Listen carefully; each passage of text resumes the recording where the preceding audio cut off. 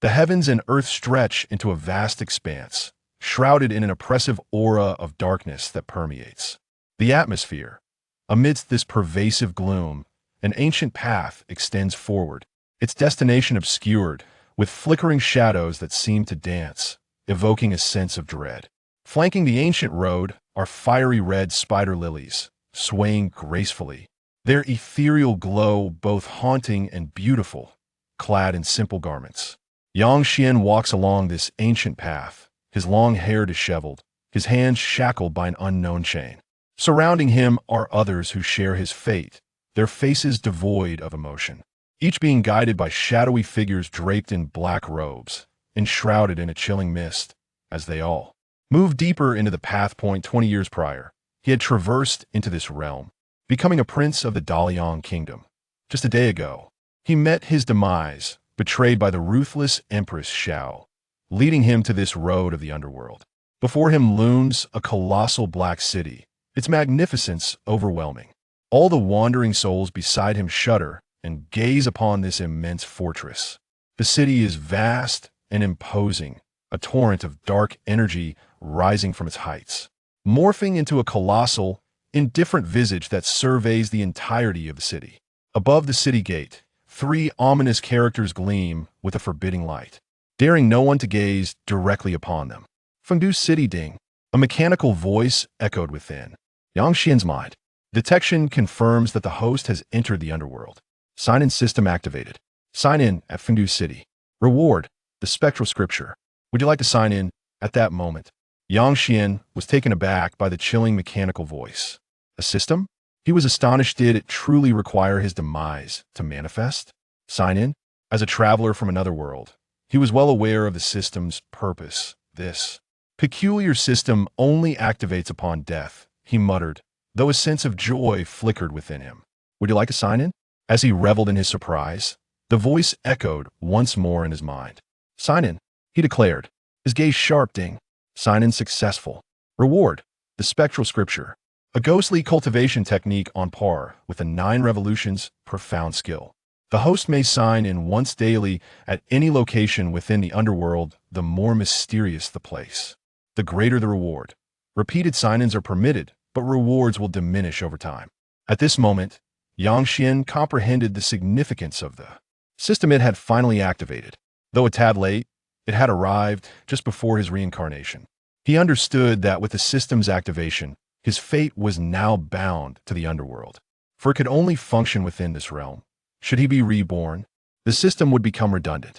Therefore, he must not leave the underworld.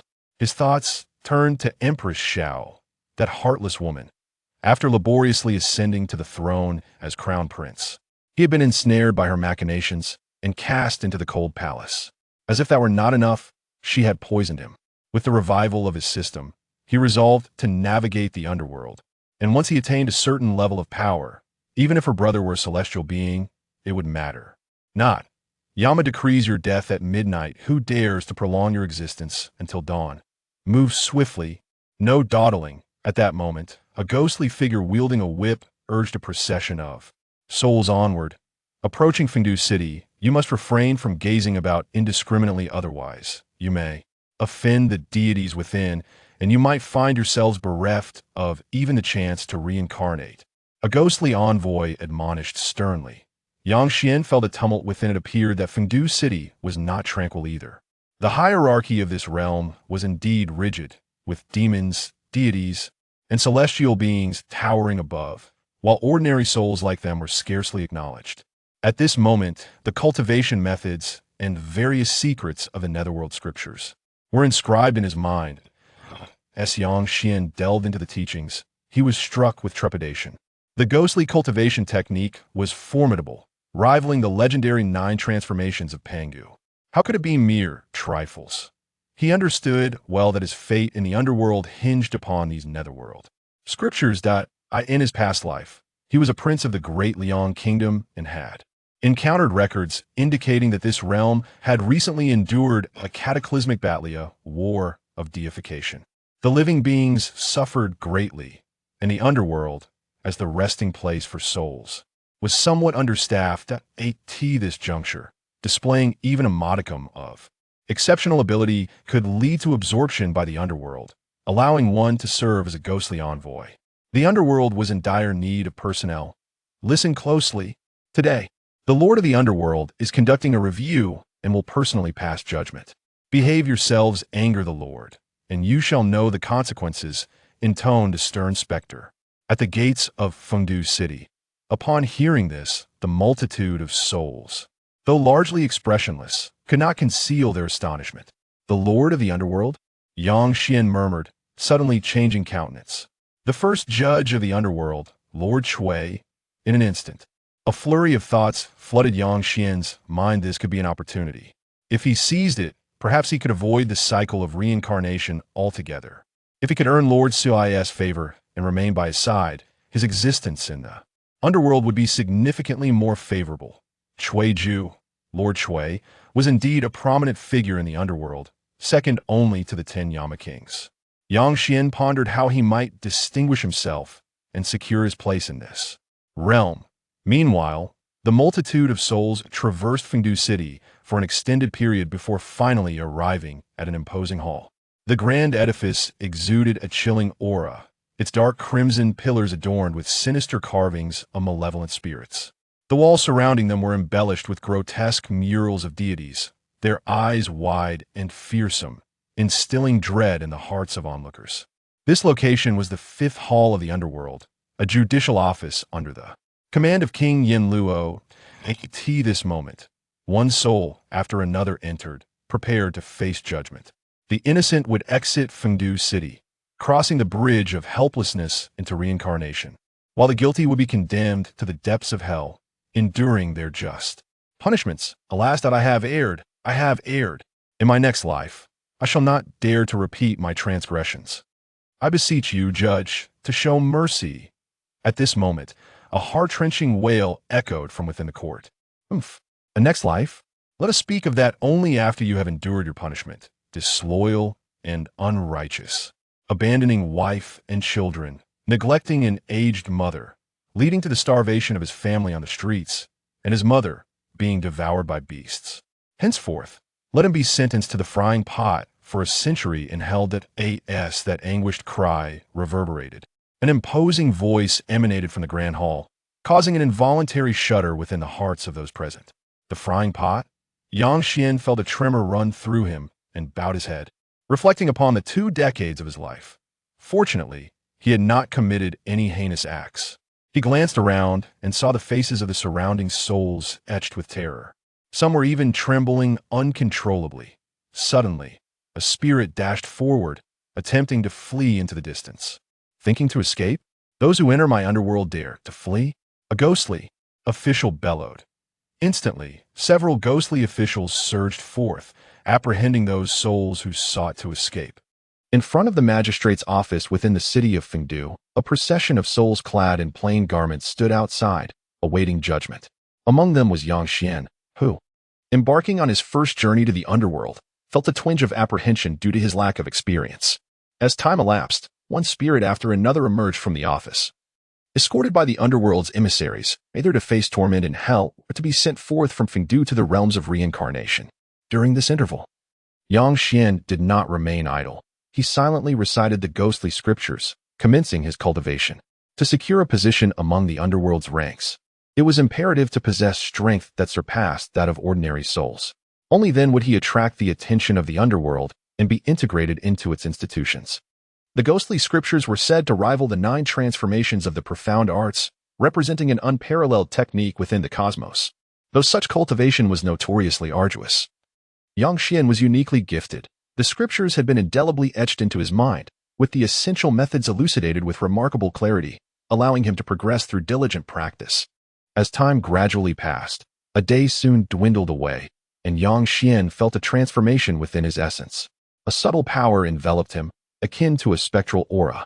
Suddenly, a spark ignited in his gaze, prompting him to halt. He had now entered the innate realm. Attaining this state signified a genuine initiation into cultivation, effectively transcending the limitations of an ordinary human existence. Relieved, Yang Xian marveled at the extraordinary efficacy of the ghostly scriptures. After merely a few hours of practice, he had already reached the innate realm. A sudden chime resonated within his mind, heralding the system's chilling announcement, detection of a sign and location, the magistrate's office. Would you like to sign in? Yang Xian paused momentarily, then realized he had been waiting outside this office for an entire day. Sign in, he affirmed inwardly. Sign in successful. Reward, 9 transformations golden elixir. A surge of elation coursed through Yang Xian, igniting his excitement. The 9 transformations golden elixir was an extraordinary potion, rumored to originate from the celestial alchemical furnace, possessing miraculous effects. Seizing the moment while the surrounding emissaries were distracted, he swiftly consumed the elixir. Instantly, a formidable power radiated from his soul, nurturing every inch of his essence. As a being of spirit without a corporeal form, the elixir's potency was wholly absorbed into his soul. When he eventually regained a physical body, Yang Xian's cultivation would likely experience a meteoric rise. At that moment, a commanding voice emanated from within the office. 2 emissaries seized Yang Xian, ushering him into the hall. The atmosphere within was dense with a chilling aura, and the surrounding grotesque depictions of deities glared with fierce intensity, instilling dread in the hearts of the guilty souls who beheld them. As he was led deeper into the office, Yang Xian glanced upward. Stealing a glance at the imposing figure before him, a middle-aged man clad in a crimson robe and adorned with an official cap. His eyes bore an intimidating gaze, shrouded in an aura of spectral energy that exuded an overwhelming sense of authority. Yang Xian's heart raced as he clandestinely assessed the formidable presence of the judge of the Underworld. Could this be the esteemed Lord Shui, the foremost judge of the Nether Realm? Yang Xian, born in the celestial calendar year of 3700, passed away in the celestial calendar year of 3750. Upon reading this, Lord Shui suddenly halted, and with a resounding shout, he raised the startling wooden block from the table before him and brought it down with great force. Crack! How audacious! Your life has not yet come to an end. Yet you dare to enter the Underworld? Lord Shui bellowed. His thunderous voice left Yang Xian momentarily bewildered, and the 2 soul-reaping emissaries responsible for guiding Yang Xian's spirit were equally astonished. They calculated and discovered that today marked 3,720 years.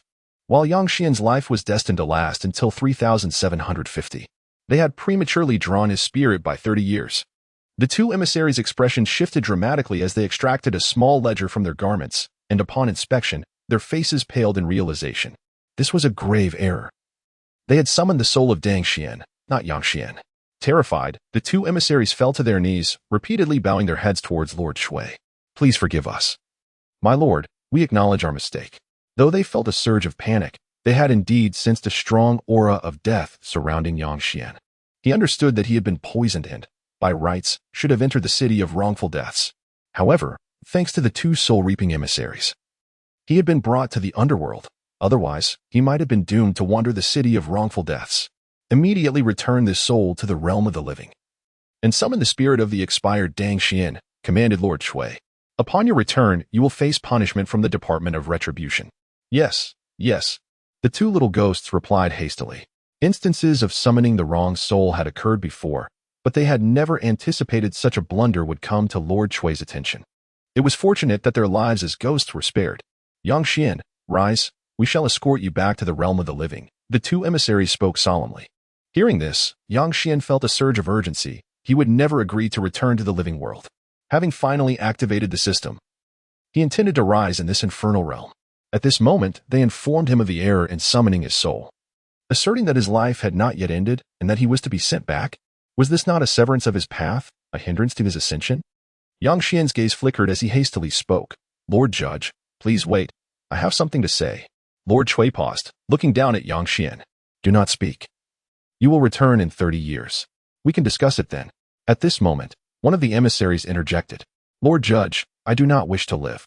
Yang Xian exclaimed urgently. I relinquish my remaining 30 years of life. I wish to serve by your side as a minor judge, in the realm of the living. I often fantasized about the day I could serve alongside Lord Shui in the Underworld.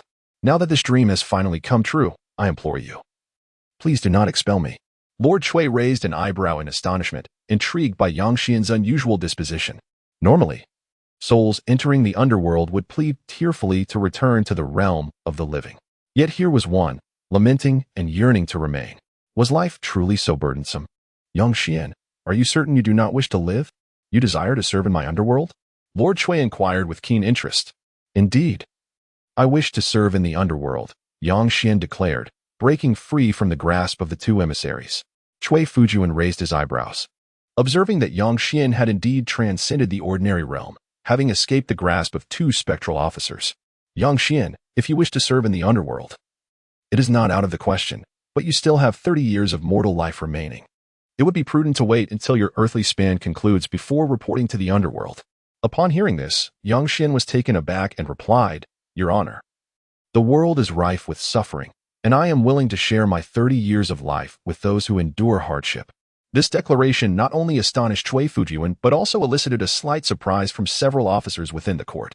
While 30 years may seem trivial to them, it is a significant portion of a mortal's life, as the average lifespan of humanity rarely exceeds a century, particularly in the absence of calamity. Thus, 30 years represents a substantial fraction of a person's existence. Have you considered this carefully? Cui Fujian regarded Yang Xian with newfound respect. Indeed, I have made my decision. Yang Xian affirmed earnestly. Very well, then you shall serve as a frying officer in the Department of Punishment, Cui Fujian declared. A frying officer? Yang Xian was momentarily taken aback, confused by the title. Are you not a judge? Do you fry people? No. Frying ghosts? A shiver ran down his spine. Yet in his determination to remain in the underworld, he steeled himself to accept the role. Thank you, Cui Fujian, for your graciousness, Yang Xian expressed. With Yang Xian's acceptance, Cui Fujian nodded and instructed the two spectral officers, You too, assist him in forming his soul body, then take this decree and escort him to the Department of Punishment. Holding a black brush, Cui Fujian swiftly inscribed a command on a piece of black paper imbued with a chilling aura, affixing the official seal before handing it to the two officers. At your command. The spectral officers sighed in relief and promptly led Yang Xian away from the court of judgment. Esteemed officers, what does it entail to form a soul body? In Fengdu City, Yang Xian inquired of one of the spectral officers beside him. Though we, the spectral officers of the underworld, are souls, we differ from ordinary spirits. Upon becoming an officer of the underworld, we are entitled to reshape our bodies, which we refer to as soul bodies, the officer explained. It is akin to how those from the celestial realm refer to their forms as celestial bodies, another officer added. Perhaps due to Yang Xian's appointment by Cui Fujian himself as a frying officer, the two spectral officers treated him with considerable courtesy. Throughout their journey, they imparted numerous regulations regarding service in the underworld. Brother, while serving in the underworld, one must exercise caution. Certain divine positions are not to be offended, lest one risk having their soul body shattered and imprisoned within hell, one officer cautioned. Indeed, especially in the Department of Punishment, it is imperative to ascertain whether the souls have backing from the celestial or Buddhist realms before enacting punishment. Otherwise, should we provoke these two realms, our fates could be dire, the other officer concurred. As Yang Xian listened to the officer's insights, he realized that serving in the underworld would not be an easy endeavor. The name Underworld carries a formidable aura, seemingly overseeing the myriad beings across realms. Yet, in reality, it is merely a chessboard for the maneuverings of powerful figures. It is said that many significant individuals extend their influence into the underworld, but for novices like Yang Xian, the specifics of these figures remain beyond their purview. However, for Yang Xian, this was merely a transitional phase. As long as he remained cautious and composed, there would inevitably come a day when he could rise to prominence. At that time, he might even claim a share of the supreme fruit of enlightenment in this realm. As Yang Xian pondered these thoughts, the trio arrived at a mysterious location. The atmosphere here was thick with malevolence, the surroundings desolate and barren, shrouded in an expansive gloom. Before them lay a vast pool, within which the essence of the Tao swirled, transforming into a potent force that permeated the water. A terrifying aura emanated from the depths of the pool, known as the soul molding pool, specifically designed to shape the souls of deceased beings who had become messengers of the underworld. The edges of the soul molding pool were adorned with numerous enigmatic patterns, exuding an eerie glow that sent shivers down one's spine. Yang Xian gazed into the pool, his eyes sparkling with a ghostly light. This soul molding pool was undoubtedly not an ordinary place. If he could sign in here, he would surely acquire something valuable. He quietly made a mental note of this location, intending to return when time allowed. At that moment, beside the pool, a squad of spectral soldiers stood guard. Clad in dark uniforms, their demeanor cold, surrounded by swirling shadows. By order, intoned a shadowy general stationed at the soul molding pool. Upon hearing this, one of the messengers stepped forward and produced the hand decree of Lord Cui. The general accepted it, glanced at the document, and his expression shifted slightly as he commanded, "Let him pass." Upon these words, the squad of spectral soldiers parted, granting Yang Xian a clear path. "Brother, go ahead. We will wait for you here." One of the messengers urged. "Brother, just a reminder, the soul molding pool is where we underworld spirits reshape our souls. The more time spent within, the stronger and more potent the molded soul becomes," he added. Hearing this, Yang Xian's gaze flickered as he looked once more at the pool. He then nodded to the two messengers and approached the soul molding pool. With a splash, he leapt into the water, which remained eerily calm, not producing even a ripple. The moment he entered the pool, the dense essence of the Tao enveloped him, washing over his spirit.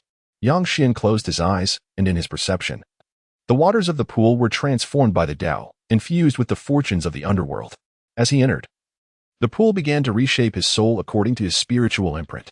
As the power within the pool assisted in remolding his soul, the Netherworld Sutra surprisingly activated on its own, drawing in the rich energies present. Time passed gradually, and before long, 3 hours had elapsed. Yang Xian had completely immersed himself in the exquisite sensation of soul remolding. It seems Yang Xian possesses remarkable talent. He has already endured for 3 hours. One of the messengers remarked outside the pool.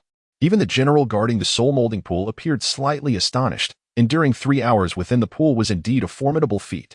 The soul molding pool was enigmatic. Once one's soul was successfully reshaped, it would automatically expel them. Therefore, the longer one remained inside, the more energy was consumed in the remolding process, thus enhancing potential. Yang Xian's ability to stay within the pool for 3 hours already surpassed that of many messengers. At this moment, Yang Xian felt a profound sense of comfort, a sensation he had not experienced since becoming a ghost just 2 days prior. The pervasive force surrounding him enveloped him in warmth, continuously surging toward him, and he sensed his soul being revitalized, no longer desiccated. The spectral scripture operated with fervor, relentlessly siphoning the energy from the soul-forging pool. Fortunately, the pool was shrouded in ethereal loss, obscuring its interior from clear view. Otherwise, the guardian of the soul-forging pool would surely have been alarmed. Since the inception of the soul-forging pool, none had ever absorbed its energy with such fervor as Yang Xian. The energy, transformed by the spectral scripture, became the purest essence of power, fortifying Yang Xian's soul. As time passed, 3 hours slipped by without a hint of movement from Yang Xian within the pool. "Good sir, could it be that Yang Xian's true spirit is dissipated?" At that moment, a spectral envoy bowed respectfully to the guardian and inquired. Once a spectral envoy's soul manifestation was complete, they would be expelled from the soul-forging pool. Remaining within would lead to the annihilation of their true spirit by the pool's inherent loss. Not at all. The guardian's expression turned grave. It is highly likely that he possesses extraordinary talent and boundless potential. Upon hearing this, the two spectral envoys felt somewhat reassured. Should Yang Xian indeed lose his true spirit within the pool, they would struggle to account for it upon returning. If the spirit dissipated before they could deliver him to the punishment department, it would amount to a grave dereliction of duty. Another 3 hours passed. Yet the soul-forging pool remained undisturbed, a vast expanse of nothingness, save for the thick, swirling loss. 9 hours had elapsed, nearly a full day.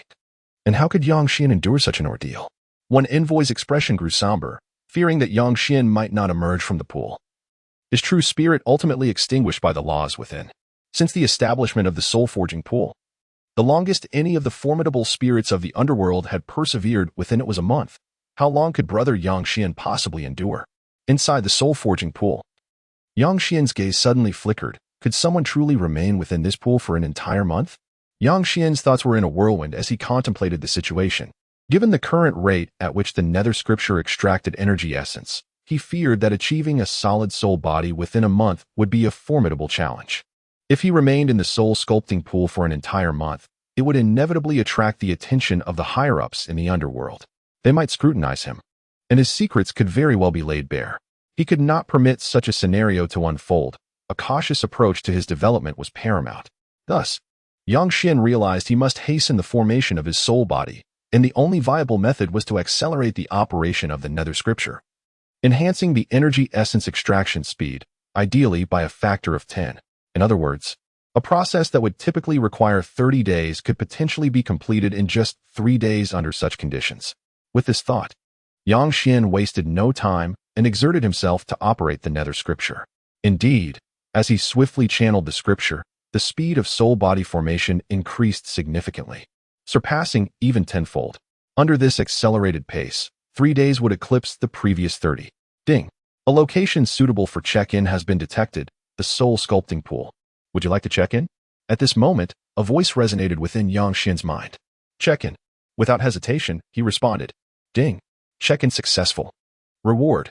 Soul-severing finger, a technique capable of instilling terror in the soul. Upon mastery, it can extinguish a soul with a mere finger. Yang Xian was taken aback. This divine ability was extraordinary, capable of annihilating a soul, indeed a fearsome power targeting the primordial spirit. At that moment, his soul trembled as all information regarding the soul-severing finger was imprinted in his consciousness. Yang Xian dared not delay. He fervently operated the nether scripture. And the speed of soul-body formation continued to escalate, now exceeding tenfold. Time flew by swiftly, and before long, 2 days had passed. During these 2 days, Yang Xian had checked in at the soul-sculpting pool twice more, yet the rewards paled in comparison to the soul-severing finger. As the system had indicated, repeated check-ins at the same location resulted in diminishing rewards. Within Fengdu City, 10 imposing grand halls stood tall, exuding an ancient and solemn aura. Shrouded in an eerie mist and teeming with ghostly energy, intricate carvings of spirits adorned the walls of these halls, glimmering with a haunting light, instilling a sense of dread. These 10 halls served as the palaces of the 10 Yama kings of the underworld. At this very moment, within one of the grand halls, a middle-aged man clad in a flowing robe sat with an imposing demeanor. He emanated a powerful aura, shrouded in swirling yin energy, which coalesced into grotesque faces surrounding him. Slowly revolving. Suddenly, he opened his eyes, casting his gaze beyond the grand hall. Is the fortune of our underworld swiftly dissipating? The middle-aged man rose and instantly appeared outside the hall. Have you all noticed? His piercing gaze, swirling with yin energy, fell upon the other halls within Fengdu City as he spoke in a deep tone. Zhang Xian, what has transpired? At that moment, a chilling voice echoed, reminiscent of an ancient well, devoid of any ripples. Who dares to pilfer my underworld's fortune? Another voice resonated, exuding an innate authority that unsettled the mind. Investigate and ascertain who possesses such audacity to rob my underworld of its fortune. The flow of fate has ceased. At this moment, a king of hell suddenly spoke. The others tightly closed their eyes, deeply contemplating, and indeed, the fortunes of the underworld no longer dissipated, returning to a state of normalcy. What could be the cause? The fortunes that had just ebbed were sufficient for the underworld's consumption for a century. The 10 kings of hell were perplexed. Yet they did not dare to relax their vigilance and dispatched individuals to investigate. Meanwhile, on the 4th day of Yang Xian's stay in the soul molding pool, he successfully formed his soul body. This soul possessed immense potential, devoid of impurities, a paragon of perfection. However, at this moment, Yang Xian's realm was too low to unleash the soul's formidable powers. Nonetheless, he believed that as his realm ascended, the various powers of this soul would surely manifest. Most importantly, Yang Xian sensed that this soul body seemed to harbor great fortunes, as if endowed with the force of destiny. Extraordinary, truly extraordinary. Yang Xian stretched his body and stepped out from the soul molding pool. If he were to learn that merely forming his soul body had consumed a century's worth of fortune from the underworld, he might have gasped in astonishment. Brother Yang Xian, you have finally emerged, exclaimed the 2 ghostly messengers, gazing at him with expressions of envy. Brother Yang Xian, you are indeed remarkable. Having stayed in the soul molding pool for 4 days, how enviable. One of the ghostly officials declared excitedly. Congratulations, said the silent ghost general, clasping his fist in respect. In his eyes, although Yang Xian had only lingered in the soul molding pool for 4 days, which paled in comparison to the true ghostly heroes, it was still quite extraordinary. With such talent, he could secure a modest position within the underworld in the future. Yet, had they known that the soul body Yang Xian forged in those 4 days equated to what others achieved in several months, their perceptions might have shifted drastically. After all, since the establishment of the soul molding pool, the longest any soul had remained within was merely a month. And that very ghostly hero, at this moment, had already become a formidable shadow commander within the underworld, instilling fear throughout. Yang Xian smiled faintly and refrained from speaking. Although this did not grant him immediate acclaim, he had already reaped benefits and could quietly cultivate. One day, he would undoubtedly break free from the underworld and achieve a significant destiny in this vast universe. Shall we proceed? Yang Xian inquired of the 2 ghostly messengers. At that instant, a sudden shock coursed through Yang Xian's heart. The effects of the 9 transformation golden elixir stored within his soul surged towards his soul body. In an instant, it all flooded into him. The netherworld scriptures automatically activated. Digesting these effects, and in mere moments, his cultivation reached the pinnacle of innate perfection. Yang Xian remained composed, hastily halting the operation of the Netherworld scriptures, should it continue. He might inadvertently break through. At that moment, the two ghostly messengers were nearby, and if he were to ascend, it would likely raise suspicions. Normally, a soul freshly remolded would require time to acclimate before embarking on cultivation. However, Yang Xian was an entirely anomalous existence. Within the city of Fengdu, a vast expanse lay shrouded in ghostly energy, threads of Yin pervading the void, casting an eerie pall over the entire city. At this juncture, outside a colossal black purgatory, Yang Xian was escorted there by the two ghostly messengers. Before him stood an edifice reminiscent of a grand palace, its inky darkness exuding an ethereal glow, akin to a primordial beast lying in wait upon the foreboding earth. This was a division of the punishment office in the Underworld, a locale designated for meting out penalties to the souls burdened by grievous sins. The air within was thick with a chilling aura, suffused with a palpable malevolence that emanated from its depths, accompanied by the haunting echoes of anguished wails that instilled trepidation and dread in the hearts of onlookers. At that moment, two specters emerged from the punishment office, their forms shrouded in an icy demeanor, and their gazes sharp as they fixed upon Yang Xian and his companions. "What brings you here?" one of the specters intoned in a grave tone. The punishment office was regarded as a place of arduous labor within the Underworld's various divisions, and it was an institution most loath to offend, for it wielded the authority of punishment.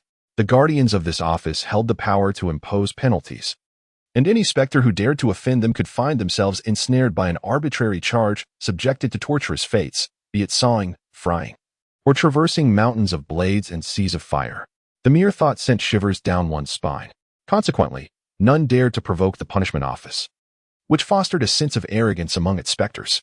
The two small apparitions who accompanied Yang Xian clearly shared this fear. With forced smiles, they approached and whispered, "Esteemed colleague, we bear the command of Lord Shui to present the newcomer." Presenting the edict from Lord Shui, they handed it to the specter. Upon hearing the name of Lord Shui, the specter's essence visibly stirred as he accepted the document, replying in a low voice, "Wait here." He then turned and re-entered the punishment office. Shortly thereafter, he re-emerged. His demeanor notably softened. Addressing Yang Xian, he stated, "The lord of the office bids you to enter."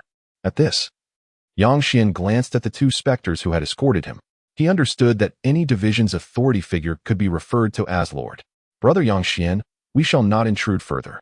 We must return to report," the two specters said, their pallid faces betraying their unease, before hastily departing. It was evident that they, too, harbored a deep-seated fear of this place. "I am Wang Cheng," one of the specters remarked as he watched the others depart, before leading the way into the punishment office. Yang Xian inhaled deeply, steeling himself as he followed Wang Cheng inside. Upon entry, an involuntary shiver coursed through Yang Xian. This truly was a realm of torment. The interior of the punishment office was vast, imbued with an overwhelming sense of dread. The surroundings were bathed in a fiery crimson hue, casting grotesque shadows upon the walls. Towering blood-red pillars supported this ominous space, adorned with statues and carvings of malevolent spirits that radiated a sinister light. Below lay an abyss of unfathomable depth, where the searing flames of hell, birthed from ancient laws, flickered and contorted the very fabric of reality. Giant blood-hued stones floated above the abyss, forming platforms of varying sizes. The air was thick with the chilling cries of the tormented, as heavy chains bound numerous souls. Some were shackled to the pillars, while others were being forcibly led by the specters to face their punishments. Yang Xian observed as souls were driven towards a low mountain shrouded in black flames, struggling to ascend its treacherous slopes. What appeared to be a low mountain was, in fact, a volcano formed by infernal flames, with dark fire billowing and swirling in the void, an awe-inspiring sight. As the souls climbed, they emitted a hissing sound, their entire essence ablaze, letting out chilling howls. Yet driven by the specters behind them, they dared not look back, enduring immense suffering as they ascended. Meanwhile, several spectral officials were pressing a soul toward a grand cauldron. Yang Xian cast a glance, noting that within the cauldron was a liquid formed by the condensation of principles, its temperature exceedingly high, also referred to as chaotic oil. At that moment, the chaotic oil churned, with principles entwined within, resembling flames of retribution. "No, please, I beg for mercy," the soul cried out, its face pale, struggling violently. "Humph. In the mortal realm, you committed malevolent deeds and accrued sins. Upon arriving in the underworld, all karmic debts must be repaid." One of the spectral officials bellowed, forcibly casting the soul into the cauldron. The soul howled in despair, thrashing about and calling for help. Yet the official's expressions remained cold, having long since grown numb to such cries. Yang Xian felt a shiver run down his spine, despite having steeled himself. He could not help but tremble. This place was terrifying beyond words. No, it was frightful beyond imagination. Yang Xian, the Lord of the Underworld awaits you. At that moment, Wang Cheng spoke, his face devoid of expression, already desensitized to the scenes within the punishment division. Yang Xian suddenly snapped to attention, inhaling deeply as he walked forward. In this space, a crimson corridor radiated a blood-like glow, extending deep into the interior. Following Wang Cheng, Yang Xian proceeded into the vast expanse, yet even now, he could not discern the limits of this purgatory. The two advanced for about half an hour before encountering a door. The black door, adorned with carvings of malevolent spirits, emanated an eerie chill, foreboding and terrifying. Lord of the Underworld, I have brought the person, Wang Cheng said respectfully, calling out to the interior. With a creak, as Wang Cheng's words fell, the door opened, releasing a wave of dreadful pressure. Yang Xian's gaze narrowed as he peered inside. It was a dimly lit grand hall, shrouded in a haze of dark energy, with ghostly essence swirling about. A massive throne loomed at the hall's center, pitch black and marked with peculiar patterns that emitted a chilling glow. Upon the throne sat a formidable spirit, emanating an aura of darkness, his appearance rugged and exuding an immense authority. Before him lay a table piled high with thick stacks of black documents, the official records of souls condemned to punishment by the judges of the Underworld. This figure was none other than GMO, the judge of the punishment division in the Underworld. Yang Xian, step inside. The Lord of the Underworld awaits you, Wang Cheng said gravely. At that moment, GMO slowly raised his head, casting two piercing gazes toward Yang Xian beyond the hall. Yang Xian's soul trembled, his heart racing. Those two eyes were chilling and commanding, causing him to shudder involuntarily. He steadied himself, striving to maintain composure, then took a step forward, entering the grand hall. Your humble subordinate, Yang Xian, pays his respects to the Lord of the Underworld, he declared, bowing to GMO. GMO nodded, surveying Yang Xian, and then spoke. The 13th Fry official of the Frying Cauldron has been guilty of corruption and malfeasance, violating the laws of the Underworld. He has been suppressed in hell. You are to take over the 13th Frying Cauldron. Here is your token. With that, GMO tossed a black token, which Yang Xian hurriedly caught. The token was as dark as ink, adorned with ancient patterns. The front bore the inscription Punish Evil, while the back had the words 13th Frying Official engraved upon it. As a deity of the Underworld, you shall enjoy the merits and fortunes of the Netherworld, governed by the laws of the Underworld. You must not indulge in favoritism or injustice. Do you comprehend this? At that moment, a voice of authority resonated from above GMO. I shall remember this with utmost diligence, Yang Xian replied, bowing respectfully. The punishment department seeks to penalize the souls of transgressors, thereby promoting virtue in the world and enhancing one's own merits and fortunes. Upon hearing this, Yang Xian understood. It was akin to a reward or stipend for the Underworld's emissaries. Go now, GMO commanded, then lowered his gaze to resume his examination of the documents on the table. Is that all? Yang Xian inquired, a hint of surprise evident as he bowed once more. Just as he intended to depart, he was called back. Wait a moment, GMO suddenly interjected. Then a document flew from his hand and landed in Yang Xian's grasp. Extract this soul and fry it, GMO instructed in a somber tone. Fry it. Upon hearing those words, Yang Xian felt a slight tremor within, yet realizing he must adapt to this role if he wished to find his place in the Underworld. After all, what was it to be a Fry official? It was nothing of great consequence. He would grow accustomed to it in time. Moreover, those souls bore grievous sins, and frying was their fate. With this thought in mind, Yang Xian took a deep breath and strode confidently out of the grand hall. Yang Xian held the judgment document in his hand, adjusting his expression to a cold and stern demeanor, enveloped by an aura of darkness as he made his way toward this infernal realm. Along the path, he endeavored to maintain his composure, advancing step by step. He meticulously observed the large cauldrons responsible for frying the souls of the departed, finally locating the 13th cauldron and striding towards it. This cauldron was ancient, adorned with mysterious patterns, exuding a chilling aura, while within it, a terrifying energy swirled, the oil churning violently. Beside the cauldron stood 4 spectral officials, standing erect with a palpable aura of malevolence surrounding them. Yang Xian scrutinized the 4, his heart stirring with surprise. Though they were merely at the innate realm, their aura of malevolence was formidable. He pondered silently how many souls must have perished to cultivate such a dense atmosphere of malice, with the 4 spectral officials regarding him with astonishment. Yang Xian approached them slowly. Upon reaching their presence, he presented his token. The 4 exchanged glances, their expressions shifting, and they quickly bowed in respect. Subordinates Zhang Yu, Wang Wen, Li Xiao, and Zhao Qing pay their respects to the frying officer. Yang Xian nodded. He had previously observed that each frying officer in this purgatory was accompanied by 4 spectral subordinates. Thus, Zhang Yu, Wang Wen, Li Xiao, and Zhao Qing were now his own underlings. Congratulations on your appointment, my lord. Zhang Yu spoke at that moment. Zhang Yu, bring this person here. Yang Xian replied succinctly, directing his gaze towards Zhang Yu and handing him the judgment document. Upon hearing this, the 4 were elated. Zhang Yu took the document from Yang Xian's hands, responding. Subordinate obeys. As a spectral official of the punishment department, the only way to accrue merit and fortune was through punishing the departed souls. After all, while merit and fortune may seem ethereal, they undeniably exist and significantly benefit one's self. When one's merit and fortune reach a certain pinnacle, they may even attain the status of a sage. It is said that in the tumultuous ancient times, several sages achieved their status through merit and fortune. However, since the previous frying officer was subdued in hell, they had not fried souls for quite some time. Were it not for the occasional busyness of other frying officers, it would not have even been their turn. Yang Xian's arrival, unexpectedly receiving a judgment document upon his appointment, genuinely delighted them. Frying officer, please hold for a moment. I shall bring him forth immediately. With that, Zhang Yu cradled the judgment document and walked towards the distance. Within the purgatory, numerous pillars emanating a crimson glow were bound with chains, each holding a departed soul. These souls had been imprisoned here following judgment by the officials of the Underworld, awaiting punishment. At that moment, Zhang Yu approached the warden in charge of overseeing these souls, clasping his fist in respect. Warden Lu, I come at the command of the 13th frying officer to retrieve a soul. The warden, named Lu Buchan, bore a fierce countenance, his visage so menacing that even the faint-hearted souls quaked at the sight of him. The 13th frying officer? He glanced at Zhang Yu, curling his lip. Zhang Yu, is there now a frying officer for the 13th cauldron? Yes, just appointed today. Zhang Yu replied, furrowing his brow. Haha, how interesting.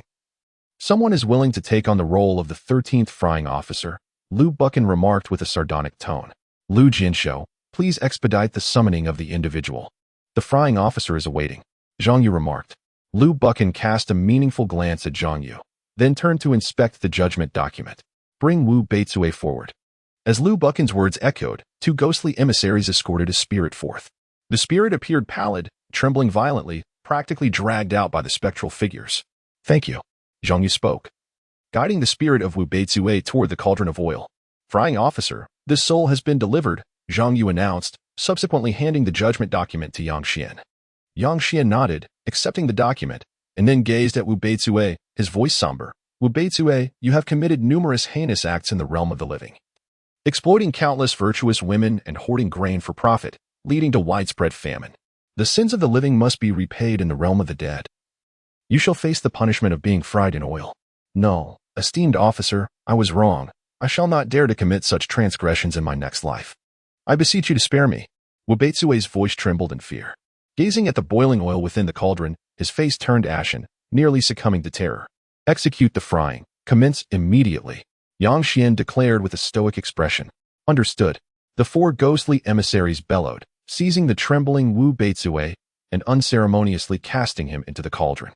Ah, it's burning. It's scorching. Within the seething cauldron of oil, Wu Beizue's anguished screams pierced the air. The oil infused with a terrifying karma that unsettled the soul. Almost all punishments in this purgatory are manifestations of profound karma, capable of inflicting endless torment upon the spirit without causing it to dissipate entirely. Witnessing Wu Beizue's harrowing cries, Yang Xian felt a tumult of emotions. Prior to this day, he had never witnessed such a ghastly spectacle. While discomfort stirred within him, thoughts of Wu Beizue's misdeeds in life chilled his heart. He deserves this fate. Yang Xian thought with a cold snort. Ultimately, the wails of Wu Beizue diminished, his vitality waning, his spirit growing increasingly frail. At this moment, the 4 emissaries extracted him from the cauldron. Reporting to the frying officer, the punishment of frying has been completed, Zhang Yu said respectfully. As Yang Xian contemplated the misdeeds of this individual in life, his anger surged. and he could not resist uttering, "Fry him again." Upon hearing this, the four emissaries exchanged glances and solemnly replied, "Understood." Time passed slowly, and the lamentations within purgatory echoed, sending chills down one's spine. The ghostly emissaries also had their moments of respite, and this marked the conclusion of their day's labor. "Frying officer, you may not yet be familiar with your resting palace," Zhang Yu remarked. Yang Xian was taken aback momentarily before nodding. "Allow me to lead you there." Zhang Yu gestured to the other three and spoke. "Very well," Yang Xian replied. Subsequently, the two made their way outside the Punishment Division's purgatory.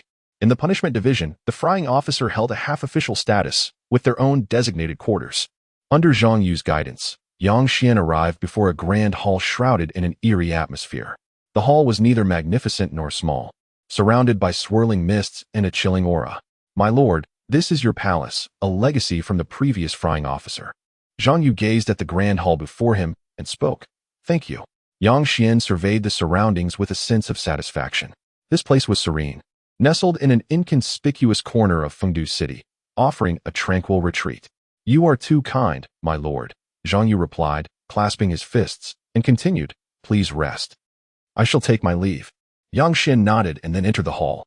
The interior was vast and empty, shrouded in an aura of gloom. With the walls and several pillars adorned with depictions of malevolent spirits, grotesque and terrifying.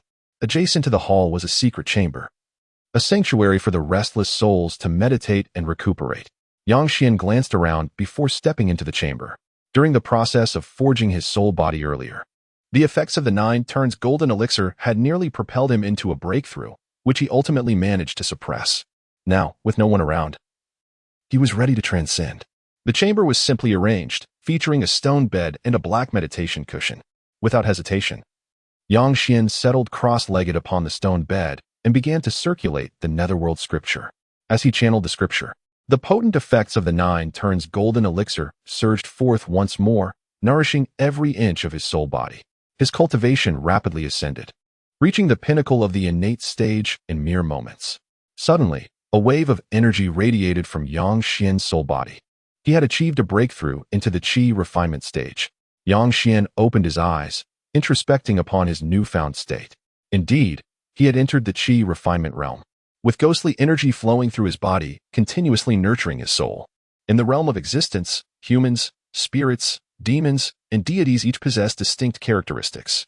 Yet, irrespective of the sect, the cultivation systems exhibit fundamental similarities. Upon attaining the qi refinement stage, practitioners commence the cultivation of true energy, albeit under varying nomenclatures: true qi, celestial energy, demonic energy, ghostly energy, and so forth. At this moment, the true energy coursing through Yang Xian's body was identified as ghostly energy. The 9 turns golden elixir was indeed extraordinary. The true energy formed post-breakthrough was of an exceptionally high caliber. Coupled with Yang Xian's nearly flawless physique, he was virtually invincible during the qi refinement stage. However, cultivation demands not only energy, but also a comprehension of realms. Following qi refinement comes the tribulation body, a stage Yang Xian understood only superficially. Thus, he refrained from recklessly attempting a breakthrough. The potency of the 9 turns golden elixir remained formidable, currently residing within Yang Xian's soul body, unlikely to dissipate. He recognized that once his realm reached the requisite level, a breakthrough would be instantaneous. Contemplating this, Yang Xian closed his eyes once more and resumed his practice of the netherworld scripture. The night swiftly passed, and as the blood moon ascended into the sky, a new day dawned. In the underworld, there was no concept of day and night. It perpetually dwelled in darkness and gloom. Whenever the blood moon rose in the void, it symbolized a new day in the hearts of the restless spirits. At this moment, Yang Xian opened his eyes and exited the grand hall, making his way toward the Punishment Division's purgatory. His residence was not far from the purgatory, and he arrived shortly. Ding! A new check-in location detected. Punishment Division Purgatory. Would you like to check in? Yang Xian felt a stirring within his heart. Check-in. Check-in successful. Reward: Celestial Eye of Insight, to see through illusions and discern the essence. Yang Xian's gaze flickered as he sensed a terrifying wave surge directly into his true spirit. Instantly, his eyes shone with brilliance. The surrounding murky fog dissipated, and he beheld, with clarity, the figure of the dark, ink-like gate within the purgatory, behind which stood the Lord of Punishment, GMO.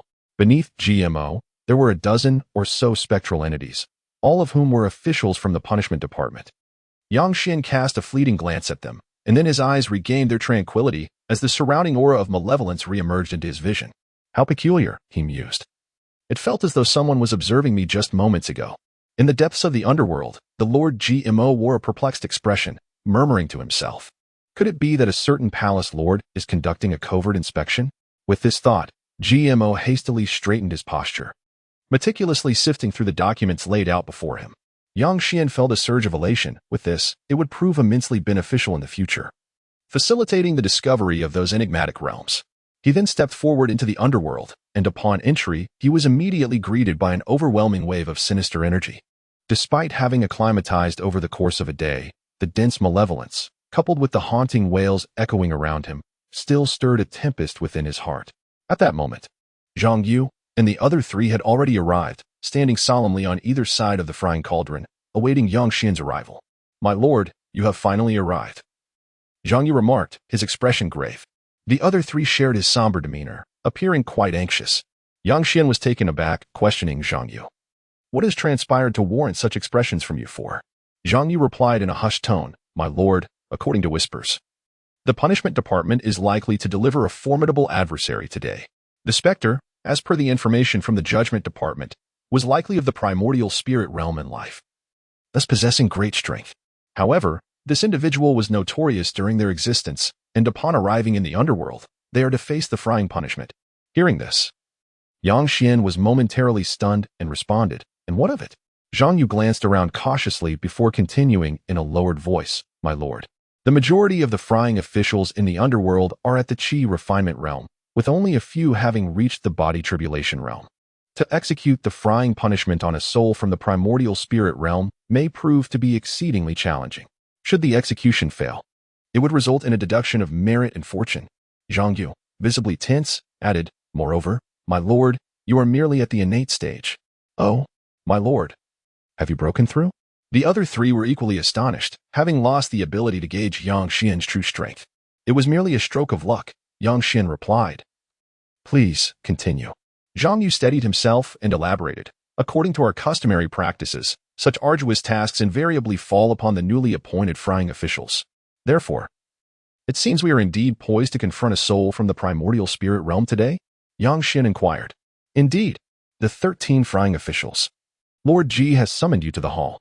At that moment, a ghostly attendant approached, expressionless, standing silently beside the 13 frying cauldron, awaiting Yang Xian's response. "My lord, do prepare yourself mentally," Zhang Yu cautioned softly. Yang Xian nodded and whispered, "Do you possess any ghostly currency?" Upon hearing this, the four exchanged glances, seemingly grasping his intent. Yet quickly shook their heads. "My lord, ghostly currency holds little value in the underworld. What these officials truly require is merit and fortune." Yang Xian nodded in acknowledgement. Indeed, he possessed an ample supply of merit and fortune. As his soul took shape, it fervently absorbed the fortune of the netherworld for 4 consecutive days. Although this merit was imperceptible to the eye, it undeniably existed. If quantified, this merit would likely amount to a staggering sum, perhaps in the millions. "My lord, having just arrived, you likely have not amassed much merit yourself, have you? Each of us will contribute 10 merits, and we hope it suffices." At this moment, Zhang Yu clenched his teeth and spoke. Yang Xian shook his head in response, saying, "No need for that. You should keep it." With that, he turned his gaze towards the underworld envoy under the command of the Lord of the Underworld and declared, "I shall now seek an audience with the Lord." Subsequently, Yang Xian followed the envoy deeper into the grand hall of purgatory. "My brother, may I inquire what message the Lord has for me?" Yang Xian gestured with his hand, effortlessly transferring 100 merits to the envoy, and inquired.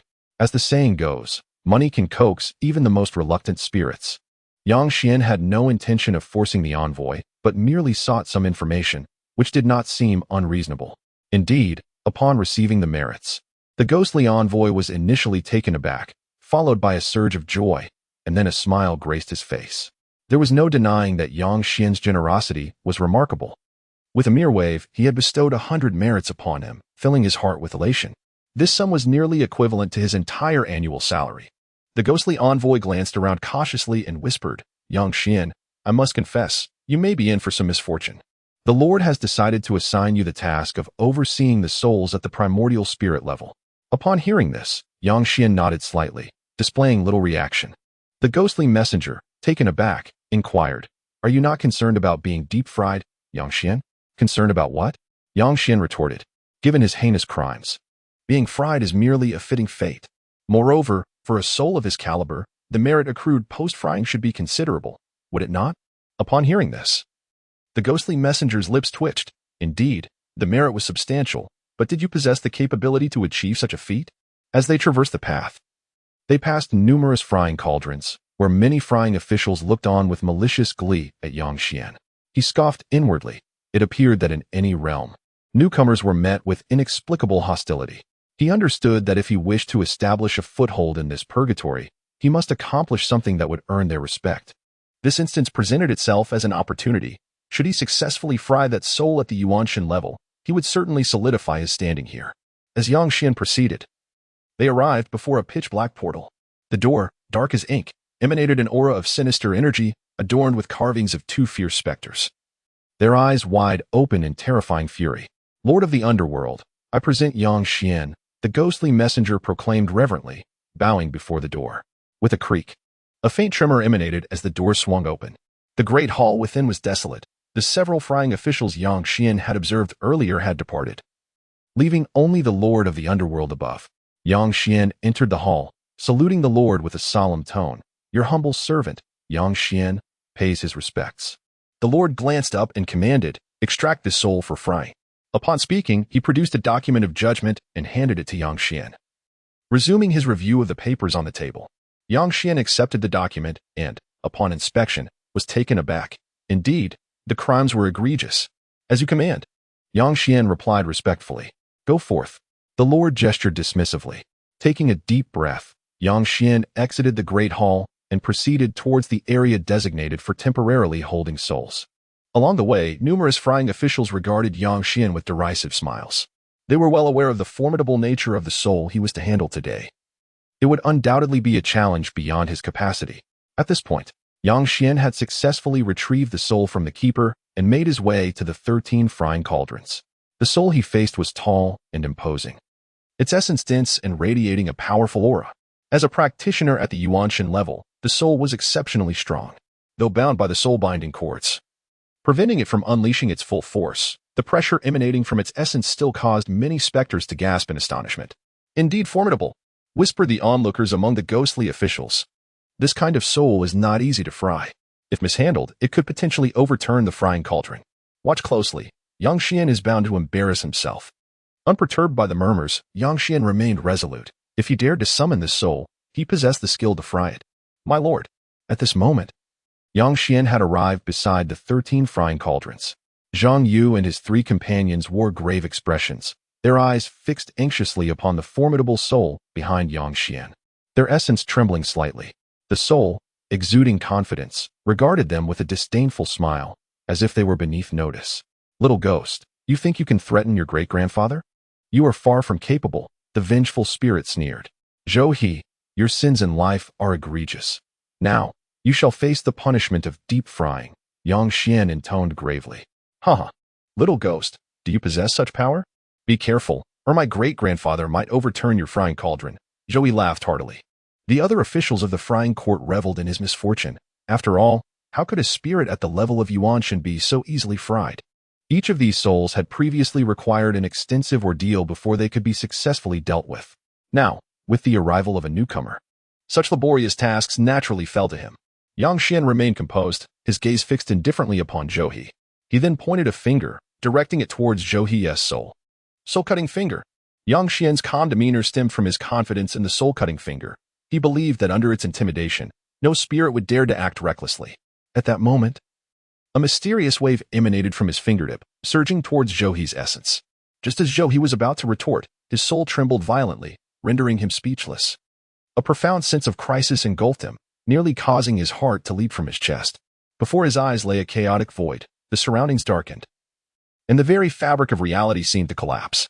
In this vast and shattered realm, he felt utterly insignificant, as if he could be extinguished at any moment. Zhou He quaked in terror, his essence quivering. At this moment, he sensed that uttering a single word of defiance would lead to his soul's annihilation. Although he had been a practitioner of the Yuan Shun realm in life, he was now deceased and devoid of a physical body. Even the mightiest of powers were rendered useless. The frying officials watched Yang Xian closely, their expressions filled with confusion at his actions. What was he attempting? Did he truly believe that a mere finger would compel the spirit to comply? Laughter erupted among them. Enter. Yang Xian's voice cut through the air, devoid of any emotion. Haha, is this a jest? Does Yang Xian think he can intimidate a Yuanshan spirit with a mere finger? How ludicrous. One official scoffed. They viewed Yang Xian's actions as absurd, questioning his understanding of the gravity of the situation. My lord, this is a Yuanshan spirit, Zhang Yu whispered cautiously. I am aware.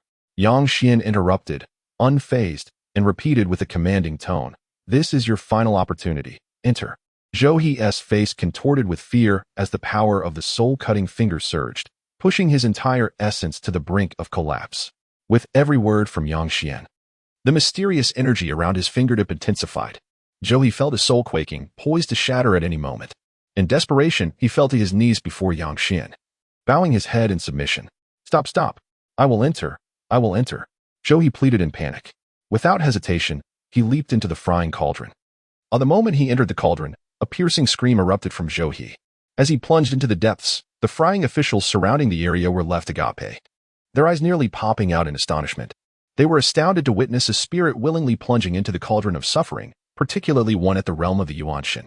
This seemed rather implausible, yet it had indeed transpired. How had this been achieved?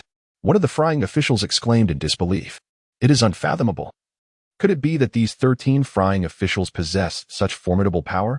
Not only were the frying officials astonished, but even Zhang Yu and his companions were utterly confounded. Yang Xian had effortlessly fried the Yuanshan spirit, which had leapt into the cauldron of its own accord, requiring no effort at all. Truly remarkable, the frying officials were extraordinarily powerful. The four of them were deeply shaken, murmuring to themselves. At that moment, they felt an apparent increase in their merits. So much. The four were filled with joy and excitement. For them, frying spirits was an act in accordance with the laws of the underworld, yielding merit. A Yuanshan spirit conferred a merit of over 10,000. However, more than 90% of this would be surrendered to the underworld to bolster its operational order. The remainder would be divided between the frying officials and their subordinate emissaries. In this instance, having fried a Yuanshan spirit, Yang Xian garnered 600 merits, while each of the four emissaries received 100. Nevertheless, even such an amount left them exhilarated, as it was nearly equivalent to the total they would typically earn in an entire year. Yang Xian successfully fried the souls of the Yuanshan realm, solidifying his foothold in the underworld, where no one dared to underestimate him thereafter. Soon, 10 days had swiftly passed, during which Yang Xian diligently checked in at the underworld each day. However, he did not obtain any particularly precious divine abilities or items. This left him somewhat disheartened, as he realized that his check-in privileges with the punishment division had been exhausted. He needed to seek new locations for his check-ins. On this day, after concluding his daily tasks, Yang Xian did not return to his residence immediately, but instead wandered within Fengdu City, as the headquarters of the Underworld's Yin Division. Fengdu City is home to various mysterious places. There are 10 King Yan's halls, 10 Yin generals' residences, 4 judges' offices, and 5 Ghost Emperor palaces. In summary, Fengdu City offers a plethora of check-in locations. However, at present, Yang Xian could not venture into these places, as they were all frequented by individuals of high rank within the underworld. Given his current status, any attempt to enter these places would likely result in scrutiny. Hence, Yang Xian refrained from making any rash moves, exiting Fengdu City and venturing toward its outskirts. Beyond the main gate of Fengdu City lies the vast Yellow Spring Road, while the rear gate opens onto the Wheel of Reincarnation, leading directly to the 6 paths of reincarnation. At this moment, Yang Xian presented his unofficial token and exited Fengdu City through the rear gate, entering the Wheel of Reincarnation. He did not proceed along the Wheel of Reincarnation toward the Reincarnation grounds, for that place is a heavily guarded stronghold within the underworld, where powerful beings are assuredly stationed. Approaching recklessly could raise suspicions. Furthermore, reaching the Reincarnation grounds requires crossing the Naya Bridge, where Mengpa, a deity of the underworld, resides, undoubtedly possessing formidable strength. Given Yang Xian's currently modest abilities, he wished to remain inconspicuous. Thus, after a brief time on the Wheel of Reincarnation, Yang Xian altered his direction and began walking toward the desolate expanse of the underworld. The Underworld is vast and boundless, with Fengdu City merely one of its grand cities, serving as the central hub for the Yin division. Consequently, Fengdu City is regarded as the foremost city of the Underworld.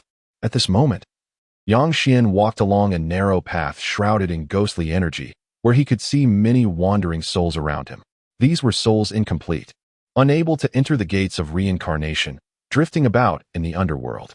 As he walked, Yang Xian spotted a mountain, emanating thick, ghostly energy, covered in unknown ghostly grasses that shimmered with ethereal light, swaying beautifully. This mountain appeared extraordinary, enveloped in swirling ghostly energy, with ghastly faces formed from this energy looming at its peak. In the hazy distance, he could discern a temple atop the mountain, a shrine wreathed in ghostly mists. Yang Xian was astonished. His eyes sparkled as he activated his to observe the mountain. He beheld a dense array of intricate patterns interwoven upon the mountain, forming a grand formation that enveloped it. What an intricate array! Yang Xian exclaimed, attempting to penetrate the essence of this formation with his. But he could only grasp some of its mysteries. Ding! A new check-in location detected, Tyne Mountain. Would you like to check in? Check in. Yang Xian murmured to himself. Check-in successful. Reward, Tyne technique. This location allows for repeated check-ins, with rewards gradually diminishing. Simultaneously, Yang Xian's soul illuminated, and a piece of information was inscribed upon his true spirit, namely, the cultivation scriptures and essential techniques of the Tyne technique. This is not merely a technique, but rather a secret art of offense, capable of evolving into various formidable strategies. Yang Xian did not immediately cultivate the Tyne scripture. Instead, he gazed at the small temple perched atop Tyne Mountain. It was evident to him that the mountain's mystery stemmed entirely from the temple above. However, the entire Tyne Mountain was shrouded in array patterns, making the ascent quite arduous. Yang Xian, being at a low level of cultivation, could not discern the intricacies of these patterns. He only sensed their profound and obscure nature, unaware of their true complexity. At this moment, he activated this, attempting to decipher these formations, yet found it exceedingly challenging, feeling somewhat powerless. Undeterred, Yang Xian endeavored to break the array according to his understanding. He extended a hand, seeking to peel away one of the array patterns. Suddenly, upon his touch, the entire Tyne Mountain erupted with a resounding roar. Instantly, Yang Xian withdrew his hand, for in that fleeting moment, he sensed a terrifying power awakening atop the mountain, as if it sought to crush him beneath the array. Simultaneously, within a grand hall in Fengdu City, a middle-aged man seated at the highest position abruptly opened his eyes. His face was filled with astonishment as he turned his gaze toward the direction of Tyne Mountain. Could it be that the statue enshrined within the Tyne temple had reacted? The man exclaimed, then vanished from the hall in a flash. This individual was none other than the king of hell of the first hall among the 10 halls of Yama in Fengdu City, Qin Guangwang, Jiang Xian. At that moment, Jiang Xian appeared at the foot of Tyne Mountain, staring at Yang Xian below with slight astonishment. Could it be that this spectral envoy had triggered something, causing the mountain to stir? Jiang Xian murmured. For countless years, Tyne Mountain had remained tranquil, its intricate array patterns inscrutable even to the 10 of us. How could a mere spirit of the Qi refinement stage evoke such a disturbance? Jiang Xian found it hard to believe. Yet his eyes gleamed with a mysterious light as an enigmatic power surged forth from them. Instantly, the scene before him shifted to that of the array pattern Yang Xian had just attempted to breach. Indeed, it was he. Jiang Xian felt a surge of unease. As one of the 10 Yama kings, he held a position of great power and was exceptionally formidable. His resolve had long been as solid as rock.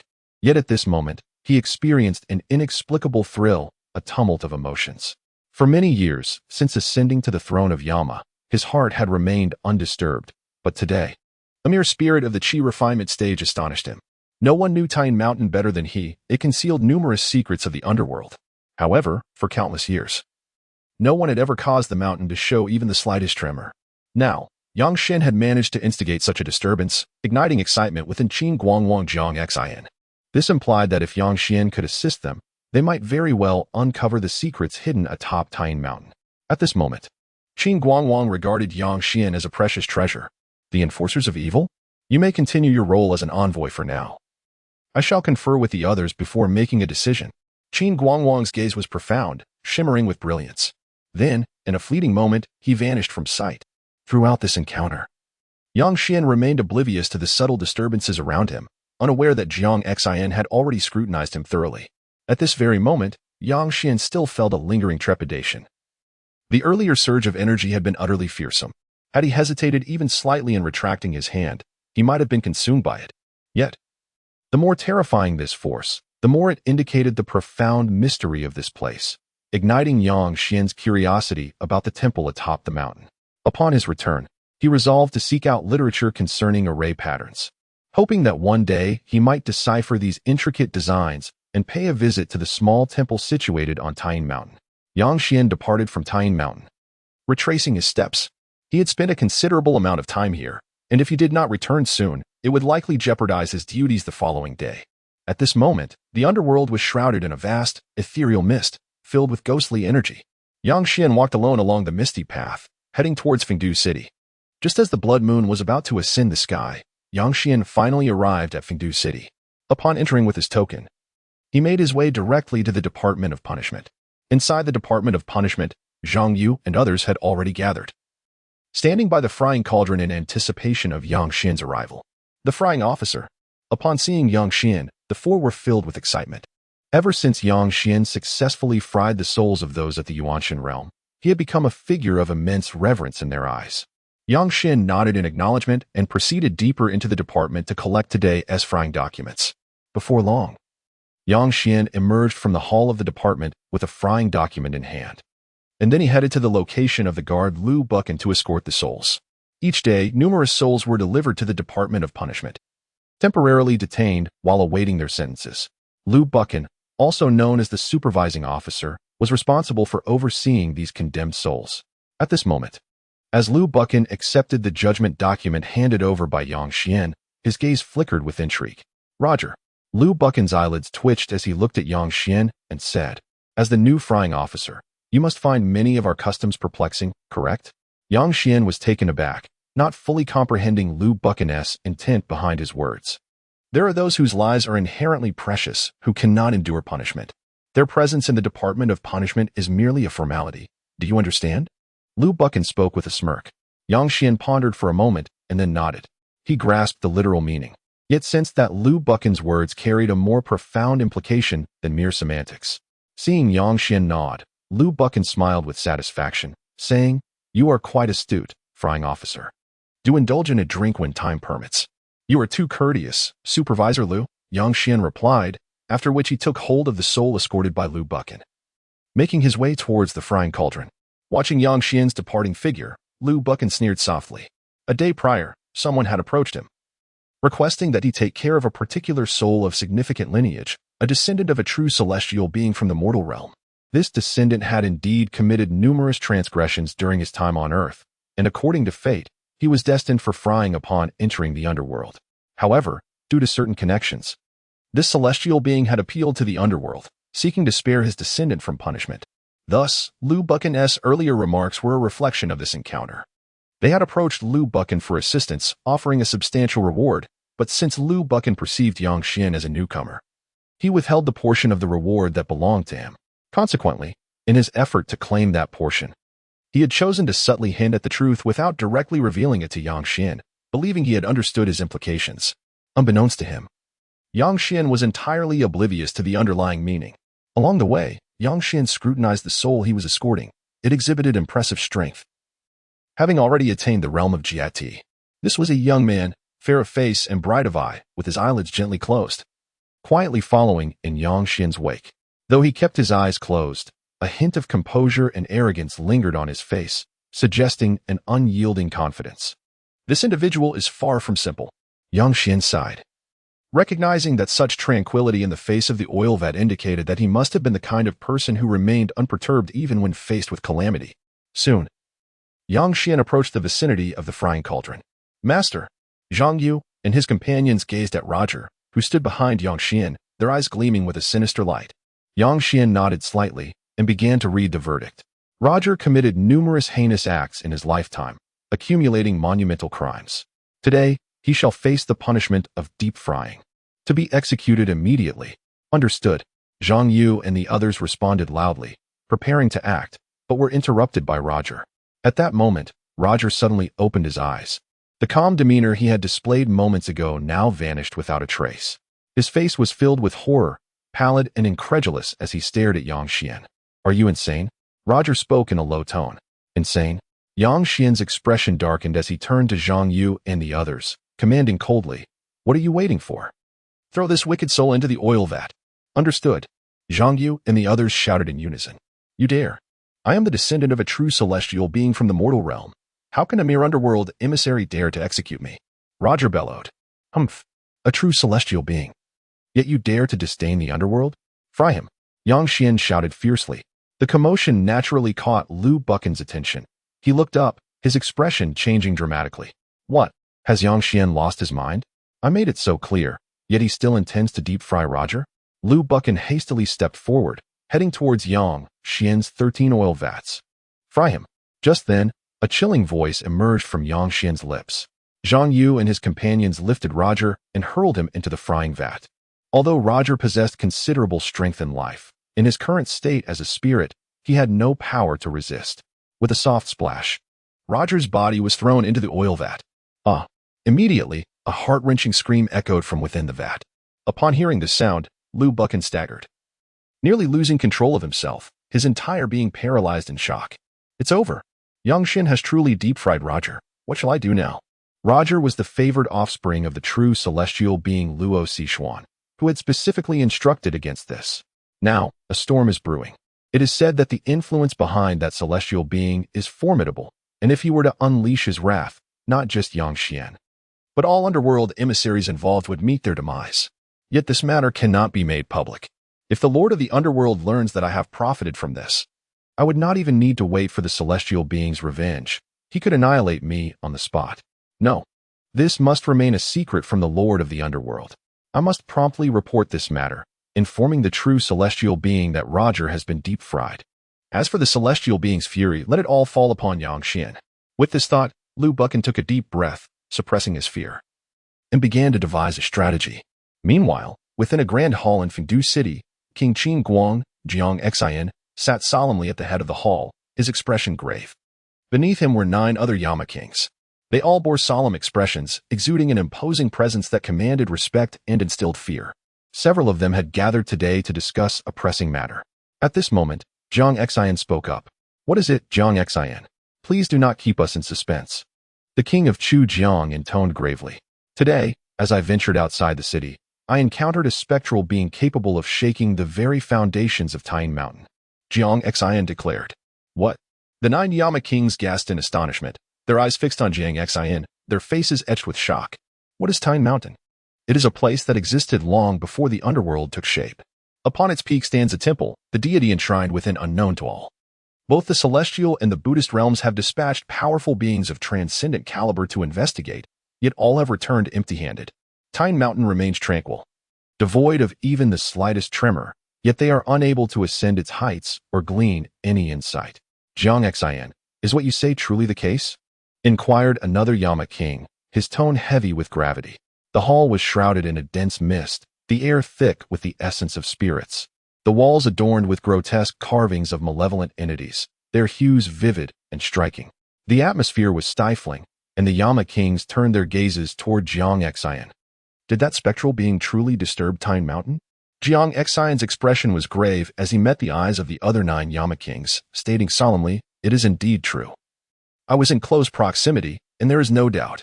The 10 Yama lords were all deeply concerned, exchanging glances that revealed the excitement behind their serious facades. They were all aware of the enigma surrounding Tyne Mountain. If that specter could truly assist them in unraveling its mysteries, it might alter the status of the underworld and the cosmic hierarchy. At this moment, King Qin Guang waved his hand, a surge of ominous energy enveloping the hall, isolating it completely from the outside world. What Jiang Xian has stated is accurate. Although our underworld appears to oversee the realms, both the celestial and Buddhist domains have extended their influence into our territory, seeking to control the underworld and govern the cycle of reincarnation. If we can indeed unveil the mystery of Tyne Mountain, we might be able to mitigate these threats. This spectral being must be well guarded, kept hidden to avoid detection by the 2 realms. For now, let us assign him to the Department of Punishments for further observation. Since he has caused a stir at Tyne Mountain, he may indeed help us decipher its enigma. Soon, the 10 Yama lords reached a consensus, allowing Yang Xian to remain in the Department of Punishments, continuing his duties while clandestinely engaging with him to attempt to unravel the mystical formations atop Tine Mountain. Unbeknownst to Yang Xian, the 10 formidable Yama kings of the vast Fengdu city had just convened. At that moment, he was gazing at Roger, who had just been subjected to frying. Roger appeared exceedingly weak, his gaze directed at Yang Xian, his eyes ablaze with fury. "You are doomed. You are doomed for daring to fry me. You will regret this." Roger muttered weakly. "Humph. Unrepentant, let me fry you once more." Yang Xian retorted fiercely. The punishments administered by the Department of Punishments served two purposes: to chastise the souls of the gravely sinful and to ensure they remembered their lessons, lest they commit transgressions in their next lives. Roger's utter lack of realization rendered Yang Xian's actions a dismal failure.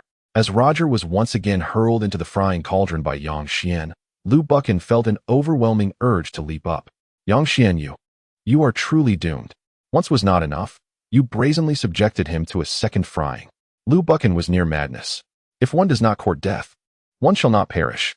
"Oh, Yang Xian, do you not consider who stands behind Roger? How dare you repeatedly subject him to such torment? Do you genuinely wish to meet your end?" Upon contemplating this, Lu Buchan relayed a few instructions to his subordinates before departing from the punishment department's purgatory. Within a mansion in Fengdu City, a deity of the underworld sat solemnly in the Great Hall. This deity, named Fu Yinjie, held a position of authority in the underworld.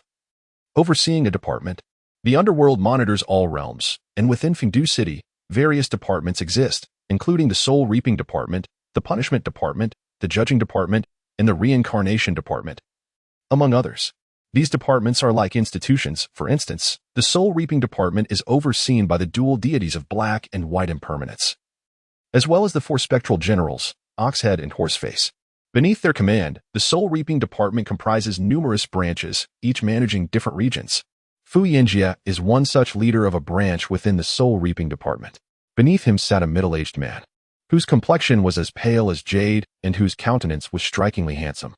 This man was Roger's uncle, who had entered the underworld in a spiritual state after being fried by Yang Xian. Although the underworld is governed by strict order, the vastness of the cosmos is filled with powerful beings, such as those from the Buddhist and celestial realms, who can freely enter the underworld. Thus, while there are no explicit regulations regarding practitioners from the mortal realm, the underworld generally turns a blind eye, provided they do not enter in corporeal form. However, even with these leniencies, it is not the case that anyone can traverse into the underworld. Ordinary mortals cannot gain entry. At this moment, Luo Wenliang maintained a serene demeanor as he sat in the great hall, casting a calm gaze upon Fu Yinjie.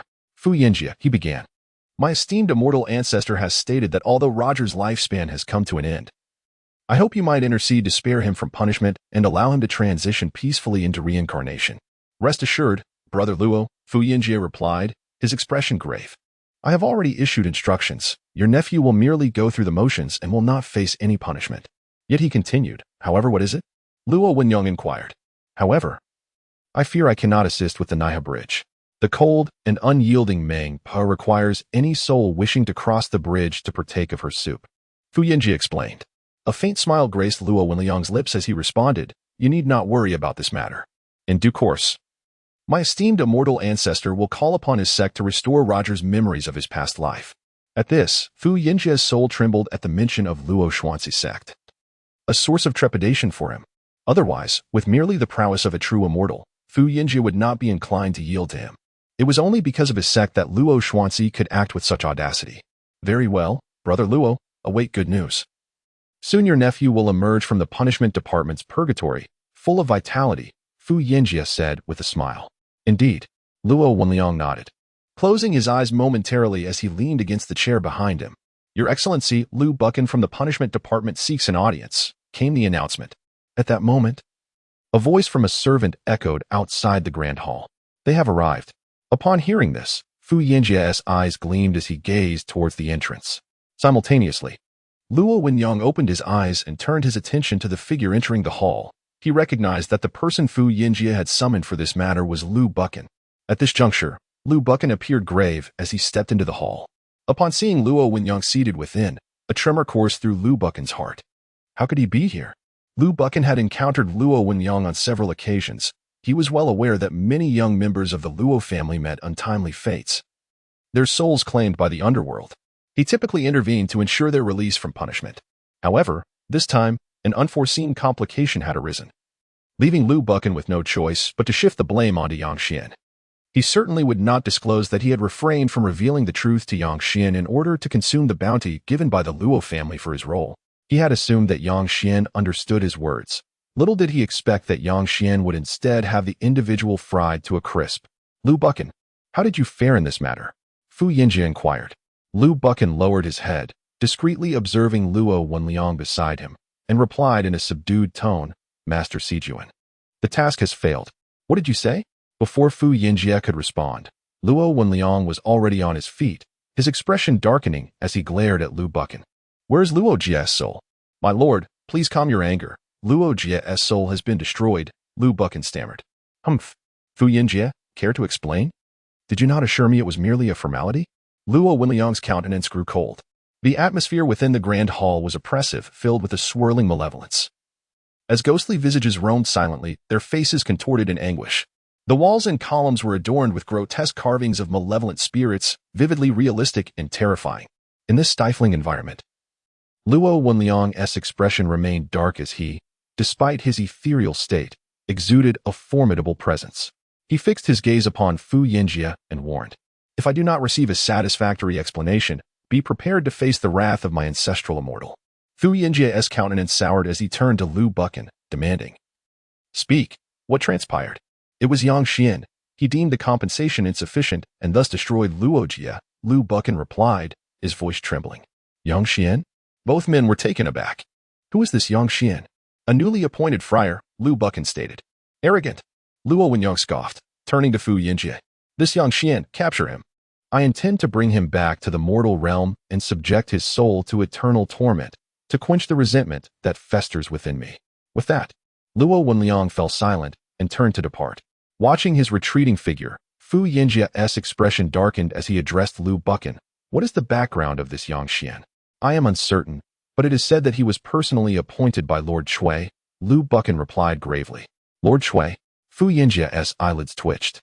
Lord Shui held a position of immense authority, second only to the 10 Yama kings in the Underworld. The friar appointed by him could potentially be linked to him in some manner. Lu Buchan, refrain from rash actions for the time being. Let us thoroughly investigate this matter. Should we offend Lord Shui again, we would be utterly doomed, remarked Fu Yinjie. Rest assured, Lord, I am mindful of the situation, Lu Buchan replied. You may leave now, but this matter must remain unknown to GMO of the Punishment Division. Understood. With those words, Lu Buchan departed, feeling a sense of relief for having cast this troublesome burden aside. Yang Xian, do not hold this against me. You brought this upon yourself. At that moment, outside the Punishment Division's inferno, a soul shrouded in a veil of dark energy lingered in the void. It pulsated with formidable waves of ghostly power. Stationed at the pinnacle of the ether, quietly observing the entrance to the Punishment Division's realm, this soul was Luo Wenliang, who stood vigil to witness the fate of his nephew, Luo Jie, the cherished descendant of the Luo family's true immortal ancestor. Creak. Suddenly, a deep and piercing sound emanated from the great gates of the inferno. Two spectral enforcers emerged, dragging a frail soul from within. The soul, utterly weakened and gripped by terror, was none other than Luo Jie. Gone was any semblance of his previous arrogance. He appeared completely subdued, his spirit shattered. Having been thoroughly humbled by Yang Xian's actions, Luo Wenliang's expression darkened as he beheld the ravaged state of Luo Jie. Yet, he dared not make a single move. Despite his considerable strength, within the confines of Fengdu City, countless entities could easily suppress him. Though the Luo family had great power backing them, they could not afford to act recklessly in Fengdu City, let alone attempt to seize a soul. He was acutely aware that many eyes in the city were fixed upon him, and their inaction stemmed from their indifference. However, should he dare to commit any act detrimental to Fengdu City, his soul could be obliterated in an instant. After a lengthy pause, Luo Wenliang took a deep breath and quietly withdrew. He understood that this matter must be reported to the true immortal ancestor. Given the ancestor's deep affection for Luo Jie, should he learn of Luo Jie suffering such grave injustices in the underworld without being informed, he would undoubtedly be furious. Unbeknownst to Yang Xian, his actions against Luo Jie would incite considerable resentment from many. At this moment, he exited the Punishment Division and made his way back to his residence. Upon returning, Yang Xian sat cross-legged in the secluded chamber, commencing his practice of the Yinming scripture. As he cultivated, dense ghostly energy circulated within his soul. nourishing every fiber of his being. The realm of qi refinement involves the cultivation of true energy to strengthen oneself. After 2 hours of practicing the Yinming scripture, the ghostly energy traversed through 49 cycles of his meridians, and he finally paused. He then began to comprehend the Taiyin formula, a mysterious text that is not merely a technique but rather a scripture for evolving offensive strategies, capable of manifesting various forms of assault. Seated upon the stone bed, Yang Xian closed his eyes and began to deduce the Taiyin formula. Although the scripture was intricate and profound, the fundamental truths were etched upon his true spirit, making the process of understanding relatively uncomplicated. The Taiyin formula was indeed formidable. The more Yang Xian delved into it, the greater his astonishment grew. Not only could the Taiyin formula evolve ghostly attacks, but it could also manifest offensive techniques from the realms of demons, deities, and even Buddhas. If the Taiyin scripture is cultivated to perfection, the secret arts of all clans can be manifested. It is unknown which formidable being authored this scripture, as it possesses such overwhelming power. Yang Xian mused to himself, then once more immersed in his thoughts. 2 days later, in the mortal realm, amidst a vast expanse of mountains, an elderly man with hair as white as snow sat cross-legged atop a towering peak. The old man exuded an ethereal aura, clad in a flowing robe, surrounded by a celestial presence. At the summit, vibrant colors painted the sky, with lush flora radiating brilliance, swirling with mist, resembling a paradise. The old man's expression was serene, and behind him stood a humble thatched cottage, perched upon the mountain's pinnacle, imbued with a sense of transcendence that harmonized with the celestial clouds above. This venerable figure was Luo Xuanzi, a true immortal disciple of the Misty Palace and the ancestral patriarch of the Luo clan. At this moment, Luo Xuanzi sat in meditation at the mountain's apex, contemplating the cosmos. Around him, the principles of the immortal path flowed, emitting a soft luminescence, shrouded in an air of mystery. Meanwhile, below the mountain, a cultivator hastily ascended. None other than Luo Wenliang, who had entered the underworld in a spiritual form just 2 days prior. His countenance was grave, for he had to inform the patriarch about Luo Jie suffering a torturous fate in the netherworld.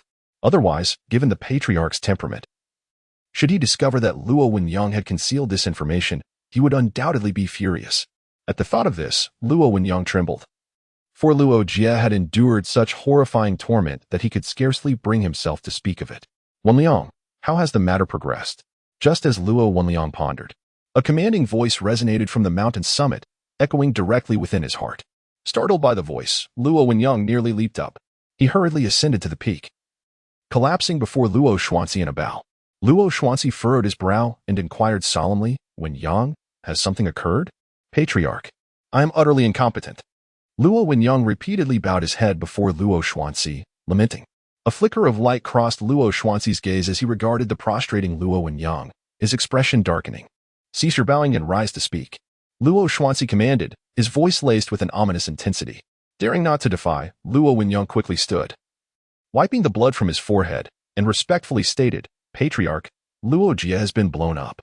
Upon hearing this, a terrifying wave of energy erupted from Luo Xuanzi, reducing the thatched cottage behind him to mere dust. Blown up? Who did this? Luo Xuanzi's hair stood on end, his previous calm demeanor vanished. His face darkened, and his eyes gleamed with a fierce, killing intent. I have painstakingly nurtured Luo Jie for several lifetimes, meticulously refining the reincarnation mark. Who possesses the audacity to destroy him? Luo Xuanzi roared, his fury palpable. The members of the Luo clan were well aware of Luo Xuanzi's deep affection for Luo Jie, yet they remained ignorant of why he favored him above all others among the clan's descendants.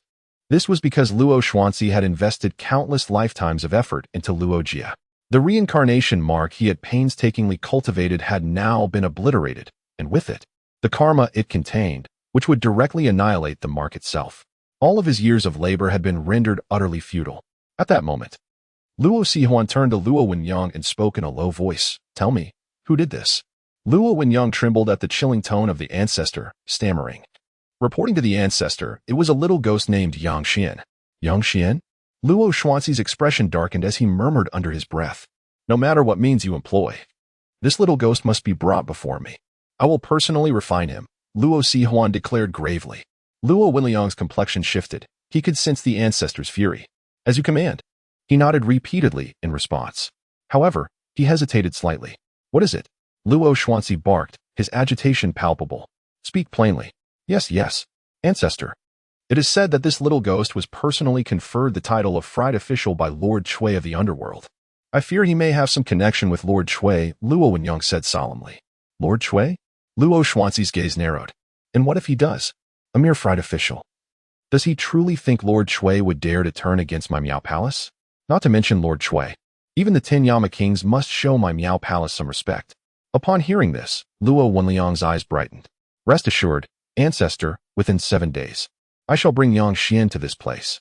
The Ancestor's words invigorated him. The notion that even the 10 Yama Kings would yield to the Ancestor's authority was awe-inspiring.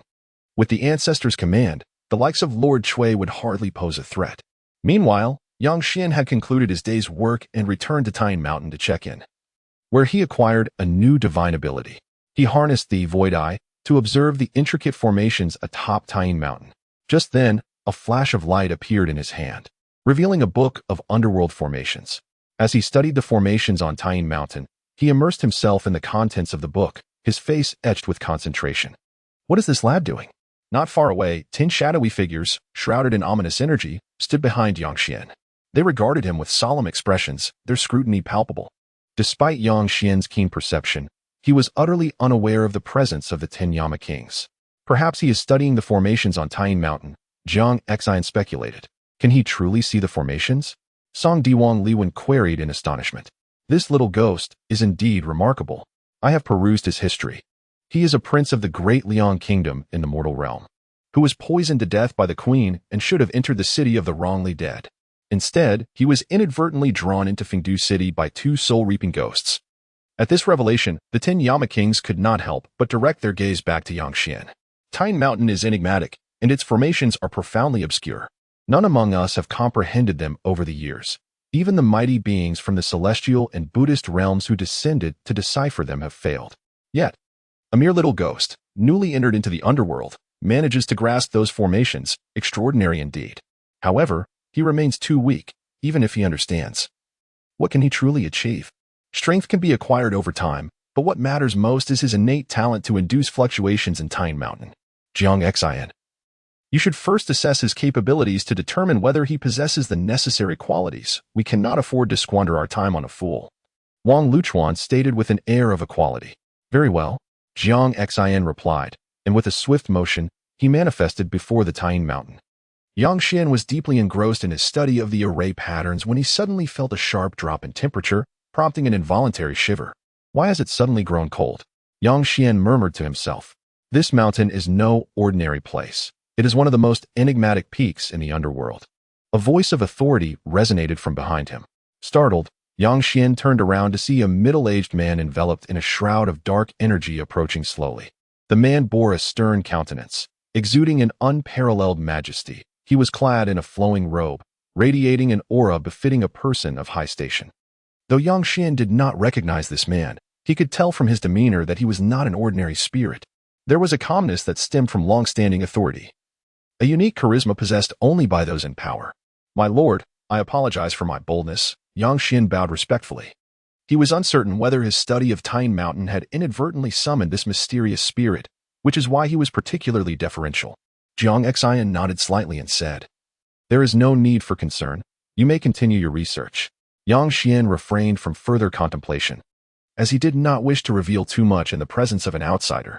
Moreover, this spirit was immensely powerful, and he could not sense any fluctuations of cultivation emanating from the man, leading Yang Xian to conclude that such a formidable being was on an entirely different level compared to himself. You seem to harbor some reservations?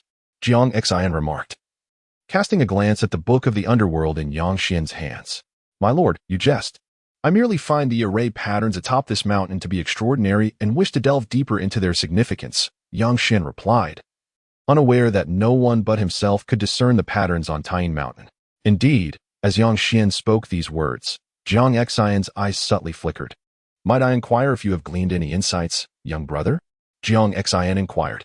Just a superficial understanding, nothing of consequence, Yang Xian responded.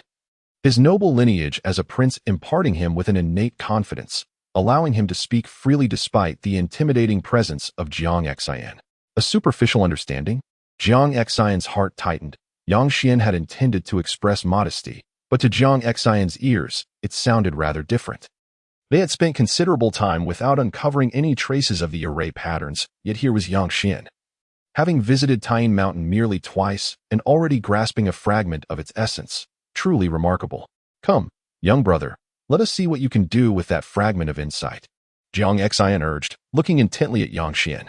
Yang Xian initially wished to decline, but upon meeting Jiang Xian's piercing gaze and undeniable expression, he acquiesced. He felt an overwhelming aura locking onto him, and he realized that any hint of defiance could lead to dire consequences. Resolutely, Yang Xian lightly pressed his fingers against the array patterns on Tayin Mountain, with a resounding hum, as Yang Xian's fingers made contact. A terrifying energy surged forth from the summit of Tayin Mountain. The 10 kings of hell were taken aback, their expressions shifting dramatically, soon replaced by uncontainable joy. He truly possesses the ability to awaken Tayin Mountain. Rumbling. At this moment, terrifying waves of energy surged forth from Tayin Mountain, cascading downward. The 10 Yama kings were taken aback, their expression shifting to one of astonishment, their gazes toward Yang Xian ablaze with fervor, almost shimmering with a greenish hue. It was indeed true. He could genuinely elicit a disturbance from Tayin Mountain.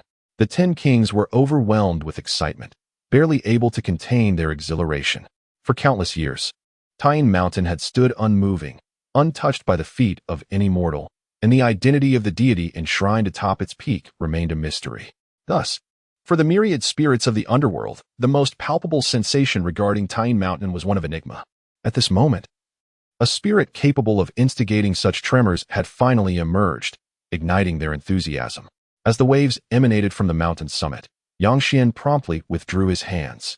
My lord, I have merely grasped a fragment of understanding and dare not delve deeper, lest I risk my very soul, Yang Xian whispered.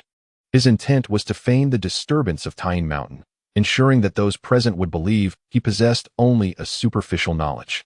However, he was now seized by an unsettling chill, as Jiang Xian's gaze seemed to pierce through him with a glimmer of green light. Simultaneously, he felt the weight of several unseen eyes upon him, sending a shiver down his spine. Swiftly, he turned around, finding no one behind him. My lord, I shall take my leave, Yang Xian declared, feeling an unease creeping in. Though they were all spirits, the atmosphere rendered him anxious. Jiang Xian nodded, adjusting his demeanor with a smile. You may go. With Jiang Xian's approval, Yang Xian wasted no time, hastily making his way toward Fengdu City. He felt a twinge of fear. What if that esteemed figure harbored ill intentions? He was relieved to have departed swiftly. Otherwise, he might have faced dire consequences. He even sensed the presence of others lurking in the shadows. Losing was trivial. He was far more concerned about his safety. Phew. Yang Xian took a deep breath, steadying his nerves as he continued toward Fengdu City. Before Tayin Mountain, the 10 Yama kings observed Yang Xian's retreating figure, smiles gracing their faces. Indeed, we must keep a close watch on this young man. No unexpected incidents must occur, Xuan said. I feel we should bring him closer. Having him by our side would be advantageous, perhaps even bestowing upon him the title of a divine lord. Not just yet. A divine lord in the underworld holds significant authority, and according to protocol, such matters must be reported to the celestial court, Jiang Xian interjected. The mention of the celestial court cast a shadow over the faces of the 10 kings, their eyes clouded with solemnity. For now, let him continue as a mere bureaucrat, so as to remain inconspicuous. A hint of helplessness surfaced among the 10 Yama kings. The celestial court and the Buddhist realm had already extended their influence into the underworld. Although they were the sovereigns of this realm, they remained constrained by the powers of the celestial court and the Western Buddhist domain. This was the lament of the underworld, as well as the frustration of the 10 Yama kings. In the past, the underworld served as a sanctuary for all spirits, providing refuge to the souls of the departed and curbing the chaos wrought by malevolent spirits. Since that monumental battle, the heavenly court and the Western sect have extended their grasp into the underworld, vying for dominion over the fate of the world and seeking to control the cycle of reincarnation. From that moment onward, the underworld has transformed into a chessboard for the grand powers of heaven and earth. Although the 10 kings of hell have felt discontent, they have chosen to endure in silence. Mount Tayin, a mountain said to have existed long before the establishment of the underworld, is shrouded in mystery. It has witnessed the evolution and formation of the underworld, particularly the temple atop the mountain, which houses no deities. No one knows who or what is revered within. Thus, for the 10 kings of hell, Unraveling the secrets of Mount Tyne holds immense potential benefits for the current underworld, significantly elevating its status. Yang Xian is highly regarded by the Ten Kings. He is the key to uncovering the secrets of Mount Tyne, and they must ensure that no mishap befalls him. However, to maintain confidentiality, they cannot allow Yang Xian's identity to be disclosed. In recent days, Yang Xian has frequented the punishment division, encountering no particularly unusual events. Ever since he successfully fried the souls of the deceased in the primordial spirit realm, the numerous specters of the punishment division have ceased to harbor any animosity towards him. After completing his daily tasks, he would exit Fengdu City to sign in at various locations outside the city. Although the rewards he received were not exceedingly precious, they were better than nothing. He could not afford to squander the opportunity to sign in. During this period, Luo Wenyang re-entered Fengdu City, utilizing all his connections to devise a plan to abduct Yang Xian. On this day, he sought out Fu Yinjie, who, as a participant in this matter, was reluctant to offend the true immortal of the Luo family. Indeed, this incident had been a blunder on their part, allowing Yang Xian to fry Luo Jie's soul. Consequently, when Luo Wenyang approached him again, Fu Yinjie readily agreed. After all, what was one fried official? If he truly went missing, it would not cause significant uproar. The only trouble lay with Lord Cui. It was said that Yang Xian had been appointed with a decree personally issued by Lord Cui. Any attempt to act against him would first require overcoming Lord Cui's influence. Within the Grand Hall, the atmosphere was thick with ominous energy, as tendrils of ghostly essence morphed into grotesque visages, drifting through the hall. Brother Luo, I have dispatched someone to investigate. Once we ascertain the relationship between Lord Cui and Yang Xian, we shall take action, Fu Yinjie stated. There is no need for such complications, Luo Wenyang replied, raising an eyebrow. My ancestor has declared that the mere Lord Cui poses no threat to the might of our Luo family behind the scenes.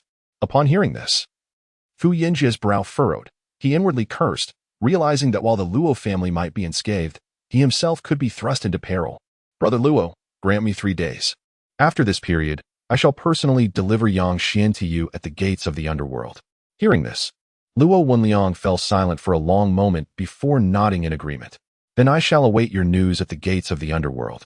With that, Luo Wenyang turned and exited the Grand Hall. He felt helpless. Although the Luo family wielded considerable influence in the mortal realm, they were not invincible within the underworld. Fu Yinjie, too, felt uncertain. After all, Yang Xian had been appointed by Lord Cui, and he could not simply abduct him.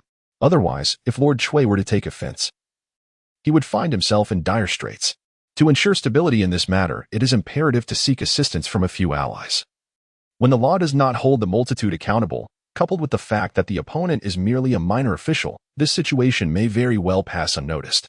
Upon contemplating this, Fu Yinjie exited the Grand Hall and proceeded toward a magnificent edifice within Fengdu City. The city itself was vast and boundless. Any division of a department was but a drop in the ocean compared to the entirety of Fengdu, even among different divisions of the same department. There existed unfamiliarity among the judges. At this moment, Fu Yinjie arrived before an imposing government office, one of the branches of the tribunal, presided over by a judge named Yang Jiming, responsible for all judicial matters therein. Upon reaching the tribunal, Fu Yinjie, under Yang Jiming's guidance, entered a grand hall. Within the Guangwang Hall, one of the 10 Yama halls of Fengdu, Jiang Xian sat at the highest seat. Beneath him was a spirit, shrouded in an aura of darkness, emanating a potent chill. The spirit pulsated intensely, surrounded by swirling ghostly energy, which morphed into ghastly visages that roamed the grand hall. What brings you here? Jiang Xian inquired, casting his gaze upon the spirit. Your Majesty, as per your instructions, I have been covertly guarding Yang Xian, but I have discovered something, the spirit replied. What is it? Jiang Xian pressed. It seems that someone in Fengdu is inquiring about Yang Xian's deeds. Upon hearing this, Jiang Xian's eyes narrowed, sparkling with an intimidating brilliance. He abruptly lifted his gaze to the spirit and said in a deep voice, Xiao Yuan, are you asserting that someone is probing into Yang Xian's affairs? Indeed. With this affirmation, Jiang Xian's expression darkened. Yang Xian currently held an unparalleled status in their eyes, being the key to unraveling the secrets of Tyne Mountain. It could be said that the 10 Yama Kings' regard for Yang Xian surpassed even their own safety. Now, upon learning that inquiries were being made about Yang Xian within Fengdu, his heart was tumultuous. He was acutely aware that many from the heavenly court and the Buddhist realm resided in Fengdu. Should they discover Yang Xian's capabilities, he would undoubtedly become the coveted prize among the 3 realms. Come with me, I wish to ascertain who dares to act under my very nose. With that, the two figures vanished, leaving the hall engulfed in a dense, ghostly atmosphere, devoid of any presence. At this moment, within the grand hall of a branch of the tribunal, Fu Yinjie and Yang Jiming sat together. Another individual was present, the judge of the punishment department from another branch, Ing Hai. The three sat in the hall, surrounded by a thick, ominous aura, with ghastly deities carved into the walls, rendering the atmosphere particularly eerie and terrifying. Yang Jiming furrowed his brow as he gazed at Fu Yinjie, speaking in a low tone. You wish to adjudicate a shade named Yang Xian in my tribunal? Indeed. Should this matter succeed, the Luo family of the human realm shall not neglect your reward. Yang Jiming raised an eyebrow. Which Luo family? The Luo family of the floating Luo kingdom. Fu Yinjie smiled slightly, confident that the mention of the floating Luo kingdom would resonate with Yang Jiming. As anticipated, Yang Jiming nodded and inquired, what judgment do you desire? Fu Yinjie replied with a subtle smile, for violating the laws of the underworld. The punishment shall be the obliteration of the soul. Upon hearing these words, Yang Jiming's expression subtly shifted, and even Ing Hai's countenance darkened. It is rare for the netherworld to decree the scattering of souls. Typically, it merely suppresses those who have lingered in hell for too long. Yet here was Fu Yinjie, who had managed to effectuate such a terrifying fate. At this moment, two figures hovered ominously in the vast, murky atmosphere above the grand hall. King Qin Guang, Jiang Xian, and the spectral being, Xiao Yuan. Jiang Xian was enveloped in a surging tide of murderous intent, his fury palpable. As he grappled with the realization that the one he endeavored to protect was now ensnared in a web of treachery. This was a conspiracy aimed squarely at Yang Xian. With a darkened expression, Jiang Xian yearned to strike down the three conspirators with a single blow, yet he refrained from acting rashly. He turned to Xiao Yuan and inquired in a low voice, who are these three? Your Majesty, they are Fu Yinjie of the Soul Retrieval Division, Yang Jiming of the Judgment Division, and Ing Hai of the Punishment Division. Jiang Xian's expression darkened further. He was on the verge of unleashing his wrath when a voice echoed once more within the hall. Fu Yinjie, what transgression has Yang Xian committed against the laws of the underworld? He has committed no transgression. However, Luo Xuanzi seeks to purchase his soul. Fu Yinjie replied with a cold glare directed at the two men. Yang Jiming and Ing Hai comprehended that this entire affair stemmed from the celestial being of the Luo family in the mortal realm. I shall contrive a charge against him. Once you have rendered your judgment, Yang Xian will be handed over to Ing Hai, who will execute him in the punishment division. At that juncture, Ing Hai can easily maneuver the situation to deliver Yang Xian into my hands. As far as the netherworld is concerned, Yang Xian will have already met with his demise, and no one shall dare to contest it. Fu Yinjie smirked. The other two men inhaled sharply, taken aback by the ruthless plan that would effectively erase their opponent from existence. Above the grand hall, Jiang Xian's expression darkened to its utmost depths. The veins on his forehead throbbed with fury. He had never envisioned that within the dominion of his 10 subordinates, such insidious dealings could transpire. Very well. To enjoy the fortunes of my netherworld, to exploit the merits of my realm, all for the sake of a cultivator from the mortal realm. Plotting against my netherworld's emissaries, this is indeed audacious. Jiang Xian's face turned a steely shade of anger, fully ignited. He emanated a powerful surge, contemplating the potential elevation of the underworld's status within the three realms, all hinging on the secrets of Tyne Mountain. Yet now, the very officials of the underworld were conspiring against Yang Xian. A chill coursed through Jiang Xian's heart. The Soul Retrieval Division, the Judgment Division, the Punishment Division. How fitting that all the divisions of my netherworld have gathered. Jiang Xian chuckled bitterly to himself. Make note of these individuals, he commanded. Instead of acting, Jiang Xian turned his gaze to Xiao Yuan behind him. Yes. Xiao Yuan's eyelids twitched. The more composed Jiang Xian appeared, the more unsettled he felt. Subsequently, Jiang Xian chose not to linger any longer and turned to depart. Throughout the journey, Jiang Xian remained silent, enveloped in a suffocating stillness akin to an abyss. Xiao Yuan followed closely behind, sensing the smoldering fury within Jiang Xian, akin to molten lava, poised to erupt at any moment. Xie Bian, Lu Shidao, Hegue Wang. You three come before me at once. At last, as they neared the hall of Yama, Jiang Xian's voice broke the oppressive silence, resonating in a low tone, weaving through the air above Fengdu and echoing within the hearts of the three men. At this very moment, within a dimly lit grand hall, a pervasive aura of malevolence envelopes the space, as boundless ghostly energy swirls around, manifesting as grotesque visages that drift throughout the chamber. Above, a strikingly handsome young man clad in white sits regally, his visage clean-shaven and pallid, surrounded by an ethereal mist of ghostly essence that coils around him. Beside him stands a white morning staff, emanating wisps of spectral energy.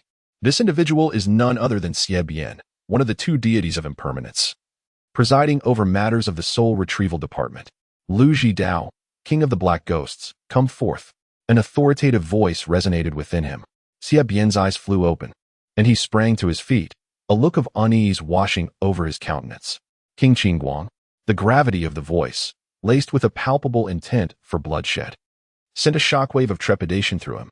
Simultaneously, within the imposing confines of a court, Lu Zhidao, donned in a long robe, emanated a formidable presence, exuding righteousness as he addressed a gathering of junior judges below him.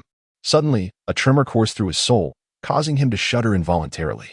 The low growl of Jiang Xian echoed in his mind, prompting him to glance at his subordinates and gravely declare, "You may disperse. Remember, a judge must uphold their duty with utmost seriousness." Understood. The multitude of junior judges bowed respectfully before retreating. As they departed, a grim expression settled upon Lu Zhidao's face. What had stirred King Qingguang into such fury? He pondered, rising to exit the hall.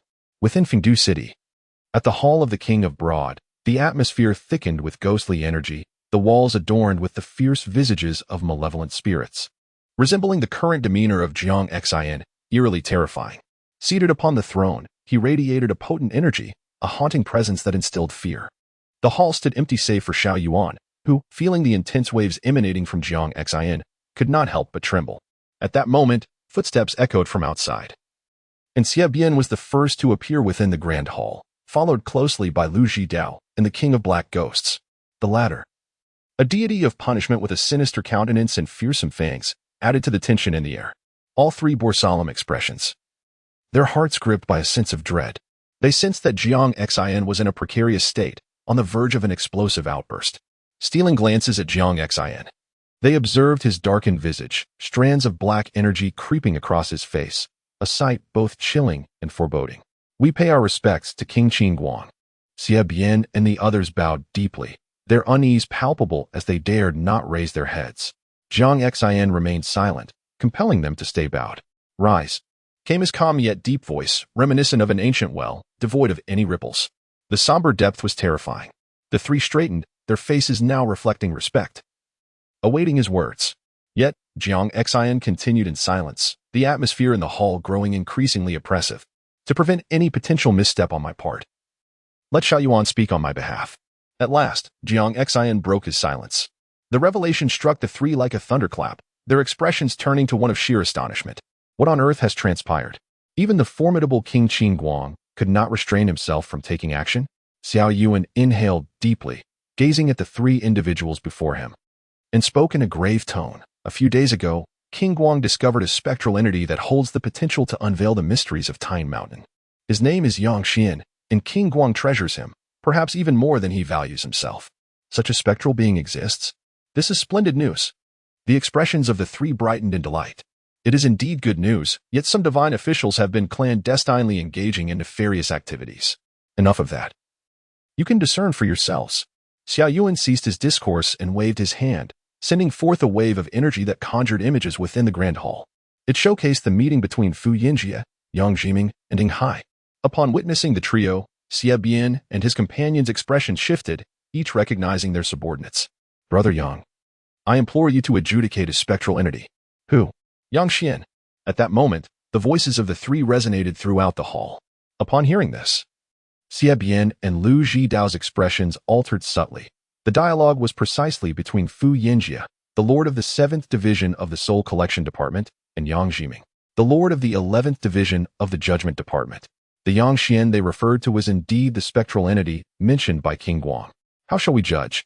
Condemn him to soul annihilation." At these words, Xie Bian and Lu Zhidao trembled, nearly collapsing to the ground. "Condemn him to soul annihilation." What a casually uttered yet weighty phrase. At this moment, Xie Bian longed to seize Fu Yinjie and subject him to a severe reckoning. Even Lu Zhidao was taken aback, as one of the 4 great judges of the Underworld, overseeing the Judgment Department. He understood that soul annihilation was an exceedingly rare punishment. Yet, Fu Yinjie intended to impose such a fate upon Yang Xian, revealing the merciless nature of this individual. What law has Yang Xian transgressed? He has not violated any spectral laws. It is merely that Luo Xuanxi seeks to purchase his soul. After the judgment, it will be handed over to Lord Inghai, merely a formality, and then I will escort Yang Xian beyond the gates of the netherworld. Everyone will believe that Yang Xian has been annihilated, and none shall raise a word of protest. At this moment, Xie Bian, Lu Zhidao, and the King of Ghosts were utterly flabbergasted. What audacity these three displayed, conspiring to assist the living and plotting against the underworld's spectral officials. Suddenly, Jiang Xian struck the nearby tea table with a resounding clap, shattering it. His countenance darkened as he glared at the trio, his eyes ablaze with a menacing crimson light. Did you hear that? Did you hear that? Jiang Xian, resembling a frenzied demon, glared at the three and barked. What purpose do you serve? Enjoying the position of deities in the underworld, what have you done? Your subordinates neglect their duties, basking in the fortune of the underworld while serving the living. To desecrate spectral laws and plot against our spectral officials, such treachery deserves to be cast into the abyss of punishment, to taste the myriad torments of hell. King Guang, please quell your fury. We acknowledge our transgressions. Xie Bian and the others hastily bowed to Jiang Xian, speaking in subdued tones. In the realm of the underworld, our standing may be low, yet we shall not allow ourselves to be subjected to indignities. In this matter, all participants shall face judgment, regardless of their identity. And it shall be entrusted to Cui Ju to restore justice to our domain, as well as to Yang Xian. Understood. Xie Bian. You are to instruct Fan Wujiao to personally venture forth and summon the soul of Luo Xuanxi from the floating Luo kingdom into our realm. Jiang Xian's countenance darkened as he solemnly remarked. This individual has repeatedly violated the laws of our underworld. I have kept close watch on him for quite some time. We must retrieve his soul and address the transgressions. Understood. You may withdraw. As for the other matters, you shall manage them as you see fit. Yes. The expressions of Xie Bian and his companions grew grave as they exited the grand hall, heading towards their respective domains. They felt a sense of trepidation. Today's events have undoubtedly provoked King Qin Guang, and if not handled with care, repercussions may ensue. Observing the three departing figures, Jiang Xian turned his gaze back into the hall and spoke gravely. Gentlemen, I trust you have all taken note? At that moment, 9 figures materialized within the hall. The other 9 kings of the underworld. Jiang Xian, you have instructed Fan Wujiao to retrieve the soul of that true immortal. The ethereal palace behind him may take action. Pingdang Wang Luchuan stated. Therefore, I must make an expedition. Jiang Xian replied somberly. Very well, our underworld must also make our presence known. At this juncture, Xie Bian returned to the headquarters of the Soul Retrieval Department within a majestic and imposing hall. He summoned Fan Wujiu directly. As the black impermanence among the black and white impermanences, Fan Wujiu held an equal standing with Xie Bian in the underworld. Alongside them were 2 others, the Oxhead and Horseface. However, the 3 of them lacked managerial acumen, which is why the authority of the Soul Retrieval Department ultimately fell to Xie Bian. 7th brother, what troubles you? Fan Wujiao inquired, his countenance fierce and menacing, standing in stark contrast to Xie Bian. A grave matter has arisen. You must immediately proceed to the mortal realm and retrieve the soul of the Luo family's elder from the floating Luo kingdom, Xie Bian instructed. Has that old scoundrel finally met his end? Fan Wujiao asked. King Qin Guang has issued an edict. He has repeatedly transgressed the laws of our underworld, and we must summon him for judgment. Understood. Fan Wujiao took up his morning staff and departed. Watching his retreating figure, Xie Bian sighed, then rose and made his way out of the hall. Meanwhile, Yang Xian was engaged in punishing evil within the punishment department, deep-frying malevolent souls. Holding a decree in his hands, he pronounced sentences and executed the frying penalty. Unbeknownst to him, events were unfolding within Fengdu City, and he remained unaware of the conspiracies being woven against him. In Fengdu City, within the Soul Retrieval Department, a hall imbued with an overwhelming aura of the underworld, Fu Yinjie sat solemnly in his dark robes at the elevated seat. His brow was furrowed, a trace of concern etched across his features, although he had meticulously planned everything. The underlings he dispatched to gather intelligence had yet to return. His foremost worry was the connection between Yang Xian and Lord Cui. At that moment, his eyes narrowed as he gazed beyond the hall, awaiting the return of his spies. As time passed, half an hour later, hurried footsteps echoed from outside the hall. Miao Ho, the Lord has been awaiting your return. At this moment, the voice of the attendant echoed from outside the grand hall. Fu Yinjie raised an eyebrow and suddenly glanced toward the entrance, a flicker of anticipation gracing his eyes, hoping for favorable news. Just then, A shadow enveloped in a chilling aura strode into the hall. Your humble servant, Miao Ho, pays his respects to Lord Si Jun below. Miao Ho bowed respectfully. Spare the formalities. Directly convey the results of your investigation, Fu Yinjie urged hastily. Yes. Miao Ho took a deep breath and replied, after 2 days of inquiry. I have discovered that Lord Shui has no connection to Yang Xian. On the day in question, Lord Shui inspected a certain government office and interrogated Yang Xian, ultimately appointing him as the frying officer of the 12 offices of punishment. Upon hearing this, Fu Yinjie beamed with delight. Aha, Miao Ho. Instruct them to proceed as planned. As you command. Miao Ho nodded firmly and then strode out. Watching Miao Ho exit the grand hall, Fu Yinjie couldn't help but chuckle softly. Yang Xian, I truly cannot fathom why you chose to shatter Roger's soul. Initially, he suspected Yang Xian might have ties to Lord Shui, thus emboldening his reckless behavior, but now it seemed that Yang Xian was merely a foolhardy youth. Come here. At that moment, Fu Yinjie bellowed, and 2 shadowy messengers entered the hall. Deliver these 2 confidential letters to the Lord of the 11th Office of Judgment, Yang Jiming, and the Lord of the 9th Office of Punishment, Ing Hai. Fu Yinjie commanded. Inform Yang Jiming to proceed to the 12 offices of punishment and apprehend Yang Xian. Yes. The 2 shadowy messengers departed. Fu Yinjie exhaled in relief. The matter was finally progressing smoothly. The grand hall was suffused with a chilling aura, where ghastly spirits roamed, transforming into grotesque faces that lingered within. At this juncture, Fu Yinjie raised the wine cup from the side table and drank it down in one gulp. A sudden gust of cold wind swept through, causing Fu Yinjie to shudder involuntarily. Why do I suddenly feel so cold? He pondered, feeling perplexed. As a deity of the underworld, he resided daily in the eerie city of Fengdu. How could he feel cold? At that moment, Fu Yinjie looked up, and his expression changed dramatically, nearly causing him to leap from his seat. With a startled cry, he stood up, trembling all over, his hair standing on end in fear.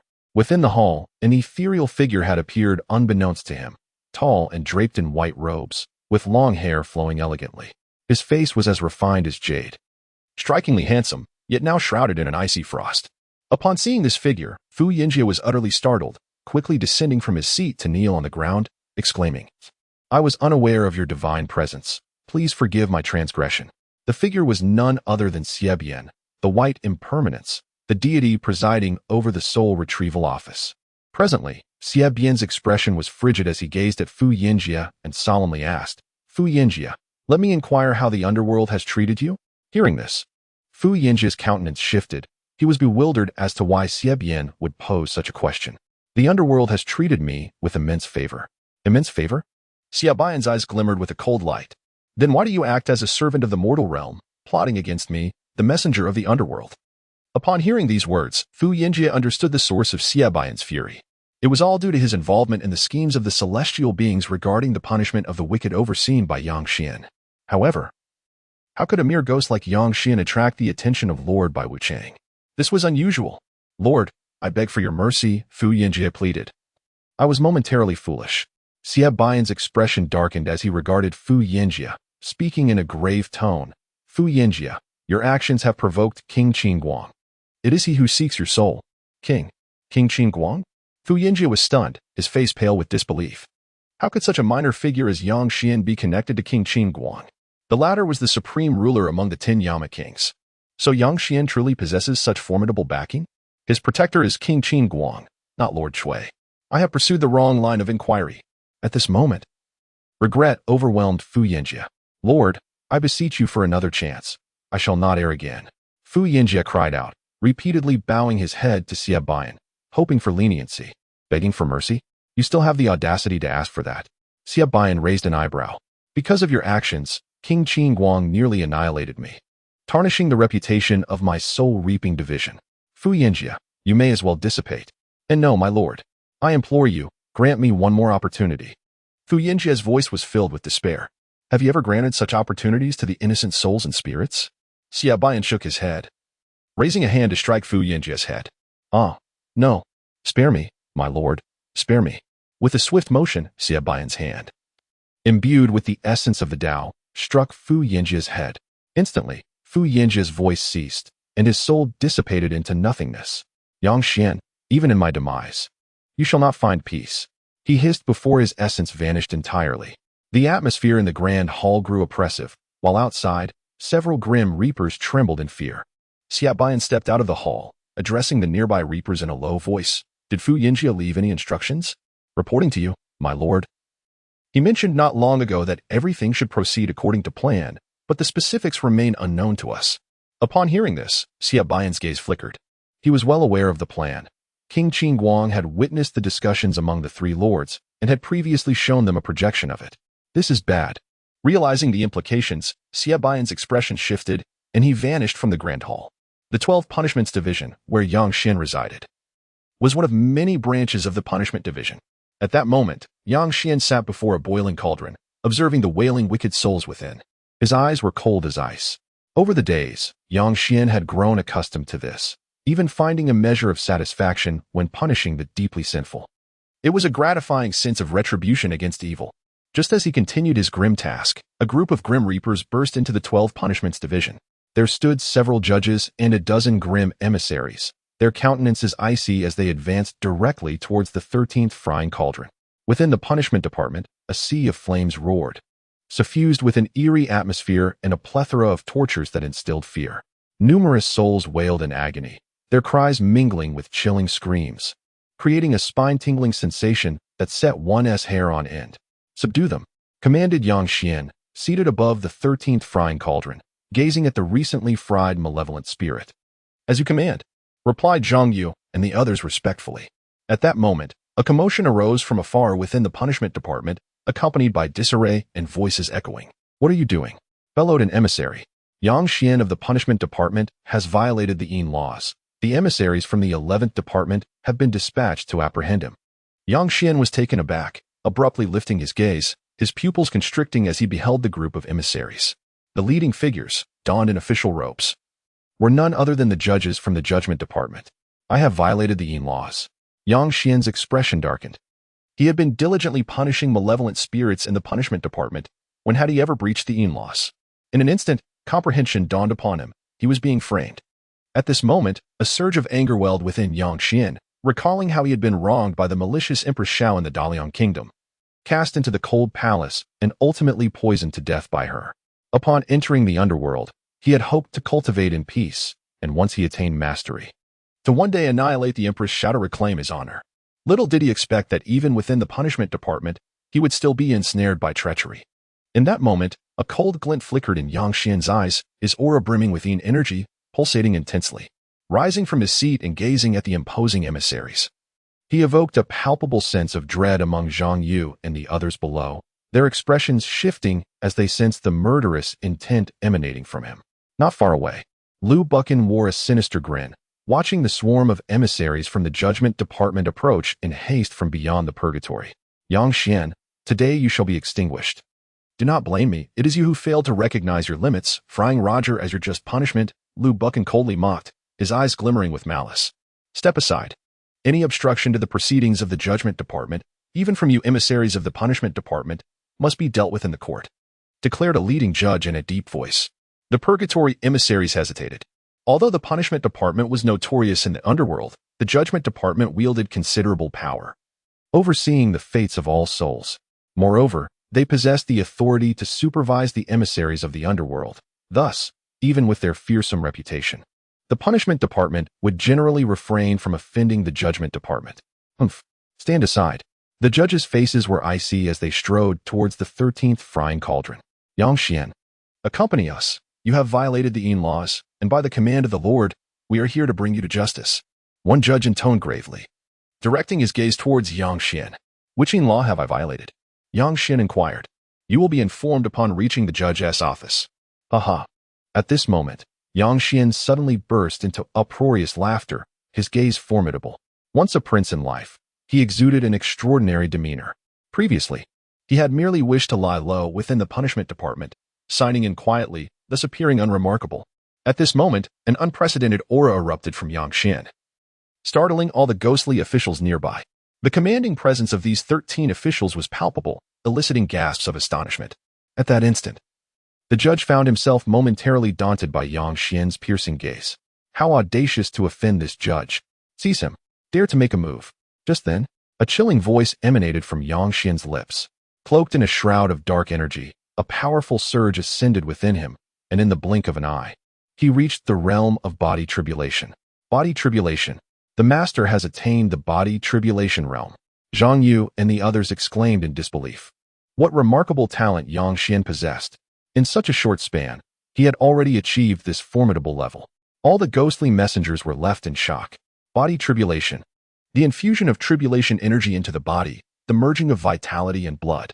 Yang Xian had reached this stage several days prior, yet he chose to remain inconspicuous. And no one was aware of it. Meanwhile, in the distance, Lu Buchan's spirit quivered, a sense of dread washing over him. Yang Xian's rapid advancement was alarming. He could not afford to leave any trace, otherwise, he would eventually face the consequences of having wronged him. And who would want to be plunged into the frying pot themselves? What if he were to achieve body tribulation? Capture him. If he dares to resist, let his punishment be doubled. Upon hearing these words, several ghostly officials surged forward, lunging at Yang Xian. His gaze turned icy. During this period of signing in, he had acquired numerous supernatural abilities.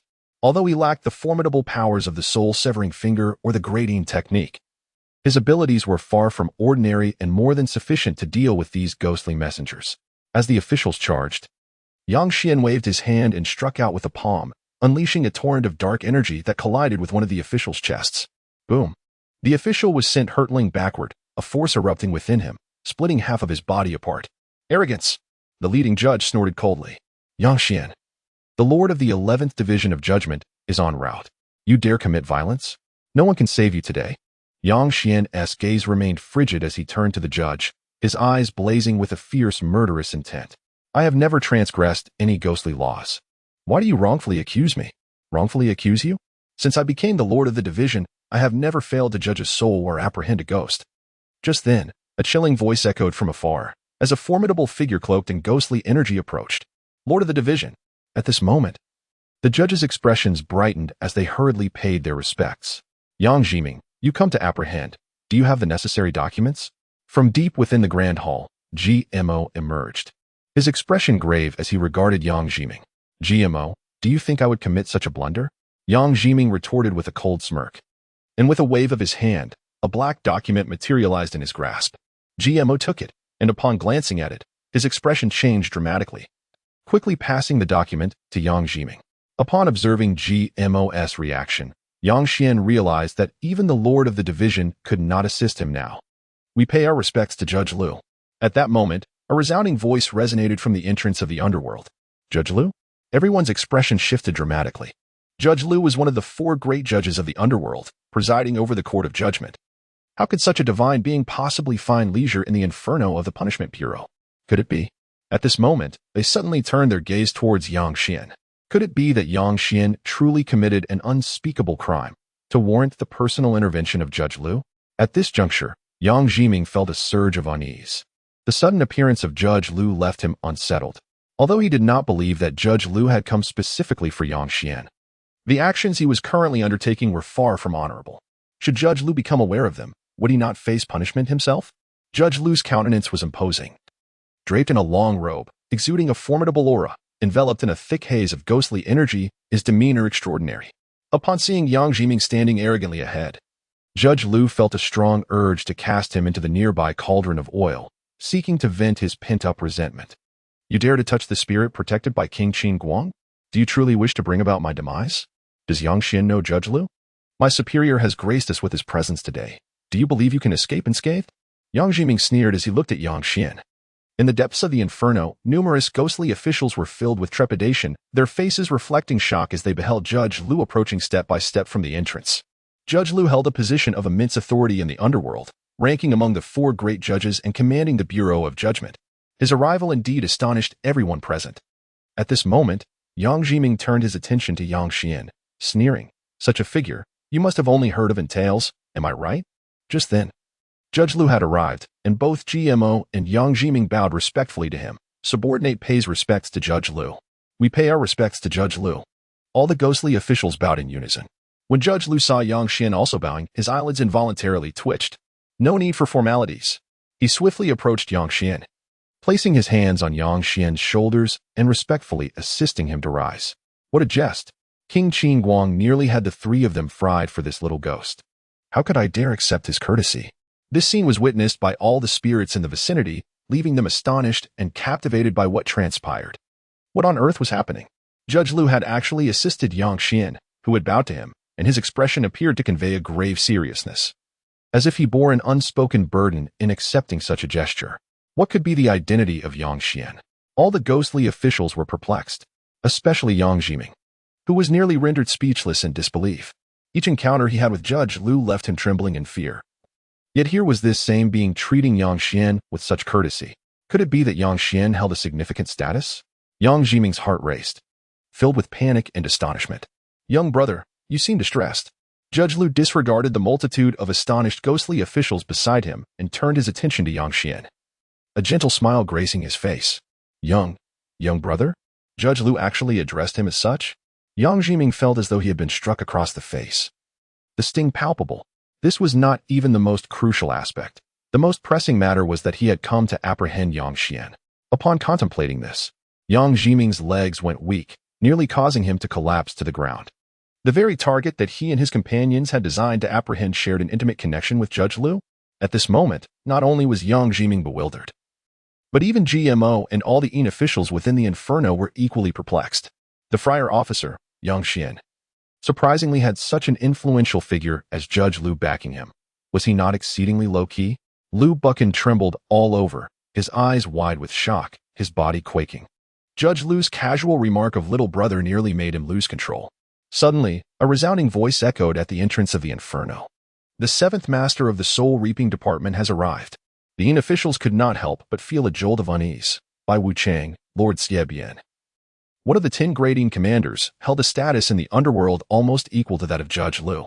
Why was he here as well? The atmosphere among all the Yin officials turned grave. Today was undeniably unusual, with 2 prominent figures from the underworld converging upon the 12 departments of punishment in the Inferno. Something must be amiss. The only unusual circumstance was Yang Jiming's arrival to capture Yang Xian. Aside from that, everything appeared normal. Could it be? At this very moment, all eyes suddenly turned towards Yang Xian. Could it be that they had come for him? How terrifying that would be. An ordinary friar officer could simultaneously attract the attention of the 2 most powerful authorities of the soul-reaping and judging departments in the underworld. At this juncture, Yang Xian maintained a calm exterior, yet tumultuous waves surged within his heart. Judge Lu's courteous demeanor evoked an inexplicable sense of dread within him. Yet such courtesy could not merely be feigned. It seemed that Judge Lu genuinely harbored apprehensions towards him. Why was that? Yang Xian found himself unable to comprehend. He had heard tales of Judge Lu's formidable reputation as one of the 4 great judges of the underworld, overseeing the judging department, a figure who could certainly be regarded as residing at the pinnacle of the underworld hierarchy. His exceptional politeness left Yang Xian astonished. The arrival of Lord Xiebian intensified Yang Xian's unease, even though he had once been a prince in life, exuding composure. He could not maintain his calmness at this moment. The influx of eminent figures into the Department of Punishment unsettled him. He sensed that Lord Xiebian's presence was also related to this matter. We pay our respects to the 7th Master. As Xiebian made his way forward, numerous ghostly officials bowed in deference. His gaze was piercing, his countenance icy, as he strode straight ahead, seemingly indifferent to those who greeted him on either side. At last, he approached the vicinity of Yang Xian and the others, his eyes swiftly locating Judge Lu and the nearby Yang Jiming. Little brother, are you all right? Xiebian adjusted his expression, expressing concern. This gesture from Xiebian stunned all the Yin officials. They were no longer composed. Surging waves of astonishment erupted within them. The events unfolding today had far exceeded their understanding. A friar officer from the Department of Punishment was addressed as little brother by 2 high-ranking judges and deities of the underworld. Though it was merely a title, it spoke volumes about the individual's status. One must question how many within the underworld could be referred to as little brother by such eminent figures. At this moment, the gazes of the crowd directed towards Yang Xian were filled with reverence, shock, and disbelief. Yang Xian himself felt dazed. He found it difficult to process the situation, first Judge Lu, and now Xiebian. Both of these individuals are formidable figures in the underworld, holding significant power and authority, second only to the 10 kings of hell. Yet, it is curious that such esteemed leaders are now treating each other with utmost courtesy. What could be the reason behind this? Fu Yinjie has been swiftly dealt with, his soul scattered, and I had not anticipated that you would continue your endeavors. It seems I now understand. As long as the true spirit remains intact, you shall not cease your actions. Xie Bian's eyes glimmered with cold intensity as he turned to Yang Jiming, speaking in a low voice. Fu Yinjie has been vanquished? Yang Jiming trembled, finally grasping that Yang Xian was no ordinary individual. Both leaders had mobilized for his sake, and he feared he might be in grave danger. With a thud, Yang Jiming fell to his knees, repeatedly bowing before Lu Zhidao. Lord Lu, I have erred gravely. I was momentarily bewitched, committing a terrible mistake. I beseech you for mercy. Indeed, you have been bewitched. As a ghostly envoy of the underworld, to act as a pawn for the living is deserving of eternal damnation. Lu Zhidao replied in a somber tone. Upon hearing these words, Yang Xian finally comprehended that the machinations were orchestrated by the living. Simultaneously, a chill ran down his spine. The living were capable of manipulating the underworld? This was exceedingly alarming. Who could be behind this? Xiaoho, the celestial family backing her? Or perhaps, the ancient celestial ancestor spoken of by Roger? Fu Yinjie? Who was he? In that moment, myriad thoughts raced through Yang Xian's mind. Yet he could not discern the identity of his adversary. Suddenly, he turned sharply to gaze at Lu Buchan in the distance, his eyes ablaze with fierce determination. Lu Buchan, already devoid of spirit, trembled with fear, his legs weak beneath him. Meeting Yang Xian's gaze, he let out a strange cry and hastily lowered his head. Observing Lu Buchan's reaction, Yang Xian was nearly certain that his adversary was not Xiaoho, but rather the ancestor of Roger, whom he had previously vanquished. He finally grasped the significance of Lu Buchan's earlier words, which had referred to Roger. Lord Lu, spare me. Yang Jiming cried in despair. To spare you? It appears you are still unaware of the magnitude of your transgressions, Lu Zhidao thundered. Indeed, not a single one can be spared. As a ghostly lord of the underworld, to conspire with others to eliminate dissenters is an unforgivable crime. Such a ghostly envoy is of no use to us. At that moment, a chilling voice echoed, and a shadowy figure enveloped in swirling mist approached. His countenance was dark and fearsome. It was the Black Ghost King, surrounded by a menagerie of ghastly visages emanating a potent aura of malevolence. The Black Ghost King's expression was grim as he held in his grasp the figure of Ing Hai, the Lord of the 9 Departments of Punishment. With a swift motion, the Black Ghost King flung Ing Hai to the side of Yang Jiming. I present my respects to the esteemed Ghost King, GMO exclaimed, startled as he hastily bowed. The Black Ghost King waved his hand dismissively and then clasped his fist towards Yang Xian, speaking in a deep voice, young brother. It is no trouble for this old ghost to discipline. I apologize for the inconvenience. Yang Xian was momentarily taken aback before quickly returning the gesture. The Black Ghost King held a prestigious position in the underworld, ranking among the 10 great ghost kings, on par with the likes of the Black and White Impermanents, Niutu, and Ma Mian. Although Yang Xian remained in a state of bewilderment, he had come to a basic realization that these 3 powerful figures had arrived to support him. Am I truly so remarkable? Yang Xian mused self-deprecatingly, still unaware of when he had forged any connection with these esteemed individuals. While his confusion was inconsequential, the other spirits of the punishment division were acutely aware of his extraordinary status. With the backing of such formidable allies, he was certainly not to be trifled with. In fact, those officials who had previously harbored animosity towards Yang Xian now lowered their heads, daring not to meet his gaze. GMO, at that moment, the Black Ghost King spoke. Your subordinate is here. Bring me the spirit named Lu Buchan from the punishment division of Purgatory. As you command. Though GMO was unaware of the reasons behind this command, he dared not question it. No. Great King of Ghosts, I have been deceived. All of this was orchestrated by them, and I am not at fault. Lu Buchan shrieked in despair, yet he was still dragged forth by 2 spirits. Young brother, you have provoked the descendant of a true immortal in the mortal realm, and thus they sought to retaliate against you, manipulating these individuals to conspire against you. The Black Ghost King remarked, casting a glance at Yang Xian. Is it truly him? Upon hearing this, Yang Xian's gaze narrowed, and his heart trembled involuntarily. Fear not. Young brother, this realm of the underworld is not a playground for such individuals. I shall personally ensure that all spirits involved in this matter are dealt with. The Black Ghost King declared, a glint of cold light flickering in his eyes. As for that true immortal in the mortal realm, I have dispatched Black Wuchang to collect his soul. He will not survive, added Xie Bian. At this moment, Yang Xian found himself at a loss for words. Everything had been meticulously considered by them, and he seemed to be free from worry. He surveyed the 3 powerful figures, one presiding over the soul retrieval division, another overseeing the judgment division, and the last managing the punishment division. The authority they wielded over the realms of retrieval, judgment, and punishment was immense. And it was indeed perplexing that such exalted beings would come together to aid him. Yet, despite his confusion, he understood the importance of reciprocating the goodwill extended to him by such esteemed figures. I am profoundly grateful to the three of you. Yang Xian bowed respectfully to them. Young brother, there is no need for such formality.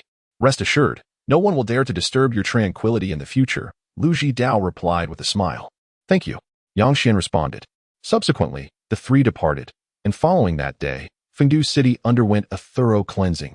All spirits associated with this incident were apprehended, regardless of their identities. Those deserving of death were executed, and those to be subdued were restrained. In short, not a single culprit escaped. Yang Xian's name did not garner the explosive fame one might expect. Rather, it seemed that some hidden force was deliberately suppressing his reputation.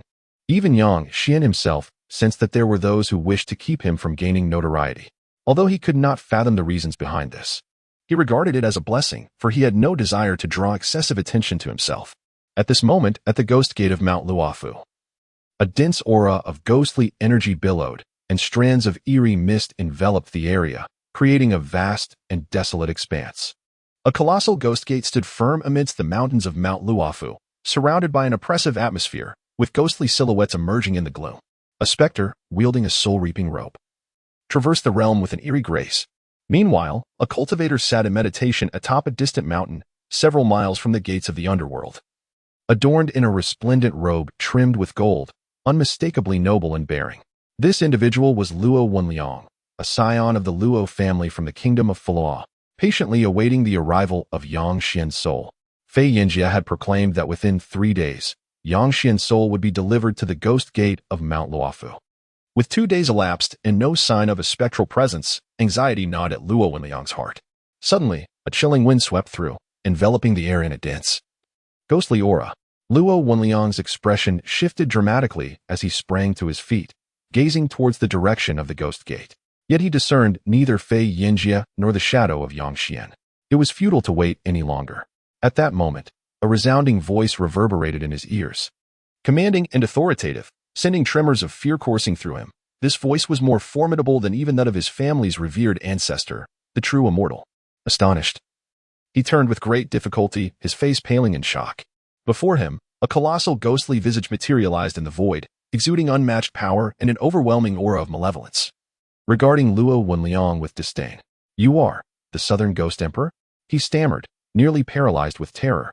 The Southern Ghost Emperor, tasked with guarding the ghost gate of Mount Luofu, was a figure of notorious dread.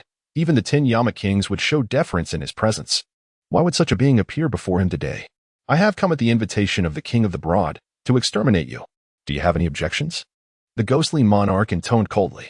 Luo Wenliang, taken aback, instantly comprehended that the underworld was poised to strike against his family.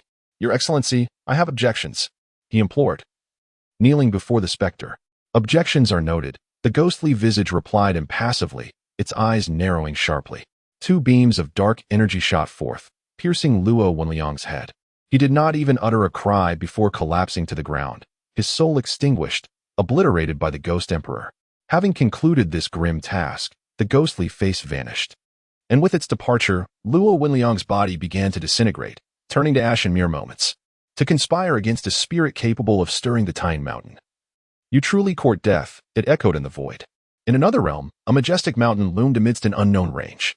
Towering high, its summit was shrouded in mist, imbued with an ethereal essence, adorned with unnameable flora that shimmered in the light. The skies above were a tapestry of colorful clouds, cascading radiance that harmonized with the celestial aura emanating from the peak, creating an atmosphere of profound mystery. Atop a massive stone on the summit sat an elderly sage, enveloped in an aura of immortality.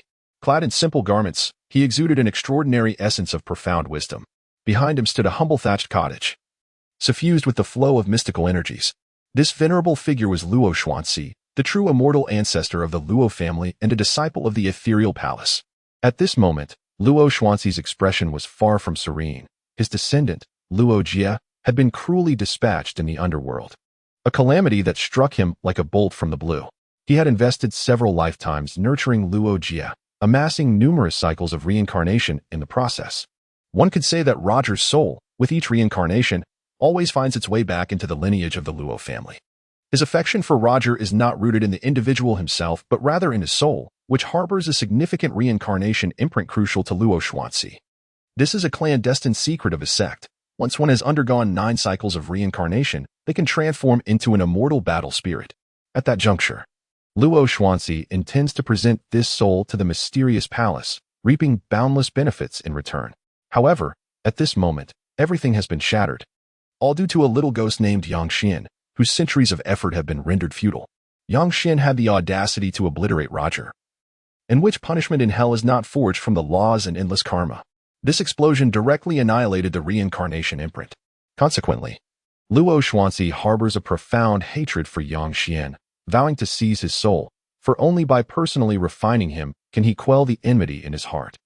At this moment, he sat upon a colossal stone, his gaze penetrating the distant mountains. By the reckoning of time, Luo Wenyang should have returned. Just then, Luo Xuanzi's eyes narrowed sharply as he suddenly gazed toward a distant mountain range. There, he sensed a terrifying aura of dark energy drawing near. This energy was formidable, causing even him to feel a tremor in his heart. At this very instant, a figure enveloped in ghostly energy, wielding a soul-reaping rope, traversed the vast mountains of the mortal realm. His pace was unhurried, making a beeline for the towering mountain. Luo Xuanzi sprang to his feet atop the stone, his eyes fixated on the approaching figure, narrowing in suspicion.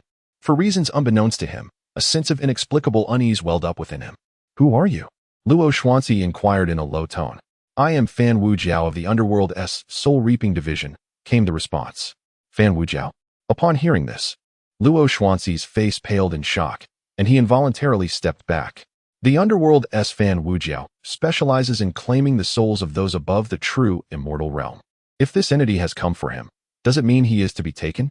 "Lord Wujiao, have you made a mistake? I have already transcended to the true immortal level. My lifespan is extensive. How could I possibly be subject to soul reaping?" Luo Xuanzi explained. Fan Wujiao's expression darkened, his countenance fierce and unfriendly as he glared at Luo Xuanzi, speaking in a grave tone. "Luo Xuanzi, you have repeatedly violated the laws of the Underworld and incited others to conspire against my ghostly officials. The King of Hell has decreed that your lifespan shall be stripped, and you are to be forcibly returned to the Underworld for judgment." Upon hearing this, Luo Xuanzi's expression shifted dramatically. They intended to forcibly drag him back to the Underworld for trial. As a disciple of the mysterious palace, even the 10 kings of hell would grant some leniency. Yet here was a mere Black Wujiao attempting to seize him. How utterly audacious. "Fan Wujiao, I respect you enough to explain myself thus. Do not overreach your authority. My mysterious palace has yet to speak, and you cannot claim my soul." "Humph. The King of Hell decrees your demise at the 3rd watch. Who dares allow you to linger until the 5th? What of the mysterious palace? Not only you, even if the master of the mysterious palace's lifespan were to expire, I, Fan Wujiao, would still carry out my duty." Fan Wujiao replied coldly. "You audacious!" Luo Xuanzi bellowed, his aura swirling violently around him. Fan Wujiao merely lifted his eyelids, a trace of disdain etched upon his fearsome visage. The diminutive true immortal dares to show contempt for the Underworld? To reject the summoning of souls? Fan Wujiao scoffed coldly, then abruptly swung his soul-reaping staff, striking directly at Luo Xuanzi. "I am a disciple of the Misty Palace. My lifespan is not yet over. How dare you attempt to claim my soul? If the Misty Palace learns of this, you shall face dire consequences." Luo Xuanzi's countenance shifted, and he bellowed. "Humph! Let them come to the Underworld to seize souls. For each one that arrives, I shall ensure they leave with one less," Fan Wuji retorted disdainfully. Bang! The staff descended with force, and Luo Xuanzi emitted a mournful cry as his physical form was reduced to tatters. "Come forth, soul!" Fan Wujiao shouted, producing the soul-reaping rope to extract Luo Xuanzi's spirit. "Black Wuchang, I have already notified my Misty Palace. You Underworld do not adhere to the rules, seizing souls of those whose lifespans are not yet extinguished. The elders of the Misty Palace will personally seek justice from the Underworld." Luo Xuanzi's spirit roared in fury. "Luo Xuanzi, I must tell you the truth. Your lifespan has already been curtailed by King Qin Guang. Of all the beings you could provoke, you chose Yang Xian. Regardless of the cost, your soul has already been claimed by King Guang." Yang Xian. Again, it is Yang Xian? At this moment, Luo Xuanzi finally comprehended that all of this turmoil stemmed from Yang Xian. Regret flooded over him. Had he foreseen this, he would have never engaged with Yang Xian.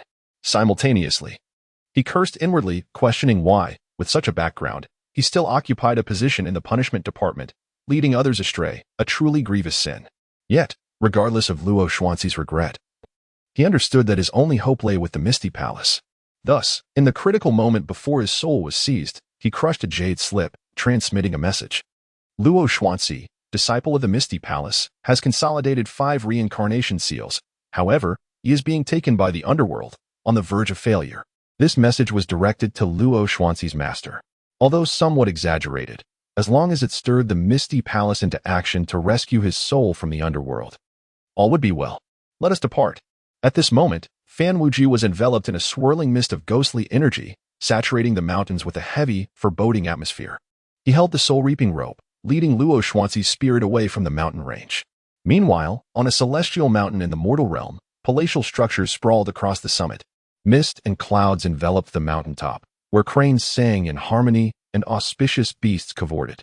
A radiant rainbow descended from the heavens, its brilliance unmatched, cascading from the sky, exuding ethereal energies. This mountain, known as Qingluo, served as the entrance to the Misty Palace, Luo Xuanzi's sect. At that moment, within a majestic hall on Qingluo Mountain, several elders sat solemnly, their expressions grave as they regarded the dark figure that had just entered. The figure was shrouded in an aura of ghostly energy, with ghastly faces swirling around him, silently roaring towards the assembly. Clad in a black robe adorned with intricate patterns, exuding an air of mystery, his piercing gaze radiated authority. As they beheld the figure within the hall, tension gripped the hearts of all present. These elders, each a true immortal and well-versed in the ways of the world, instantly recognized the identity of the newcomer, King Qin Guang, one of the 10 Yama kings of the Underworld, Jiang Xin. At this moment, within the Qingluo Palace, all the elders wore grave expressions, their gazes fixed upon Jiang Xin at the center of the hall, their eyelids twitching. How had this formidable figure from the Underworld arrived at Qingluo Mountain without a sound? What were his intentions? All eyes were drawn to Jiang Xin. Although the 3 realms had been settled, the Underworld remained a domain accessible only to the deceased, regardless of the Underworld's might. Its mere mention carried a certain weight of intimidation. King Qin Guang, we are honored by your unexpected presence. What counsel do you bring? An elder finally spoke, his voice steady. This man, draped in a luxurious robe and exuding an extraordinary demeanor, was none other than Kunsang, the grand elder of the Miao Miao Palace. Upon hearing this, Jiang Xin lifted his gaze towards Kunsang and solemnly inquired, "Where is your master, Mo Guang?" "Master is away and will not return for a few days," Kunsang replied. Just as Jiang Xin was about to respond, the sound of hurried footsteps echoed from outside the hall, and an elder rushed in with great speed. Upon entering, he was met with the sight of Jiang Xin, his presence shrouded in a chilling aura. The elder was taken aback, his eyes darting towards Kunsang, his lips moving as if to utter something. Suddenly, Kunsang's expression shifted dramatically as he turned to Jiang Xin, the realization dawning upon him regarding Jiang Xion's purpose for being there. Taking a deep breath, Kunsang spoke gravely. "King Qin Guang, your actions in the Underworld are guided by heavenly decree. Our disciple, Luo Xuanzi, has yet to finish his mortal lifespan. Why have you drawn him into the realm of the dead? Yet to finish his lifespan?" Jiang Xin raised his head, regarding Kunsang with a solemn tone. "Luo Xuanzi has persistently meddled in the affairs of my Underworld, and after deliberation among my 10 officials, his lifespan has been curtailed. I have come here to deliver a warning to your Miao Miao Palace. The Underworld is a crucial territory of the 3 realms. Should anyone dare to interfere again, Luo Xuanzi shall face the consequences." "You." Kunsang's aged face flushed crimson, and he opened his mouth to retort, but was met with Jiang Xion's piercing gaze, eyes as dark and unfathomable as an abyss, rendering him speechless. The 10 Yama kings of the Underworld were formidable, and perhaps only the master Mo Guang possessed the strength to contend with Jiang Xin. If the elders dared to utter another disrespectful word, none would be able to restrain Jiang Xin should he unleash his fury. "Do you have any objections?" Jiang Xion's voice resonated, a formidable aura of ghostly energy enveloping the hall in an instant. The atmosphere became thick with a chilling dread. Kunsang's expression shifted, and he quickly stammered, "No, I do not dare." "Humph." Jiang Xin scoffed before turning to depart. As he exited the hall, the elders of the Miao Miao Palace collectively exhaled, feeling a chill run down their spines, drenched in cold sweat. The intimidation Jiang Xin exuded was overwhelming, even without striking a blow. His mere presence was enough to instill fear. "Grand Elder, What transpired? Surely, it cannot be as simple as Luo Xuanzi being claimed? An elder with white hair inquired. They understood that even if Luo Xuanzi had been taken, the Grand Elder would not have reacted so strongly. There must be another underlying reason. Luo Xuanzi is in the process of gathering the Reincarnation seal, the Grand Elder replied solemnly. The Reincarnation seal? Everyone was taken aback. As the Wheel of Reincarnation seal was the secret art of the mysterious palace, a legendary skill passed down from the founding ancestor. Mastering the ninefold Reincarnation seal would bestow upon one an indomitable battle spirit, unrivaled in strength. However, it is said that throughout history, apart from the progenitor, no one has successfully mastered it. This is closely tied to one's innate talent in the realm of the underworld. A person's aptitude holds great significance, often. Even after having refined 8 seals, when it comes to the 9th, the previous 8 inexplicably vanish, revealing the issue of one's inherent quality. Alternatively, one may find themselves unable to withstand the power of the 9 seals, leading to their soul being shattered. The Underworld, as the resting place for all souls, houses the Reincarnation Gate, one of the most enigmatic entities in existence, serving as the core of cosmic cycles. The guardians of reincarnation would never permit others to exploit the Reincarnation Gate for cultivation, especially during the refinement of the seals, which amounts to an act of thievery of the powers of reincarnation. Such occurrences cannot be tolerated.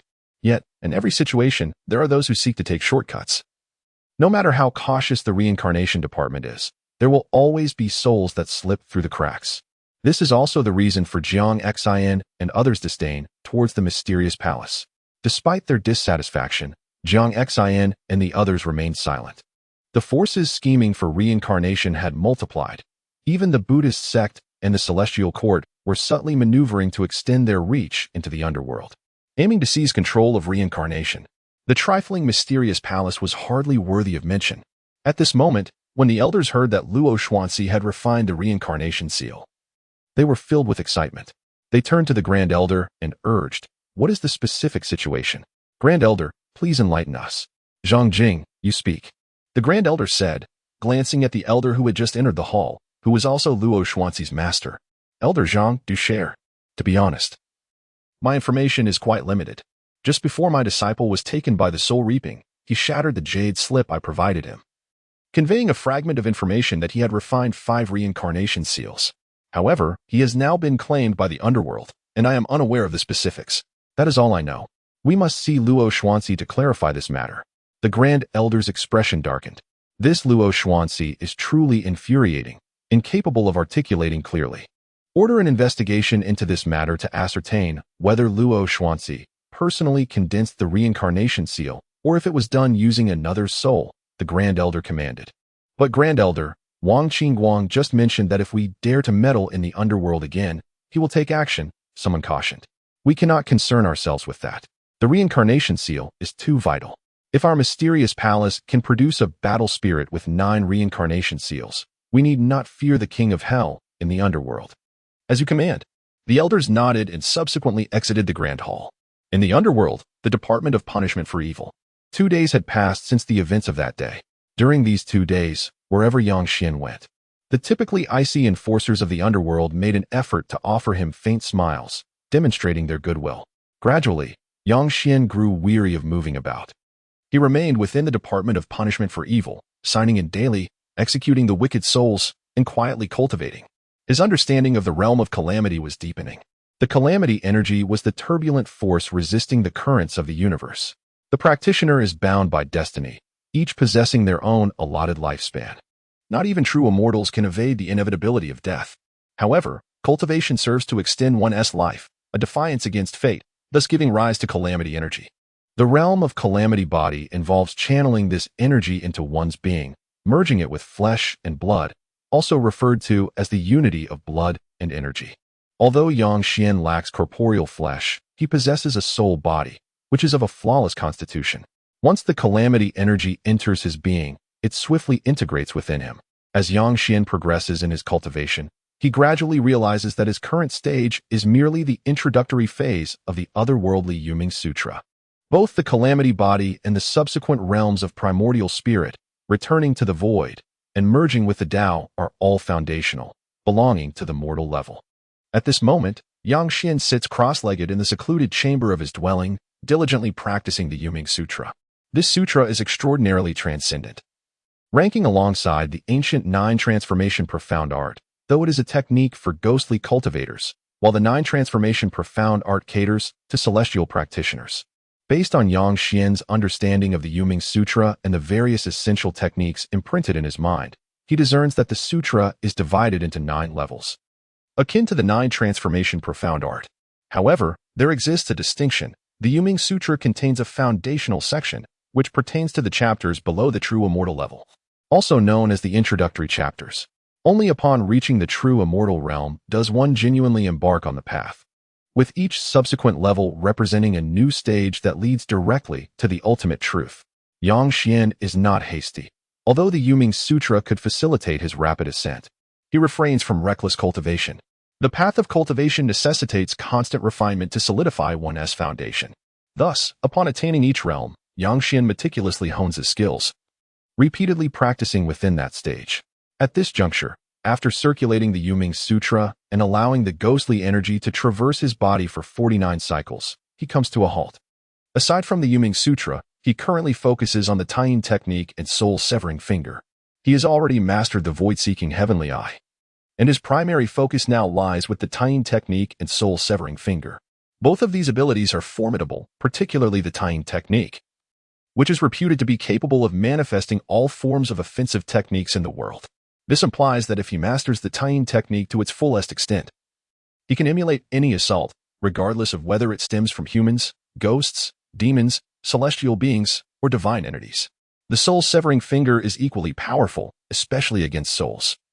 To date, Yang Xian has only grasped the intricacies of its shocking prowess, while the more lethal aspects remain elusive. These 2 techniques are the ones Yang Xian has cultivated the most, one capable of manifesting various attacks across the realms, the other capable of annihilating souls in silence, a truly terrifying combination. Taking a deep breath, Yang Xian begins to contemplate the tying technique. His time spent in cultivation has been relatively short, and he remains unfamiliar with the formidable offensive methods of various races. Thus, he is uncertain about the level he has attained in the tying technique. However, he is aware that his insights into this technique are deepening. As night descends upon the underworld, Yang Xian rises and makes his way beyond the confines of Fengdu City. During this period, he has not returned to Tying Mountain to check in. He seeks to find a new location for his sign-in. The punishment office has already been rendered ineffective for him, yielding rewards that are akin to a tasteless morsel, neither satisfying nor worth discarding. Therefore, he must swiftly seek out a new sign-in site. Soon, Yang Xian once again left the city and ventured onto the path of reincarnation. To be honest, he yearned to sign in at the Reincarnation Gate, which is regarded as the most enigmatic place in the universe. Signing in there would undoubtedly yield bountiful rewards. However, he hesitated, for the Reincarnation Gate is a sacred ground of the netherworld, forbidden to idle spirits. If he were to enter and be cast into the Reincarnation Gate, all would be lost. Ultimately, Yang Xian exited the path of reincarnation, making his way towards the vast, desolate underworld. As the blood moon began to rise, Yang Xian discovered a sign-in location. It was a ruin, marked by crumbling walls and shrouded in thick, ominous mist, with lingering souls meandering through the debris. Ding. A new sign-in location detected. Would you like to sign in? Sign in. Ding. Sign-in successful. Reward, Calamity Chi Pill. Yang Xian sighed. After much effort to find a sign-in spot, the reward turned out to be a Calamity Chi Pill. This pill, formed from the condensation of Calamity Chi, is highly beneficial for cultivation, yet for Yang Xian, its significance was somewhat diminished. The effects of his 9-turn golden pill had yet to be fully expended, so he had no immediate need for additional elixirs. Nonetheless, he did not dwell in disappointment, for the rewards here surpassed those from repeatedly signing in at the punishment department. Suddenly, Yang Xian recalled a fact. With his current reputation in the punishment department, he could likely access any division therein. Why had he not thought of this before? This realization ignited a sense of inexplicable excitement within him. He promptly turned around and headed towards Fengdu City. In the days that followed, apart from frying wandering souls for the punishment department, Yang Xian diligently signed in at various branches within Fengdu City. Before long, half a month had passed, during which he accumulated a plethora of treasures, talismans, array diagrams, elixirs, magical artifacts. He even acquired skills in alchemy and artifact forging. In summary, Over this fortnight, Yang Xian had obtained 15 distinct methods, none of which were mundane. Every inferno, being a branch of the punishment department, naturally offered high-tier rewards. During these 2 weeks, his cultivation had also seen significant enhancement. He had reached the late stage of the calamity body realm, on the verge of a breakthrough. The rapid progression in his cultivation could be attributed to the efficacy of the 9-turn golden pill. He sensed that the pill's effects would suffice to support him in mastering the foundational chapters of the Netherworld Sutra. However, he was unperturbed. Once the effects of the 9-turn golden pill waned, he could rely on the rewards from his sign-ins to continue his cultivation, while daily practicing the Netherworld Sutra to solidify his foundational Tao. One day, Yang Xian dutifully entered the Grand Hall of the Punishment Department to collect documents for the frying of souls and to address a malevolent spirit. Just as he was about to leave with the spirit in tow, he suddenly beheld a soul that left him astounded. This soul was familiar to him. Not only did he recognize it, but their past encounters in the mortal realm had been deeply intertwined, not through camaraderie, but rather enmity. The soul was named Wei Feng, a former minion of Empress Xiao of the Great Liang Kingdom, who had committed many nefarious deeds on her behalf. Moreover, this individual had played a role in Yang Xian's own demise. At this very moment, Wei Feng beheld Yang Xian, and he was instantly rendered speechless, his mind in disarray. He had never anticipated that Yang Xian would be serving in the underworld, particularly in the capacity of a frying officer. This revelation nearly caused him to lose all composure. During their time in the mortal realm, although he refrained from overtly bullying Yang Xian, he had not hesitated to undermine him in secret. Little did he realize that upon arriving in the underworld, retribution awaited him. He vividly recalled being sentenced to frying in the court of law. "What are you standing there for? Move." Just then, a voice pierced through the air, startling both Yang Xian and Wei Feng from their reverie. Behind Wei Feng, a ghostly officer urged him onward. Yang Xian turned towards the specter and cleared his throat before speaking. "Good sir." Upon recognizing Yang Xian, the ghostly officer immediately bowed. "Your humble servant pays homage to the 13th frying officer." Wei Feng was taken aback. Having occupied a high position in the mortal realm for many years, he was well aware of the intricate rules of the bureaucratic system. Observing the demeanor of the ghostly officer in charge of his confinement, it became evident that Yang Xian held considerable sway within the punishment department, eliciting a sense of respect. "Brother, please relay to the 7th frying officer that we shall exchange duties," Yang Xian instructed, recognizing the ghostly officer as one of the subordinates to the 7th frying officer. "Yes, of course." The ghostly officer dared not refuse and promptly transferred Wei Feng to Yang Xian. As they exchanged places, Yang Xian led Wei Feng towards the frying cauldron. The 4th prince. Along the way, Wei Feng's soul trembled, and he stammered in fear. Yang Xian turned back, a scornful smile playing on his lips. "We meet again. Wait a ren. 4th prince, I was wrong, truly wrong. Please, overlook my transgressions and spare me," Wei Feng quavered. "Enough with the pleasantries. Follow me. There are matters I must inquire about," Yang Xian stated. Beside the frying cauldron of the punishment department, Zhang Yu and the others stood solemnly in place. Throughout this time, their association with Yang Xian had elevated their status, and even the executioners treated them with courtesy.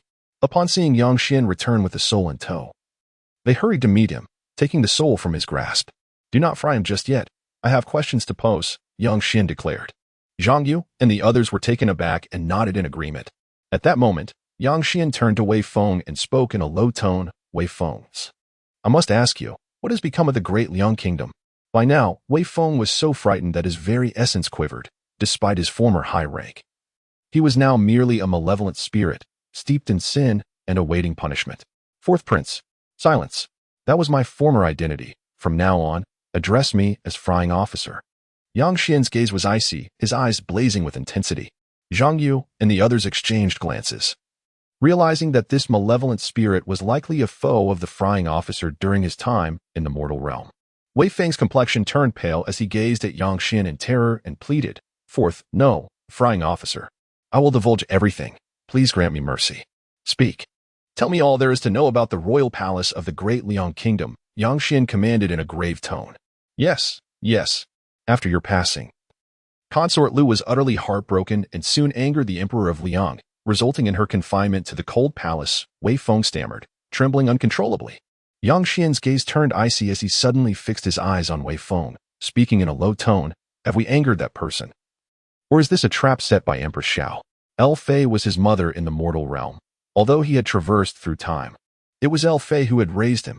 In the royal family, a mother's status is elevated by her son, and Fei had treated him exceptionally well. After 20 years of companionship, Yang Xian regarded Fei as his own mother. Thus, upon hearing that Fei had been cast into the cold palace, Yang Xian's expression darkened completely. It is a scheme by Empress Xiao, Wei Feng replied, unable to meet Yang Xian's gaze. His head bowed. Humph. Yang Xian scoffed coldly. If that is indeed the case, Fei may be in grave danger. Contemplating this, Yang Xian's voice grew somber. What is Fei's current state? I do not know, but as I was being drawn into the underworld, Empress Xiao had already issued a decree to eliminate Fei, Wei Feng said. At these words, Yang Xian's expression shifted, fury igniting within him. After a moment of reflection, a sense of dread washed over him. Wei Feng had undergone a series of procedures upon entering the underworld, traversing the Ghost Gate, the Court of Judgment, and now arriving at the Court of Punishment. This entire process would take at least 3 days, which meant that 3 days had already elapsed since Empress Xiao issued her order. 3 days was ample time for many events to unfold. Yang Xian, filled with anxiety, found himself unable to continue listening. Throw this wretched soul into the frying cauldron 100 times, 100 times. Yang Xian bellowed.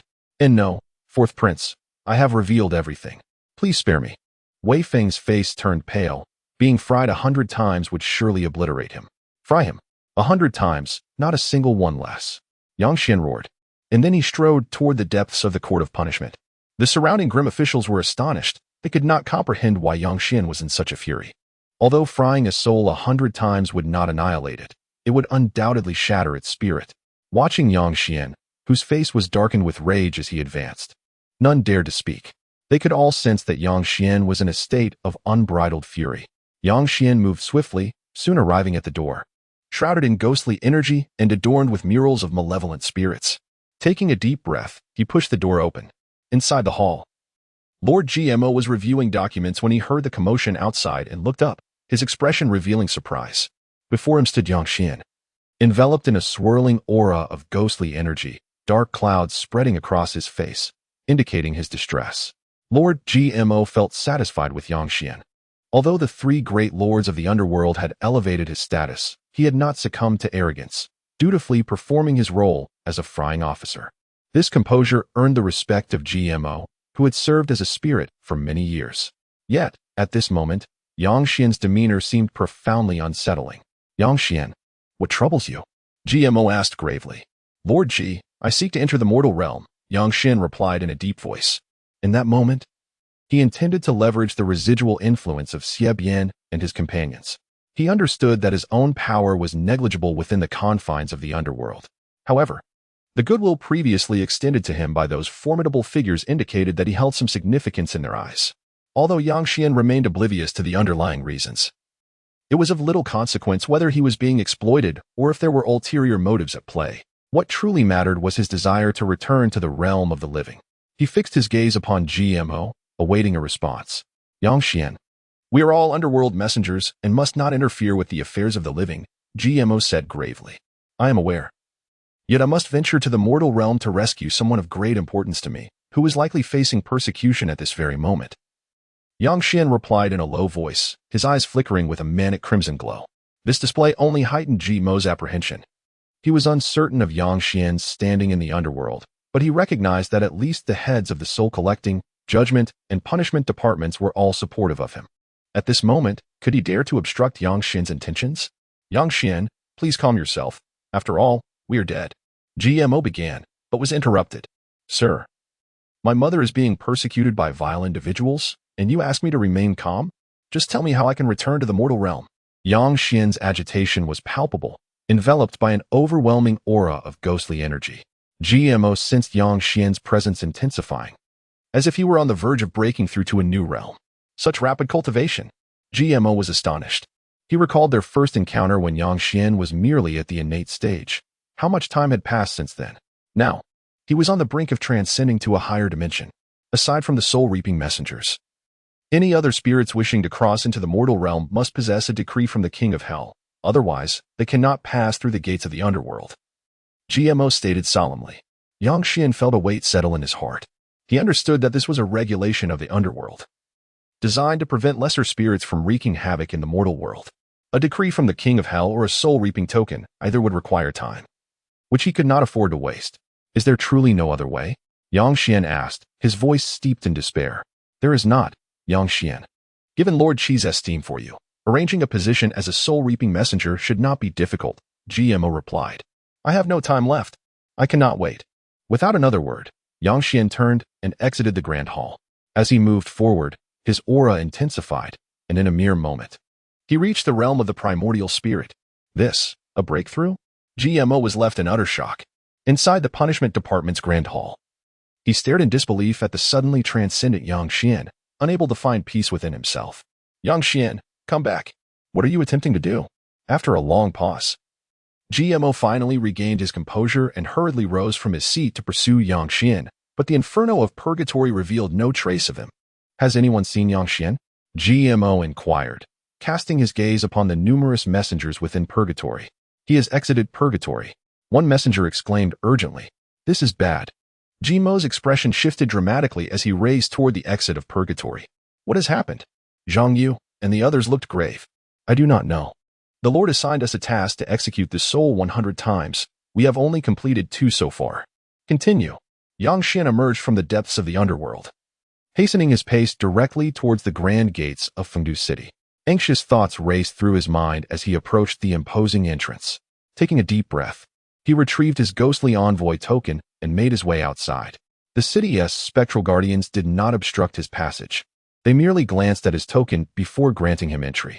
After all, the vastness of the underworld meant that even ghostly envoys could not remain confined within Fengdu City indefinitely. Soon, Yang Xian found himself outside the city walls, fully aware that to escape the gates of the underworld, he needed to acquire a soul-reaping token. A forceful breach was out of the question, for each of the 5 gates of the netherworld was diligently guarded by a ghostly emperor, capable of subduing any intruder in an instant.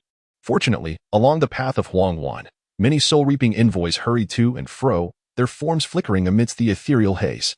As Yang Xian traversed the Huangwan road, surrounded by ghostly apparitions and enveloped in a shroud of spectral energy, he finally spotted a solitary soul-reaping envoy.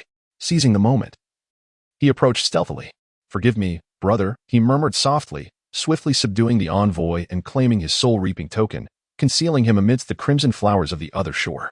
With the token in hand, Yang Xian dashed towards the gates of the underworld. Brother, is it really necessary to be in such a rush for a mundane errand? Chortled one of the passing soul-reaping envoys. Yang Xian remained silent, his thoughts consumed by the urgency of reaching Lady L and the Dalian Kingdom. At last, he arrived at the gates of the underworld, vividly recalling this very threshold as the one he had crossed into the netherworld under the guidance of the soul-reaping envoys. It was likely the closest gate to the Dalian Kingdom. The gates loomed magnificently, adorned with mysterious patterns that exuded a thick, ominous aura, shrouded in dense mist that lent an eerie atmosphere. Token, intoned the spectral soldiers stationed at either side of the gates, their demeanor cold and their presence formidable, emanating a palpable ghostly energy. Yang Xian's expression turned serious as he presented the soul-reaping token. After a brief inspection, the soldiers glanced back at him before allowing him passage. Only after stepping beyond the gates did Yang Xian finally feel a sense of relief. He feared detection that might lead to conflict. Beyond the gates lay a mountain range steeped in chilling shadows, enveloped in mist and ghostly energy, rendering visibility to naught. Ghostly envoys moved rhythmically in and out of the gates. Trailing behind them were solemn spirits clad in white garments, their expressions devoid of emotion. Of course, there were also the defiant ones, who, under the grip of the soul-reaping envoys' ropes, cried out in despair, swiftly subdued. Yang Xian surveyed his surroundings. It was the dead of night in the mortal realm, the landscape cloaked in darkness as he navigated towards the Dalian Kingdom, guided by memory. Meanwhile, within Fengdu City, GMO emerged from the 12 offices of punishment, his expression grave as he made his way to the residence of the god of punishment, the Black Ghost King. Yang Xian's background was substantial, and he dared not report his unauthorized entry into the mortal realm. Once he intervenes in the affairs of the mortal realm, he will inevitably transgress the celestial regulations and infernal laws, leading to potential complications. Contemplating this, GMO quickened his pace. As one of the 10 infernal commanders, the Black Ghost King naturally possessed his own shadowy abode. It was a grand mansion, steeped in a dense atmosphere of darkness, from which a colossal, ghostly visage emerged, looming over the estate. At this moment, GMO arrived at the entrance of the mansion, where the little ghost tasked with guarding the infernal residence recognized him and offered a slight bow before granting him passage. Inside a hall teeming with ghostly energy, the surroundings exuded a chilling aura, adorned with grotesque carvings of malevolent spirits on the walls, their fierce visages glaring ominously. At that moment, the Black Ghost King sat enthroned, a fine jug of wine before him, while enchanting ghostly maidens danced gracefully within the hall. Each of them, captivating in form and enveloped in ethereal energy, exuded an alluring charm, their fluid movements captivating all who beheld them. "Your Excellency, something is amiss." Just as the Black Ghost King was engrossed in the mesmerizing performance of the ghostly maidens, an incongruous voice intruded. The tone was urgent, laced with a hint of panic. The Black Ghost King's expression darkened as he turned to see GMO hastening towards him. GMO, momentarily entranced by the alluring spectacle, navigated through the throng of ghostly maidens, the air perfumed with an enchanting fragrance that invigorated his spirit, prompting him to close his eyes in delight. Indeed, the life of the Divine Lord was quite indulgent. "GMO, why have you left the 12 offices to come here?" The Black Ghost King's demeanor was grim as he waved his hand, signaling the ghostly maidens to withdraw. The king's admonition startled GMO, sending a shiver down his spine as he realized he had interrupted the Divine Lord's revelry. "Your Excellency, this matter is of great significance, and I deeply apologize. Enough with the pleasantries. Speak.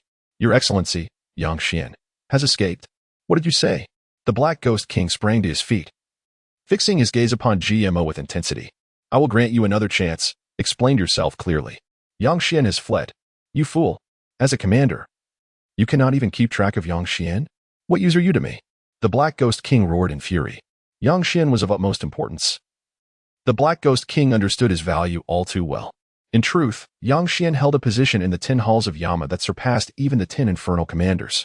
Should anything happen to him, the 10 halls of Yama would surely erupt in wrath, whereas minor mishaps involving the commanders might only elicit a mere frown. "Your Excellency, I could not prevent it." "Where did he go?" "To the mortal realm." "What? The mortal realm? How could you allow him to go there?" The Black Ghost King exclaimed in shock. "What is the situation? Explain yourself clearly, or I shall make an example of you today," he thundered. GMO's soul quivered, and he took a deep breath, knowing that if he failed to clarify matters today, he would likely face a severe punishment. Within the grand hall of the infernal mansion, the Black Ghost King and GMO stood solemnly, the gravity of the situation weighing heavily upon them. The Black Ghost King wore a grim expression, his heart unsettled by the sudden appearance of Yang Xian in the realm of the living. What is this realm? It is the celestial immortal world, teeming with numerous sects and countless practitioners, including many formidable beings beyond the true immortal level. Though they do not serve in the heavenly court, they belong to the Taoist sect and are occasionally subject to its directives. Yang Xian, a mere ghost, had entered the realm of the living without proper cause, neither as a messenger of the underworld nor as a collector of souls. What could be his purpose? Should he be mistaken for an evil spirit by the local deities, such as land gods or mountain gods, chaos would surely ensue, driving the 10 kings of hell into a frenzy. What was Yang Xian truly seeking in the realm of the living? The more the Black Ghost King pondered, the more anxious he became, unable to restrain himself from growling in frustration. He declared that his mother was being persecuted and was in imminent danger, and that he intended to rescue her. Upon hearing this, the Black Ghost King fell silent. This implied that Yang Xian's incursion into the realm of the living was likely to interfere with affairs there. Although the underworld supervises the 3 realms, it is bound by celestial laws and cannot meddle in the realm of the living. The living belong to the realm of light, while the dead belong to the realm of darkness. The underworld governs the departed but cannot intercede in the affairs of the living. Should the underworld encroach upon these matters, it would provide ammunition for those who harbor grievances against it, leading to denunciation before the heavenly court. Many are discontented with the existence of the underworld, perceiving it as a sword poised to fall upon the heads of countless practitioners. Even true immortals are not exempt. They too cannot achieve eternal life, as they may be summoned at any moment. Hence, many seek to infiltrate the underworld, yearning to control the cycle of reincarnation and the secret of immortality. Even the heavenly court and the Western Buddhist sect aspire to dominate this cycle. If Yang Xian were to meddle in the realm of the living today and be reported by those with ulterior motives, the ramifications would be profound. On a minor scale, Yang Xian would violate celestial laws, facing the punishment of soul scattering. On a grander scale, it would reflect poorly on the lax governance of the underworld, resulting in collective punishment. In short, should those discontented with the underworld seize upon Yang Xian's misstep, his demise would be inevitable. Follow me. The Black Ghost King's expression darkened to the point of being almost palpable. With that, he strode towards the hall's exit, and GMO, with a solemn face, dared not delay and followed closely behind. The Black Ghost King's demeanor was grave as he practically flew towards the Hall of Guangwang. Feeling the weight of responsibility for Yang Xian's fate, the Hall of Guangwang was shrouded in a chilling mist, exuding an eerie aura. Seated at the head of the hall was King Qin Guang, Jiang Xian, clad in dark robes. Jiang Xian possessed an ethereal beauty and striking features. Had it not been for the heavy aura of ghostly energy surrounding him and the dark lines occasionally creeping across his face, none would believe him to be the fearsome king of hell from underworld lore. He was simply too handsome. At that moment, hurried footsteps echoed from outside the Hall of Guangwang. Almost instantly, the imposing figure of the Black Ghost King entered. "My king, trouble has arisen," he declared with a serious tone. "What is it?" Jiang Xian raised his gaze to meet the Black Ghost King's, discerning from his expression that the matter was of great significance. Yang Xian has unlawfully entered the realm of the living to save his mother. Upon hearing this, Jiang Xian's eyes flickered with dark energy, and with a swift motion of his hand, a document materialized, revealing Yang Xian's fateful decree. Yang Xian, once the fourth prince of the Dalian kingdom, fell victim to the treachery of Empress Xiao and met his demise. His mother, concubine L. Jiang Xian, upon reading this, closed the document, grasping the entire situation. Yang Xian's journey to the mortal realm was undoubtedly motivated by his desire to protect his mother from further harm and persecution by Empress Xiao. At this moment, Jiang Xian's expression turned grave. Yang Xian's departure would surely intervene in earthly affairs. He understood that should Yang Xian involve himself in the matters of the living, the underworld would inevitably attract the ire of certain schemers. However, obstructing Yang Xian was not a feasible option. After all, the other party was his mother, unless forcibly restrained. Persuading him would be an impossible task. Yet, if they were to employ force, Yang Xian would certainly harbor resentment towards them, making it exceedingly difficult to enlist his aid in unraveling the mysteries of Tayin Mountain in the future. With a furrowed brow, Jiang Xian glanced at the Dark Ghost King, who trembled and promptly lowered his head. "Gentlemen, gather here," he communicated telepathically to the 9 other Yama Kings. In a short while, the figures of the Yama Kings materialized within the hall of the King abroad. "Jiang Xian, what troubles you?" inquired the equal king, Xuan, his brow knitted in concern. The other Yama Kings turned their gazes toward Jiang Xian, awaiting his response. "We have encountered a dilemma," Jiang Xian sighed, his tone somber. "What has transpired?" "That young man has escaped. He has entered the mortal realm." "What?" "He should understand that he is a ghostly envoy of the underworld, and without orders, he cannot freely traverse its borders. We can retrieve him. It is futile. Even if we manage to bring him back, it cannot be done in this manner." Jiang Xian's expression grew serious as he turned to the other Yama Kings. "He has returned to save his mother." Upon hearing this, the 10 Yama Kings, known for their cold demeanor, could not help but sigh collectively. None of them had sprung from the cracks of stone. Although they now held positions of authority within the underworld, each had once had a mother. There are times when one is acutely aware that certain actions are misguided. Yet one must still act in accordance with their heart. What shall we do now? The 10 Yama Kings fell into silence once more. They were astute individuals, cognizant of the pros and cons of the situation, thus ensnared in a moral quandary. To protect Yang Xian would likely lead to the underworld being schemed against. To abandon him would eliminate any possibility of seeking his assistance. Yang Xian must not come to harm. Suddenly, Jiang Xian spoke with a grave tone.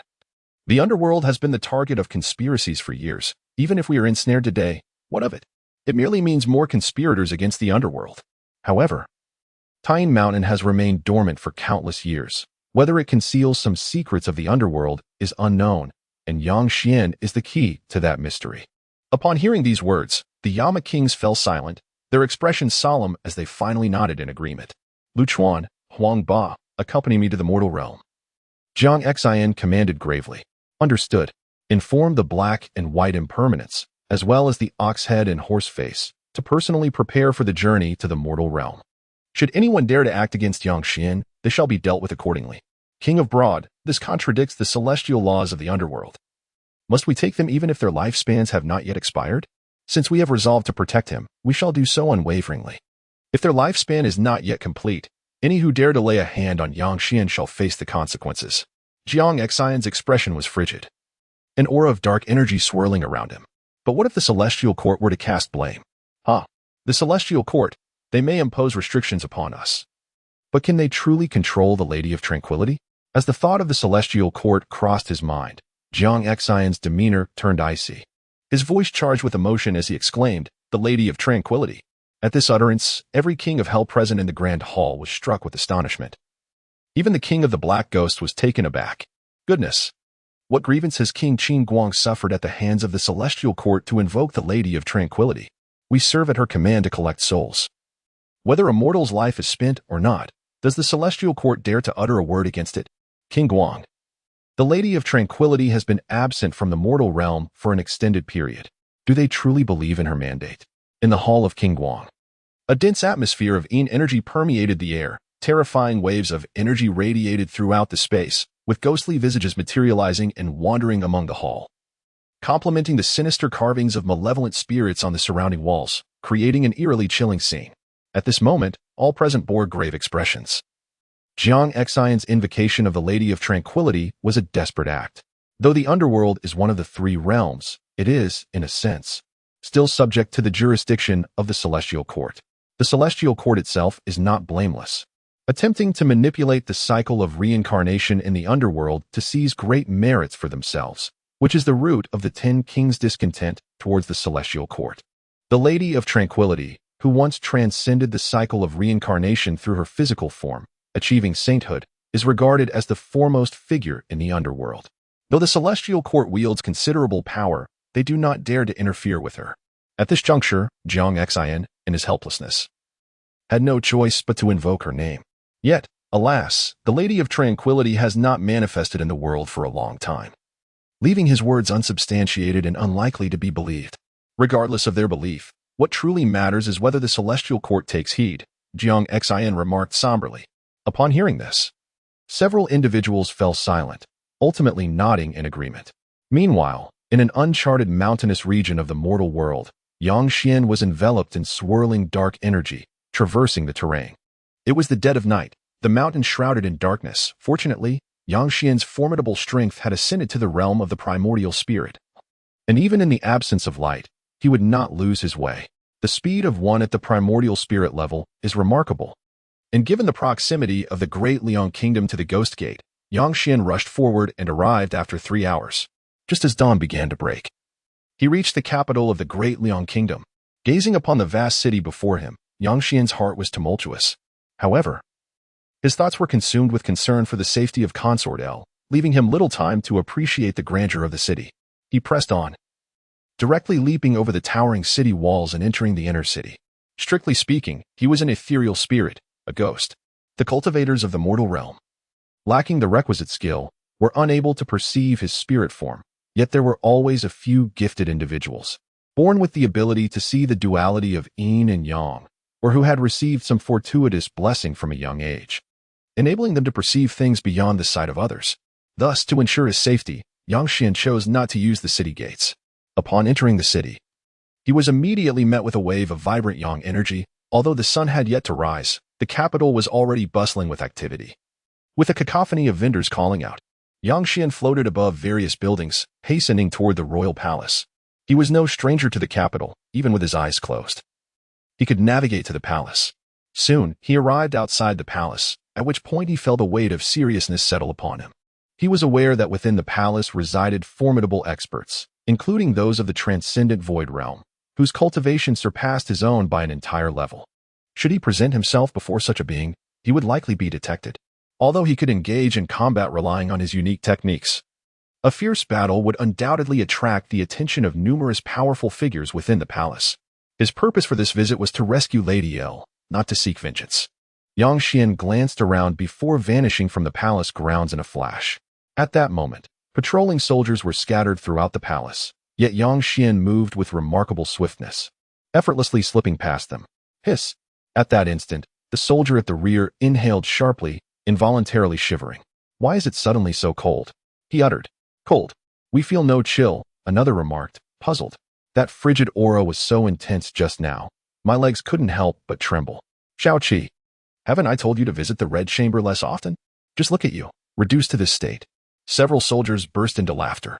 Silence. Maintain your composure. We are on patrol, barked the captain at the forefront. He glanced back at the last soldier, whispering Xiaoqi. Which enchanting maiden from the Red Chamber has bewitched you to such a degree? Do introduce her to me. Captain, I assure you that I haven't. Xiaoqi replied, exasperated. There truly was a chill that passed by me just now. I am not deceiving you. Could it be a ghost? Suddenly, Xiaoqi exclaimed. His expression fraught with anxiety as he scanned the surroundings. What nonsense is this in broad daylight? The captain retorted, his demeanor shifting to one of caution as he surveyed the area. Abruptly, his gaze narrowed.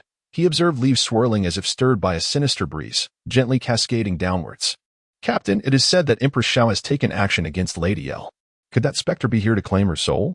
One soldier suggested mysteriously. Silence. Speak such nonsense again, and you may find your head on the chopping block, the captain admonished, startled by the gravity of the situation. Such matters were not to be trifled with, especially now that Empress Xiao wielded significant power, controlling the very essence of the DeLiang kingdom. Should these words reach her ears, the consequences would be dire. Lady L had perished just a day prior, a fact known by nearly all within the palace. They were acutely aware that it was the work of Empress Xiao. Yet, despite this knowledge, no one dared to voice it. Even if the entire palace understood that Lady L had met her demise at the hands of Empress Xiao, as long as no one spoke of it, they remained safe. Everyone was acutely aware that should this matter circulate within the palace, those privy to the truth would be silenced.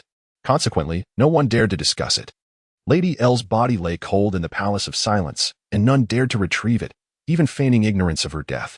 Remember, some things, once spoken, may cost you your life. The captain glared fiercely, his eyes glowing with a menacing light, an aura of lethal intent enveloping him as he addressed the soldier. Captain, I understand my mistake, the soldier stammered, his complexion paling in an instant, his voice trembling. Yang Xian, meanwhile, had not overheard the soldiers' exchange. He had already arrived at the cold palace. This is a desolate palace, devoid of any vitality, its structure in disrepair, resembling an elderly figure on the brink of death. Yang Xian stood atop a tower in the cold palace, gazing into its depths. The courtyard was littered with fallen leaves and overgrown with weeds, presenting a scene of utter desolation, void of human presence, sorrowful and bleak. It was the same cold palace where Yang Xian had once dwelled. At that moment, he felt a profound emptiness within its confines, causing his heart to sink. He leapt from the tower, surrounded by an eerie aura, treading upon the moss-covered stone path toward a room devoid of window paper. Red silk ribbons were tied to the disarrayed window frames, swaying helplessly in the chilling wind, seemingly lamenting, as if weeping. Mother, gazing at the swaying ribbons, Yang Xian could not help but whisper. In that instant, his soul trembled, stirred by an overwhelming emotion. Through the slightly ajar door of the cold palace, he beheld a woman clad in plain garments, lying upon the dilapidated bed. With a creak, Yang Xian's fingertips quivered as he forcefully pushed open the door, standing frozen in shock. A woman lay quietly upon the bed, her beauty unparalleled. Yet a hint of desolation graced her features. In that moment, she exuded no sign of life, having already departed from this world. Xiaoho, you must die? In that moment, Yang Xian's soul ignited with fury, an overwhelming wave of terror emanating from him, causing the entire hall to tremble.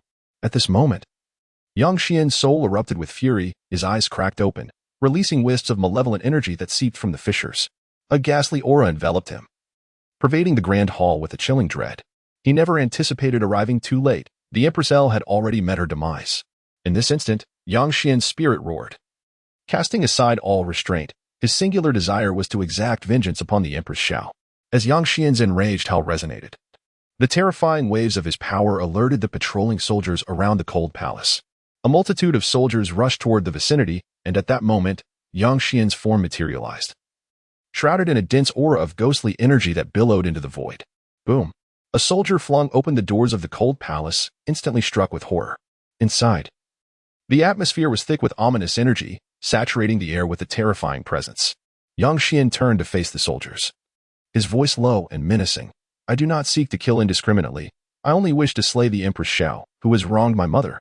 His gaze was icy, surrounded by a spectral energy that instilled fear, making it unbearable to meet his stare.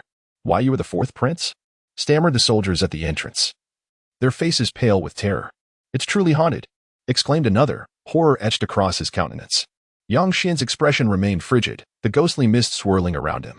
He pointed towards the empress cell within the palace and commanded, "Keep watch over her." Yang Xian's formidable presence, coupled with his ethereal aura, rendered the soldiers speechless. "Is it really you, fourth prince?" gasped the captain.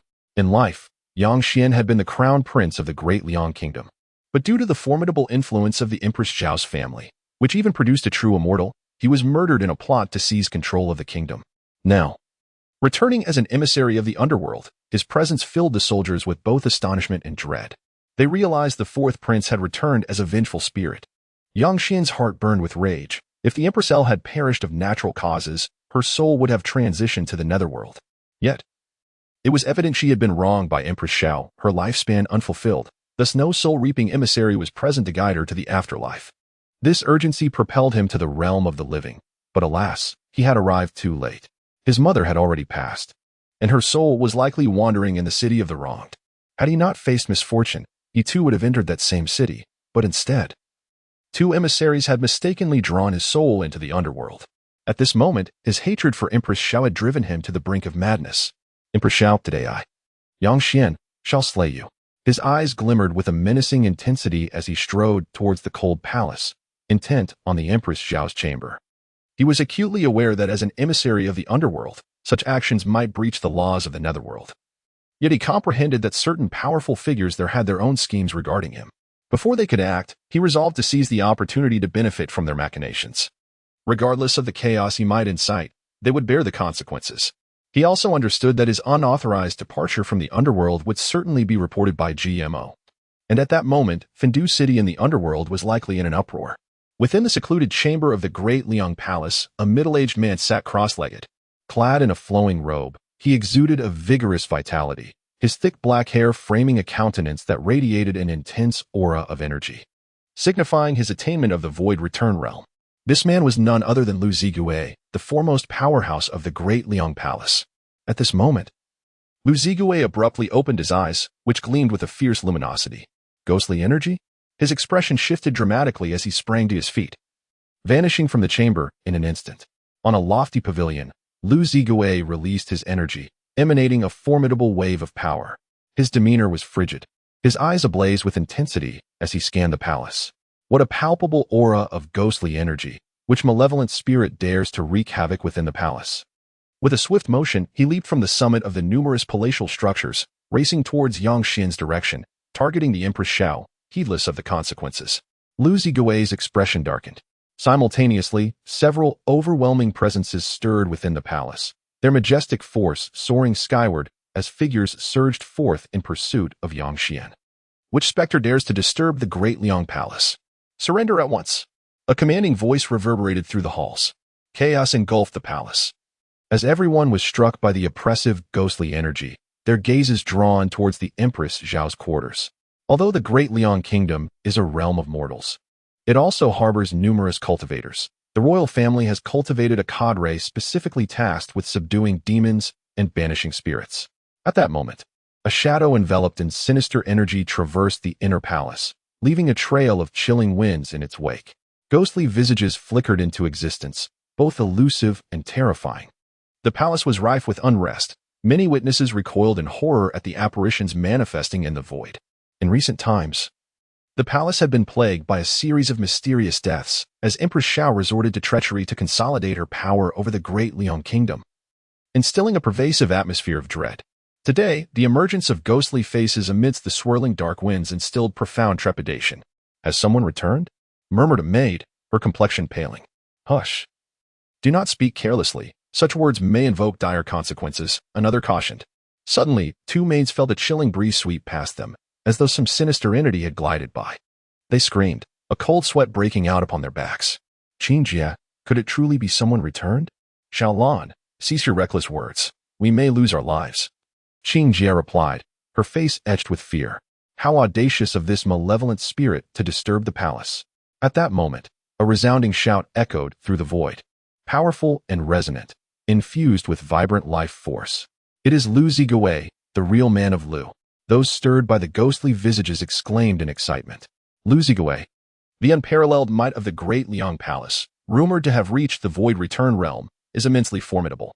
With his emergence, the mischief of the malevolent spirit shall surely come to an end. As this declaration resonated, tranquility descended upon the palace, and the populace felt their fears dissipate. Yang Xian turned around to behold a figure, vibrant with life energy, approaching rapidly through the void. He radiated energy, his blood surging forth, a potent aura enveloping him. It was a Taoist, clad in a flowing robe, a 3-foot sword slung across his back, his long hair billowing, exuding an overwhelming presence. Lu Zigui. This individual, Yang Xian, is undoubtedly recognized as the foremost powerhouse of the Daliang Imperial Palace.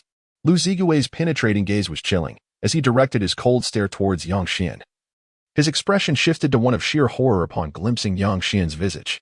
The fourth prince, is it truly you? Lu Zigui exclaimed in disbelief.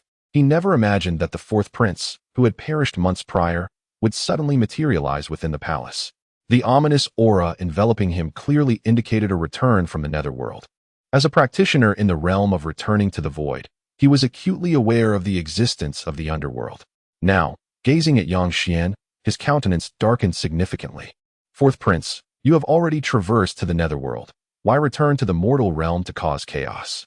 Do you intend to obstruct me? Yang Xian's eyes gleamed with an inky darkness, suffused with a chilling light. Fourth prince, I am the celestial master of the Daliang Imperial Palace. You now manifest as a malevolent spirit. Should you not withdraw, I shall take action to vanquish you. Within the palace, an oppressive aura of malevolence pervaded the air. Having reached the realm of the primordial spirit, Yang Xian radiated a potent energy that filled the void around him. He turned to Lu Zigui and spoke coldly, Malevolent spirits? Within this palace, there are those with hearts as treacherous as serpents and scorpions, more toxic than any evil ghost. Yang Xian paid no heed to Lu Zigui. Despite the latter being a practitioner of the returning void, Yang Xian felt no fear. He pivoted and strode directly towards the Ningxuan Palace. Fourth Prince, if you persist in this manner, do not blame me. Suddenly, Yang Xian sensed a surge of intense energy approaching from behind, accompanied by the sound of a sword's whistle as Lu Zigui made his move. With a flourish of his sword, a righteous energy emanated from Lu Zigui, and the blade danced like a dragon, shimmering with brilliance, transforming into a fierce assault directed at Yang Xian. Gentleman S sword. This was Lu Zigui's renowned technique. The Gentleman S sword art, characterized by its utmost yang and unfaltering strength, capable of delivering a formidable offensive. Lu Zhenren has indeed commenced with the Gentleman S sword. It appears the malevolent spirit transformed from the fourth prince possesses considerable prowess, a soldier murmured. At this moment, Yang Xian's steely gaze met the incoming sword light, and the tying technique activated instinctively. Waves of information regarding the Gentleman S sword flooded Yang Xian's consciousness, allowing him to interpret the sword art. A glimmer of realization struck him. The tying technique was indeed extraordinary, capable of evolving into the Gentleman S sword. With a sweeping motion of his hand, a torrent of power surged forth, and a long sword flew from the grasp of a soldier, landing directly in Yang Xian's hands. Clang! Yang Xian swung the sword. The ghostly energy swirling around him, the blade cried out, and the sword aura surged like a rainbow. That was everyone's expression shifted dramatically. They discerned that Yang Xian was also wielding the Gentleman S sword art, albeit imbued with a sinister aura. Pff. Lu Zigui coughed blood, staggering backward in the void before regaining his footing. Impossible! His face paled in shock. He could scarcely fathom that his signature technique had been learned by this malevolent spirit before him, and moreover, it had been employed to defeat him. Despite Yang Xian's apparent cultivation only reaching the realm of the primordial spirit. Indeed, Yang Xian was at the primordial spirit level, yet he was no ordinary individual. His soul was formidable, possessing a flawless constitution. Additionally, he was endowed with great fortune, though intangible, it truly existed, continuously nurturing his soul. Following a transformation through the 9 turns golden elixir, his power had become unparalleled. Moreover, the Junzi sword, evolved from the tying technique, far surpassed that of Lu Zigui, thus easily repelling him. At this moment, it was not only Lu Zigui who was astonished, all the soldiers nearby were equally taken aback. The once undefeated Lu Zigui, who had never faced defeat since becoming the celestial master of the great Liang Palace, was unexpectedly vanquished, and by his own renowned skill, leaving them in shock. You! How could this be? Lu Zigui exclaimed in disbelief. Swish! Yang Xian chose not to respond but instead hurled his longsword with great force, embedding it sharply at Lu Zigui's feet. The blade vibrated with a soft chime, enveloped in ghostly energy, emanating an ominous aura. Lu Zigui's expression shifted. The speed at which the sword had struck was so swift that he had no time to evade. Had Yang Xian harbored any intent to kill moments ago, his life would have been forfeit. Without uttering a word, Yang Xian turned and walked away, heading towards the Ningxuan palace. As he advanced, Lu Zigui, his countenance grave, followed closely with his sword drawn, accompanied by several other formidable warriors. Behind them trailed numerous soldiers, all gripping their weapons, cautiously pressing forward. At this moment, in the Ningxuan palace, the empress's quarters stood guarded by a battalion of soldiers, poised and ready. Yang Xian, enveloped in a swirling aura of ghostly energy, approached the entrance of the Ningxuan palace, his eyes shrouded in dark mist. "Fourth Prince, we are aware of the injustice of your demise. Yet we implore you not to make things difficult for us." A soldier trembled as he spoke. "Step aside." Yang Xian's voice was frigid, devoid of any emotion. "Have you caused enough chaos, fourth brother?" A commanding voice resonated from behind. A middle-aged man clad in a dragon robe approached, his countenance exuding authority, accompanied by several guards who hastened to his side. "We pay our respects to the Emperor of Liang." The crowd knelt in unison upon recognizing the figure. Yang Xian's expression hardened. He felt no warmth towards the man before him. "Fourth brother, is that truly you?" A slightly trembling voice emerged as a young man stepped forth from a cluster of soldiers. Dressed in resplendent attire, adorned with a feathered crown, he appeared strikingly handsome. "Seventh brother." Yang Xian's gaze softened just slightly. Born into the imperial family, familial bonds were often tenuous, yet Yang Xian shared a particularly close relationship with the seventh prince. "Fourth brother, you must return. The great Liang of today is no longer the same as before," the seventh prince said, his face etched with sorrow. His voice barely above a whisper, his gaze dimmed with a hint of helplessness. Silence. The emperor's voice was cold and harsh, chastising the seventh prince. Startled, the seventh prince shuddered and quickly fell silent, casting desperate glances at Yang Xian, urging him to depart. Yang Xian turned his gaze back to the emperor. His eyes once again shrouded in darkness, growing cold. He had never shared an emotional bond with the emperor. In his youth, the emperor was devoted solely to the realm, never nurturing ties with his sons. In Yang Xian's eyes, this was perfectly reasonable. Although the emperor was not a good father, he was, at least, a commendable sovereign. Yet at some point, the emperor had transformed, becoming tyrannical, impervious to counsel, and bloodthirsty. Subsequently, under the seduction of Empress Xiao, he had deposed Yang Xian, casting him into the cold palace. Ultimately, Empress Xiao had poisoned him. Yang Xian harbored doubts about the actions of Empress Xiao, believing that Emperor Liang remained oblivious to her machinations. Yet, he did not intervene. In fact, shortly after his demise, he banished concubine L to the cold palace.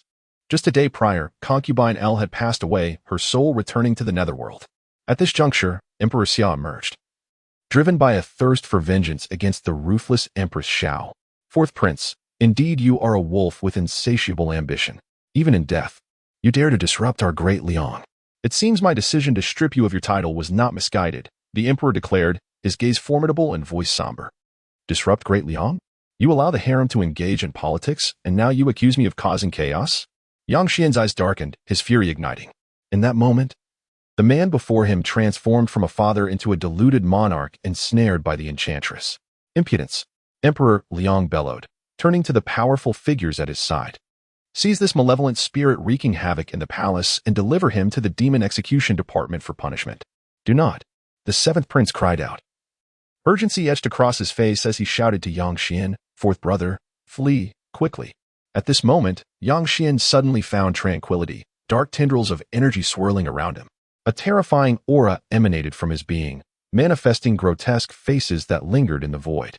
"Come forth. Whoever dares to obstruct me today shall meet their end." "Seize him," commanded the emperor. Instantly, several cultivators sprang into action, formidable and unfamiliar to Yang Xian, each having reached the realm of return to void. Swish. One drew his sword, a magnificent force of true energy filling the air as it sliced towards Yang Xian. Whoosh. Yang Xian pointed, unleashing a mysterious wave that surged toward his adversary. Soul-severing finger. Clang. The cultivator's sword fell to the ground with a resounding clang. Ah! The cultivator clutched his head in agony. Horror etched on his face as he seemed to confront an unfathomable terror, a visage of madness overtaking him. With a swift motion, Yang Xian grasped the fallen sword, wielding it to decapitate his foe. What? Everyone's expression changed, shock and disbelief washing over their faces as they regarded Yang Xian in awe. How could he be this powerful? The cultivators who had just departed from Emperor Liang halted, their steps faltering as they gazed at Yang Xian with grave concern. At this moment, within the Ningxuan palace, a resplendently attired woman stood at the entrance of a palace. Her beauty was striking, her phoenix eyes shimmering with a cold gleam. This woman was Empress Xiao, the daughter of the esteemed Xiao family of Great Liang. The Xiao family was a revered immortal clan, and 10 years prior, their prodigy Xiaoran had ascended to true immortality, elevating the family's status significantly. With the backing of the Xiao family, Empress Xiao rose to prominence within the harem. Now, with her eyes slightly narrowed, Empress Xiao observed the cultivator who had been slain by Yang Xian's sword from beyond the palace gates. With a clenched jaw, she muttered, "Useless wretch." As she spoke, she crushed a jade pendant in her hand. This pendant had been gifted to her by her brother, Xiaoran. Should she ever find herself in peril, breaking the pendant would alert him, and he would hasten to her side. At this very moment, Xiaoho realized that the malevolent spirit, transformed from Yang Xian, had the capacity to instantly slay the formidable warriors stationed by the Xiao family beside Liang Huang. Thus, it was highly probable that he could breach the Ningxuan palace. Beside Xiaoho stood 2 young eunuchs, their complexions pale and their features handsome. Yet they trembled in fear at the sight of Yang Xian, whose entire being was enveloped in a ghastly aura outside the palace.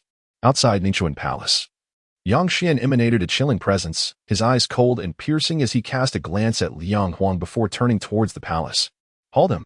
An urgent and shrill voice erupted from Liang Huang. Yang Xian paused, a wave of inexplicable unease washing over him upon hearing that voice. It felt as though this was not Liang Huang's voice. In his mind, Liang Huang had always been unyielding, even in the face of great peril.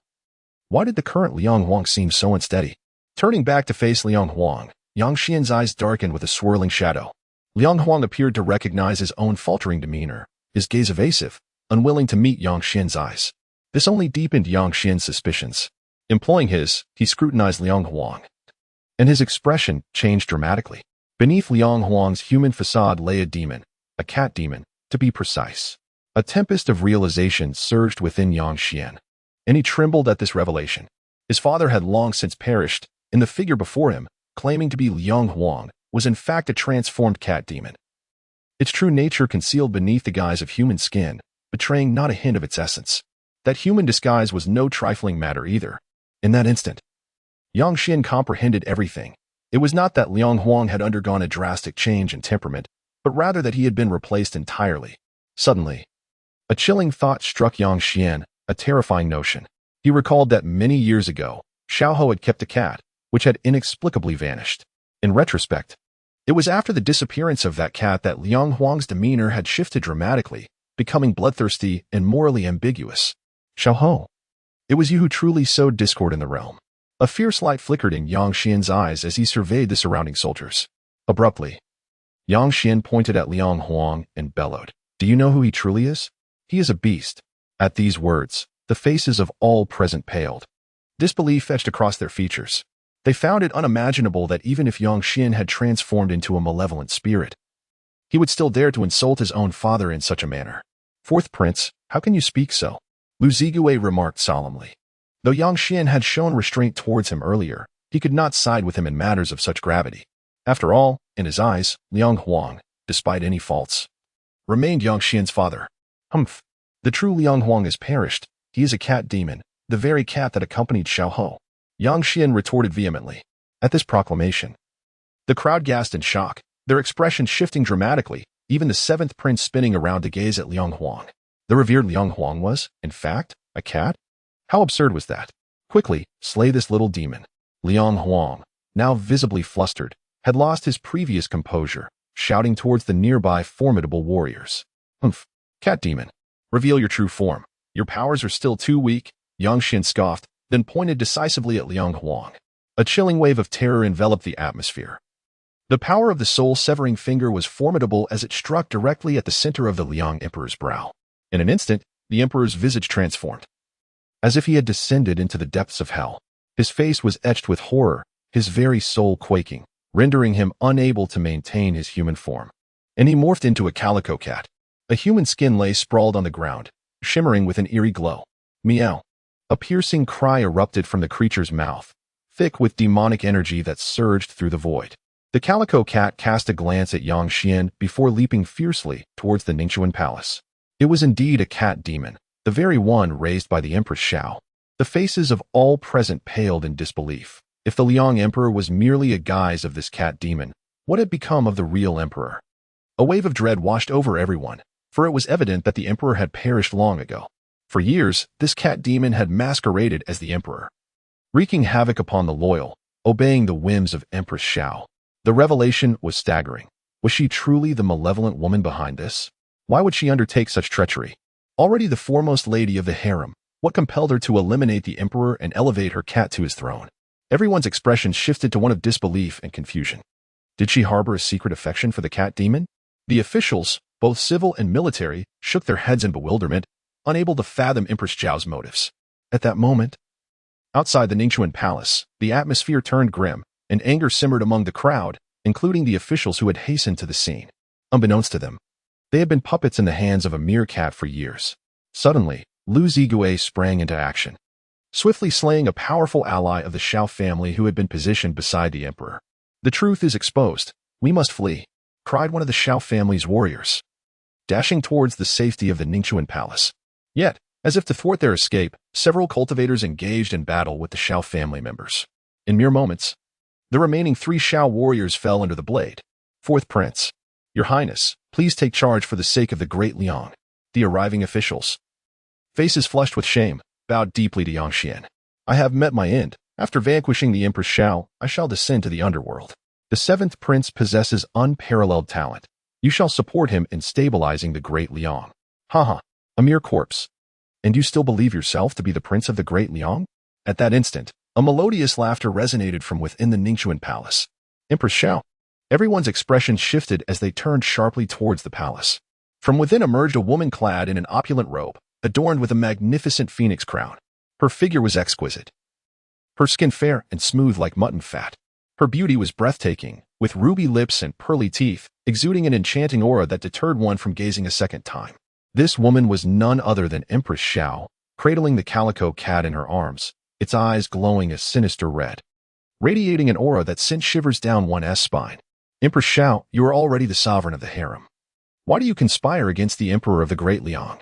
One minister questioned, seething with indignation. "He disregarded my commands, so naturally he was eliminated. And another emperor shall be established," Empress Xiao replied with an unperturbed countenance, as if discussing a matter of little consequence. The minister nearly coughed up blood from rage. Yet he could not utter a single word. "Xiaoho, it is time for you to repay your debts," Yang Xin coldly declared. "You think you can command me?" Xiaoho chuckled lightly. "You, a mere specter, have already committed a grave sin by trespassing into the mortal realm. Now you dare to meddle in earthly affairs? Do you think I am ignorant of the laws of the underworld?" Upon hearing this, Yang Xian's eyelids twitched involuntarily. This woman was truly extraordinary. Even now, she remained unfazed, devoid of any trace of fear, suggesting she had some powerful support. It was only natural, considering her family hailed from a lineage of true immortals, granting her ample confidence. Yet, what did that matter? Yang Xian understood that the great Liang kingdom was merely a realm within the Eastern Victory Divine Continent. Even if the Xiao family boasted true immortals, could they rival the powers of the underworld?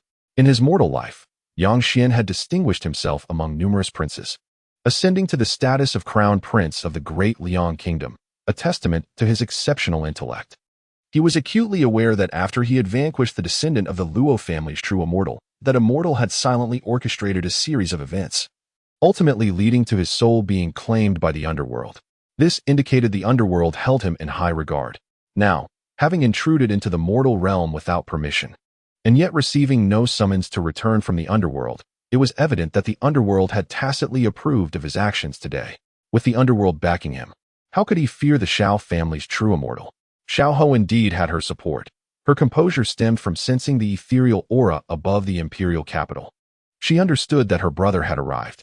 No matter how formidable Yang Xian's powers were, before a true immortal, he would appear as insignificant as an ant. At this moment, at the pinnacle of the void, a figure of divine elegance stood suspended in the air. His long hair cascaded like a waterfall down his back, and he donned immaculate white robes, radiating an aura of immortality, devoid of any earthly presence. With his hands clasped behind him, he gazed calmly at the great Liang imperial palace below. This person was none other than Xiaoho's brother, Xiao Ran, a true immortal of the Xiao family.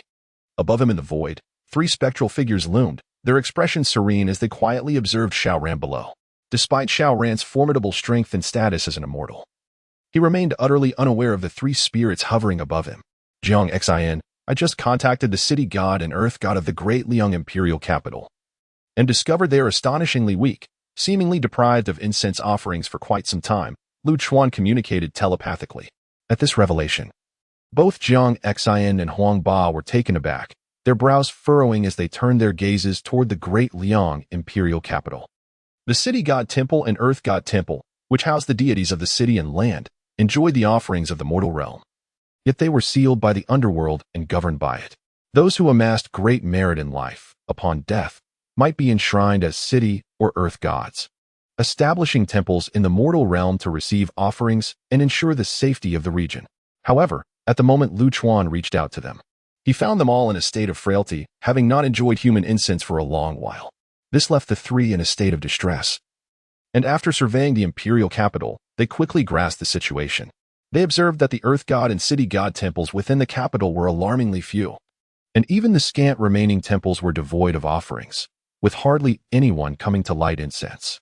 In the imperial capital, numerous newly constructed temples flourish with incense offerings, dedicated to an immortal. Humph! How presumptuous for a mere true immortal to covet the power of such offerings. Jiang Xin scoffed. At this moment, they finally comprehended the motives behind the Empress Zhao's scheme to harm the Emperor of the Great Liang Kingdom. It was clearly an attempt to seize control over the Great Liang, compelling the nation to erect temples in honor of her brother's divine statue. Such arrogance! How dare one aspire to bask in the incense offerings without reaching the Tao of the Great Unity? Cultivators differ from local deities. They cultivate and perceive the heavens and earth to attain true freedom as immortals. Conversely, local deities are typically those of considerable virtue who have been canonized posthumously, most of whom possess limited innate talent. Hence, they rely on the power of incense offerings to elevate themselves. However, they must pay a price to safeguard a region's peace. They cannot abandon their posts. At that moment, Jiang Xin employed his supernatural abilities to survey the entire Great Liang Kingdom, and his expression shifted slightly. The kingdom had indeed constructed numerous new temples, while the local deity shrines had fallen into neglect, with scarcely a soul in sight. Truly a clever scheme. Jiang Xion's countenance darkened as he took a deep breath, suppressing his anger. The power of incense offerings cannot be forcibly obtained. Yet it is imperative to prevent the populace from being deceived. Cultivators are inherently selfish, devoted solely to their own paths, indifferent to the lives of others. Even if they benefit from offerings, they would never extend any goodwill towards the common folk. Resolving to take action, Jiang Xian recognized that he needed to advocate for the local deities to reclaim their incense offerings, though he could not directly intervene. Surely, he could not coerce the populace into burning incense?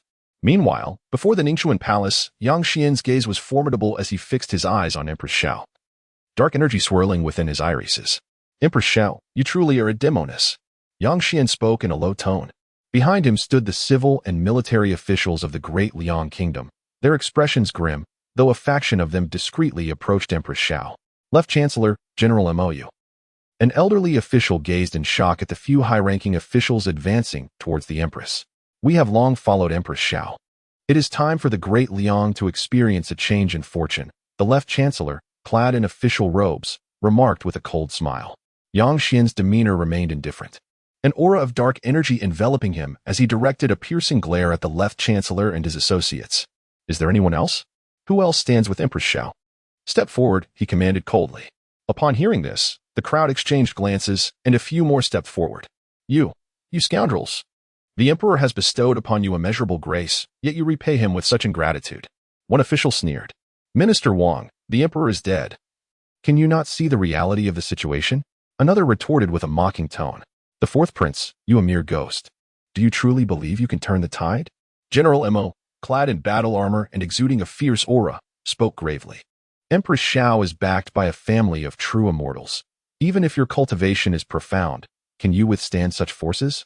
Without a word, Yang Xian's dark energy surged, his eyes chilling as he unleashed a palm strike towards General Mo. A torrent of power erupted, accompanied by the howling of ghostly faces, directly targeting General Mo. General Mo seethed with fury.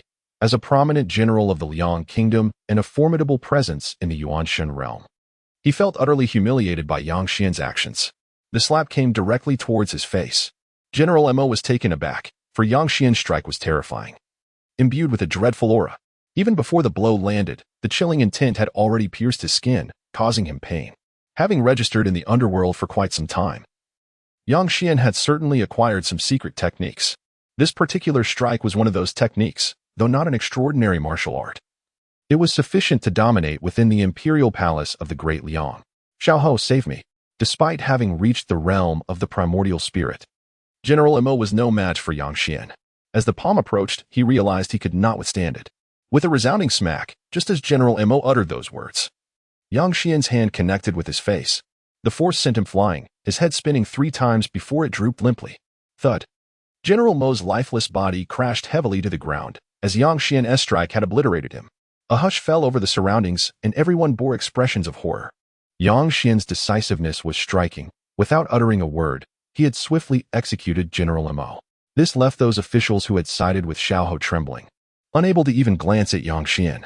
Xiaohou's expression grew cold. Yang Xian's sudden action had left her no time to react. Moreover, she was perplexed as to why her brother had not intervened.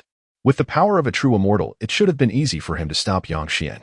She gazed upwards, only to find the vast emptiness of the sky, devoid of any figures. What was her brother doing? Xiaohou felt a twinge of anxiety. At that moment, Yang Xian's gaze turned steely as he fixed his eyes on Xiaohou, his voice low and menacing. Xiaohou, you and that cat demon shall perish. Yang Xian, my brother is watching from above. Dare to lay a finger on me, and you shall face the consequences, Xiaohou retorted coldly. She turned to the many ministers of the Great Liang, her tone icy. I grant you one final opportunity. Capture this malevolent spirit and deliver it to the demon-slaying department, and you may continue as officials of the Great Liang. Otherwise, once my brother intervenes, none of you shall survive. Upon hearing this, the officials' faces turned pale. They were all aware that Xiaohou's brother was a true immortal. For many years, Xiaohou had acted with impunity, bolstered by the support of her immortal brother. You wicked enchantress, you still dare to incite the hearts of men. Yang Xian bellowed angrily, advancing step by step, enveloped in a swirling aura of malevolence as he closed in on Xiaohou. Xiaohou's eyes narrowed in fear. Yang Xian was truly terrifying. Though handsome, his face now radiated darkness, with ghostly energy emanating from his entire being as he approached her, instilling dread in her heart. Brother, please intervene. Xiaohou's anxiety peaked as Yang Xian, filled with murderous intent, was about to strike. At that moment, atop the void, Xiaoran was acutely aware of his sister's precarious situation, knowing she was in imminent danger of being annihilated by Yang Xian. He had wanted to act. The instant Yang Xian had dispatched General Mo, he had felt the urge to intervene. However, just as he was about to move, a terrifying wave of energy suddenly enveloped him. This wave was potent and laden with ominous energy, casting him into a profound sense of dread, causing his hair to stand on end and a chill to run down his spine. He was enveloped in a profound silence. His celestial power suppressed to the point of complete stillness, devoid of any fluctuations. A chilling sensation gripped him, as if the moment he dared to make a sound, the ominous waves surrounding him would swiftly strike him down. The disparity in their realms was insurmountable. They existed on entirely different planes. Xiaoran trembled uncontrollably as he struggled to lift his gaze, and in the vast emptiness above, he discerned the faint outline of 6 shadowy, ethereal feet hovering ominously above him. 6 feet, belonging to 3 individuals? A wave of terror washed over Xiaoran as he realized he hadn't sensed even one of them. Suddenly, a sense of desolation enveloped him. While he looked down upon the capital of Daliang, 3 formidable beings were gazing down upon him in turn. In this moment, all Xiaoran could wish for was that his sister would hastily leave and cease her reckless actions. Although he was unaware of the identities of the 3 powerful figures above, he knew they were not to be trifled with. I must inform you.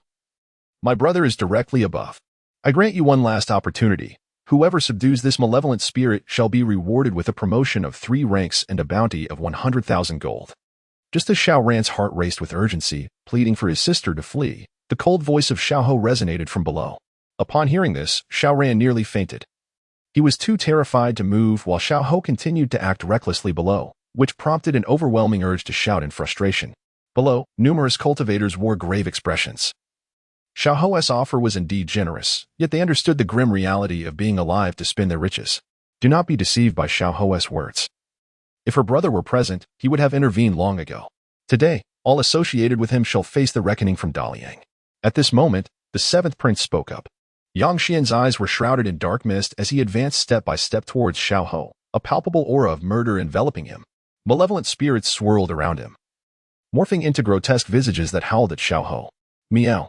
Sensing the lethal intent emanating from Yang Xian, a cat demon let out a fierce cry and lunged at him.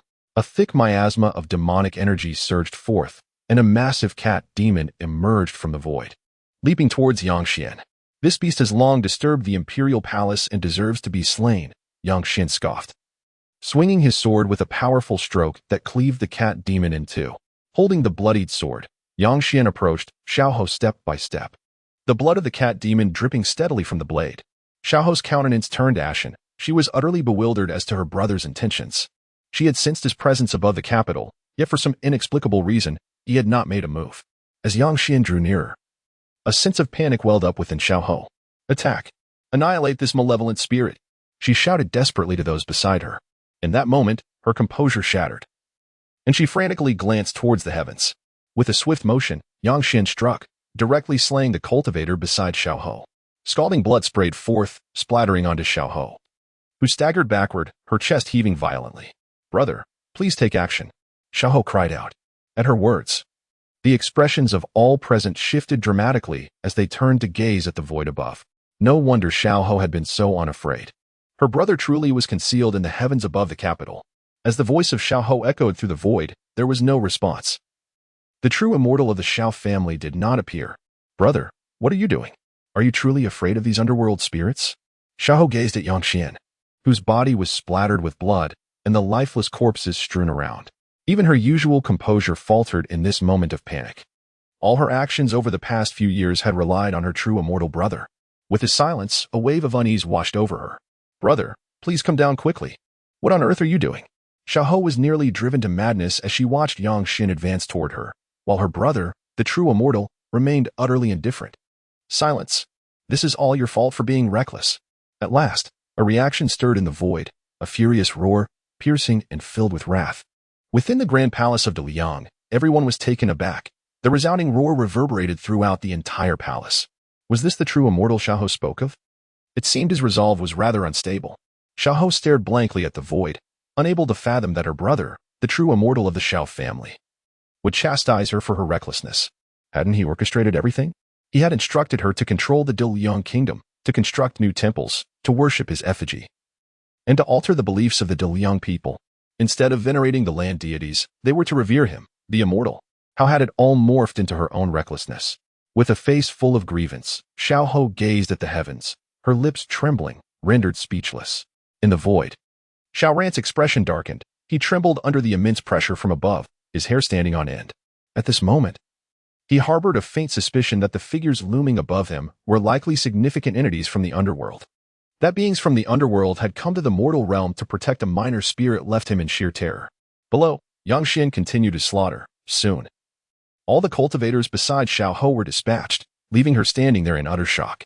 Yang Xian, what do you intend to do? You cannot kill me. I am the Empress of Daliang, a scion of a true immortal family. In my eyes, you are merely a wicked enchantress, deserving of execution. Yang Xian's gaze was icy, a malevolent aura enveloping him as he lifted his sword. With a swift motion, he struck, and Xiaohou's head flew from her shoulders, her lifeless body collapsing into a pool of blood, meeting an untimely demise. The scene fell into an eerie silence. All present were struck with horror, witnessing the downfall of the once dominant Xiaohou, slain by the vengeful spirit transformed from the fourth prince. Shockwaves coursed through everyone. The era of Xiaohou had finally come to a close. Simultaneously, concern for Yang Xian arose. After slaying Xiaohou, could he safely return to the underworld? After all, behind Xiaohou stood an entire true immortal family, and that immortal was none other than his brother. Yang Xian, the underworld shall shield you for today's actions. But you must undertake a task for the underworld, a task that also serves the people of Daliang. At that moment, a chilling voice resonated within Yang Xian's heart. He paused, letting out a sigh of relief. He understood that the beings from the underworld were nearby, watching, and that the true immortal of the Xiao family had yet to take action, likely deterred by the formidable presence of the underworld. Speak, Yang Xian thought to himself.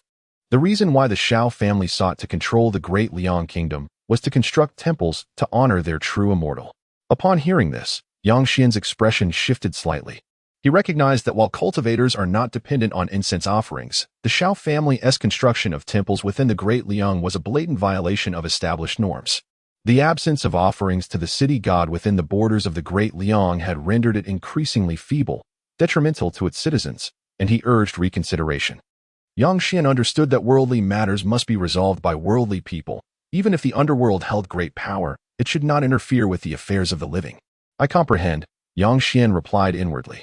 He then turned his gaze towards the seventh prince and the various officials of the Great Liang. At that moment, all attention within the palace was focused on Yang Xian. Fourth brother, you must leave quickly. I fear the true immortal of the Xiao family may arrive at any moment. The seventh prince urged with a grave expression. Yang Xian shook his head, addressing the multitude of civil and military officials with a somber tone. Seventh prince, you are endowed with great vision and strategy. You must assist him in ascending to the throne. His countenance turned cold, surrounded by an aura of ghostly energy. With sinister faces drifting around him, evoking terror, all officials were awed into silence, showing him utmost respect. Though I dwell in the underworld, should any of you harbor thoughts of rebellion, I shall return to seek you out, Yang Xian warned, dark energy swirling in his eyes, instilling fear. We dare not. The high-ranking officials responded respectfully. Yang Xian then turned to the seventh prince, saying, Come with me, seventh. With that, he led the way forward. Within a grand hall, Yang Xian and the seventh prince seated themselves. Fourth brother, are you truly unharmed? The seventh prince inquired anxiously. Fearing retaliation from the Xiao family after Yang Xian had slain Xiao Ho, rest assured, your first order of business upon ascending the throne must be to support the temple of the city god. Only then can the people of Great Liang be spared from calamity. Upon hearing this, the seventh prince paused momentarily, then nodded earnestly. Realizing the consequences of the many new temples erected in recent years to honor a true immortal, which had led to the neglect of the land and city god temples. The citizens of Great Liang had indeed suffered greatly, enduring years of drought and hardship. It was likely due to the lack of offerings to the city god. Yang Xian, noticing the gravity of the seventh prince's demeanor, nodded and said, Seventh, the future of Great Liang rests upon your shoulders. Fourth brother, no need for further words. I am already dead, destined to return to the underworld. Yang Xian waved his hand, his figure growing increasingly ethereal. He looked at the seventh prince earnestly and said, Give my mother a grand burial. With that, Yang Xian's form vanished, and a chilling wind swept through, rustling a few fallen leaves outside the hall. Fourth brother, do not worry. I will ensure a grand burial for concubine L, the seventh prince murmured, gazing out beyond the hall. At that moment, atop the capital of the Great Liang, Xiao Ran wore a grim expression, his heart heavy with sorrow. Xiao Ho was his younger sister, and her death at the hands of another was a reality he struggled to accept. He was enveloped by a wave of terrifying energy, rendered powerless to act. At that moment, the unsettling disturbance vanished, and he felt a lightness in his body. He cast his gaze upon the lifeless form of the Empress of the Dalian Palace, his eyes glinting with a chilling ferocity.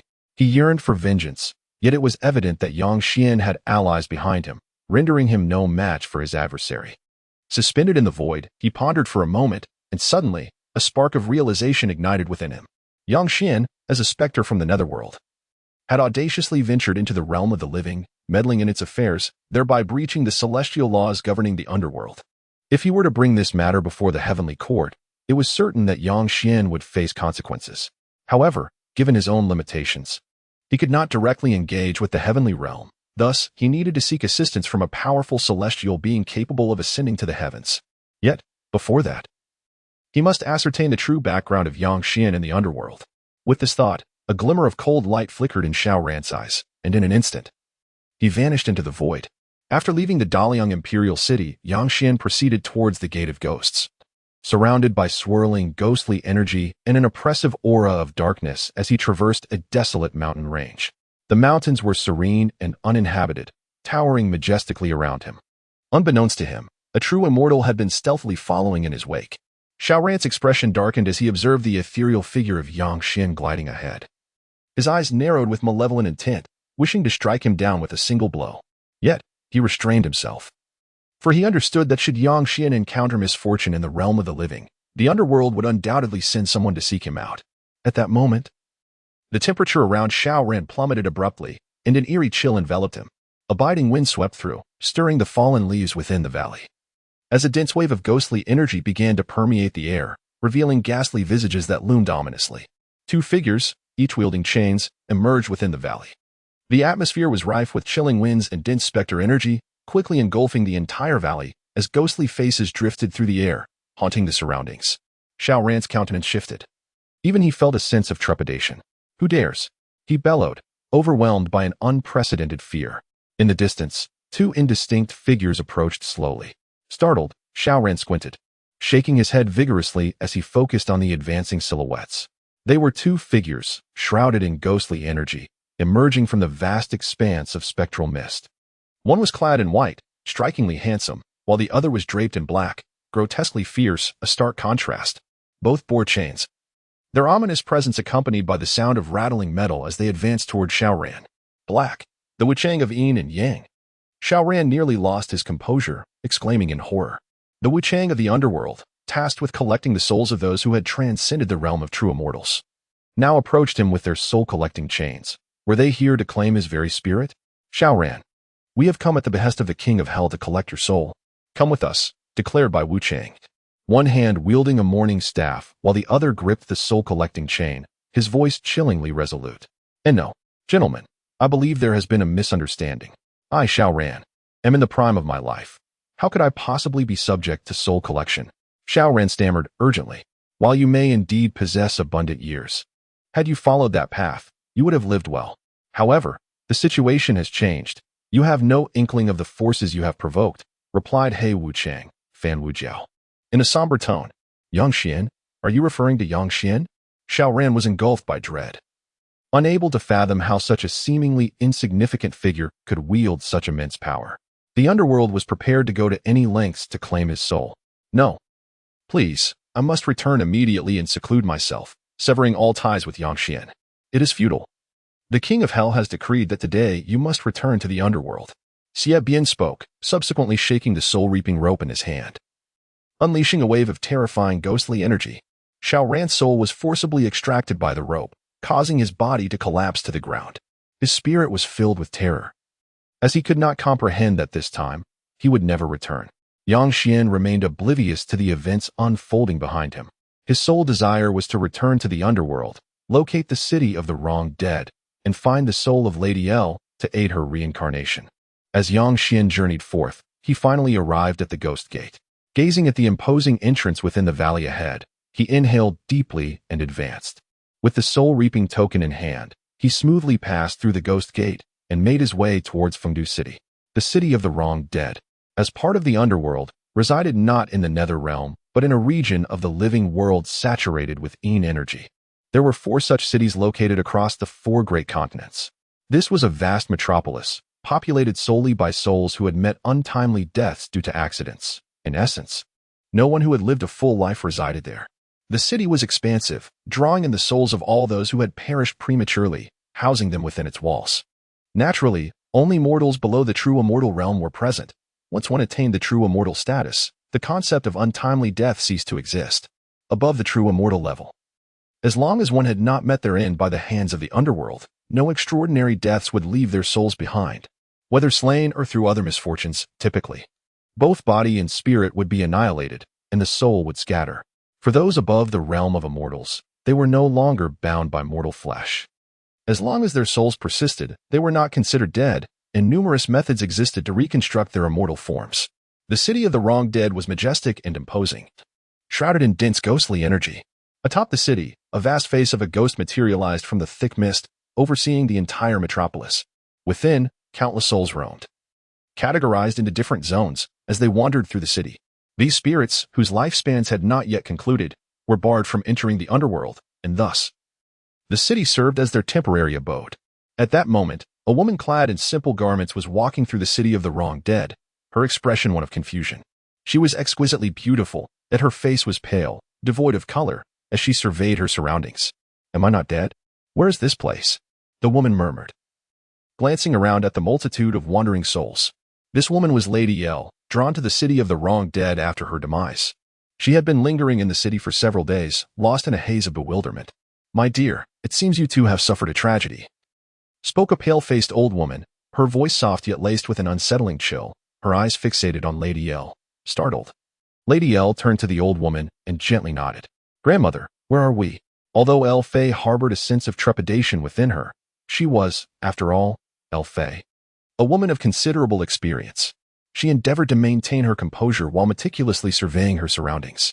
The desolate landscape was shrouded in thick, ominous mist, with wooden poles propping up strips of white fabric, slanted amidst the withered, tangled grasses below. A chilling wind swept through, causing the white cloth to flutter ominously. Ethereal figures clad in white roamed aimlessly, drifting in various directions. This was the city of the wronged souls, as the old crone had informed her. A realm designated for the spirits of the unjustly deceased. El Fei's delicate form trembled slightly. She pressed her lips together, refraining from uttering a word. The name of the city echoed in her mind, City of the Wronged Souls. She comprehended that she had fallen victim to the treachery of Empress Xiao. Her mortal life not yet expended, which had led her to this place of despair. Suddenly, a spark of realization illuminated her eyes as she gazed into the distance. She recalled the fate of her son, Xuan, who had also been wronged. Was he not also within this city? With this thought, El Fei began to search fervently for young Xuan amidst the throng of lost souls. But despair soon enveloped her as she scoured the area without finding any trace of him. Yet, she remained undeterred and pressed onward into the distance. "Miss, where are you going?" the old crone exclaimed in alarm. "I seek my son," El Fei replied resolutely. "You must not wander aimlessly. You will be punished." The crone urged anxiously. "Be cautious." El Fei hesitated for a moment, but her determination prevailed. After all, she was already dead. What more could punishment entail? Could she possibly die a second time? With a sense of urgency, she continued her search, her eyes scanning the murky gloom for the spirit of Yang Xian. At that moment, a battalion of spectral soldiers approached rapidly, seemingly on an urgent mission, cloaked in a dark aura. They were adorned in black armor that radiated an icy brilliance. As they advanced, an air of foreboding enveloped them, causing many wandering souls to hastily retreat, fearful of colliding with the ominous troop. El Fei's anxiety grew as she observed the soldiers, and upon seeing them, she instinctively stepped back, yielding the path. At that instant, the captain of the spectral soldiers took notice of El Fei. "What a striking female ghost," he exclaimed. As the entire troop's attention was drawn to her, their gazes brightening with interest. "Elwenshio." El Fei was taken aback.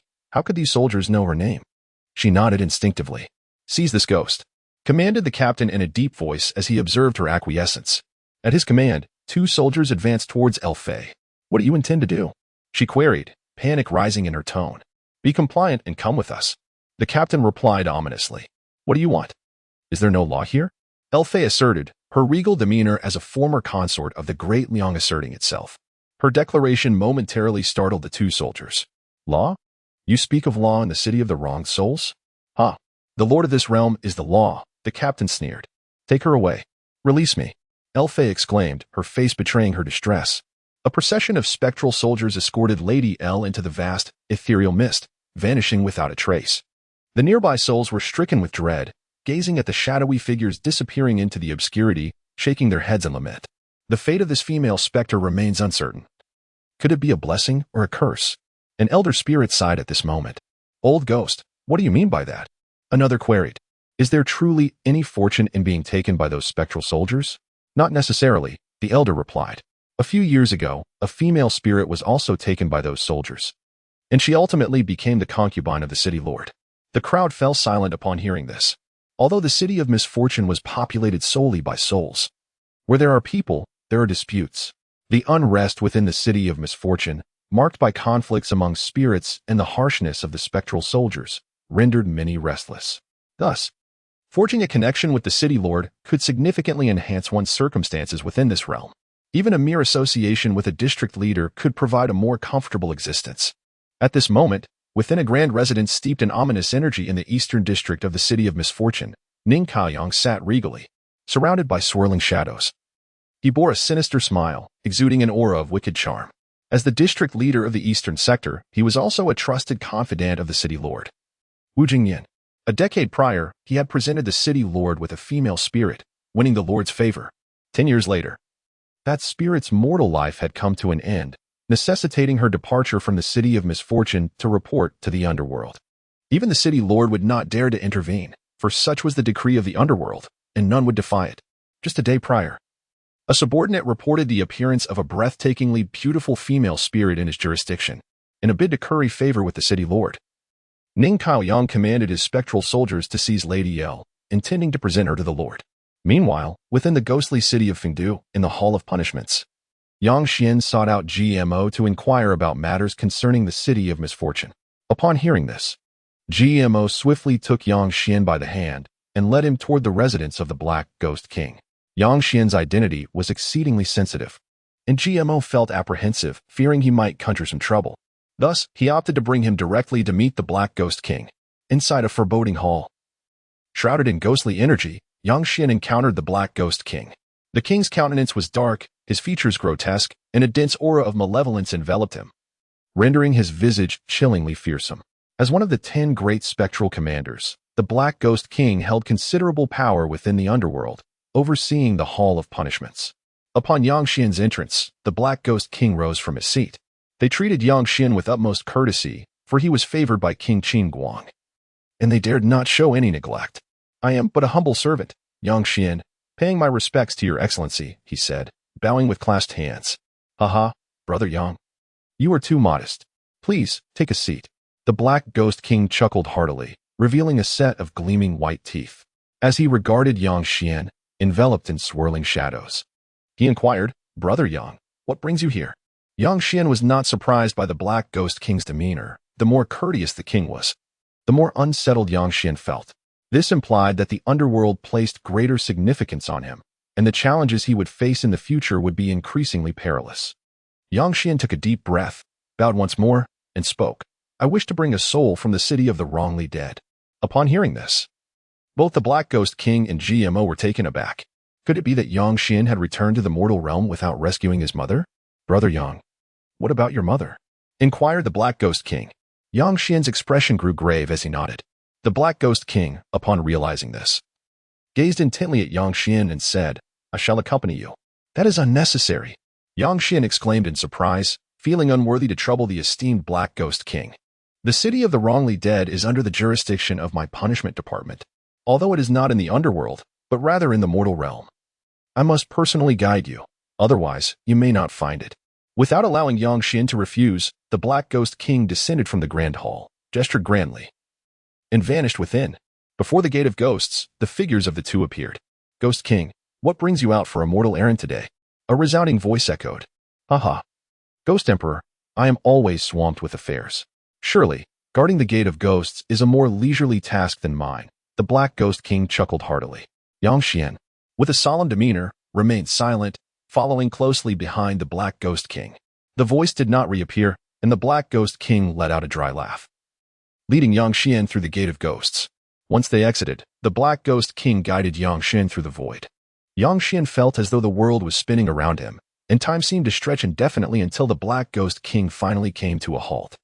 They stood in the emptiness, gazing down at the vast city of the wrongly dead, shrouded in ominous mist.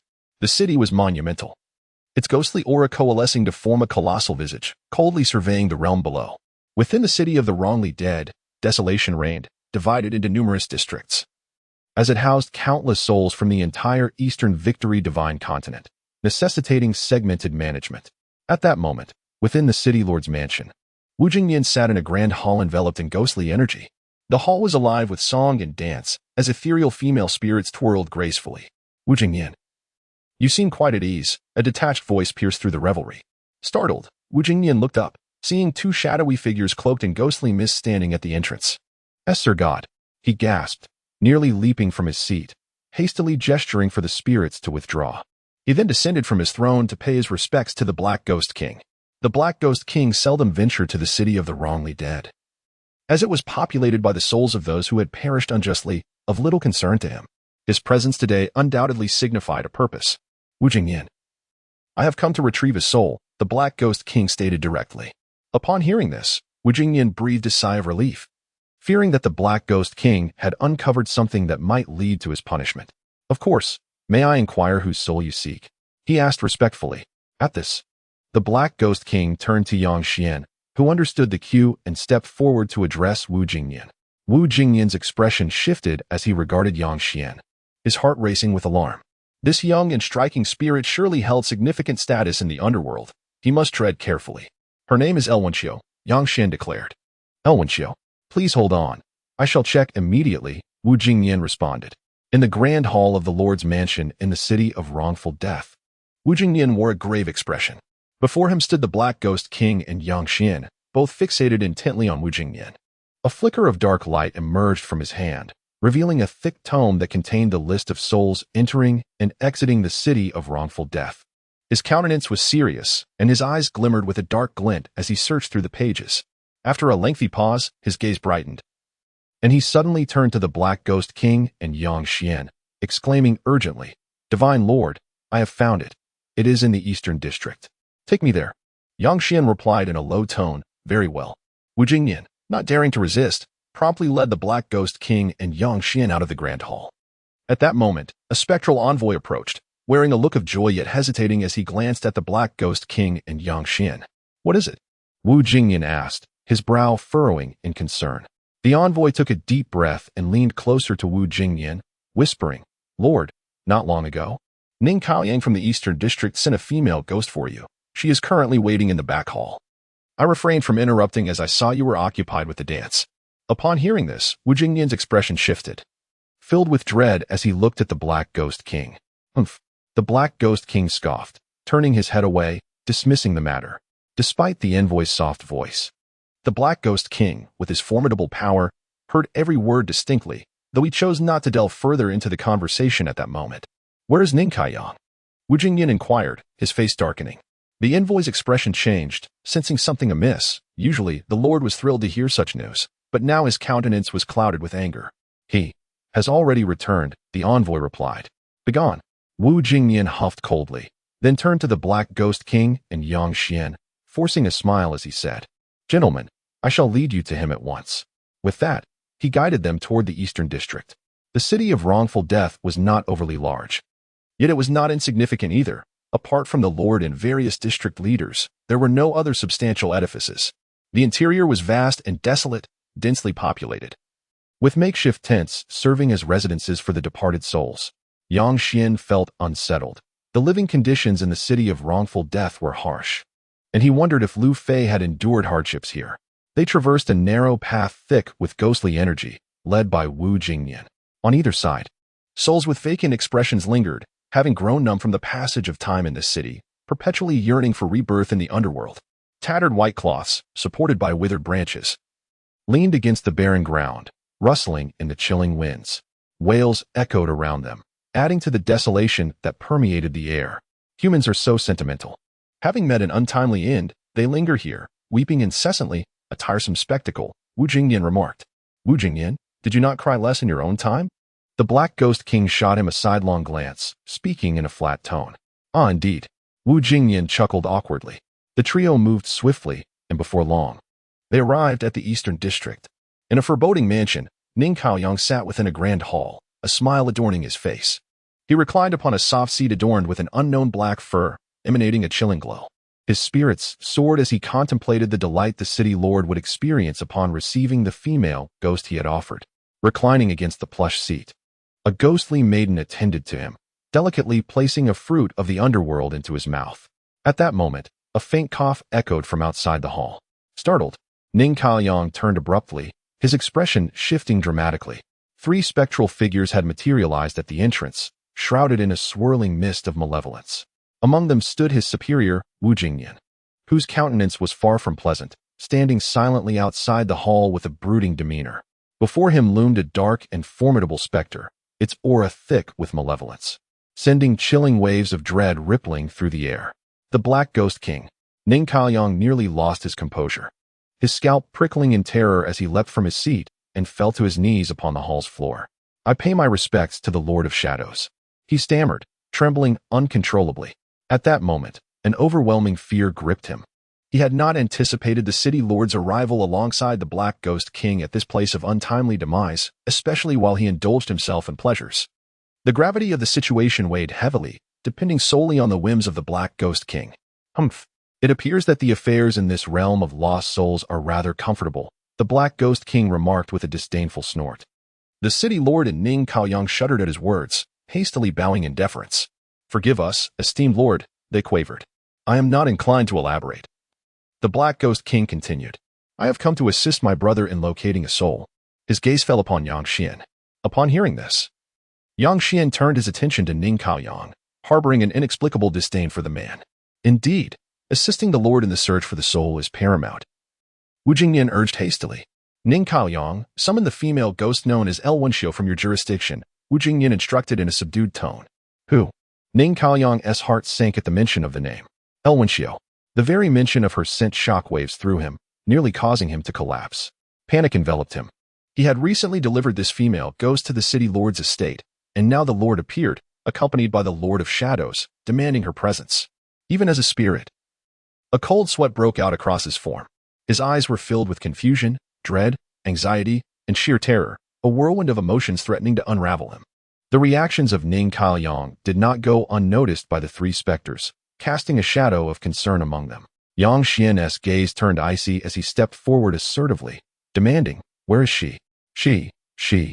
Ning Caoyang stammered, his spirit quaking. Words failing him as he glanced toward Wu Jingyan. Ning Caoyang, what are you waiting for? Speak at once. Wu Jingyan urged, his voice rising with urgency. A foreboding sense of dread settled in his heart. Ning Caoyang's behavior instilled a sense of unease within him.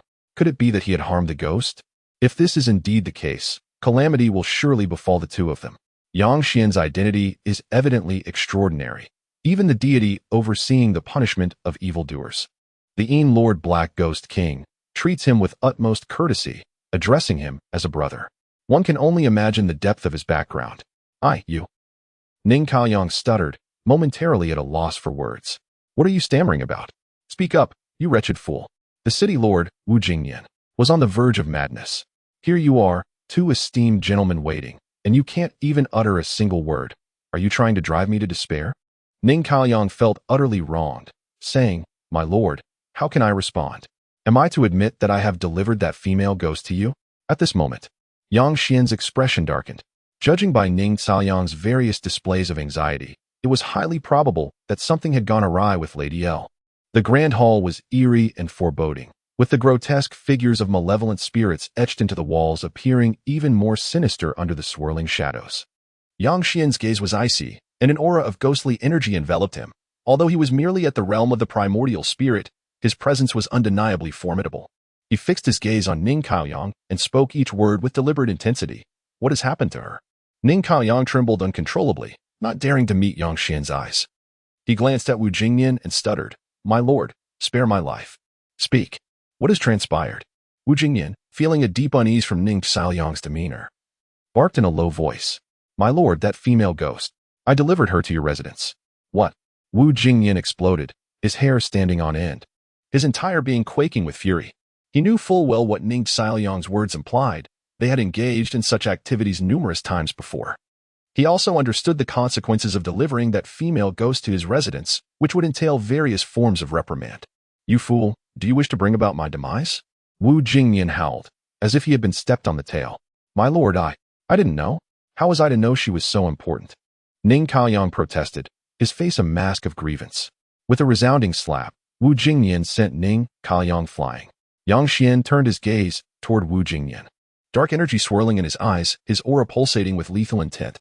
Calm your anger, my lord. We must return to the city lord's residence immediately. Delay may lead to unforeseen consequences, Wu Jingyan urged urgently.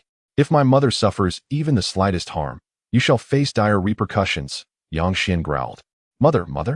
The revelation that the female ghost was this esteemed gentleman's mother sent shivers down their spines. This was the end. Wu Jingyan staggered, nearly collapsing to the ground.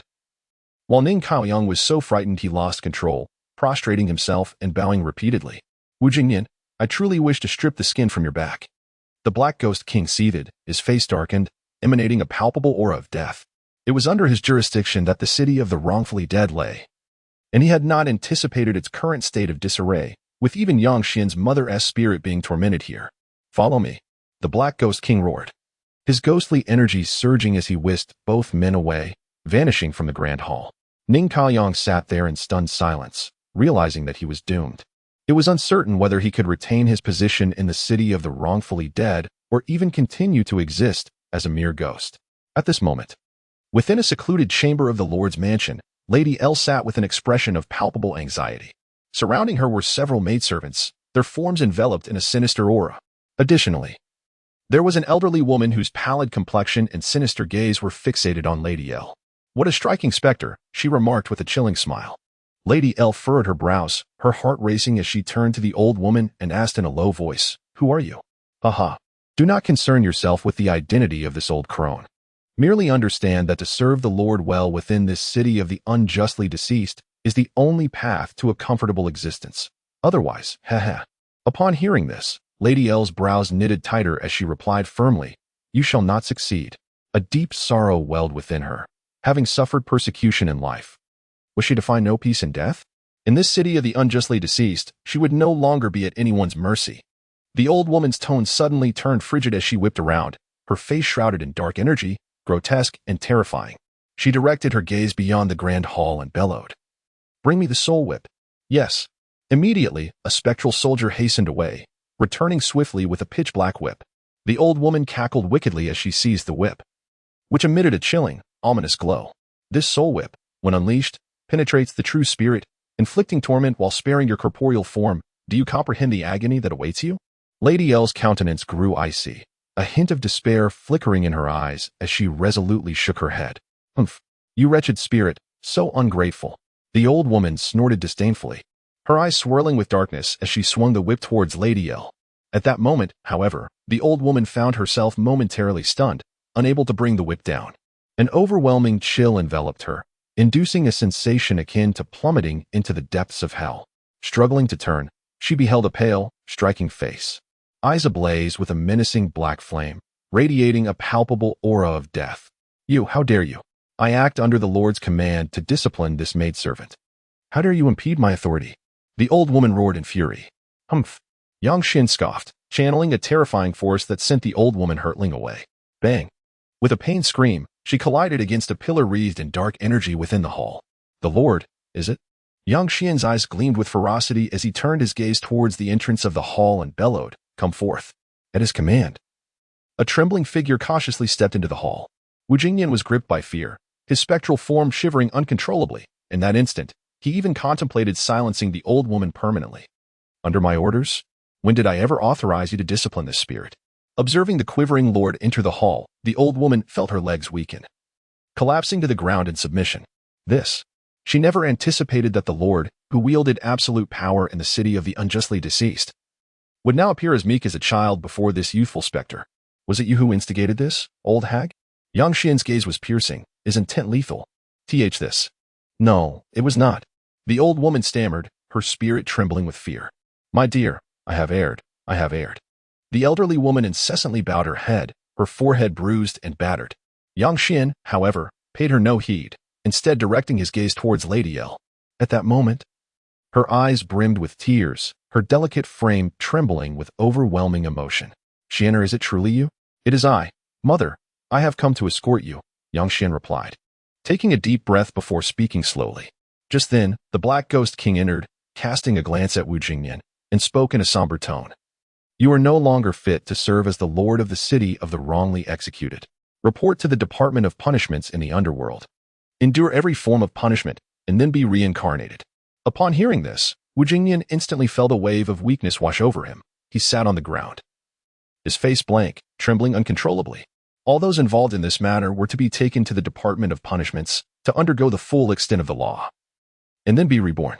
After delivering his decree, the Black Ghost King turned to Xuan and inquired, "Brother Yang, do you find this acceptable?"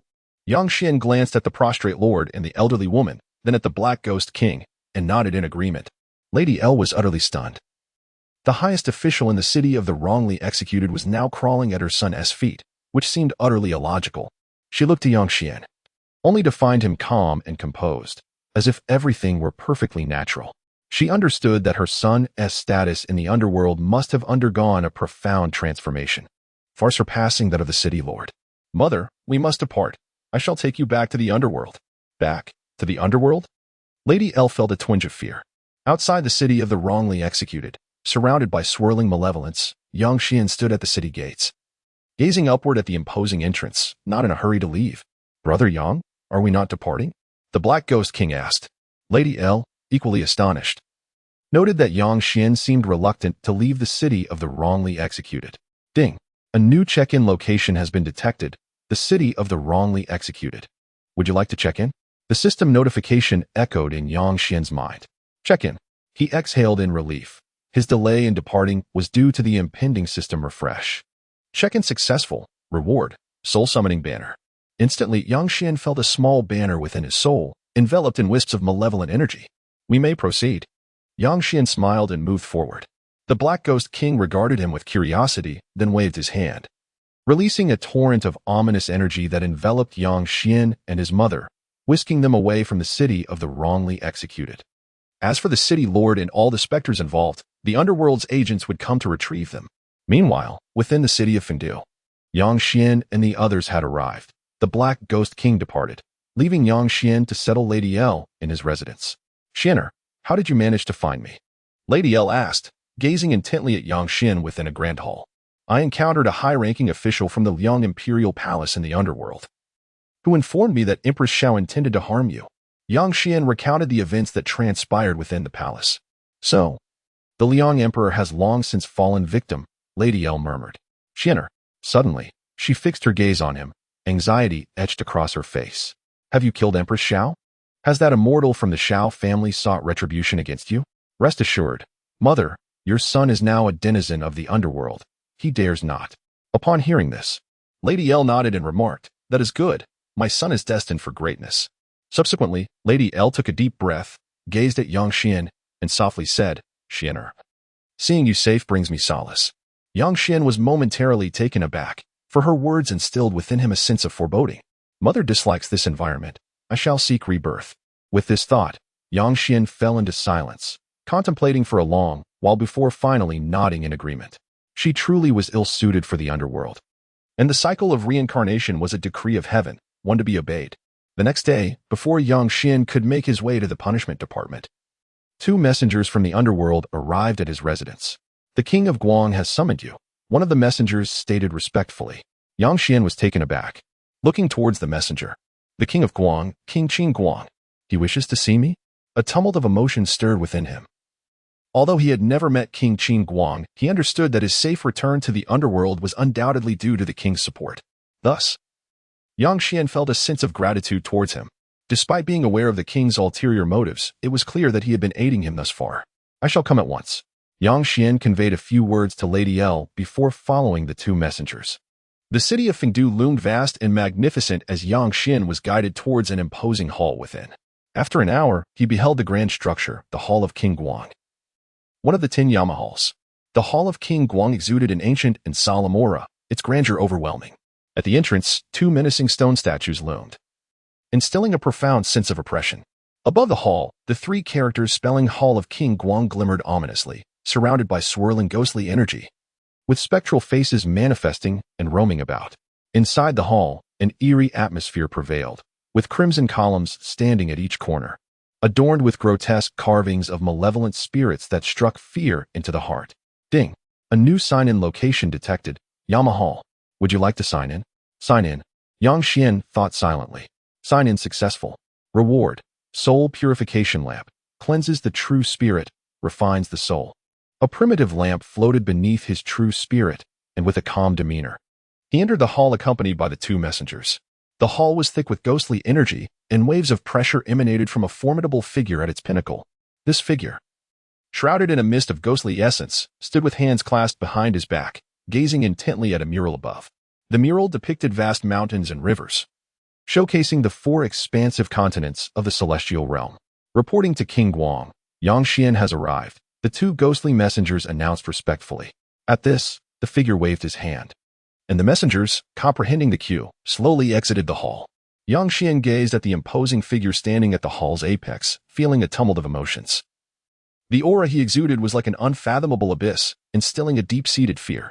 Yang Xian understood that this individual had quietly supported him from behind the scenes, bearing the weight of challenges posed by the likes of the Luo family's true immortal ancestor and the Xiao family's true immortal, all while standing resolutely in his corner. I, Yang Xian, humbly pay my respects to King Qin Guang, Yang Xian said with reverence. At that moment, Jiang Xian turned around, gazing down at Yang Xian with a slight smile, softly commanding, lift your head. Upon hearing this, Yang Xian slowly raised his head, and as he beheld Jiang Xian's visage, he was utterly astonished. It was him. A tumultuous wave surged within Yang Xian's heart. He had encountered this individual before, on that day beneath Tine Mountain. Yang Xian had a brief encounter with Jiang Xian, who seemed particularly intrigued by Tine Mountain, even remarking that it was an exceedingly mysterious place, a divine mountain of the underworld. In retrospect, their meeting was not a mere coincidence. It was evident that Jiang Xian had orchestrated it with intention. Since that moment, Yang Xian had acquired certain backing that had aided him in overcoming substantial challenges. So it is you, Yang Xian exclaimed in surprise. Are you not taken aback? Jiang Xian, enveloped in an aura of yin energy, smiled. Indeed, I am quite surprised. Jiang Xian descended slowly from the pinnacle of the Great Hall, stating, You must have deduced the events that have transpired these past few days, have you not? Yes. Thank you for your care, King Guang. Yang Xian once again bowed deeply. Jiang Xian waved his hand dismissively, saying, I have arranged matters concerning your mother's reincarnation.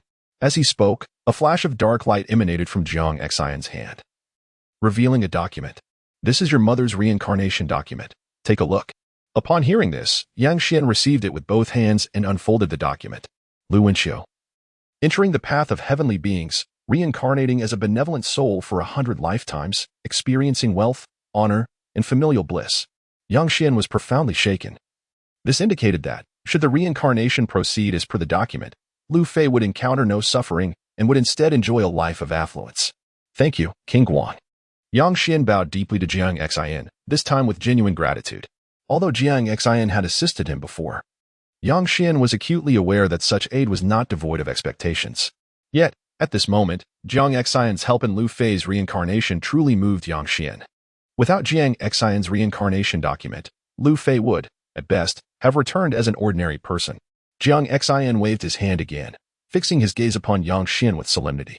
The reason I summoned you is to discuss certain matters regarding the underworld. I am but a humble servant with limited knowledge, unworthy of listening, Yang Xian replied earnestly. Wishing to avoid the conversation, for once he listened, it would be challenging to remain uninvolved. Stop pretending, quite the contrary. You are very astute and have been leveraging my assistance, Jiang Xian retorted with a smirk. You are aware that the underworld places great importance on you, which is why you dare to leave its confines and meddle in affairs of the mortal realm, knowing that someone will clean up after you, Jiang Xian chastised. Your praise is excessive, King Guang, Yang Xian chuckled.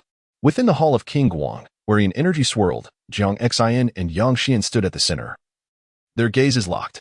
Hearing Yang Xian's words, Jiang Xian's lips twitched as he said, You are rather modest. Yang Xian smiled faintly at that moment. He understood that escape was no longer an option. King Qin Guang had aided him so significantly that if he were to demand something in return, Yang Xian would find it exceedingly difficult to refuse. Though the three realms appear stable, they are, in truth, quite tumultuous, Jiang Xian uttered slowly. Upon hearing this, Yang Xian looked towards Jiang Xian, awaiting his further elaboration. The celestial court ostensibly governs the three realms, however, in the realm of earthly immortals, numerous hidden grandmasters remain unbound by their authority. During the cataclysmic events of the investiture of the gods, the disciples of several great sages participated. Yet some elusive masters evaded this calamity, preserving their formidable strength intact. Consequently, after the establishment of the celestial court, even the sages found it challenging to impose their will upon them. Jiang Xian's gaze was profound, shrouded in a swirling darkness that emanated intense fluctuations. Beyond the celestial court lies the Buddhist sect, which remains indifferent to their jurisdiction. Nevertheless, it must be acknowledged that aside from the sages, both the celestial court and the Buddhist sect represent the pinnacle of power within this world. In ages past, the goddess of the earth transformed herself into the cycle of reincarnation, providing a sanctuary for all beings, her merit boundless. Thus, reincarnation, as the fundamental mechanism governing the cosmos, has become a contested domain between the celestial court and the Buddhist sect, rendering our position in the underworld quite precarious.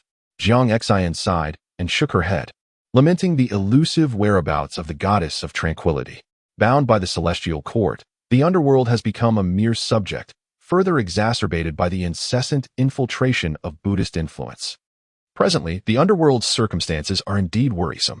Yang Xian nodded in agreement, acknowledging Jiang Xian's assertion that the underworld occupies an undeniably awkward position among the three realms.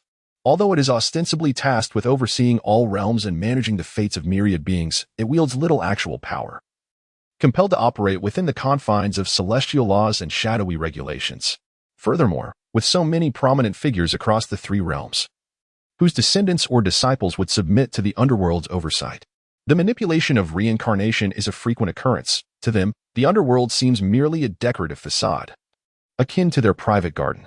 According to the heavenly decree, without attaining the primordial unity and becoming a sage or ancestor, achieving immortality is ultimately unattainable, as all must eventually return to the realm of shadows. The Jade Emperor, the Buddha, and the leaders of the Taoist sect, each one destined to return to the netherworld. Yet, in reality, which underworld envoy would dare to venture to the celestial court to claim the soul of the Jade Emperor? Who would have the audacity to approach the Western teachings to seize the Buddha's essence? Should such an attempt be made, would they not be instantly vanquished by the multitude of arhats? Jiang Xian sighed again, stating, "The underworld may appear formidable, yet in truth, it holds little standing among the three realms." As Jiang Xian spoke, Yang Xin comprehended everything.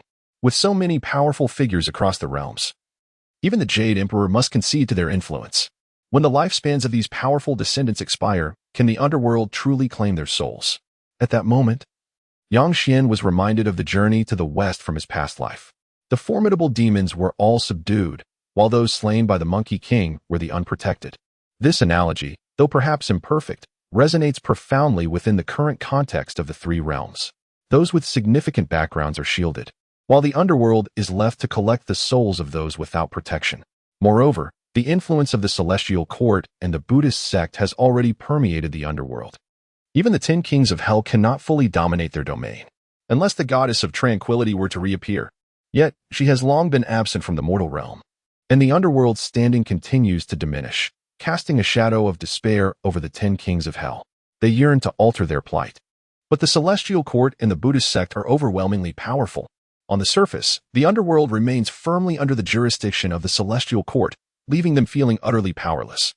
Yang Xian turned to Jiang Xian, softly expressing, "Your Highness, as a mere minor official, I am powerless to effect any change." Jiang Xian shot him a glare and replied somberly, "You can. No, Your Majesty, I am capable of anything, but to attack the heavenly court and the Buddhist gate, I must confess, is beyond my abilities." Yang Xian stammered, taken aback. "Who said anything about attacking the heavenly court?" Jiang Xian shot him a glare, exasperated. "With your level of cultivation, you couldn't even ascend to the heavens, let alone assault the heavenly court." Yang Xian chuckled awkwardly, relieved that he wouldn't be made a pawn in this endeavor. The Tayin Mountain has stood for eons. Even before the establishment of the underworld, it has loomed there, its origins shrouded in mystery, and the temple atop it, housing unknown deities. For countless years, both the heavenly court and the Buddhist sect have dispatched numerous golden immortals to investigate, yet none have succeeded in ascending its heights. Nor has the mountain ever shown a flicker of response. At this point, Yang Xian seemed to grasp the situation. It was precisely because he could provoke a reaction from Tayin Mountain that the underworld placed such importance on him. The Tayin Mountain likely conceals profound secrets of the netherworld, perhaps even capable of enhancing our standing among the three realms, and you are the spirit destined to unravel its mysteries," Jiang Xian stated solemnly. "Your Majesty, my abilities are meager. I can only induce minor fluctuations in Tayin Mountain. The intricate formations atop it are utterly beyond my comprehension," Yang Xian admitted, feeling troubled. "We can afford to wait. We have waited for countless years already. Is 10,000 years sufficient?" 10,000 years. Yang Xian nearly leaped in shock. "Is your Majesty truly so lacking in faith in me, believing it would take me a millennium to attain immortality?" "Enough, enough," he exclaimed, clasping his fist in acknowledgement. "This is the edict of the King of Hell. From now on, you may move freely within Fengdu City.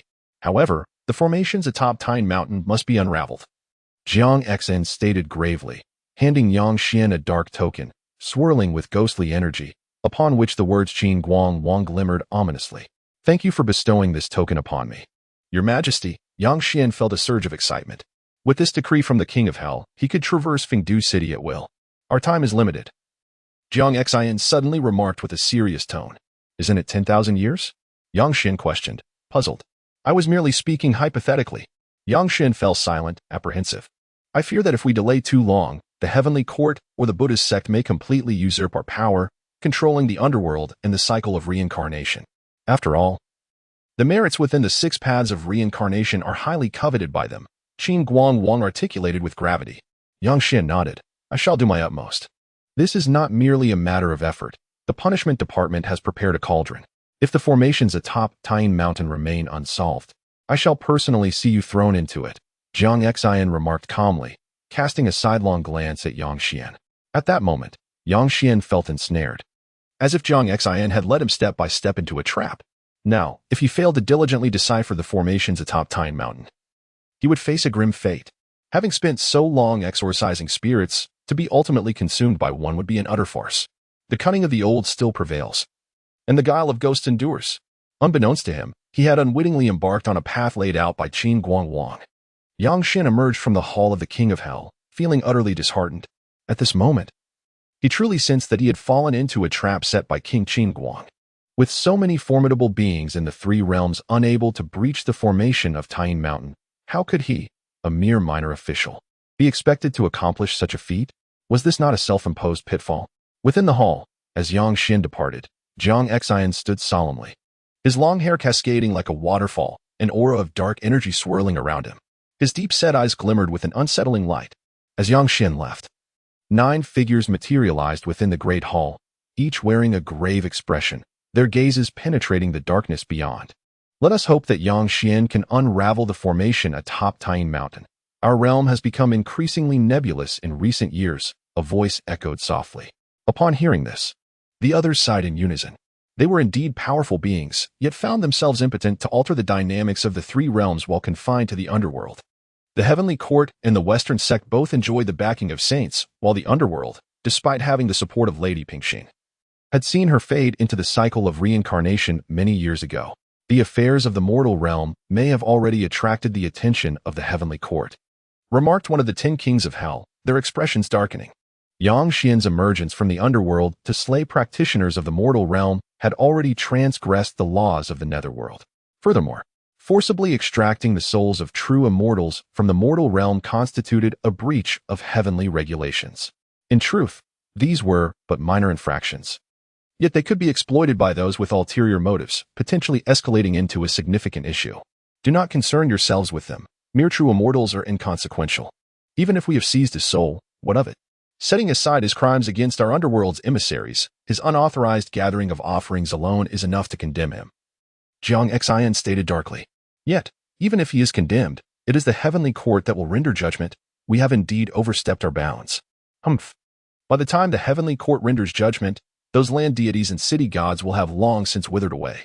Over the years, those individuals have engaged in numerous clandestine maneuvers. If truly pressed, we could expose everyone's secrets. A dark line spread across Jiang Xian's face, his aura emanating a chilling presence.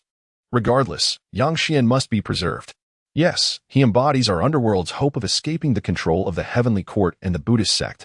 Upon returning to his residence, Yang Xian was met with concern from El Fei, who inquired, Xianer, they did not trouble you, did they? Fear not, mother, all is well. Your reincarnation has been arranged, and you shall soon depart for the realm of rebirth, he reassured her.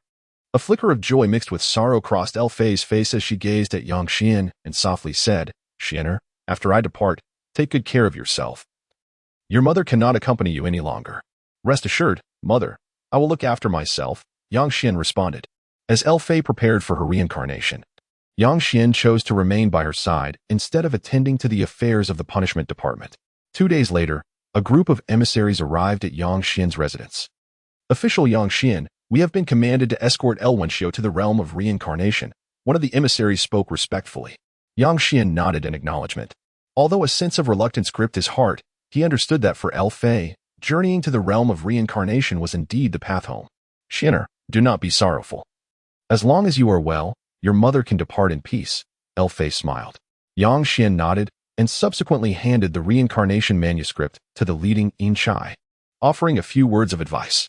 He placed his hand on the other's shoulder and transferred 100 merits, hoping he would take good care of Lady L along her journey. Thank you, Officer Yang Xian. I will certainly look after her, the Yin Chai replied, visibly delighted. Bowing deeply in gratitude. Your efforts are appreciated, Yang Xian said, clasping his fists together in acknowledgement. Thereafter, Lady L followed him, making her way towards the realm of reincarnation. Watching her departing figure, Yang Xian let out a sigh. With her departure, when they next meet, she would likely be a completely different person. He then returned to his secluded chamber, quietly sitting upon the stone bed. For reasons he could not fathom, a sense of melancholy enveloped his heart. Taking a deep breath, he endeavored to calm himself. In his hand, a black radiance flickered, revealing a small banner, shrouded in ghostly energy of a dark crimson hue, pulsating with waves of terror. The soul-calling banner. This artifact was extraordinary, though Yang Xian was unaware of its precise tier. He merely sensed its exceptional nature and immense power. With a thought, the soul-calling banner expanded, releasing a chilling aura that filled the entire chamber. The banner emanated ghostly energy, its terrifying waves surging forth, revealing ghastly visages that danced menacingly around it. In an instant, Yang Xian felt his soul tremble, overwhelmed by the aura radiating from the banner.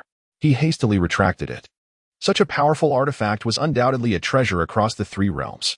He had an inkling that if he unleashed the soul-calling banner, none below the true immortal realm could withstand it, and even those above might struggle. However, he understood that the more formidable the artifact, the greater the energy it consumed during use. Given his current strength, a mere wave of the banner would likely sap his energy. After storing away the soul-calling banner, he began to immerse his consciousness within his soul space.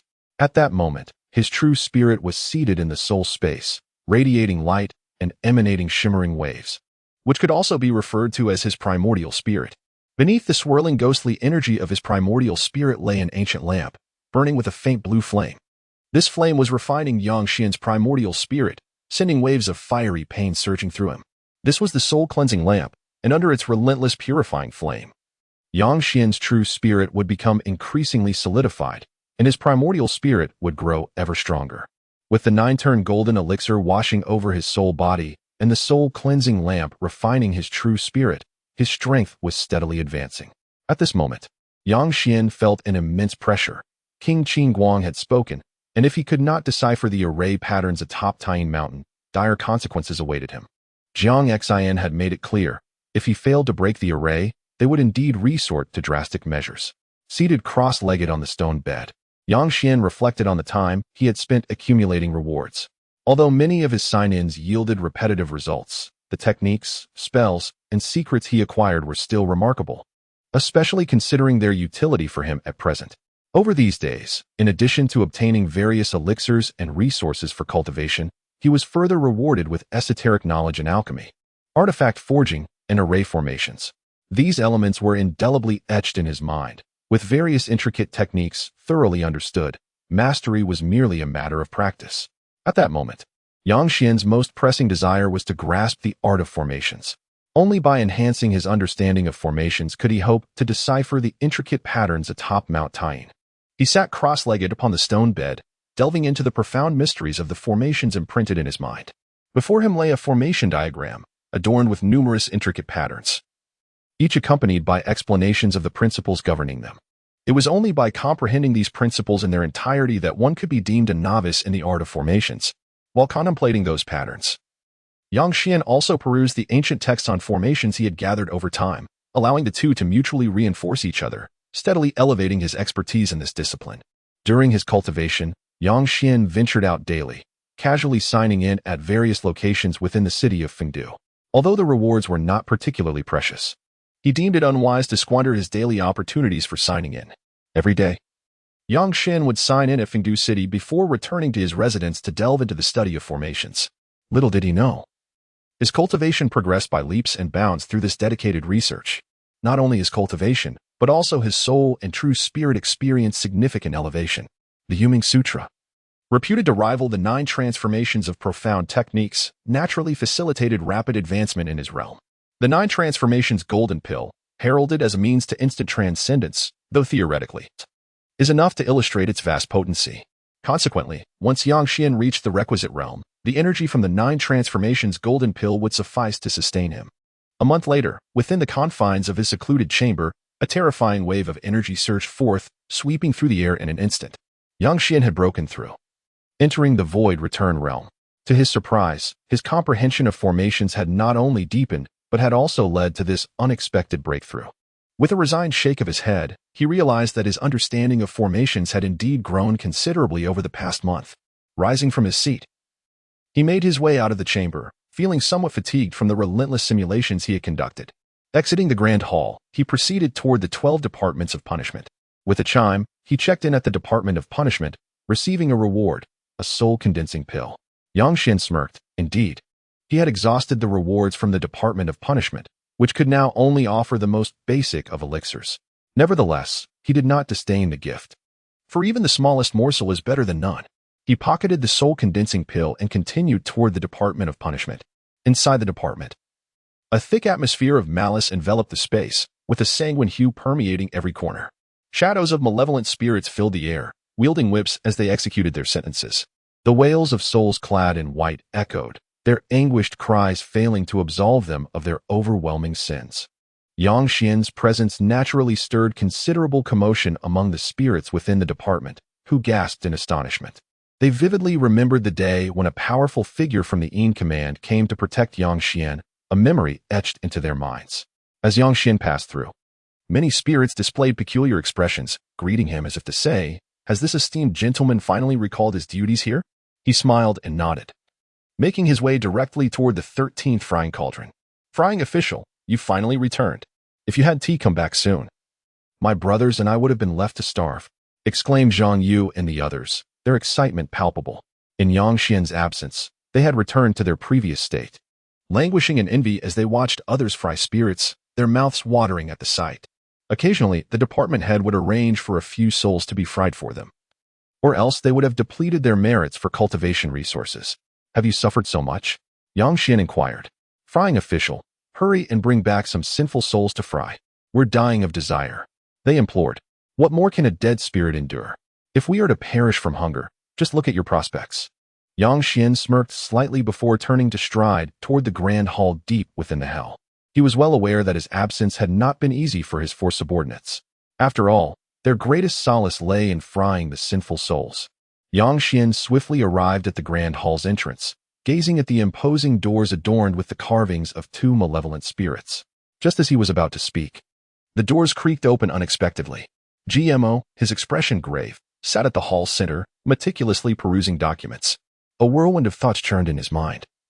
It was evident that Yang Xian held significant stature, and the lord of the Chui Manor had placed him within the 12 courts of punishment. Was he here to experience life, or to oversee GMO himself? At that moment, confronted with Yang Xian's presence, GMO felt a twinge of apprehension and hurriedly feigned an air of earnestness as he continued his reading. "Your Excellency," Yang Xian greeted with a cupped fist. "Oh dear. Yang Xian, the friar of officials, when did you return?" "It must have been quite a journey," GMO exclaimed, rising from his seat with enthusiasm. "Not too bad, thankfully," Yang Xian replied.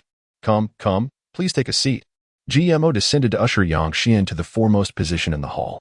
"Your Excellency, that is unnecessary," Yang Xian replied, taken aback and hastily declining. Unbeknownst to him, ever since he had entered the mortal realm without permission, GMO had harbored a deep-seated fear of Yang Xian after witnessing the expression of the king of the black spirits, who regarded Yang Xian with undeniable trepidation. If even his superior feared Yang Xian, how could he dare to show disrespect? "Your Excellency, I have come here today to claim a few sinful souls for frying," Yang Xian said with a smile. Upon hearing this, GMO's lips twitched slightly. The discourse of these esteemed figures was anything but ordinary. To claim a few sinful souls for mere amusement, was this not merely a form of idle entertainment? They all perceived the friar of officials as engaged in their legitimate duties, while Yang Xian treated it as a casual pastime. "How many souls would you like, friar of officials?" GMO gestured grandly, and a thick stack of documents flew down onto the table within the hall. "These are all souls that require frying. If you need any, please take them," he offered. Yang Xian's eyelids twitched at this unexpected generosity. "This seems a bit excessive, does it not?" "Not at all. If you require them, please take as many as you wish. Still, that would be rather inappropriate." "It would be rather impolite to take them all," Yang Xian replied with a serious countenance, subsequently producing a single document and handing it to GMO. "Let us leave one behind." GMO stood speechless. Yang Xian, bearing a hefty stack of frying documents, exited the grand hall, leaving GMO in a state of bewilderment, staring blankly at the solitary document in his hand. "Summon someone to retrieve more judgment documents from the tribunal," GMO lamented, feeling an overwhelming sense of despair. He had merely extended a polite gesture, never expecting that Yang Xian would genuinely accept it. This, Yang Xian, the friar of officials, actually claimed such a considerable quantity of frying documents? A murmured gasp arose from the onlookers, filled with envy. What do you know? Yang Xian is here merely to experience life. Whether he fries or not holds little significance. However, should he feel inclined to fry, he will indulge to his heart's content. Indeed, for someone of Yang Xian's caliber, the trifling merits of frying souls are of little consequence. He merely seeks a bit of amusement. Yang Xian paid no heed to the murmurs of the surrounding spirits.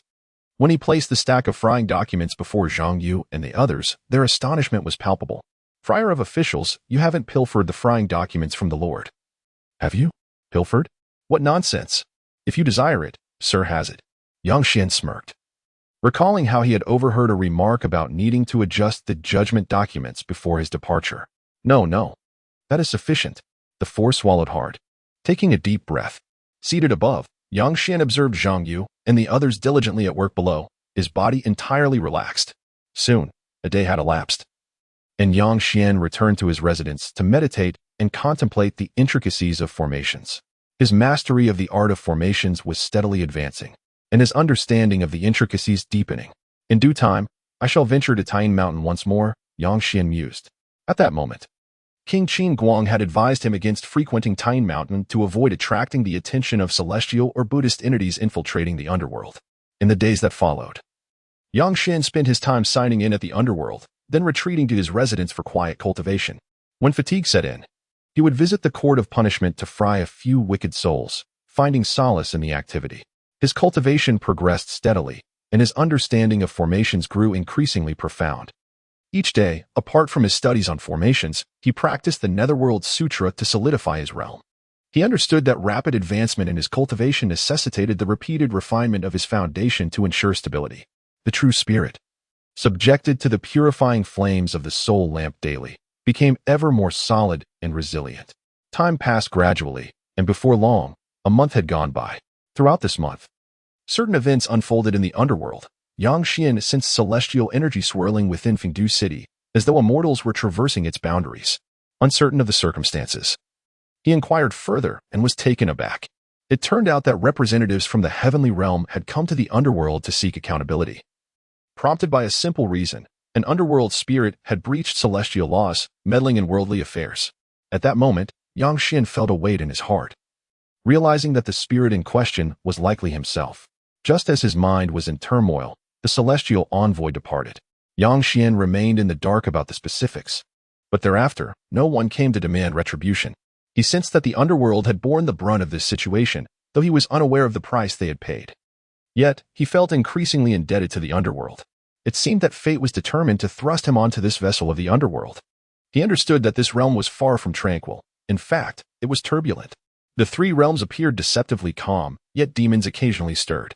The chaotic era of antiquity had receded into the past, but remnants of its malevolent beings persisted, lying dormant.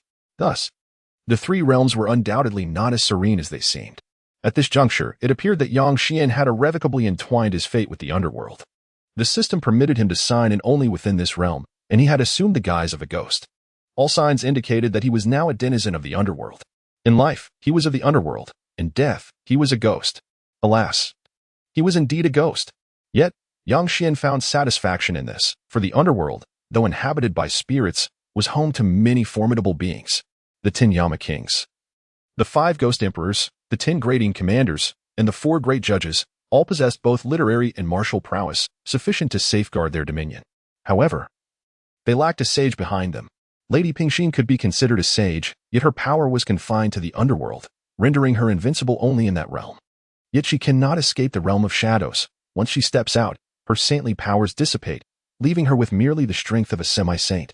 As for the Xittagarbha of the Buddhist sect and the avatars of several prominent figures from the celestial court, they are, to be precise, the eyes and ears planted by these 2 great traditions within the underworld. In other words, they are their nails embedded in the nether realm, with the ultimate aim of one day gaining control over it, chiefly to govern the cycle of reincarnation. Strictly speaking, they are not inhabitants of the underworld. Yang Xian took a deep breath, aware that his journey ahead was still long. In this present era, surviving within the underworld, signing in for cultivation, was his only means of safety. The 3 realms were perilous, given his current cultivation level. Any celestial being that happened to emerge could easily regard him as a mere ghost to be captured. However, finding stability in the underworld was no simple task. Unless the formation of Tine Mountain was breached, Jiang Xian would undoubtedly fry him to a crisp. Alas, it was exceedingly difficult. As time passed, another month slipped away, and Yang Xian's aura grew increasingly profound and elusive. One day, he exited the city of Fengdu, resolved to revisit Tine Mountain for further validation. Over this period, his understanding of formations had deepened significantly, rendering him far beyond his former self. At this moment, Yang Xian stepped out of Fengdu, making his way toward Tine Mountain. Tine Mountain stood undisturbed, quietly towering over the land of shadows.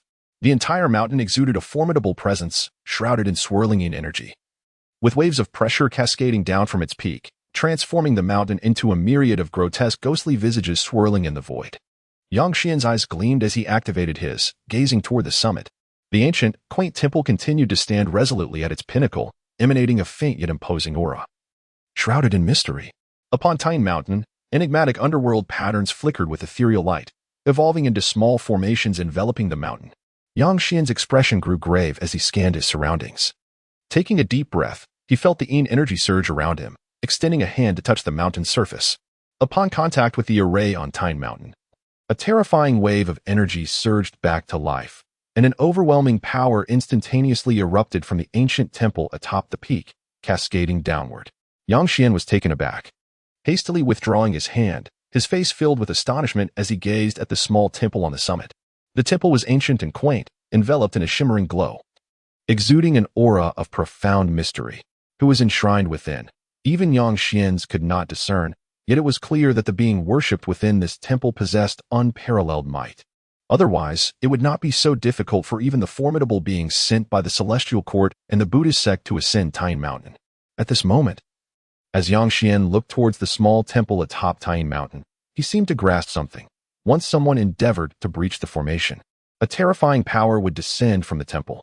Yang Xian's expression turned serious. With his current strength, it was indeed a formidable challenge to penetrate the laws of Tine Mountain. Beyond that overwhelming power, Yang Xian observed the array patterns, and his expression shifted slightly. The complexity of these patterns was astonishing. They were not static but continuously shifting, which sent a chill down his spine. Through his recent studies of formations, he had gained a certain level of understanding, and the ability to devise such a constantly evolving array indicated that its creator had reached a level of mastery that was extraordinarily formidable. No wonder no one in the three realms can breach the formation atop Tine Mountain. Setting aside the terrifying assaults unleashed from the small temple, the formidable array patterns leave countless individuals at a loss. Yang Xian remarked gravely, as a mere fried officer. Am I to unravel a formation that even beings from the three realms struggle to breach? Is this not a trap? He shook his head with a sigh. It is not a trap for you alone, but for all of us, for we cannot stir even the slightest ripple in Tine Mountain at this moment. Jiang Xian appeared beside Yang Xian, speaking with gravity. Yang Xian, taken aback, turned to Jiang Xian and slightly bowed. Your humble servant pays respects to King Qingguang. Jiang Xian waved his hand, fixing his gaze on Yang Xian and declaring solemnly, thus, by all means, you must decipher this formation. Yang Xian narrowed his eyes. I will do my utmost. Very well, I shall command the ghostly emissaries to prepare the frying oil, Jiang Xian stated. Upon hearing this, Yang Xian instinctively recoiled. In the days that followed, Yang Xian exerted himself with increasing fervor, delving into the study of the array patterns while also investigating the temple at the mountain's peak. At that moment, he could afford no distractions, visiting Tine Mountain almost daily, regardless of the risk of attracting unwanted attention. If he failed to break the formation, he would face being fried, and thus, his concerns were trivial in comparison. Meanwhile, in a certain realm of the underworld, several Buddhas sat cross-legged within a hall shrouded in ethereal mist. Each exuded an aura of sanctity, their bodies aglow with Buddhist light, while the surrounding darkness dared not approach. Have we reported the recent happenings in the underworld of Bodhisattva Ksiddhagarbha? One Buddha spoke slowly within the grand hall. The hall, replete with overwhelming dark energy, were not images of malevolent spirits, but rather carvings of Buddhas with large ears and bare feet. Each visage radiated kindness and dignity, etched into the walls, exuding majesty. Within the hall, several luminous mats were present, upon which various Buddhas sat in meditation. So much has transpired in the underworld recently. I wonder if Bodhisattva Ksitigarbha has heard of it, another Buddha interjected. Bodhisattva Ksitigarbha has confined himself deep within the 18 layers of hell, nearly forgetting his mission. Came a solemn voice from an elder Buddha. For individuals occupied the hall, representing the Western teachings, dispatched to assist Bodhisattva Ksitigarbha. However, their discontent grew as Bodhisattva Ksitigarbha remained isolated, indifferent to worldly affairs. I have been informed that a certain fried officer has been rather active in the underworld. The Buddha known as Fa2 stated gravely, "A mere fried officer? What merit is there to be concerned?" Fa Kwang scoffed. "No. This fried officer appears to be quite extraordinary in the underworld, as several individuals seem to be ardently protecting him." Another Buddha, named Fag, interjected. "Which individuals?" "Several kings of hell." Upon hearing this, the expressions of the other three arhats shifted. Fag continued gravely, "Moreover, what surprises me most is that this fried officer frequently appears before Tyne Mountain. Are you implying that he is studying Tyne Mountain?" Fa2 asked darkly. "It is well acknowledged that although the underworld possesses considerable power, it still falls short when compared to the Buddhist sect and the celestial court. Consequently, they have been tirelessly seeking ways to elevate the underworld, aspiring to attain a stature comparable to that of the Buddhist order and the celestial court, with Mount Tyne representing their greatest hope. Should they unravel the secrets of Mount Tyne, it would herald an immense fortune for the underworld. After all, Mount Tyne has existed since time immemorial, shrouded in mystery regarding its origins and the deity revered atop its peak." The four Buddhist arhats displayed solemn expressions, their dignified forms radiating an ethereal glow, their gazes penetrating as they looked beyond the great hall. Within the hall, the resonating chants of Buddhism echoed through the void, reminiscent of a Buddha reciting scriptures, exuding an awe-inspiring presence. "Are you suggesting that the reason the underworld's officials are protecting that fried official is due to his potential ability to decipher the formations atop Mount Tyne?" inquired Fa gravely. "Indeed, it is highly probable." The four arhats fell into deep contemplation. They were arhats dispatched by the Buddhist order to monitor the underworld's every move. Although the Buddhist doctrine emphasizes emptiness, every path requires an element of fortune and merit to thrive. The 6 realms of reincarnation within the underworld are imbued with tremendous merit and fortune, which explains why both the celestial court and the Buddhist sect extend their influence into the underworld. Mount Tyne, as the most enigmatic sacred mountain of the underworld, conceals unimaginable fortunes. Thus, the Buddhist order, despite its teachings of emptiness, cannot afford to remain indifferent, regardless of whether that fried official can unravel the mysteries of Mount Tyne. "We must be prepared," Fag stated gravely. "Yes, we should endeavor to secure Yang Xian for our Buddhist order. Even if we fail, when he breaks the formation of Mount Tyne, our order must ascend the mountain as well. This matter should be reported to Ksitigarbha Bodhisattva at the earliest opportunity." Meanwhile, in another grand hall, several Taoists sat, each exuding an otherworldly aura and exceptional demeanor. These individuals were celestial beings stationed within the underworld, mirroring the intentions of the Buddhist sect's Buddhas, as they too sought to monitor the underworld and plot the 6 realms of reincarnation. At this moment, 4 figures were present in the hall, disciples of a Tao lord from the celestial court. "Have we ascertained the true nature of that fried official?" inquired one Taoist, his voice low and contemplative. He was named Xian Qing. "Indeed, we have. Several months ago, he detonated a descendant of a true immortal disciple from the ethereal realm, who had previously confronted him, leading to his soul being claimed by the underworld.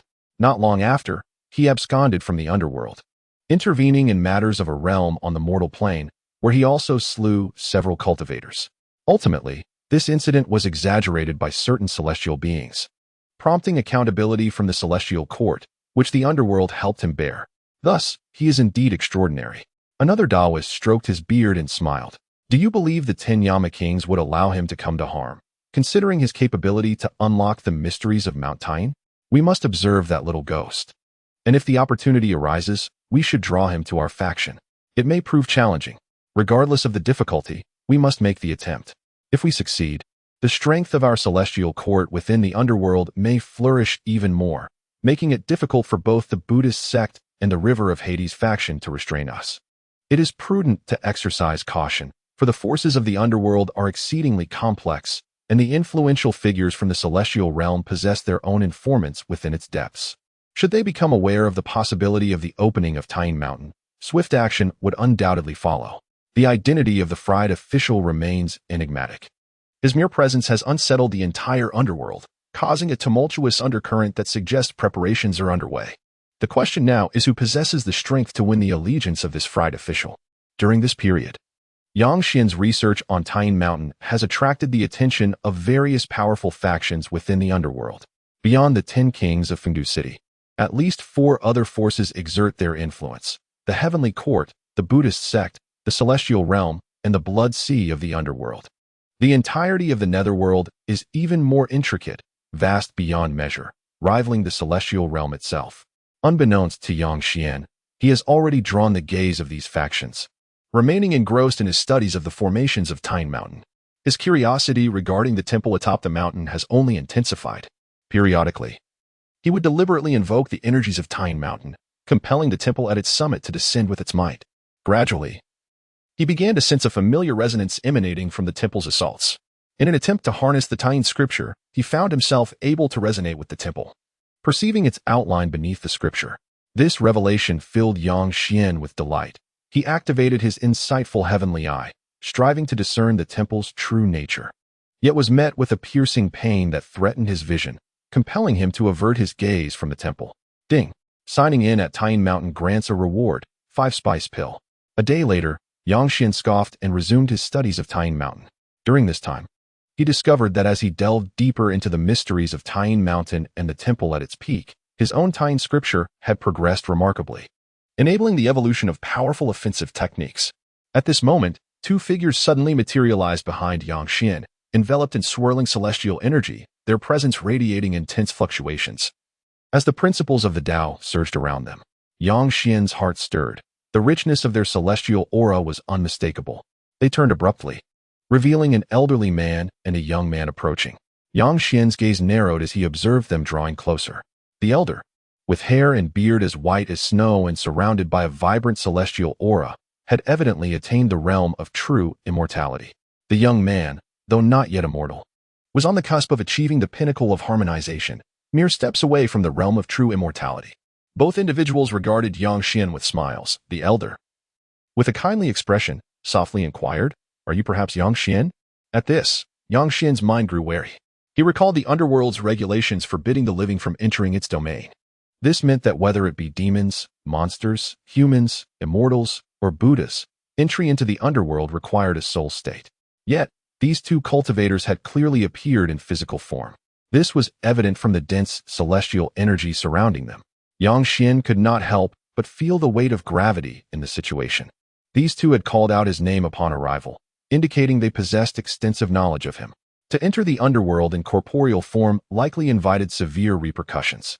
Yang Xian chose not to respond to their words directly. Instead he spoke, "Oh, Higi, that is of no consequence.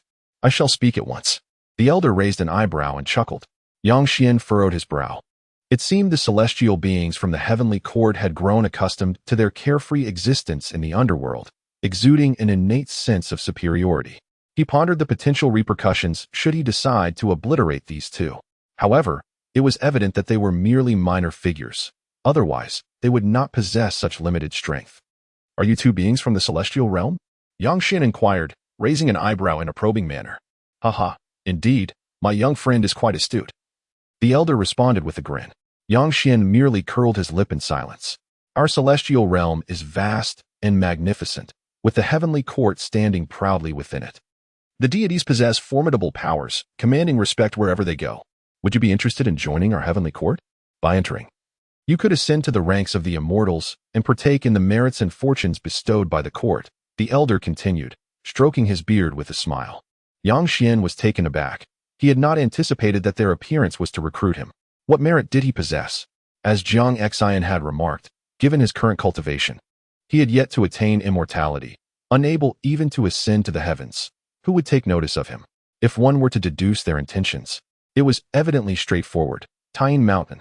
His frequent appearances at Tyne Mountain had undoubtedly drawn attention from the heavenly court's agents in the underworld. If the heavenly court had noticed him, then surely the Western Buddhist sect had too. "Perhaps you should reconsider," the younger man interjected, lacking the elder's courtesy. In his eyes, Yang Xian was merely a minor ghost at the void return stage, unworthy of such deference. Yang Xian cast a glance at the young man. Though he stood at the pinnacle of the harmonization stage, Given his own current strength and formidable secret techniques, subduing him would not pose a challenge. He regarded the two with a quiet disdain. Join the heavenly court? Was he out of his mind? In the underworld, he could sign in daily, even now. There were countless mysterious places he had yet to explore. If he were to join the heavenly court, disregarding the possibility of ascending to the ranks of the immortals, simply forfeiting the system was enough for Yang Xian to decline. Moreover, the prominent figures in the underworld had treated him well, repeatedly rescuing him from peril. How could he possibly align himself with the heavenly court? Yang Xian understood that his fate was irrevocably intertwined with the underworld. It was improbable he would ever have dealings with the heavenly court or the Buddhist sect. Is the heavenly court truly so splendid? Yang Xian inquired with a slight smile. Humph. A frog at the bottom of a well knows not the vastness of the heavens and the grandeur of the heavenly court, the young man retorted disdainfully. The elder signaled to the young man before turning his gaze back to Yang Xian, seemingly sensing his hesitation. He smiled. The heavenly court is the sovereign of the three realms, reigning supreme, revered by all. Our cultivators are esteemed wherever they tread. And what of the Western sect? Yang Xian blinked. The Western sect is of no consequence. The young man scoffed, disdain evident on his face. That band of hypocritical bald monks. In the eyes of our heavenly court, they are nothing but worthless pests. The young man displayed an air of arrogance. Convinced that the cultivators of the heavenly court were the true orthodoxy of the world, the rightful rulers of this domain. A cold hum resonated in the air. A voice laden with disdain. Umaba, a monk should not utter foul language, came a soft sigh shortly thereafter. From the opposite side of Mount Tyne emerged two figures. One old and one young, both clad in monk robes.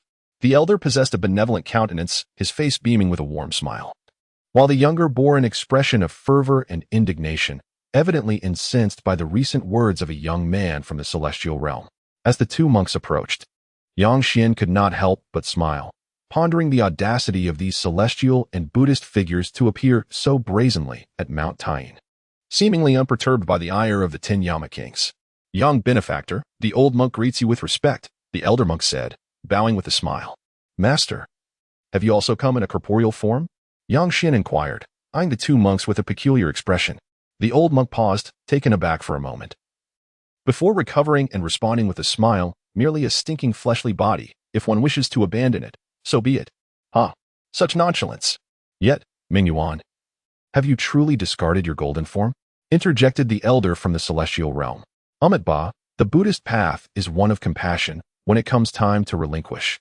The old monk would not hesitate in the slightest, Mingyuan replied gently, turning his gaze toward Yang Xian. Benefactor Yang, do you harbor an inclination toward our Buddhist teachings? Yang Xian regarded the four practitioners from the celestial and Buddhist realms, fully aware that both factions sought to enlist him for their own purposes. Even the 10 Yama kings from the underworld aimed to utilize him to unravel the mysteries of Mount Tyne. Yet, in comparison, the underworld displayed greater sincerity, having rescued him on multiple occasions, unlike these two factions that sought to enlist him with mere words. Humph, you think to exploit me? Yang Xian thought coldly. Addressing both parties with caution, pray, what powerful secret techniques or divine powers do you possess? What would I gain by aligning with you? At this, the eyes of both Wuliang Jinren and Mingyuan brightened. Yang Xian's willingness to engage signified potential success for them. Our celestial realm possesses elixirs and secret techniques that could allow you to ascend to immortality, proclaimed the elder from the celestial realm. Our Buddhist teachings offer a golden body that can aid you in reconstructing your form, hurriedly added the elder monk. Is that all? Yang Xian blinked in surprise. Our celestial realm has numerous immortal scriptures for your perusal. Our Buddhist scriptures are available for your recitation, insisted Mingyuan. Bald donkey. Do you truly offer your scriptures for Yang Xian to recite? Retorted Wuliang Jinren. Will your celestial realm genuinely provide numerous immortal scriptures for Yang Xian to practice? Yang Xian chuckled inwardly, having achieved his objective. Now it was time to stir the waters further. Both parties harbored ulterior motives, so they must be prepared for subterfuge. Beneath Mount Tyne, neither of the two true immortals was willing to concede. Bald donkey, do you insist on opposing me today? Our Buddhist teachings emphasize fate. I share a connection with benefactor Yang. Bah, you speak of fate as if it were a mere whim. Two Taoists of the true immortal realm and a monk found themselves embroiled in a heated debate, both eager to win over Yang Xian. At that moment, the lofty personas of celestial beings and enlightened monks lost all significance. The sole objective was to draw Yang Xian into their respective folds, rendering all else inconsequential. The young Taoist and monk who stood nearby were utterly astonished. They had never witnessed their elders so bereft of dignity. For a brief moment, both were at a loss for words. Esteemed gentlemen, Yang Xian interjected with a light cough, interrupting their dispute. Little Taoist, one cannot trust bald-headed monks. During the cataclysm of the canonization, they wielded daggers behind our backs, emerging as the ultimate victors and plundering countless merits and fortunes from our Taoist sect. The unscrupulous Taoist remarked with a grim expression. Yang Xian's mind stirred. He had heard whispers of such matters, though the truth remained elusive, shrouded in hearsay. Little benefactor, do not heed his fabrications.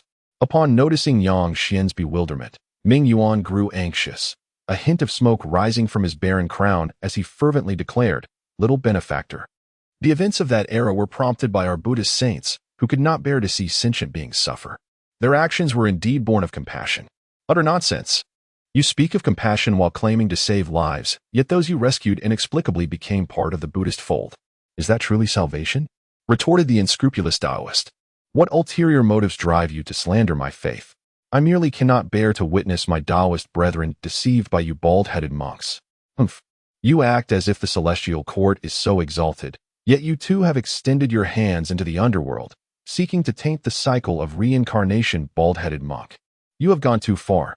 At that moment, both adversaries abruptly halted, casting each other uneasy glances. The words exchanged had indeed crossed a line. While they were aware of certain truths, voicing them created an uncomfortable predicament. After all, people require a semblance of dignity. Now hesitant to continue. They understood that should they delve deeper, regardless of whether they succeeded in winning Yang Xian, their return would not bode well. Gentlemen, after all this discussion, which is truly superior, the secret arts of the celestial court or the scriptures of Buddhism? Yang Xian inquired, seemingly oblivious to the darker history they had alluded to. Both men exhaled silently in relief. The celestial court's Taoist, seizing the moment, spoke first. Young Taoist Yang, today I shall demonstrate the might of our celestial court's secret arts. With that, he formed hand seals and directed an attack toward Ming Yuan. Unscrupulous Taoist, I shall show you respect. Ming Yuan sighed, then waved his hands, unleashing a surge of golden light that surged toward the unscrupulous Taoist. Yang Xian narrowed his eyes. Both individuals were of the true immortal realm, formidable in strength, their movements embodying the principles of immortality with intense fluctuations. To secure Yang Xian's allegiance, both were exerting their utmost, showcasing their most prized abilities. At that moment, a radiant longsword materialized in the hands of the unscrupulous Taoist, gleaming with a chilling light, emanating a daunting aura. Ming Yuan the Bald, brace yourself for my 3 heavenly slaying swords. The unscrupulous Taoist shouted, and with a light clang of his sword, a terrifying wave surged forth from the void. Above the firmament, the vast malevolent energy was repelled by a brilliant sword intent.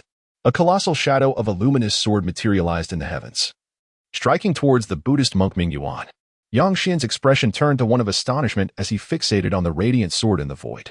In his mind, the Taiyin scripture began to operate autonomously, evolving the very essence of that sword. His soul shone brightly, and the evolution of the sword deepened profoundly until a resplendent sword image emerged in Yang Xian's consciousness. This sword, powerful beyond compare, surpassed the one wielded by the unscrupulous Taoist. Unruly one, your heaven-slaying 3 swords still fall short, Ming Yuan remarked softly, his countenance serene and exuding golden light. Waves of boundless Buddhist radiance illuminated the surroundings, and behind him, a golden Buddha's shadow appeared in the void. The Buddha, with eyes gently closed, sat upon 12 lotus petals, a divine halo above his head, exuding immense authority. With a low exclamation from Ming Yuan, the great Buddha raised his palm, and torrents of Buddhist light surged forth, striking towards the gigantic sword shadow. Remarkable! Yang Xian gasped internally, his soul space boiling once more as the Taiyin scripture operated frantically.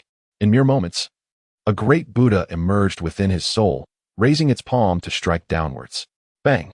In the void, the golden palm collided with the sword shadow, creating a tempest of wind and light. Both the golden palm and the sword simultaneously extinguished, vanishing from sight. Cough! Both men changed countenance, blood escaping their mouths as they involuntarily retreated a few steps in the void. The second sword, the unscrupulous Taoist roared, launching another strike. Bang! The void erupted with sound as this sword was once again blocked. Almost immediately, the third sword was unleashed, dimming the heavens, causing the Buddha's shadow behind Ming Yuan to shatter. With a series of heavy steps, both retreated further into the void, their expressions darkening entirely. As both were true immortals, the strikes they unleashed were their strongest, resulting in neither gaining the upper hand, yet both sustaining injuries. "Young Taoist, what say you?" the unscrupulous Taoist inquired, wiping the blood from the corner of his mouth as he gazed at Yang Xian. "Very formidable," Yang Xian replied solemnly. "Amitabha, young benefactor, the Buddhist sect embodies compassion." "I merely held back earlier," Ming Yuan spoke slowly. "The monk's dharma is profound and powerful indeed." "Old Baldy, you held back? The Buddhist sect is shameless, with a face thicker than most." "Amitabha, disciples of the Buddhist sect do not speak falsely." "Young Taoist, you have seen. Whom do you choose between the heavenly court and the Buddhist sect?" At this moment, the unscrupulous Taoist turned his gaze towards Yang Xian. Ming Yuan, upon hearing this, also looked at Yang Xian with a tense expression. Yang Xian appeared conflicted, glancing towards the unscrupulous Taoist, who immediately adopted an inscrutable demeanor, exuding an ethereal charm. "Young Taoist, what is your decision?" "This." Yang Xian once again turned his gaze towards Ming Yuan. "Amitabha." Ming Yuan's countenance radiated benevolence and dignity. "Please, both of you, allow me a moment to consider my elder brother's opinion," Yang Xian said softly, his face marked by uncertainty. "Your elder brother?" Both men were puzzled. "Yes, King Qingguang." "Jiang Xian." "Who?" "Jiang Xian." Upon hearing those words, the expressions of the two individuals darkened, and even beings of the true immortal realm found themselves on the brink of uttering curses. "Who is Jiang Xian?" "He is the foremost authority in the Underworld, and although he operates within the jurisdiction of the heavenly court, those who have long been stationed in the Underworld are well aware of his profound dissatisfaction with both the heavenly court and the Buddhist sect. Should he discover that these two factions are brazenly attempting to recruit an Underworld envoy, not only would he vehemently oppose it, but he might very well send them flying with a single strike." In that moment, the two felt as though they had swallowed a dead rat. Their gazes directed at Yang Xian filled with resentment. "So, after all this time, you never intended to join us. Otherwise, why would you invoke King Qingguang? Now, both the Buddhist sect and the heavenly court are vying for my allegiance. To which side should I gravitate?" At that instant, Yang Xian raised his gaze to the heavens and proclaimed in a clear voice. Yang Xian's countenance grew solemn as he gazed into the abyss of the void, where a shadow seemed to stand resolutely amidst the swirling mist of ominous energy.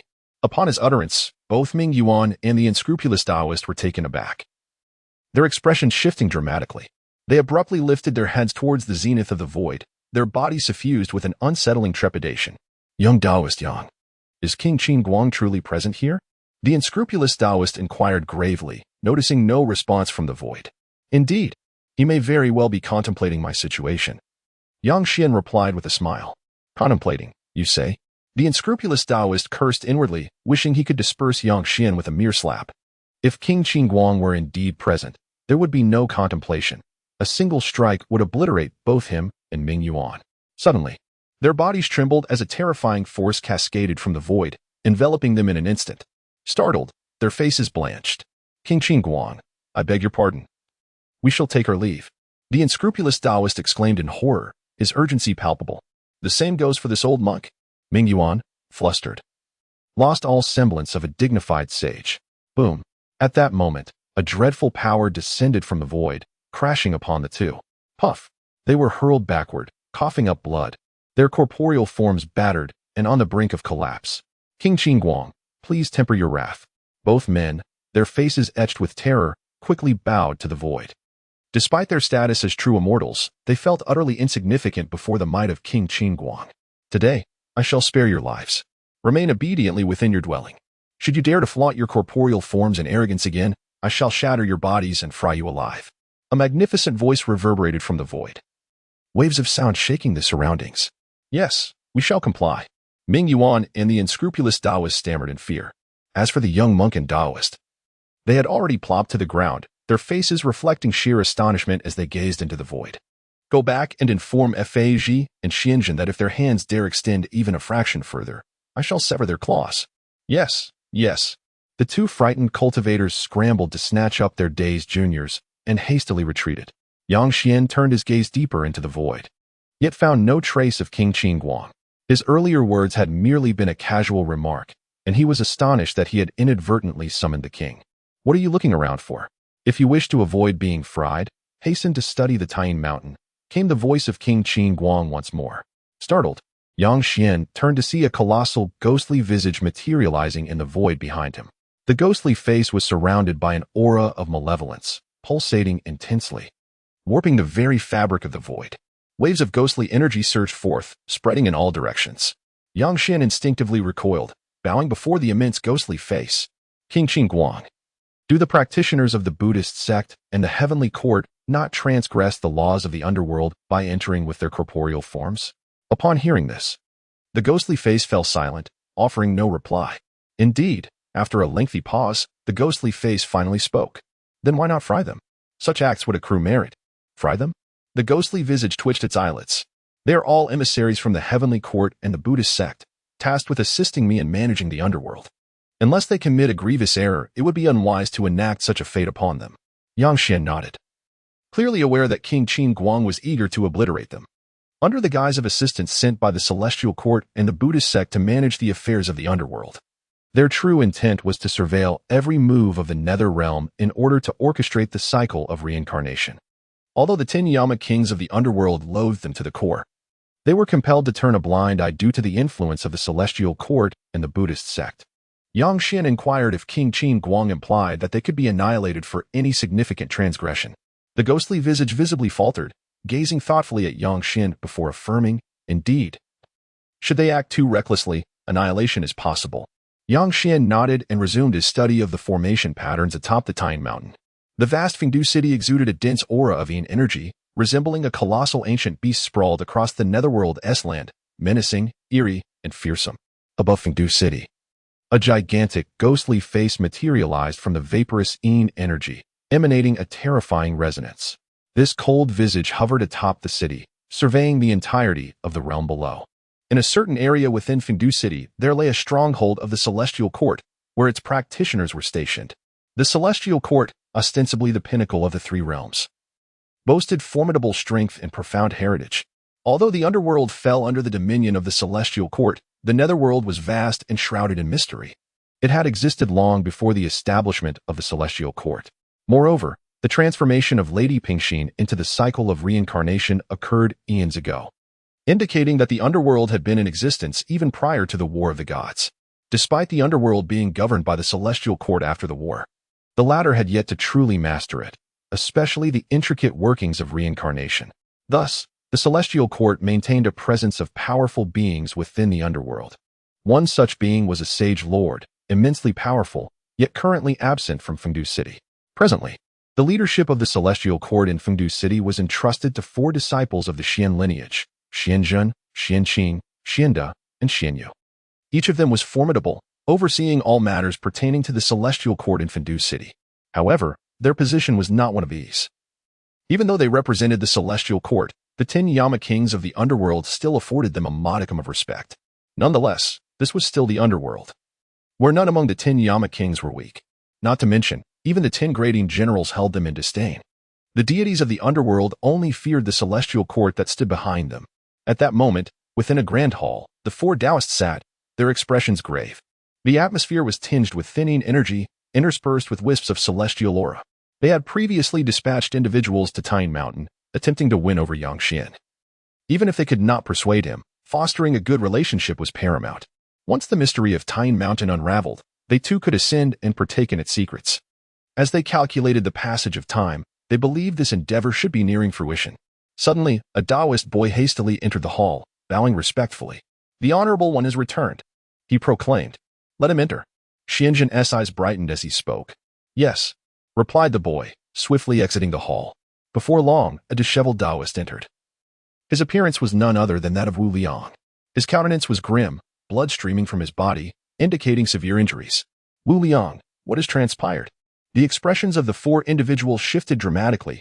The unscrupulous Taoist had already attained the true immortal realm, yet how could he be injured so grievously? The 4 true immortals found themselves in a precarious situation. The unscrupulous Taoist wore a grave expression. To elaborate further, the 4 true immortals gazed deeply and solemnly at the unscrupulous Taoist. "That young ghost, Yang Xian, is not to be courted," the Taoist stated with profound concern. "Moreover, we must not befriend him. he is insidious and treacherous. As he mentioned Yang Xian, the Taoist could not help but feel the sting of tears welling in his eyes. Overwhelmed by a sense of grievance, I wished to impart my teachings to him, yet he covertly undermined me. The Taoist was deeply troubled, feeling as though Yang Xian had purposely betrayed them.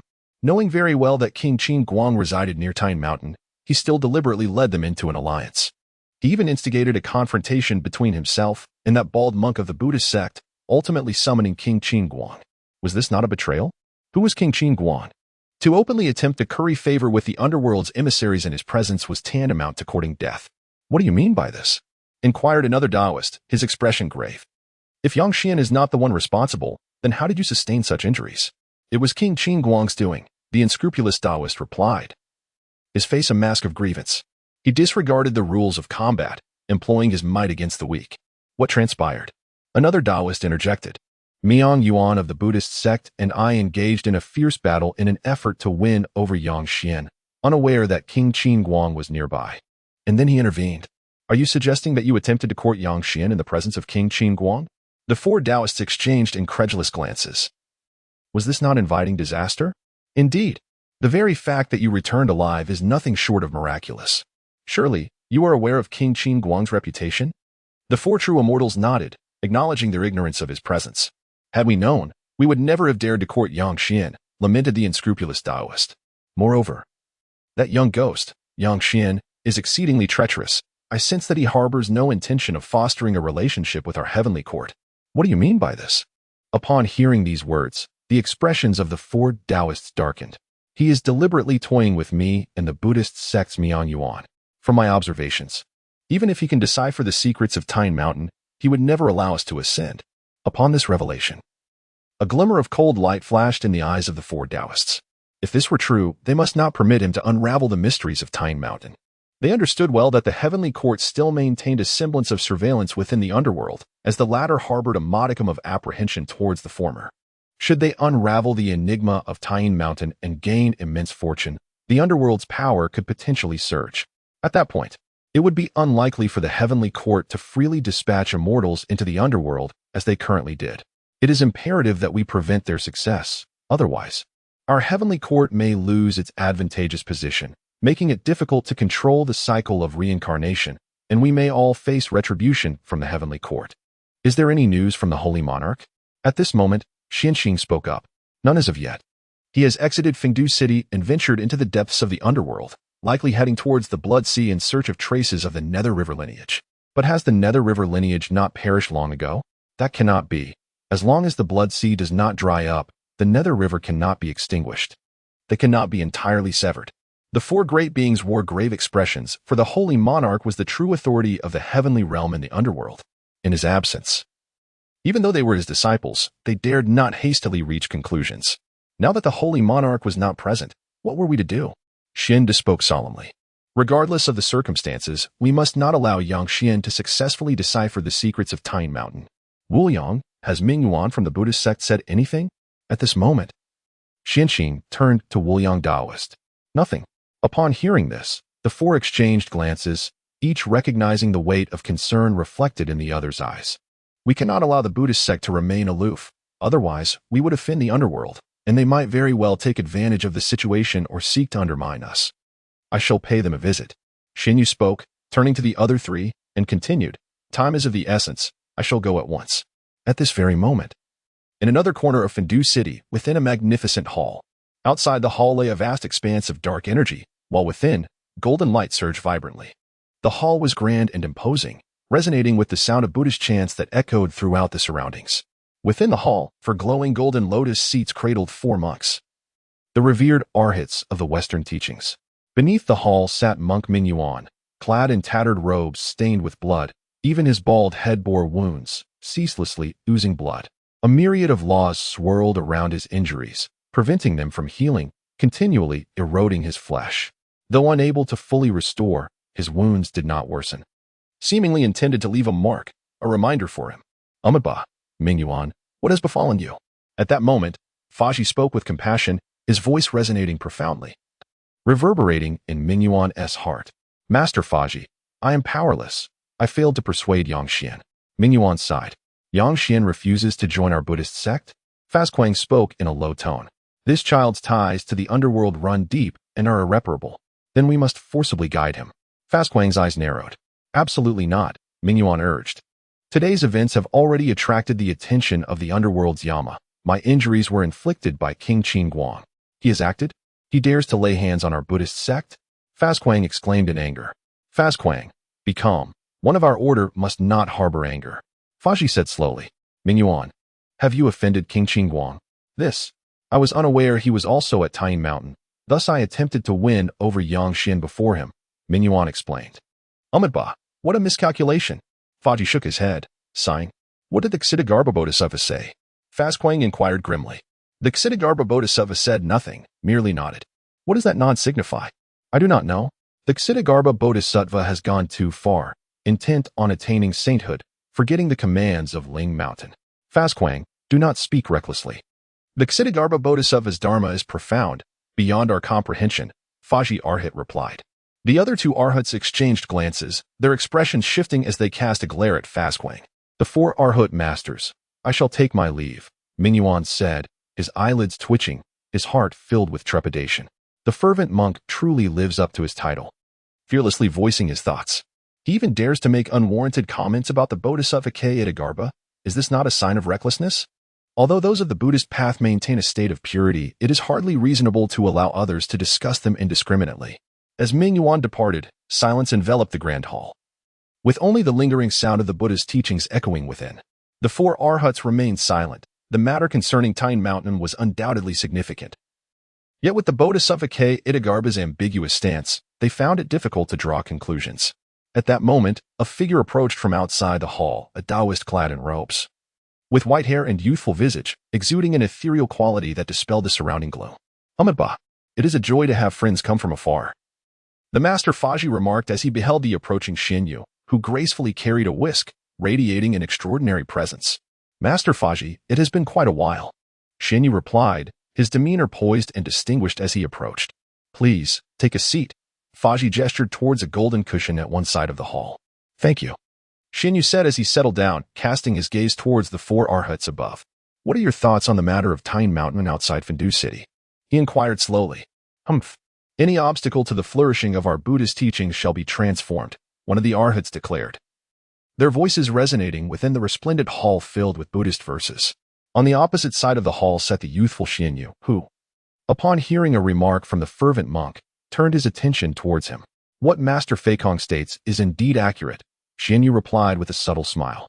Feikong, how could a disciple of the Buddhist order speak such falsehoods? Faji reprimanded.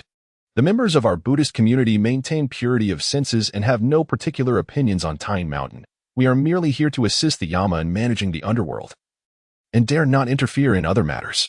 Upon hearing this, Xinyu flicked his whisk and chuckled lightly. Master Faji speaks truthfully. However, should that young ghost Yang Xian truly unravel the mystery of Tying Mountain, the underworld's power may rise, and it is likely that your Buddhist sect will be expelled from the underworld. Apologies, expelled may not be quite appropriate. It should be kicked out of the underworld, he added calmly. Xinyu, are you here to stir trouble? Faji's expression darkened. No, we now stand united. We rise together and fall together. Revered Xinyu, you seem quite confident? Of course. With your Buddhist sect's participation, success is assured. Hearing this, Faji turned to Xinyu, his demeanor composed. What clever strategy does the revered Xinyu possess to thwart the opponent? In the realm of celestial beings, Yang Xian had been deeply contemplating Tying Mountain. During this time, he had made significant progress, not only gaining a more profound understanding of the formations atop Tying Mountain, but also experiencing a remarkable advancement in his cultivation. He had now reached the pinnacle of the Tao integration stage, mere steps away from becoming a true immortal. Though he had yet to attain immortality, Yang Xian's combat prowess was already sufficient to rival that of a true immortal, owing not only to the strength of his techniques and the purity of his soul, but also to the profound knowledge of the netherworld scripture. During this period, Yang Xian, aside from comprehending the intricacies of array patterns, has consistently been observing the ancient, unadorned temple atop the mountain peak. Gradually, he has managed to manifest a semblance of a temple, albeit merely a faint ethereal shadow. However, Yang Xian discerns that this temple possesses tremendous power, derived from the one he has been studying on Tying Mountain. The Tying scripture itself is a sacred text from Tying Mountain. a reward bestowed upon him for his arrival in this realm. Consequently, as he delves into the mysteries of Tayin Mountain, his mastery of the Tayin scripture has also advanced remarkably. Particularly at this moment, the Tayin scripture has astonishingly transformed into an ancient temple, filling him with immense excitement. The temple on Tayin Mountain is undoubtedly extraordinary. No one in the three realms knows who or what it venerates, yet it steadfastly stands at the mountain's summit, indicating the magnitude of its origins. At this juncture, Xuan is enveloped in a swirling aura of yin energy. Before him exists a translucent shadow of a small temple, shrouded in mist, obliterating the surrounding void. Xuan's gaze flickers, although he has yet to attain immortality with his various divine abilities and treasures. Even true immortals would be suppressed. Throughout this time, both the Heavenly Court and the Buddhist sects have remained unusually quiet, not venturing to Tayin Mountain in search of Xuan. Each day, aside from pondering Tayin Mountain, he finds solace in the task of frying the souls of the wicked at the Department of Punishment. Nonetheless, every time he engages in this task, he is beset by an inexplicable sense of urgency. He is acutely aware that King Qin Guang has prepared a large cauldron for him. Should he fail to decipher the array patterns atop Tayin Mountain, he may very well be the one to be fried. At this very moment, in the Eastern Victory Divine Continent, at the Demon Suppression Mountain, this majestic mountain looms, perpetually shrouded in clouds, resembling a realm of immortals.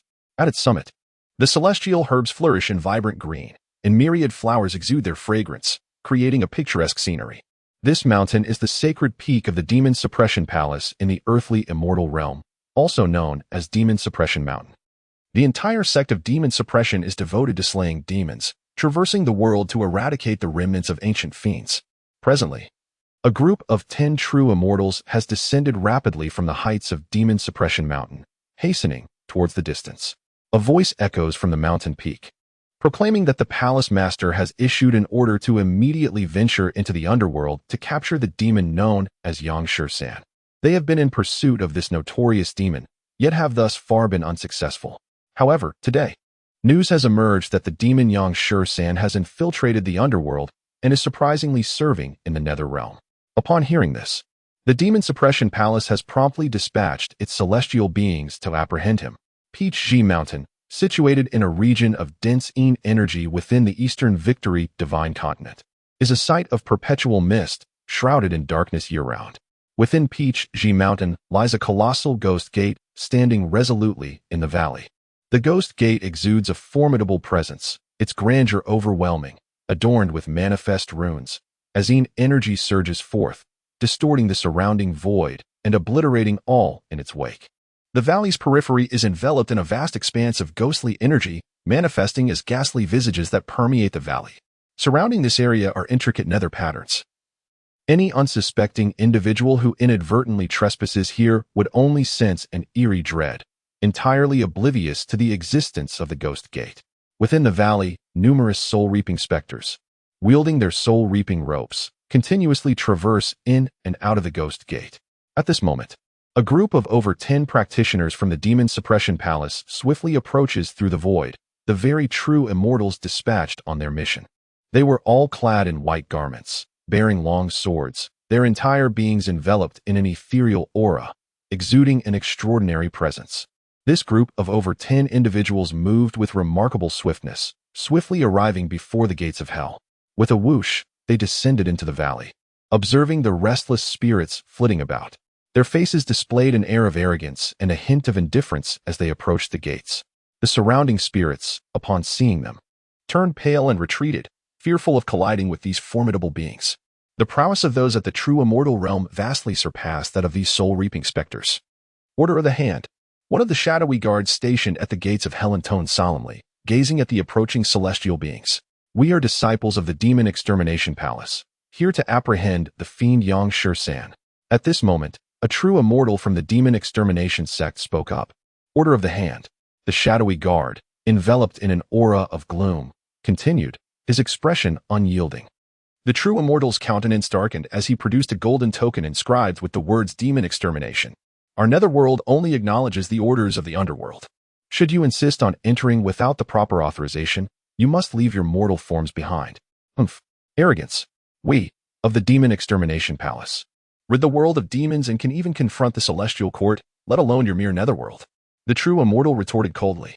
They were representatives of the righteous Taoist sect, tasked with expelling demons from the world, and now finding themselves barred from the netherworld ignited their fury. The laws of the netherworld dictate that no living being may enter. The shadowy guard replied coolly. Humph, ignorant of your own demise. The true immortal scoffed. The master of the demon extermination palace, Yu Luo, is a Tai golden immortal. Even the king of hell must show him respect. How dare you, mere shade soldiers, obstruct us in our duty? Do you not fear retribution from the celestial court? Leave your mortal forms behind. Seeking death, the true immortal, filled with rage, unleashed a torrent of celestial energy. A wave of terrifying force surging forth as he struck towards the shadowy guard before him. The demon extermination palace is becoming increasingly unruly, a chilling voice echoed ominously. Suddenly, a colossal ghostly visage materialized beyond the gates of hell. As this immense face emerged, the entire valley fell into a profound stillness. A palpable aura of dread permeated the air as phantoms formed from dark energy drifted through the void, silently howling at the disciples of the demon extermination palace below. The disciple who had just attacked found himself frozen in midair, his expression one of sheer horror, his mouth agape, yet no words escaped his lips. We pay our respects to the Ghost Emperor. Outside the gates of hell, the group of shadowy soldiers, filled with excitement, bowed towards the ghostly visage. This face belonged to the Ghost Emperor Shintu, the guardian of Peach Blossom Mountain.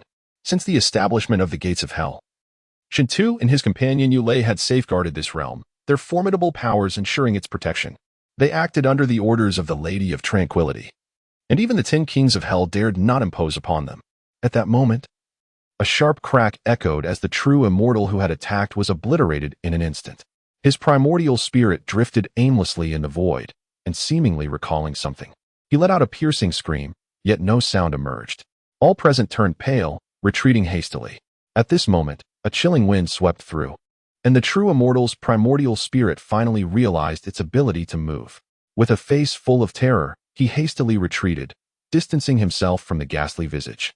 You may now enter the ghost gate, the specter declared indifferently, surrounded by a swirling aura of ghostly energy, gazing at the primordial spirit. The true immortal's spirit trembled uncontrollably, not daring to utter a word. What was his current state? A mere soul.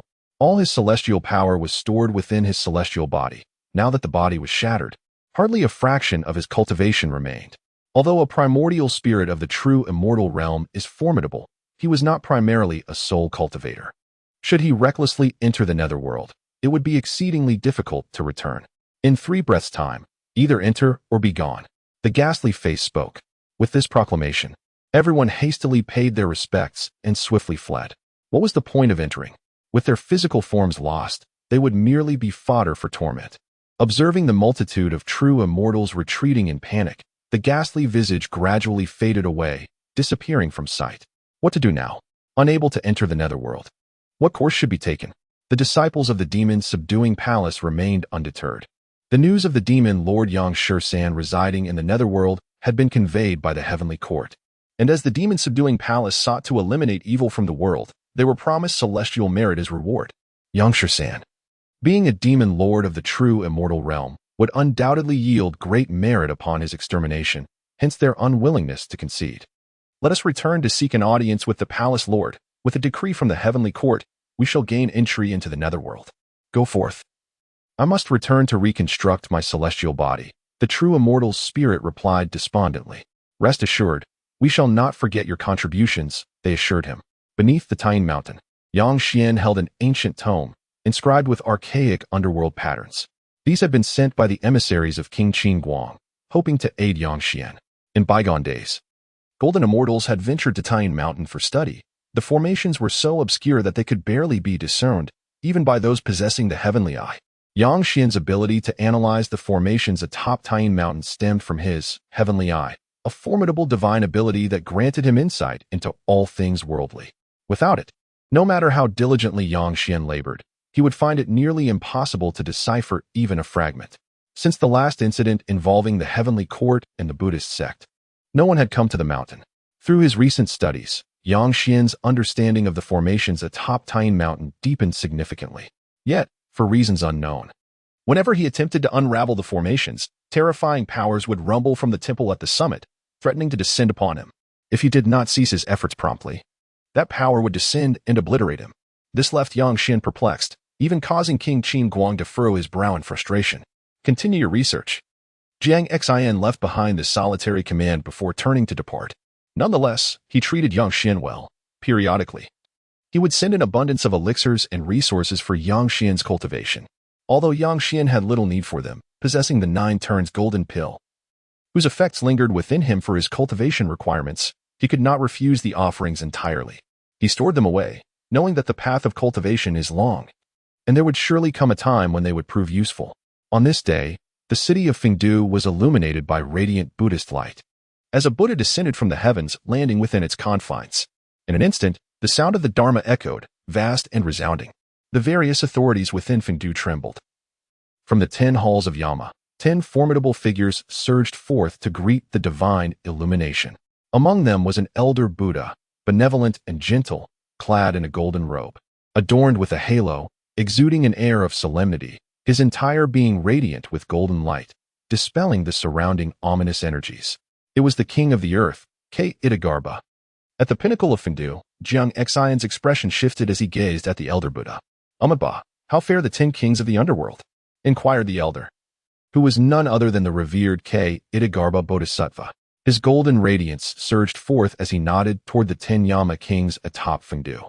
"If you were absent, we would be well," Jiang Xian replied, his countenance darkening. Good, good. The humble monk has been entrusted by the sacred mountain to dwell in the underworld, solely to liberate malevolent souls. The 10 Yama kings need not take offense. Tathagata Bodhisattva responded with a sigh, shaking his head. "Is that so?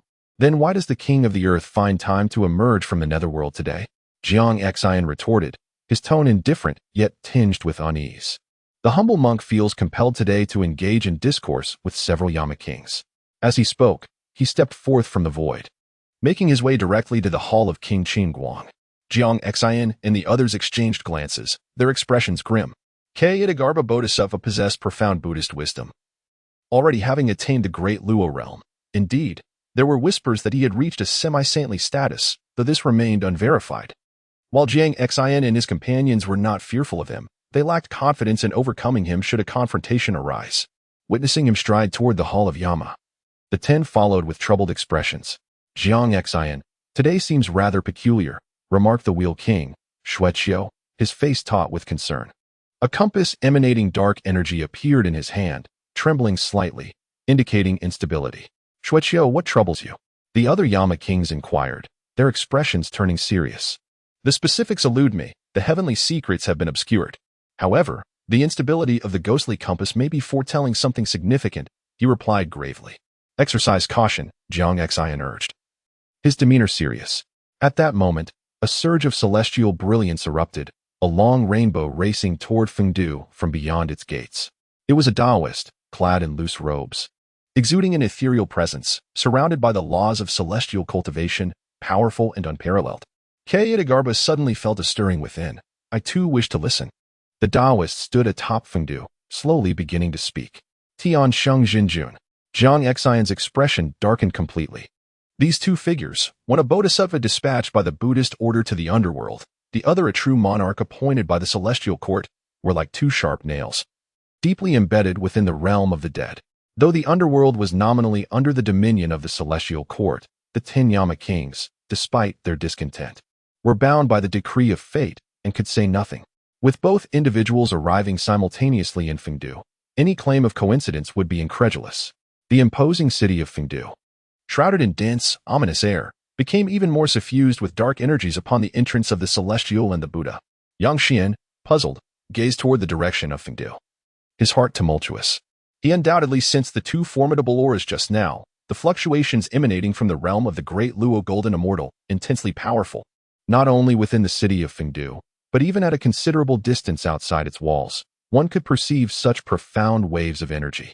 The celestial and Buddhist essence was vast and immeasurable. Who could it be? Yang Xian murmured to himself. During this period, he had deliberately sought to understand the complexities of the netherworld. Presently, the situation in the underworld was intricate, with at least 4 major forces beyond the realm of the underworld: the heavenly court, the Buddhist sect, the river of the dead, and the pawns of various great immortals from the earth immortal realm. Almost all the formidable beings of the three realms left contingencies in the Underworld, for it is the ultimate sanctuary for all spirits and the realm of reincarnation, whether it be the rebirth of mortals or the recultivation of celestial beings. All must pass through the Underworld and the gates of reincarnation. Thus, the six paths of reincarnation stand as the most pivotal location in the three realms. Consequently, the mighty beings of the three realms aspire to touch the six paths, not merely for the needs of their own practitioners' reincarnation, but, more significantly, for the boundless merits harbored within the six paths of reincarnation. At this moment, Yang Xian's expression grew solemn. He was unaware of who had entered Fengdu City, but the intensity of that aura was at least above the golden immortal level. Meanwhile, in a corner of Fengdu City, for true beings from the heavenly court and four arhats from the Buddhist sect convened. They felt the sudden arrival of the celestial and Buddhist essence within Fengdu City, and could not suppress their astonishment. The Tathagata from our Buddhist sect has actually emerged from the 18 layers of hell? The four arhats exclaimed in shock. It is the Holy Monarch. The Holy Monarch has returned. The four true beings from the heavenly court remarked, their faces alight with joy. To thwart Yang Xian, they had temporarily allied themselves. Could it be that your Buddhist Tathagata and our heavenly court's Holy Monarch have learned of our plans? Xianjin said in a grave tone. Perhaps they possess great powers, so it would not be surprising for them to be aware of our schemes, replied Xianqing. Is there any movement from the Earth Immortal Realm? He inquired. Logically, they should have arrived at Fengdu City by now, yet there appears to be no response. Could something have gone awry? It should not be the case, given that it is the Demon Subduing Palace, came the reply. The information received by the Demon Subduing Palace was disseminated by them. Although they resided in the Underworld, they dared not directly confront Yang Xian. Behind Yang Xian stood the 10 Yama Kings. Should they learn of any actions against him, it could provoke a furious backlash. Hence, they resorted to this underhanded strategy of dragging the Earth Immortal Realm into the fray, so that all could bear the burden together. The combined forces of the Heavenly Court, the Buddhist sect, and the Earth Immortal Realm against Yang Xian would likely give even the 10 Yama Kings pause for thought. The return of the Holy Monarch and Tathagata further excited the group. With their presence, success seemed almost assured. At this moment, before the Gate of Ghosts, 9 true immortals from the Demon Subduing Palace hastened forth, holding the Heavenly Court's tokens, heading directly toward the Gate of Ghosts. Although the Underworld did not recognize the Earth Immortal Realm's tokens, they dared not defy the tokens of the Heavenly Court's Lingxiao Hall. After all, the Underworld was under the jurisdiction of the Heavenly Court. Upon seeing the Lingxiao tokens in their hands, the ghostly generals stationed at the Gate of Ghosts had no choice but to grant passage. Humph, weren't you quite formidable before? Why the cowardice now? One true immortal scoffed. Enough with the chatter, we must move swiftly, the leading true immortal urged solemnly. His name is Xuan Xin, and he is responsible for this demon-slaying operation. The forces within the Underworld are complex and intertwined. Remember, once the demon is subdued, retreat immediately. At this moment, Yang Xian remains beneath the Tying Mountain. Although he is intrigued by the 2 celestial beings in Fengdu City, he understands that such lofty entities are still far beyond his reach. His sole aspiration now is to decipher the mysteries of Tying Mountain and sign in at that enigmatic temple. He senses that the temple possesses an aura that rivals the 6 realms of reincarnation. As he continues his research, time gradually slips away. Slowly, Yang Xian feels a dense, ethereal energy permeating the surroundings. Suddenly, he turns around, only to see 9 figures swiftly approaching, radiating intense fluctuations. True immortals? Yang Xian is taken aback, his eyes gleaming as he gazes at those true immortals. They are coming for me. At this moment, a hint of danger wafts through the air. Each of the true immortals exudes a murderous intent, their presence overwhelming. Yang Xian, I never expected you to be hiding in the Underworld, Xuan Xin states with a cold, somber gaze. Yang Xian is momentarily stunned. He looks around, but finds no one else in the vicinity. Are you calling for me? He inquires, directing his attention to the 9 true immortals. Senior brother, this little ghost doesn't he seem like the legendary Yang Xian? One true immortal remarks, casting a peculiar look at Xuan Xin. His aura is lacking. He doesn't he possess that notorious, malevolent spirit? Another true immortal interjects. His cultivation is also insufficient, barely reaching the true immortal realm. Upon hearing this, Xuan Xin nods. His gaze fixed on Yang Xian, his eyes sparkling with intensity. Is your surname Yang? Xuan Xin asks. Yes, I am indeed a Yang. Yang Xian replies, increasingly puzzled.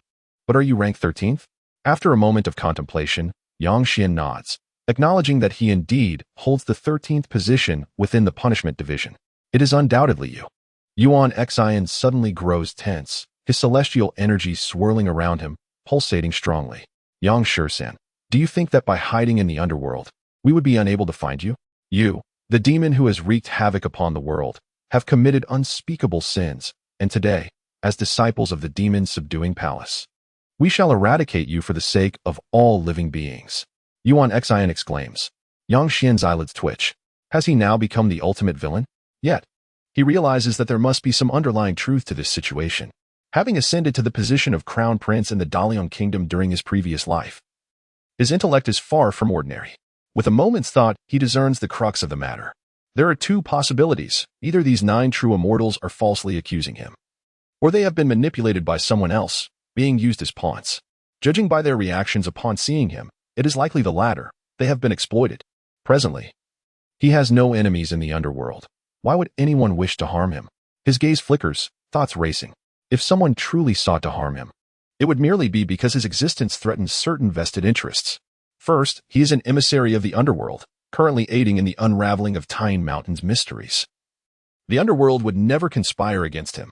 Second, what he is currently undertaking might be perceived as a threat by certain factions who, feeling unable to act against him directly, have resorted to employing others as instruments of harm. Yang Xian is exceptionally intelligent, and as his soul undergoes the relentless refining process of the soul cleansing lamp, it becomes increasingly condensed with astonishing powers of deduction. In but a fleeting moment, he discerns the pivotal point. Unraveling the mysteries of Tyne Mountain would be an immense boon for the underworld. The stronger the underworld becomes, the more discomfort it brings to its adversaries. Clearly, it is the celestial court in the Buddhist realm who have long sought to control the cycle of reincarnation, thereby undermining the strength of the underworld. Humph. You may plot your own reincarnation, but what concern is it of mine to dare scheme against me, Yang Xian, while I prefer to avoid trouble? I am not to be trifled with. Within the grand hall of Fengdu city, 4 deities from the celestial court and 4 arhats from the Buddhist sect sit in silence. The stillness so profound that one could hear a pin drop. It is time. We should proceed to Tyne Mountain to ascertain whether Yang Xian has been taken by the demon suppression palace. Xianjin finally speaks, his tone grave. The arhats and deities exchange somber glances, nodding in agreement. The matter is of utmost importance, and they dare not take it lightly. With that, they exit the hall, making their way beyond Fengdu city. Inside the Hall of Yama, the 10 Yama kings, along with the Buddhist Tathagata and the celestial sovereign, are present. Before them lies a vast tricolor chessboard, fashioned from the essence of laws, with pieces of 3 colors scattered across its surface. Mysterious Taoist rhythms circulate from the chessboard, with the 3 factions positioned at various points, each piece imbued with enigmatic principles. Esteemed guests, this game may take quite some time, Ksitigarbha Bodhisattva remarks with a smile, surrounded by a halo of Buddhist light as he gazes at the 10 Yama kings and the celestial sovereign. Given your interest in this game, I shall gladly indulge. The celestial sovereign replies, his aura resonating with the Tao. Jiang Xian's expression darkens as he observes Ksitigarbha and the celestial sovereign, sensing an undercurrent of ulterior motives. Playing chess?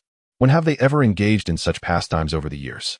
The unusual gathering in the Hall of Yama today for a game is undoubtedly suspicious. These two must harbor some scheme. Humph. With such enthusiasm from both of you, I see no reason to decline, Jiang Xian retorts coldly. Amitabha. This humble monk has gleaned some insights over the years and wishes to seek your guidance through this game, Ksitigarbha states. The grand chessboard within the hall is immense, its pieces transformed by the laws. With a wave of his hand, Ksitigarbha sends a white piece soaring onto the board, radiating with golden light, shimmering with script, mysterious indeed. Jiang Xian's expression shifts in surprise. It seems Ksitigarbha's Buddhist skills have advanced further. As a member of the Buddhist realm, Ksitigarbha would not be so superficial as to seek their counsel merely upon a slight realization, and the celestial sovereign's timely presence in the Hall of Yama raises further suspicions. Anxieties mount within Jiang Xian. Xiebian, Fan Wujiu. Just before Jiang Xian places his piece, he begins to transmit a message to the 2 spectral beings, Heibai Wuchang, King Qin Guang. The duo, currently within the Hall of Soul Gathering, are startled by Jiang Xian's transmission.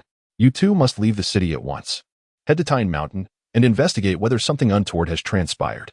Remember, No matter what occurs, ensure Yang Xian's safety. Jiang Xian's heart was restless, as an unsettling feeling gripped him. Today's events felt exceedingly strange. The intense tremors of the dark compass in Xue Qiu's hand only heightened his anxiety. For some inexplicable reason, his thoughts drifted to Tine Mountain. It must surely be the happenings there that had drawn the attention of these formidable powers. Rest assured, King Qingguang, we shall ensure Yang Xian's safety, echoed the voices of the black and white impermanents. Within the Hall of Soul Retrieval, Xie Bian and Fan Wujiu exchanged solemn glances, their expressions grave as they proceeded beyond Fengdu City.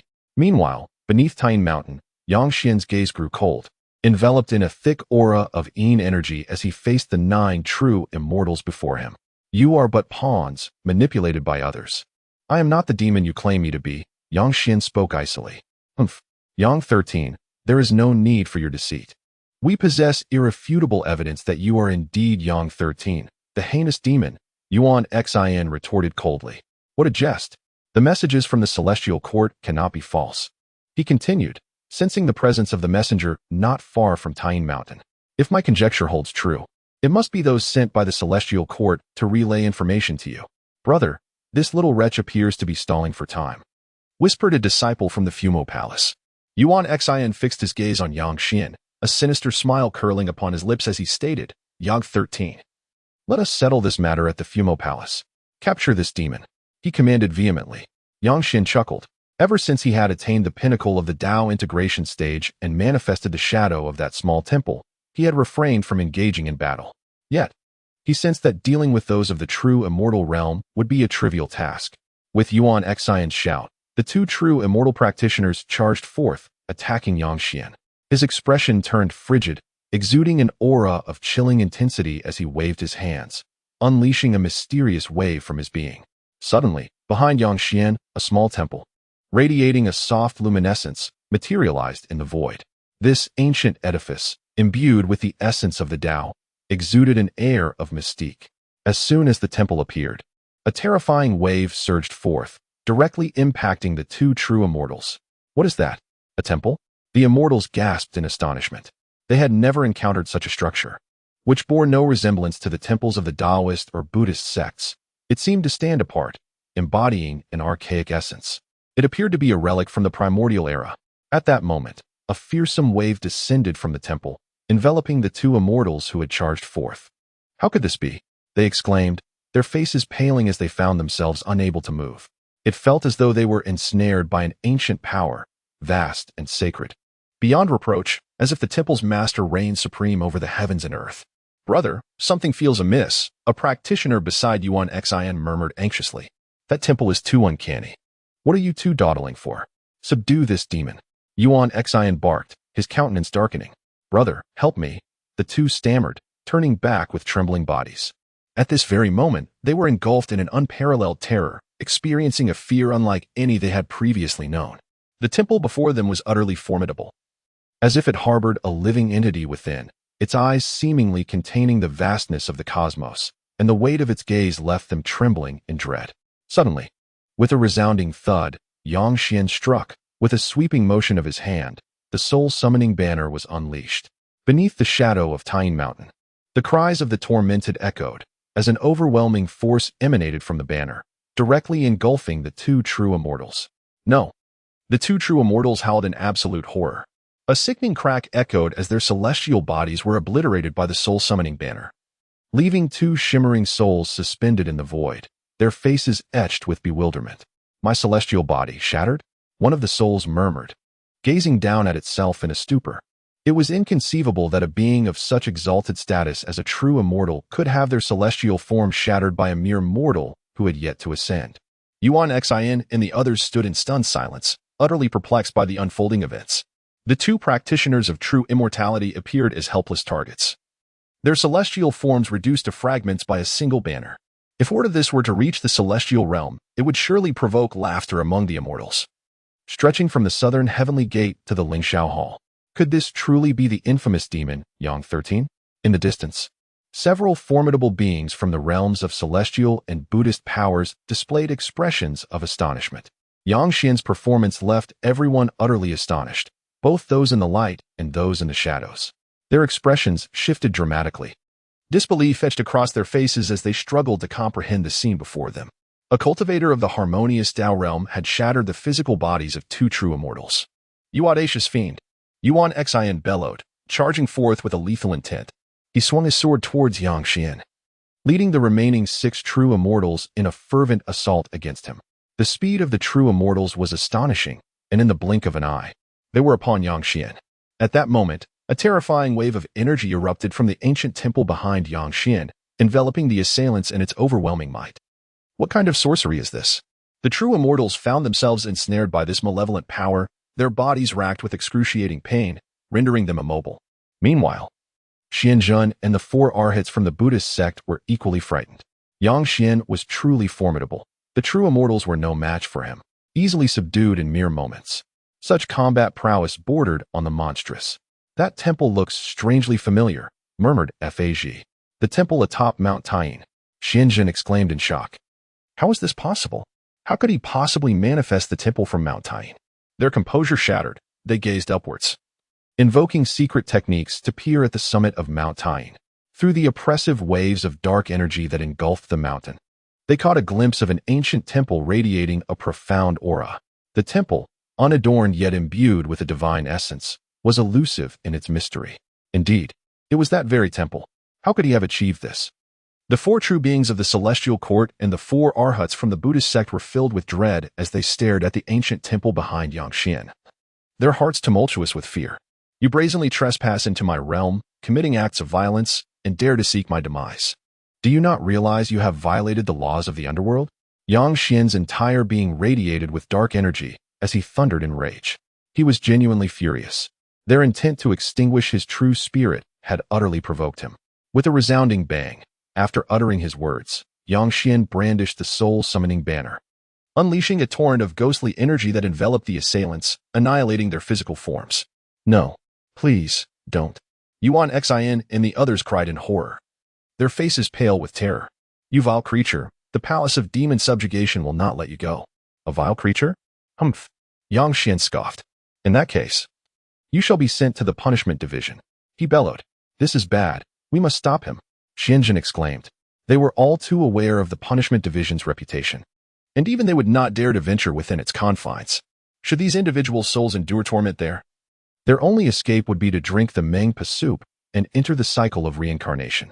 Otherwise, even if they returned to the realm of the celestials and reforged their bodies, they would emerge as mere husks. The punishments of the punishment division were insufferable for most immortals. Their Tao hearts would shatter under such strain. If they failed to capture Yang Xian this time, and he dragged them into the punishment division, the entire palace of demon subjugation would surely be engulfed in fury. In due time, they could not escape their culpability. After all, the information was disseminated by them, and should they successfully capture Yang Xian, he could be branded as a malevolent entity. Yet, who could have anticipated that Yang Xian possessed such terrifying power?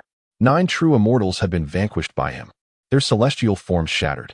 "Friend Yang Xian, please show mercy," several individuals exclaimed in a state of panic, having fully recognized Yang Xian as a formidable adversary of equal stature. Yang Xian's countenance darkened as he glanced backward, only to behold 8 figures hastening toward him, for exuded an aura of celestial energy, while the other 4 emanated a radiant Buddhist light, all approaching with a mixture of trepidation.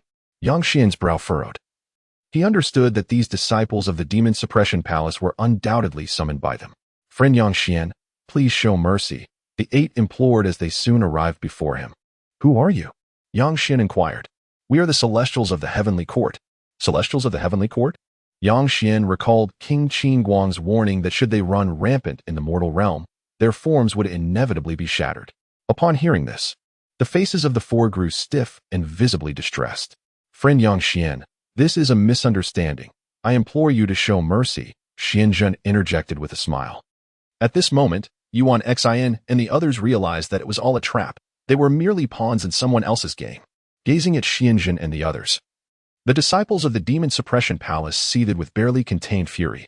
However, with their lives hanging by a thread, they dared not voice their grievances, especially since Xianzhen was advocating on their behalf. To speak harshly might provoke Xianzhen's ire, leading to their own downfall. A misunderstanding? There is no misunderstanding. These individuals dare to strike against me. According to the laws of the Underworld, attacking an envoy warrants judgment by the Punishment Bureau, Yang Xian stated coldly. Friend Yang Xian, the laws are immutable, but humanity is not. Grant us some leeway, Xian Zhen chuckled lightly. Apologies, but I am a ghost, not a man. And I am also bound by the dead, Yang Xian replied. As he spoke, a dark chain materialized in his hand, which he swung forcefully, sending a wave of energy that bound the 9 primordial spirits together. Yang Xian, do not overstep your bounds. How dare a mere fry cook behave so audaciously? Law Mad interjected darkly. Is this bald monk also of the Buddhist sect? Yang Xian was taken aback. Little Ghost Yang, since you wish to discuss the laws today, allow me to enlighten you, Law Mad retorted with a grim visage. By the laws, only the 10 Yama kings and the underworld judges possess the authority to enact judgment. You, a mere fry cook, dare to impose punishment upon the disciples of the Demon Suppression Palace? Are you truly worthy of such authority? Law Mad declared, his entire being radiating golden light as he scoffed. Yang Xian raised an eyebrow and regarded the group with a smile. King Qin Guang spoke true. The underworld has become a chaotic realm, muddled by you individuals from the Buddhist sect and the heavenly court. Humph! Such unfounded arrogance. Their expressions turned icy. Yang Xian's demeanor grew increasingly frigid as he addressed the 8, stating in a low tone, you have entered the underworld in your corporeal forms. I advise you to conduct yourselves with decorum and adhere to the rules of the underworld, lest you roam unchecked. This is the underworld, not the heavenly court or the spirit mountain. Yang Xian's aura of ghostly energy surged as he spoke coldly. Amidst this tension, Law Mad erupted into laughter. Little ghost, you are even more arrogant than I am, a mere fried official, daring to speak so boldly. Have you forgotten your own identity? I hereby decree that you 8 shall enter the underworld with your corporeal forms for failing to abide by the laws of the netherworld. You shall face the punishment of boiling in oil, Yang Xian declared with icy resolve. Haha, little ghost, are you jesting?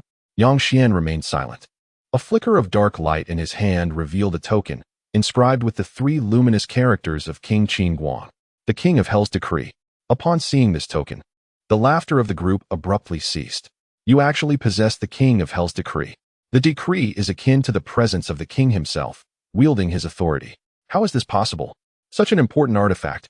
How could King Qin Guang entrust it to you? A sense of dread enveloped them. For with the King of Hell's decree in hand, Yang Xian had the power to pass judgment according to the laws of the underworld. Beneath the shadow of Tying Mountain, Yang Xian wielded the decree, gazing down upon the crowd. Within the underworld, the authority of the King of Hell's decree was immense. Even the 10 grading marshals and the various divine officials would bow in reverence before it, let alone these 8 cultivators from the celestial realm. Fake. This must be a forgery, the Law Mad and his companions exclaimed in disbelief. Little ghost, how dare you counterfeit the King of Hell's decree? You truly seek to have your soul scattered. Watch as I capture you and deliver you to the King of Hell for judgment, Law Mad threatened. Law Mad? Do not speak recklessly, Laji interjected at that moment. Suddenly, Yang Xian sprang into action. A terrifying wave erupted from the ancient temple behind him, descending upon the group. As they were engulfed in horror, the soul-snatching finger and the soul-summoning banner were unleashed, roaring towards them. Their expressions shifted dramatically. They first felt a dreadful force enveloping them, and then their primordial spirits trembled as a profound terror permeated their beings. Their strength diminished to a mere fraction of its former self, rendering them trembling and weak. At that moment, the soul-summoning banner approached, exuding boundless power. Little ghost, how dare you? They cried out, but the overwhelming might of the banner proved too formidable to resist, even for their considerable strength. With a series of sharp cracks, the 8 celestial and Buddhist bodies shattered, leaving only their primordial spirits adrift in the void. Confusion ensued as they exchanged glances, each reflecting the frustration in the other's eyes. Little ghost, you have no sense of martial ethics, daring to launch a sneak attack, they howled. Yang Xian cast a glance at them, remaining silent. Martial ethics were of little importance when the goal was to subdue the opponent. These 8 were not to be underestimated, and without a surprise attack, he might not have been able to subdue them. If even one escaped, they could easily obliterate him with a single strike. At that moment, Yang Xian retracted the soul-summoning banner and summoned forth a black chain, binding the primordial spirits of the 8 together. Ha ha, ha ha. At this juncture, Yuan Xian's primordial spirit erupted in laughter. Retribution, retribution indeed. You thought you could use us as pawns, and now you find yourself facing the same fate as us. How delightful. Yuan Xian roared. Explode them as well. Humph. The 8 coldly snorted, remaining silent. Yang Xian grasped a chain in one hand, leading several individuals towards the city of Fengdu. He had long harbored the desire to incinerate these individuals, but had yet to find the opportune moment. King Qingguang had previously remarked that should they become excessively reckless, they could be eliminated. Now, their intention to harm him was no longer mere recklessness. It was hubris, displaying a blatant disregard for the underworld. Such individuals, if left unscathed, would fail to uphold the authority of the nether realm. With this thought in mind, Yang Xian strode forth confidently. He advanced, a dark chain in one hand, while behind him trailed 2 clusters of souls, bound by the chain and compelled to follow him. A ghostly aura enveloped Yang Xian, pulsating with intensity as he made his way to Fengdu. As he proceeded, 2 figures, one clad in black and the other in white, suddenly appeared before him, approaching directly. Upon closer inspection, Yang Xian recognized them as the infamous black and white impermanents. Upon noticing the numerous souls Yang Xian was dragging, they paused momentarily. Yang Xian, what is this? Xie Bian inquired, astonished. Yang Xian's eyes sparkled as he offered a slight bow to the duo, asserting in a deep voice. 7th Master, 8th Master, your arrival is most fortuitous. These individuals have entered the underworld in their corporeal forms and have even dared to assault my subordinates. I am now taking them to the punishment department for their due retribution. Xie Bian and Fan Wujiu exchanged glances, their expressions tightening as they assessed the group of souls trailing behind Yang Xian. Is it you rascals? Among these, who are the ones from the heavenly court and the Buddhist sect? Xie Bian queried. They are from the demon's subduing palace of the immortal realm. They infiltrated the underworld with malicious intent, Yang Xian replied. Upon hearing this, the eyes of black and white impermanence glinted with coldness. Fan Wujiu spoke in a grave tone. They deserve to be punished. Xie Bian's eyelids twitched, while it was indeed warranted. The presence of formidable beings from the Buddhist sect and the heavenly court in Fengdu posed a significant risk. If they were to learn that Yang Xian had annihilated their disciples, it could provoke their wrath. After all, they were ostensibly there to assist the 10 kings of hell in managing the underworld. Brother Yang Xian, might we consider delaying the execution? Xie Bian suggested cautiously. 7th Master, I never imagined you to be such a coward. Are you also afraid of the heavenly court and the Buddhist sect?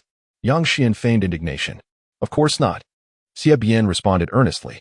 Fear them? Not at all. Execute them. Fan Wujiu's face was a mask of fury, his presence exuding an overwhelming aura that made the souls tremble in fear. Renowned for his volatile temperament, Black Impermanence was known to instigate conflict at the slightest provocation, leaving even the King of Hell powerless against him. You scoundrels! If it weren't for the King of Hell's intervention, I would have dismantled your lair long ago. Now you dare to bully the chief of my underworld servants? Truly, you are courting death.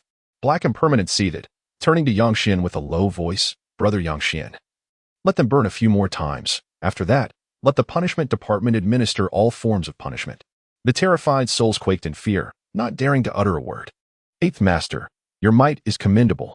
I share your sentiments. Yang Xian grinned. 8th Brother. Xie Bian's eyelids twitched violently, casting a frantic glance towards Fan Wujiu. Fear not. 7th Brother, for these vile individuals are destined for such an end. Fan Wujiu coldly snorted. Brother Yang Xian, let us proceed together. Let us fry them to a crisp. 8th Brother. Xie Bian interjected anxiously. These people do deserve punishment, but this is not the opportune moment. The Heavenly Court's Holy Monarch and the Xitigarbha of the Buddhist realm are present in the King of Hell's Hall. Should we incinerate the disciples of the Buddhist and heavenly realms, even the 10 kings of hell would find it difficult to provide an explanation. With both the formidable powers of our heavenly court and the Buddhist realm here, you dare to fry my disciples? What do you intend? Xie Bian shook his head, already envisioning the wrathful scene of the 2 great powers. 7th Master, save me. The wails of over a dozen souls were tethered by Yang Xian's dark chains, leading them toward the punishment division. Fan Wujiu followed closely behind, his imposing demeanor seemingly lending support to Yang Xian. 7th Master. The tormented souls cried out in despair, turning back to beseech Xie Bian. To them, he was the sole savior. Save? I would rather see you all blown to bits. I've longed to fry you, Xie Bian muttered under his breath. However, as the god of soul harvesting, he bore far greater considerations than Fan Wujiu. While the notion of frying a few individuals was not impossible, It was imperative to maintain appearances in front of the great powers of the heavenly court and the Buddhist realm. They must suffer a silent loss, unable to voice their grievances. Watching Yang Xian and Fan Wujiao depart, Xie Bian smiled and hurriedly followed. He soon caught up with Yang Xian. "Brother Yang Xian," he called out urgently, his voice a whisper. "What is it, seventh master?" Yang Xian inquired. "Could you hasten your pace? The two divine presences you sensed earlier belong to the two great golden immortals of the heavenly court and the Buddhist realm, currently engaged in a game of chess within the King of Hell's Hall. I must go there immediately. You understand?" Xie Bian raised an eyebrow and winked at Yang Xian. Yang Xian felt a shiver, unnerved by Xie Bian's expression. Yet he grasped the implication. Xie Bian intended to report the situation to the King of Hell. "Thank you for the reminder, seventh master. I understand." Yang Xian chuckled and swiftly departed. Xie Bian took a deep breath and made his way toward Fengdu City. Meanwhile, within the King of Hell's Hall, the principles of both Buddhism and Taoism wafted through the grand chamber. At the center, a chessboard materialized, composed of rules, with pieces emitting an enigmatic glow. The heavenly court's true monarch and the Ksitigarbha Bodhisattva both wore smiles, their profound mastery radiating through the mystical pieces on the board. Jiang Xian sat at one end, flanked by 9 other kings of hell. The 3 factions were enveloped in potent waves of energy, with the principles swirling around them. The Ksitigarbha Bodhisattva, resplendent in golden light, filled the hall with the sound of sutras, as if someone were reciting scriptures. "King Qingguang, how do you find the Buddhist teachings I have recently comprehended?" The Ksitigarbha Bodhisattva inquired with a smile, pointing with a finger as a beam of gold shot forth, coalescing into a golden chess piece on the board. As the golden chess piece manifested upon the board, a terrifying wave of energy surged forth, causing the entire board to tremble under its formidable might. The temple, devoid of understanding of Buddhist teachings, rendered them nonsensical in my eyes, remarked Jiang Xian in a calm voice. Amitabha. The 3 adversaries faced each other, engaging in a philosophical discourse through the game of chess. Although Jiang Xian's strength paled in comparison to that of Dizong and the Heavenly Saint, he was backed by 9 kings of hell, maintaining an aura that did not falter against the two. At that moment, hurried footsteps echoed from outside the grand hall. As a pallid figure clad in white hurriedly approached, this specter was none other than Xie Bian. His countenance was grave, revealing a mind heavy with concern. Upon seeing Xie Bian, Jiang Xian's gaze sharpened, and he abruptly turned towards him, his heart sinking upon witnessing Xie Bian's troubled expression. Could it be that something had transpired at Tying Mountain? A sense of unease gripped Jiang Xian. He had dispatched Xie Bian to protect Yang Xian, and now, in this state, could it signify that Yang Xian had encountered misfortune? Dizong, too, had taken note of Xie Bian, exchanging glances with the Heavenly Saint. Both of them, their eyes glimmering with understanding, seemed to share a silent acknowledgement of the situation, accompanied by faint smiles. Although they had not directly engaged in the scheme against Yang Xian, they were indeed aware of it. Their presence in the Hall of Yama served to obscure their true intentions, effectively restraining the 10 kings of hell. Given the passage of time, they must have succeeded in their endeavor by now. Standing at the entrance of the grand hall, Xie Bian exuded a palpable sorrow, his demeanor utterly dejected. The 10 kings of hell grew increasingly anxious as they observed Xie Bian's face contorting into a mournful expression akin to that of a wilting flower, which only heightened their concern. "Speak." Jiang Xian finally could no longer contain himself and commanded sharply. Xie Bian's spirit trembled as he hastily spoke. "In response to King Qingguang, it is true that an incident has occurred at Tying Mountain. The disciples of the Demon Suppression Palace from the Earth Immortal Realm have allied with the Heavenly Court's Buddhist sect to subdue Yang Xian." "What did you say?" Jiang Xian's countenance darkened as he fixed his piercing gaze upon Dizong and the Heavenly Saint, his eyes igniting with a fearsome brilliance. In that moment, he comprehended why these two had appeared so unperturbed, engaging him in a game of chess. This was merely a ruse to divert attention while their disciples plotted against Yang Xian. Yang Xian represented the linchpin of his dominion's ascendancy, entrusted with significant responsibilities. Now, the Heavenly Court and the Buddhist sect dared to make a move against him. Such audacity was utterly abominable. Do they truly wish to incite war? Jiang Xian's entire being radiated a ghastly aura, tendrils of dark energy creeping from his neck to envelop his visage, as ghostly visages materialized and flitted about. "Amitabha, King Qingguang, temper your wrath. We were entirely unaware of this matter." Dizong spoke slowly. "Unaware, you bald monk? Surely, it must be intentional." Huang Ba's voice thundered from behind Jiang Xian. We genuinely did not know. If this is indeed the case, those responsible should face dire consequences, the heavenly saint interjected. Humph. Your words are smooth. Yet if anything befalls Yang Xian, our underworld's emissaries will ensure that not a single one of your heavenly court or Buddhist sect practitioners escapes unscathed. Jiang Xian's expression remained grim. Xie Bian, what is Yang Xian's current situation? Xie Bian stuttered, failing to articulate a coherent thought. Yet, his demeanor and the creases etched upon his face conveyed an undeniable message. Yang Xian was likely in peril. Speak, roared King Qin Guang. Xie Bian furtively glanced at the Earth Store King and the Celestial Sage, both of whom maintained an air of calmness. The Celestial Sage smiled and said slowly, Why must King Qin Guang be so wrathful? This matter is not necessarily true. If my disciples were truly so reckless, I would certainly fry them. Indeed, several Yama kings, with the compassion befitting the Buddhist order, would not voice a word of protest should their disciples dare to defy the laws of the underworld. The Earth Store Bodhisattva, with a gentle expression, echoed, Let us proceed to Mount Taiying. Jiang Xian's expression darkened. Although Xie Bian had said little, he had surmised that Yang Xian had likely encountered grave trouble. The eloquence of their words was hollow. If Yang Xian were indeed in danger, they would surely shield the guilty. King Qin Guang, it is unnecessary. At that moment, Xie Bian shed his despondency.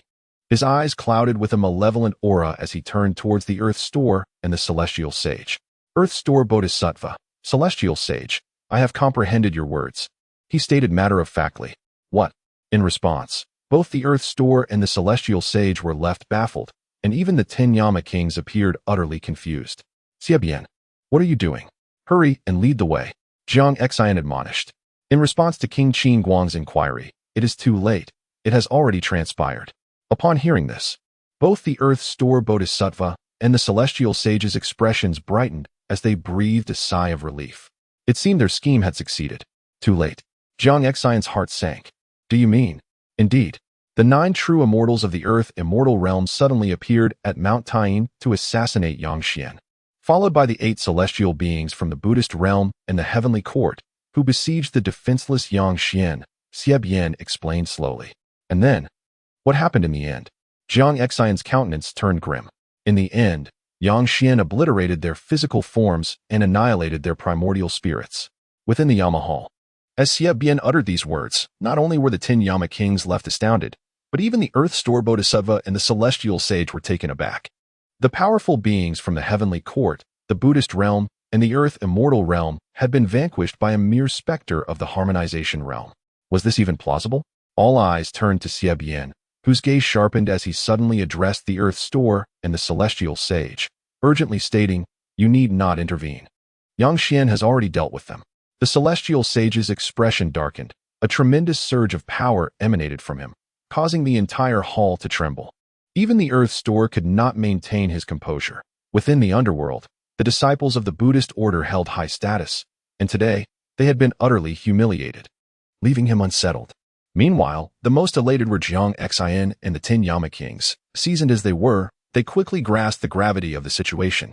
Xie Bian's every movement and expression upon entering the Grand Hall was a calculated performance, aimed at eliciting joy from the formidable beings of the Celestial Court and the Buddhist sect, only to deliver a fatal blow that would leave them speechless and at a loss. As this thought crossed their minds, the several Yama kings exchanged malevolent smiles, pondering the shadowy demeanor of Xie Bian and his insidious cunning. How delightfully devious he appeared. Jiang Xian's frown gradually faded, replaced by an air of indifference. Oh, what is merely a small ghost? If it dissipates, so be it. Gentlemen, do not interrupt our game of chess.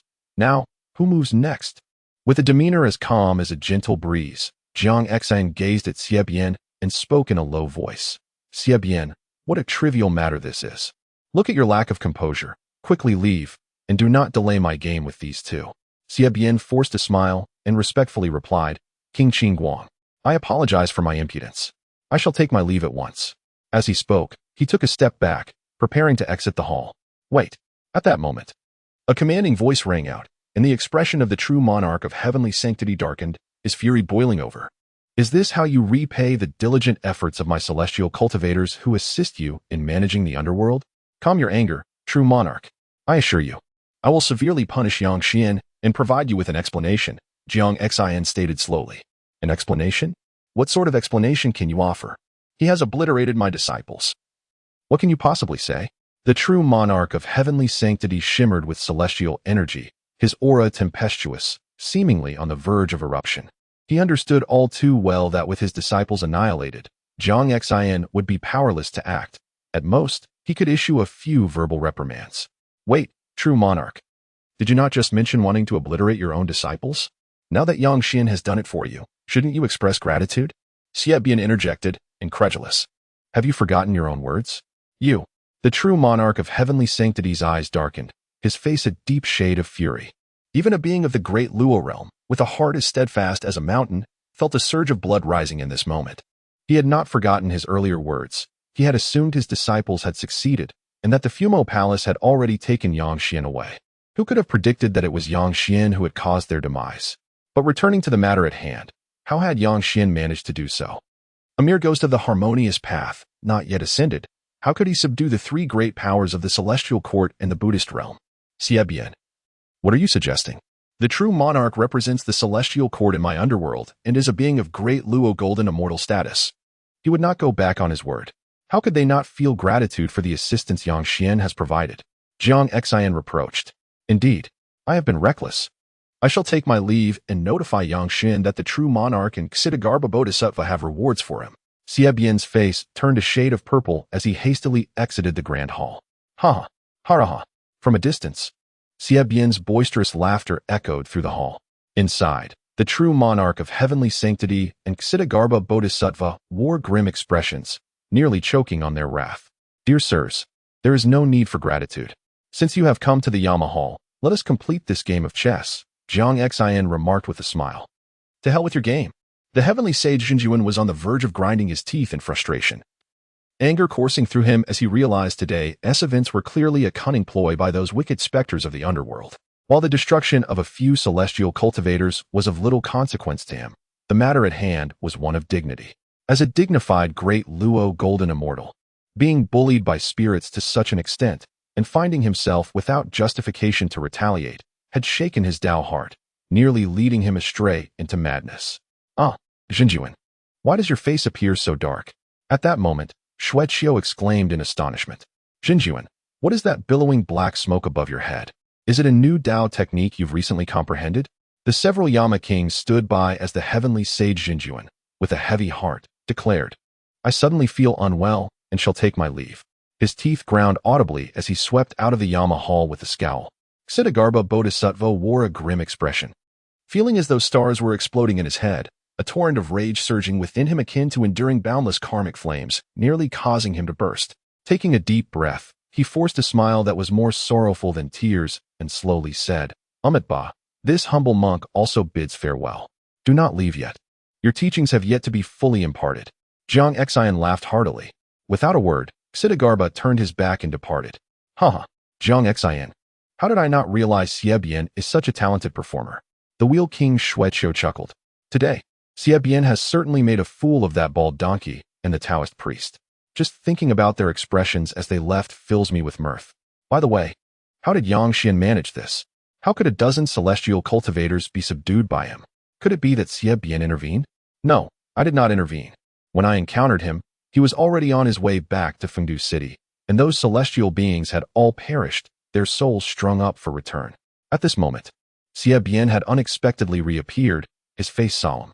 Upon hearing this, the Yama kings ceased their laughter. If what Xie Bian said was true, then Yang Xian was truly remarkable. A mere minor ghost, at the harmonization stage, had managed to overpower a dozen celestial beings, truly extraordinary. Let us go to Tayin Mountain and ascertain what transpired.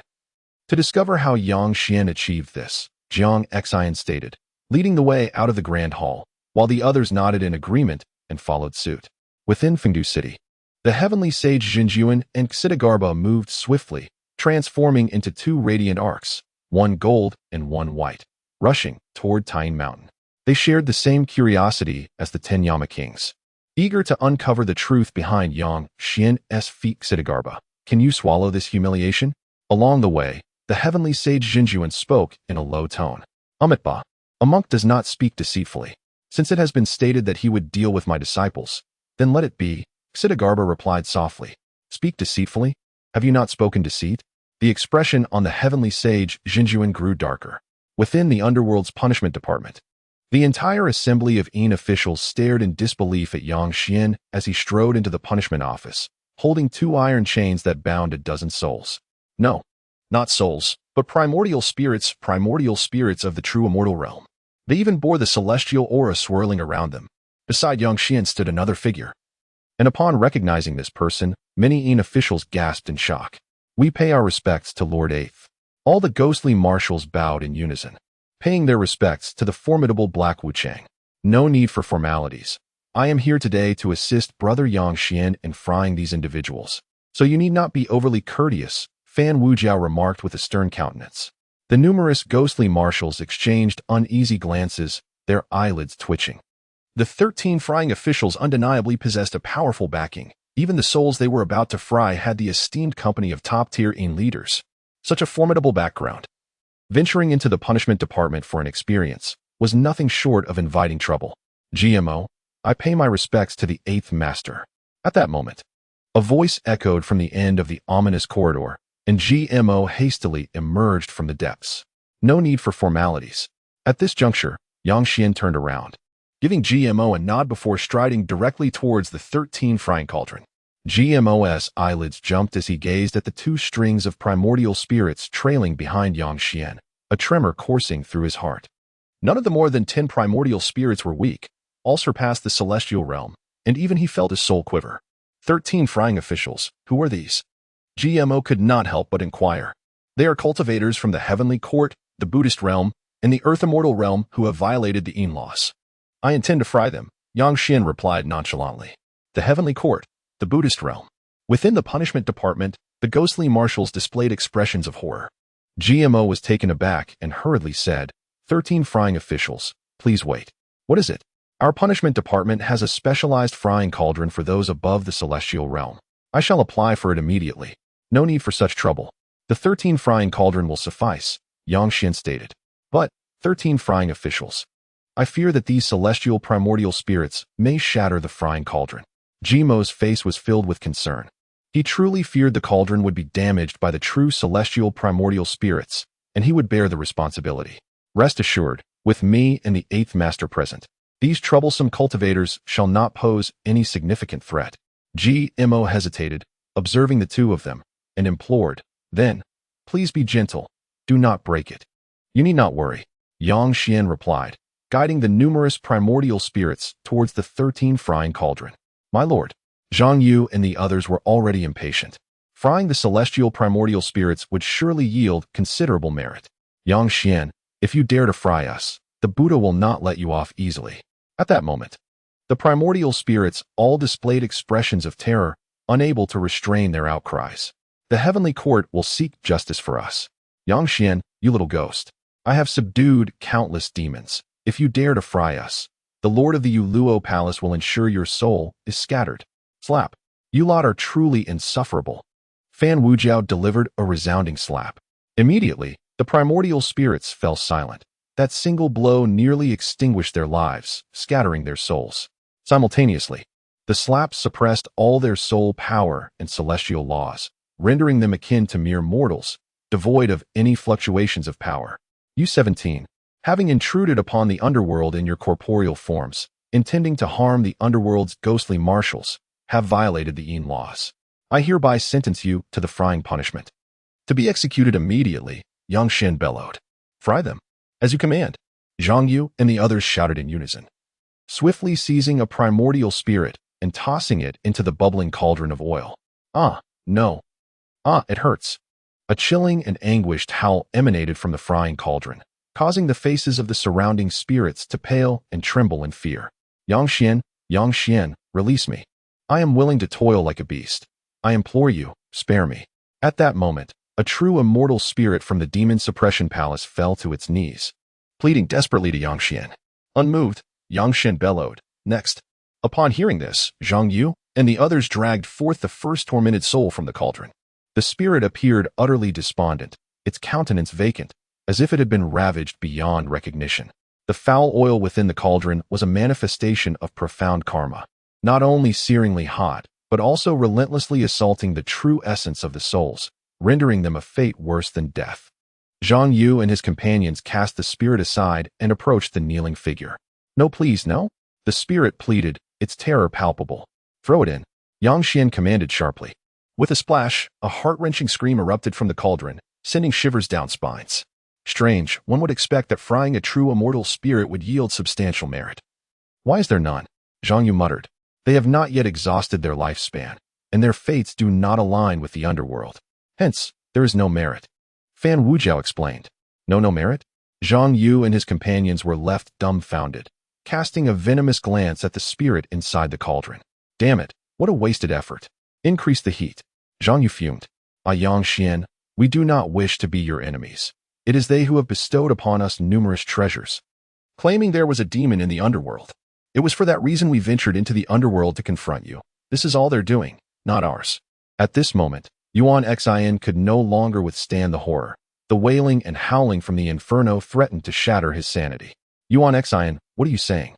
The 8 true immortal spirits from the heavenly court and Buddhist sect roared in unison. "Zhang Yu, fry all these spirits, then execute every form of punishment in the inferno." Yang Xian commanded in a low voice.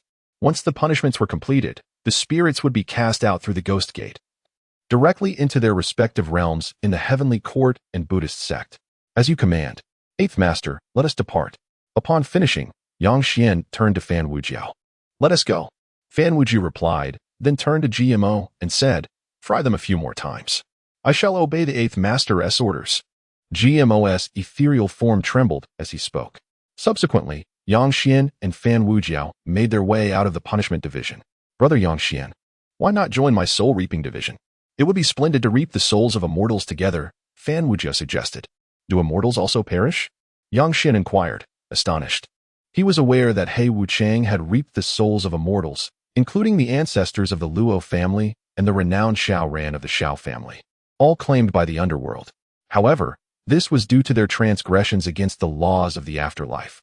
In essence, they had sought their own demise, prompting King Qin Guang to dispatch the black and white impermanents to reap their souls. Yet, if an immortal did not violate any laws, could they still eventually be claimed by death? Brother Yang Xian, you may be unaware that all beings in heaven and earth are bound by destiny. Although their lifespans may not be fixed, without attaining sanctity, their days are inevitably numbered. Moreover, some who have transgressed heavenly laws have been sentenced to death by the one presiding over the Lingxiao Hall, having their lifespans stripped away, necessitating our involvement in soul retrieval. Others, with deeper backgrounds, have reincarnated to cultivate anew, also requiring our intervention in collecting their souls. In summary, the Spirit Mountain and Heavenly Court are realms we may traverse to reclaim souls. Fan Wujiao spoke slowly.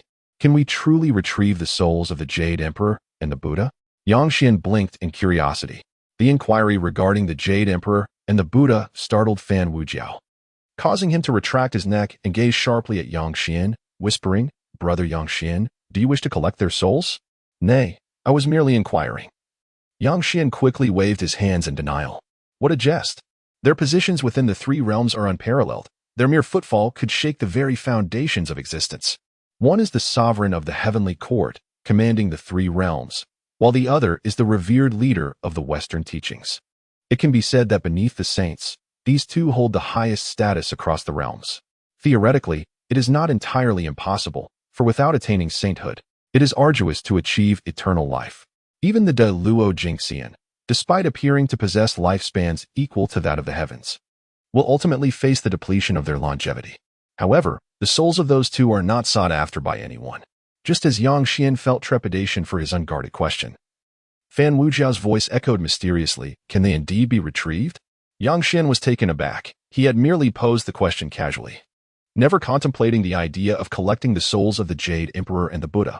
"Brother Yang Xian, come to my soul retrieval office. At the very least, you will have the opportunity to collect the souls of the Jade Emperor and the Buddha," Fan Wujiao said, glancing around with an air of mystery. No, I do not wish to be driven to the brink of despair so soon." Yang Xian fervently waved his hands. He was well aware of his own limitations. Even a celestial being of the heavenly realm could easily obliterate him, let alone the soul of the Jade Emperor.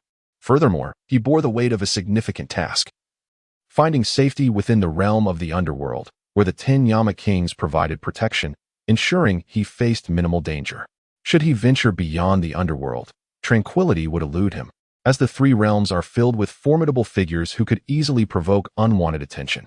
Given his current level of cultivation, those powerful beings could suppress him with a mere flick of their hands. My life is paramount. In the underworld, even if I indulge a little, it matters not. With the 10 Yama kings shielding me, I shall not face grave peril. However, if I were to enter the soul retrieval office and venture to the mortal realm to collect souls, that would be perilous. What if I were to retrieve the soul of a prominent figure's offspring? Should they become enraged, my life could be extinguished in an instant. Brother Ba, I shall remain as an official in the punishment office, where I can at least find stability. Fan Wujiao grinned, revealing a row of bright white teeth. Very well. Brother Yang Xian, whenever you tire of frying, just let me know, and I will take you to the mortal realm for some carefree enjoyment. Yang Xian paused, regarding Fan Wujiao with raised brows. Brother Ba, do you truly relish such delights? Do not misunderstand. I refer to soul retrieval. To me, collecting souls is the most exquisite endeavor, Yang Xian chuckled, and the two proceeded toward the distance. At this moment, outside Fengdu City, the heavenly sage, true monarch, and the Ksitigarbha Bodhisattva had already arrived at Mount Taiyin, gazing solemnly at the mysterious, undulating peaks before them. The events of today have left them utterly humiliated, and their disdain for Yang Xian has intensified to the point where they wish to see him torn asunder. At this moment, gazing upon the majestic Taiyin mountain, both felt a profound awe. They had seen this mountain on multiple occasions, yet even now, they remained in reverence. Particularly, the temple at the summit exuded an unparalleled sanctity, steeped in an ancient aura, its existence shrouded in mystery, and the identity of its deity unknown. Even the celestial and Buddhist realms had dispatched adept golden immortals versed in the arcane arts to investigate, yet they found nothing. The origins of that temple remained a mystery, and they were utterly incapable of deciphering the intricate formations atop Taiyin Mountain. Most critically, these formations seemed concealed by an overwhelming force, rendering them obscured. This was the root of their astonishment towards Yang Xian. If so many formidable beings from the celestial and Buddhist sects struggled to perceive the formations, how could he? And furthermore, why was he endeavoring to unravel them? Are you not intrigued, Dizong? The heavenly saint true monarch inquired coldly.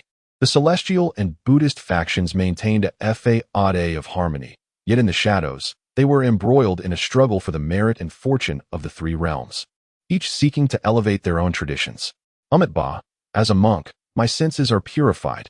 Curiosity does not dwell within me. However, if the true monarch desires to reveal the truth, I would not object, Dizong replied with a face full of compassion, speaking slowly. You are truly hypocritical.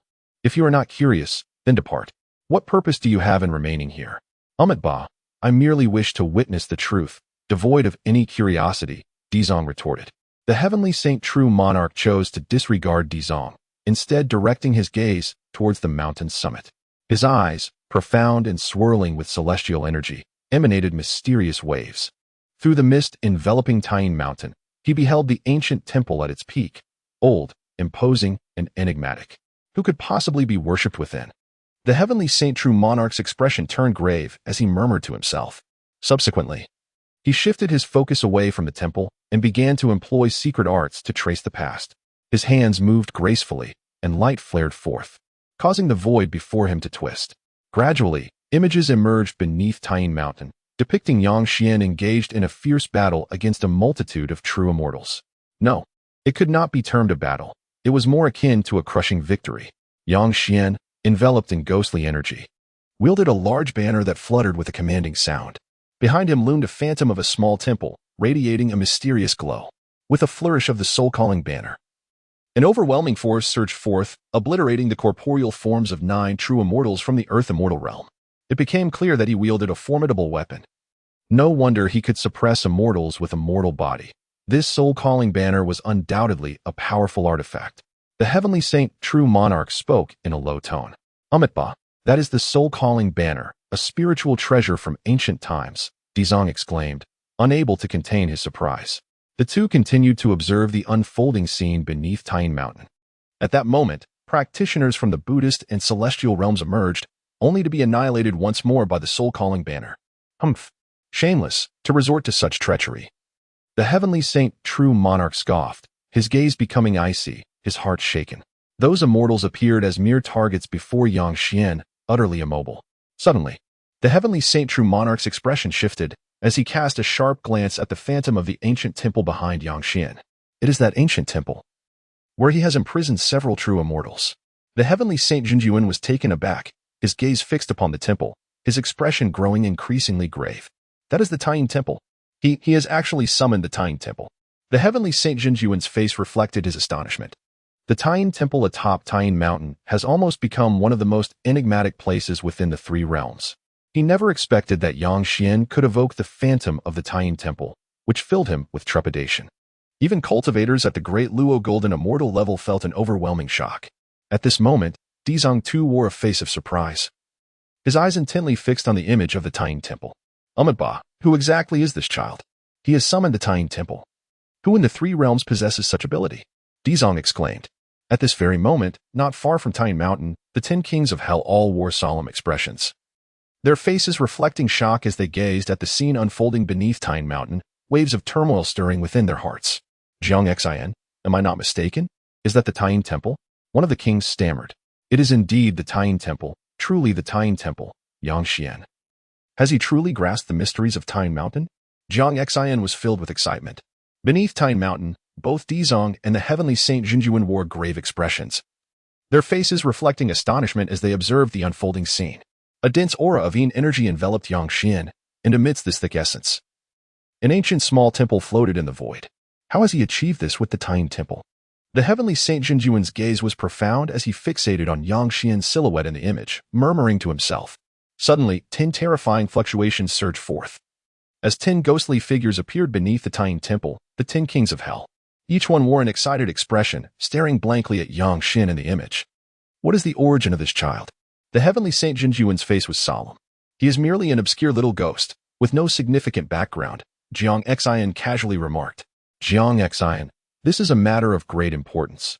You must report to the heavenly court, the heavenly Saint Jinjuan said solemnly. Report to the heavenly court? Jiang Xian scoffed and continued. Even if I were to report, why should it go through you? Can't I go directly to the heavenly court? You. The heavenly Saint Jinjuan was furious but felt powerless. Although he was the representative of the heavenly court in the underworld, the other party could indeed bypass him and directly inform the heavenly court. Ba, the Buddhist sect only requires a report from this humble monk, Dizong Bodhisattva said slowly. Upon hearing this, the 10 kings of hell were amused. Did the heavenly court and the Buddhist sect truly regard the underworld as their own domain? Dizong, what I do in the underworld does not require your Buddhist sect's report, Jiang Xian retorted, his aura of ghostly energy surging, while the 9 other kings' expressions darkened. Ba.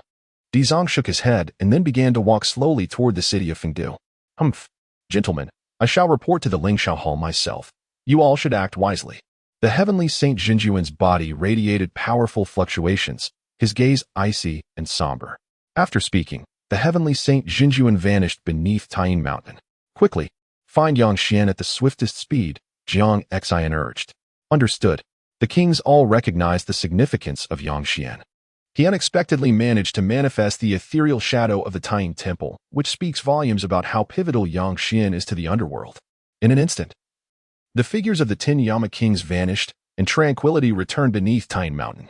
Brother Yang Xian, the soul summoning division indeed offers numerous advantages. One can daily experience the contrasting vistas of yin and yang, particularly for someone of your refined disposition. It is the most splendid choice.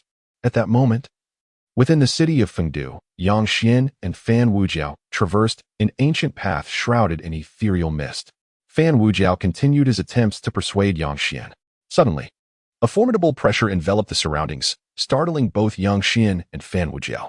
Yang Xian, in particular, nearly succumbed to the overwhelming force. They swiftly scanned their surroundings, only to behold 10 figures materializing before them, the 10 Yama kings.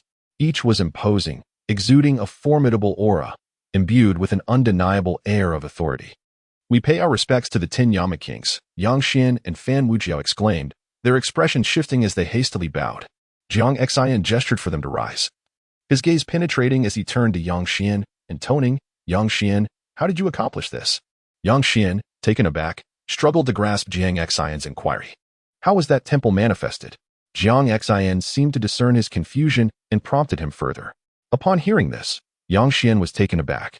Yet a wave of understanding washed over him. He realized that beings of King Qin Guang's caliber possess myriad means to traverse the past and witness prior events.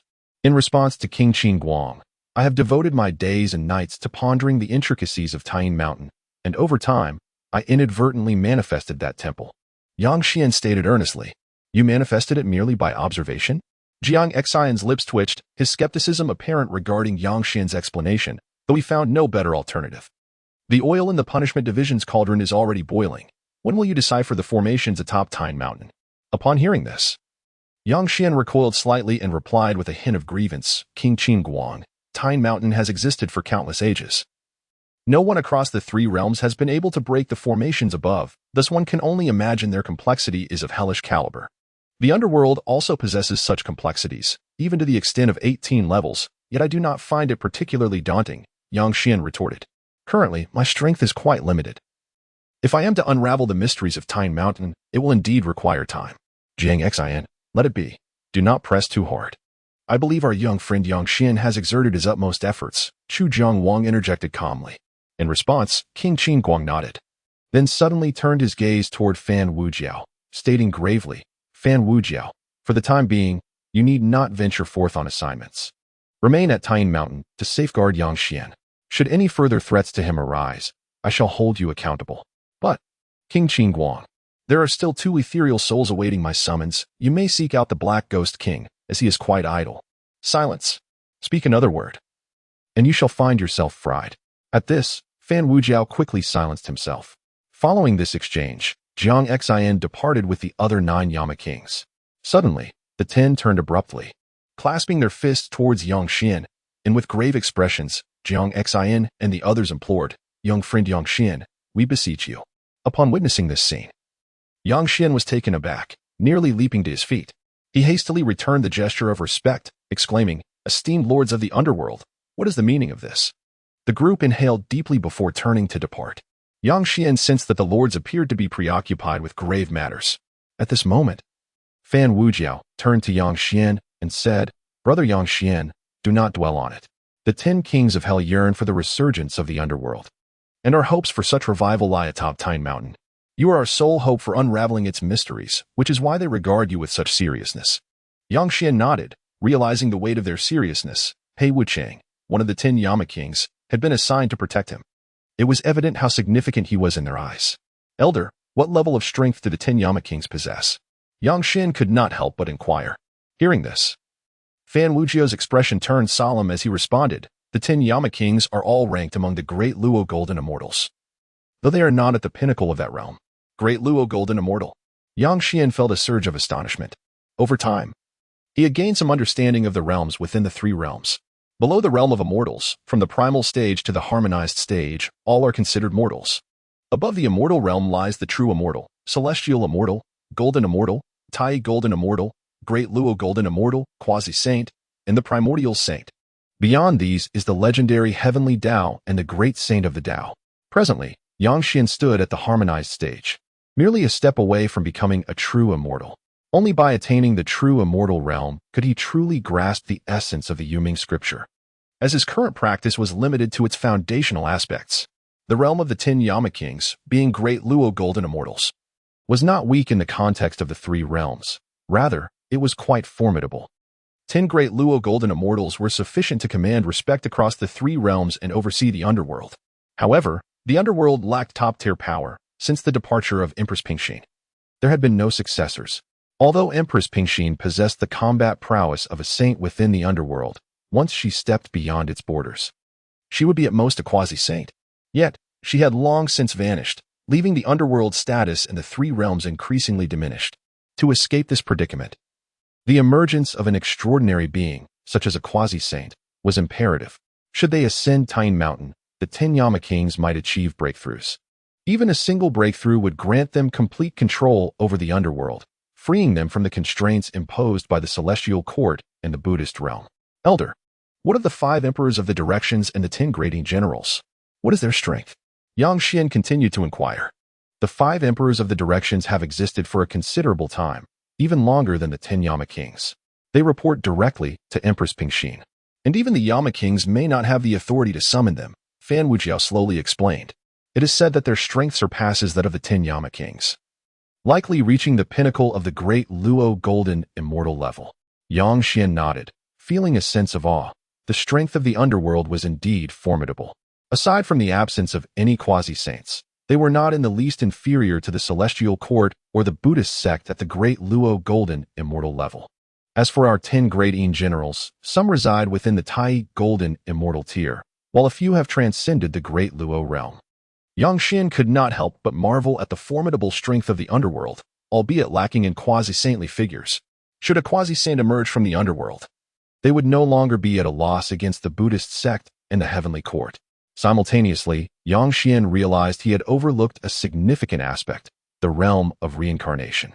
This place is the heart of the underworld, the very reason the heavenly court and the Buddhist sect have established their presence there, as it governs the 6 realms of reincarnation. Thus, it is certain that a powerful being guards this domain. Moreover, while the underworld is a vast institution within the realm of shadows, it does not encompass the entirety of the netherworld.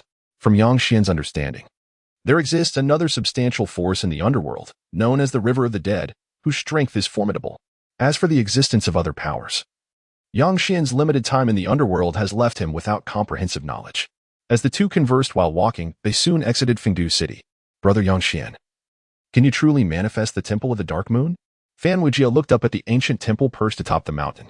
It may merely be a coincidence. Perhaps the deity within the Temple of the Dark Moon has perceived my sincerity as I meditate daily beneath the mountain, thus allowing the temple to materialize behind me. Is that genuine? You must not deceive me, Brother Yang Xian, Fan Wujiao said earnestly. It is indeed true, Yang Xian replied, prompting Fan Wujiao to immediately adopt an exceedingly devout demeanor, bowing repeatedly towards the small temple atop the mountain. What are you doing, Eighth Master? Yang Xian inquired, a peculiar expression on his face. To be honest, I am attempting to see if I can move the deity within the Temple of the Dark Moon to create a phantom of the temple for me, Fan Wujiao explained. Yang Xian blinked, chuckling. What you say is quite reasonable, but you must be sincere. Subsequently, Yang Xian paid no further attention to Fan Wujiao and became wholly absorbed in studying the formations atop the Dark Moon Mountain. At that moment, 2 figures, one golden and one white, emerged from Fengdu City. These figures were none other than Ksitigarbha Bodhisattva and the Heavenly Saint. They moved swiftly, soon departing the vast expanse of Fengdu City, making their way toward the Ghost Gate. Regardless of the realm, entering the underworld necessitates passing through the Ghost Gate. The urgency with which they left the underworld stemmed from Yang Xian's astonishing performance, which left both in a state of shock. This matter must be reported. Yang Xian's ability to manifest the Temple of the Dark Moon is indeed a momentous event for the 3 realms. Not only him, but even Ksitigarbha has returned to the Western Paradise. If possible, the Heavenly Saint would have considered abducting Yang Xian to the Heavenly Court for thorough investigation. Curious about how this young specter could bring forth the Temple of the Dark Moon. However, this was mere contemplation. He dared not act. Although his strength had reached the mid-stage of the great Luo Golden Immortal, he would still only be able to flee when confronted by the 10 kings of hell. Each king is formidable. While they may not be his match individually, together they could easily overpower him. Furthermore, the underworld is not solely comprised of the 10 kings of hell, but also includes the 10 great Yin generals. Although most are at the Tai Golden Immortal level, a few have even broken through to the great Luo realm. Most importantly, the several ghost emperors stationed at the Ghost Gate are the ones that truly instill fear in the Heavenly Saint, though they have long remained in hiding. Their power is undeniably terrifying. Should he dare to act within the realm of the underworld, he might never escape the gates of the dead. At this moment, the celestial sage arrived beside the ghostly gates, sensing a formidable presence lurking within the vicinity.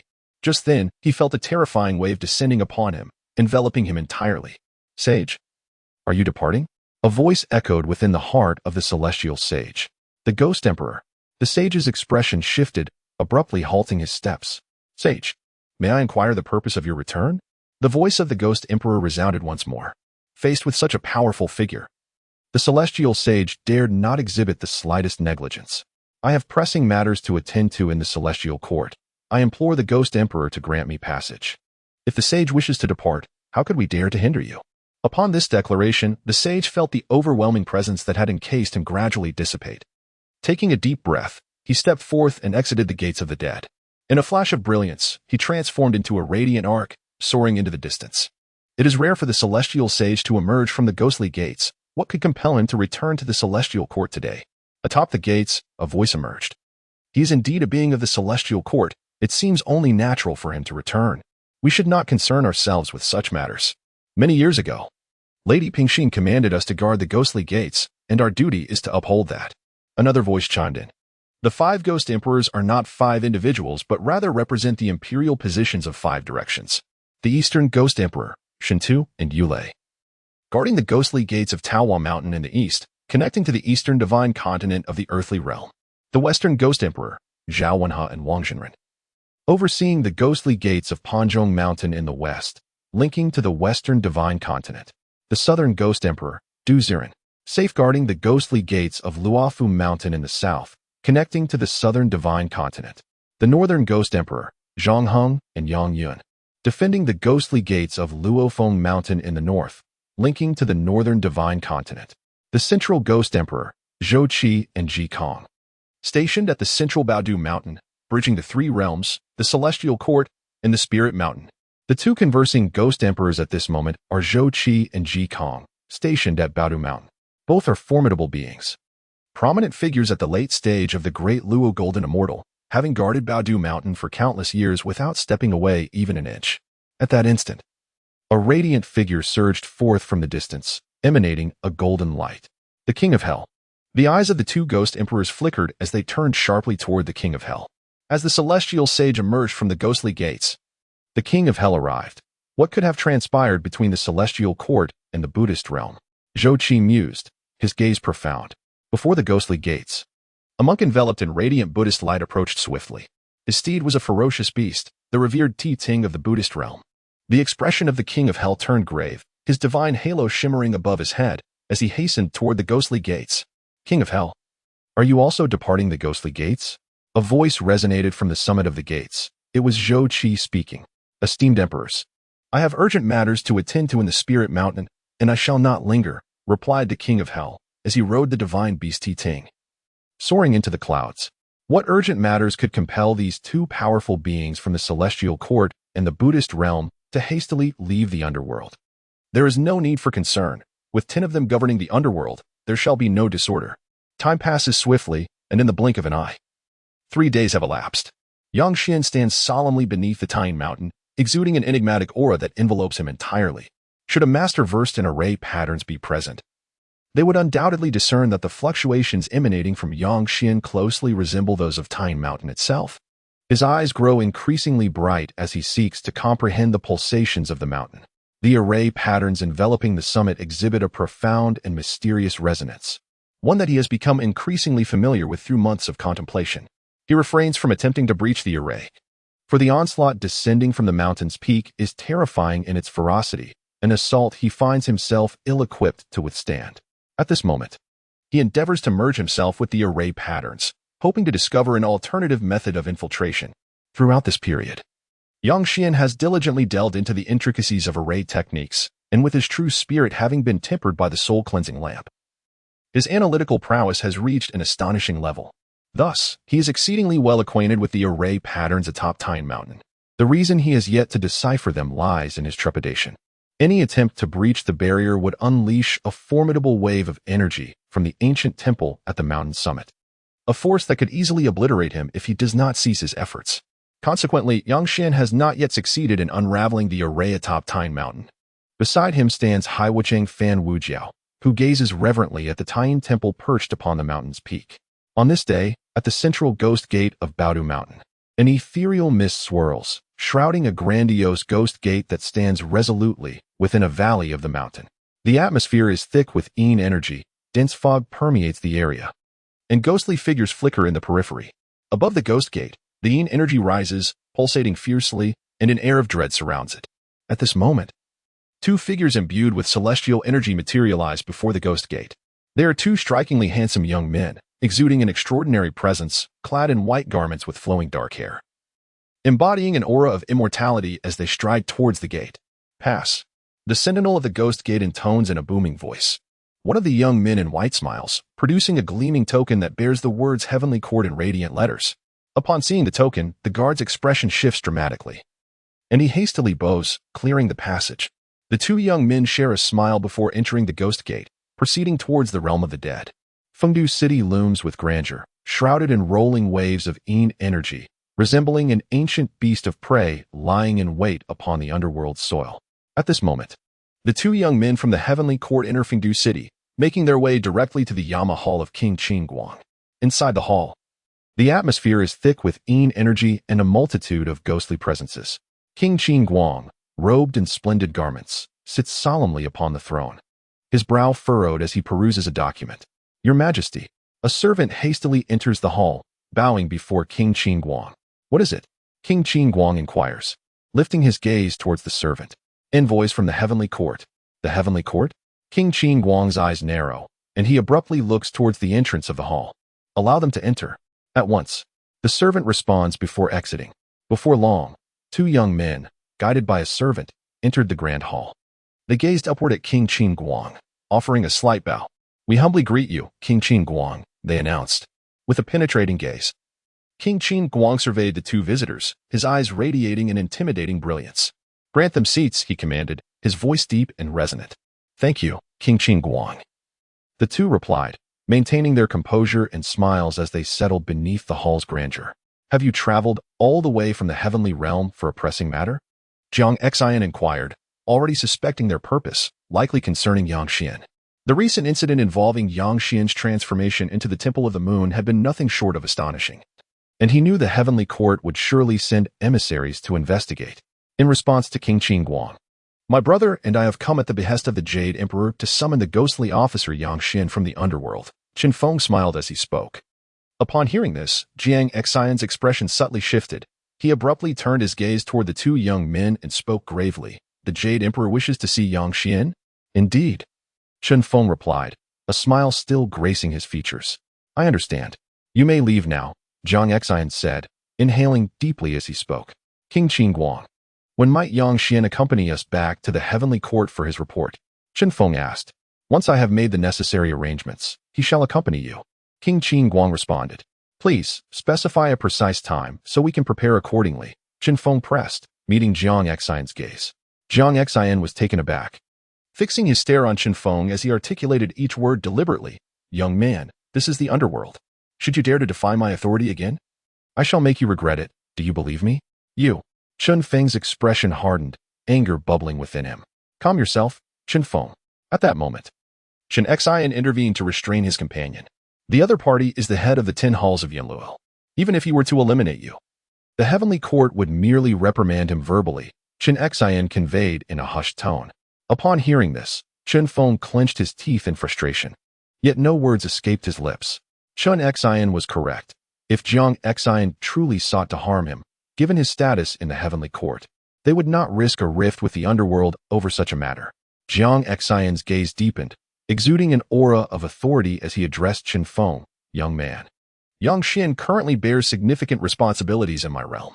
Should he journey to the heavenly court, there are numerous matters to be addressed. You shall wait. King Qingguang speaks the truth. Qin Xian responded with a smile, then escorted Qin Feng out of the grand hall. As they departed, Jiang Xian's expression darkened. Though he had managed to delay matters for the moment, he could not prolong this indefinitely. After all, it was a decree from the heavenly court summoning Yang Xian, and he dared not defy it. May I report to King Qingguang that the emissaries from the Buddhist sect have arrived? As soon as the heavenly messengers left, Jiang Xian's attendant re-entered the grand hall.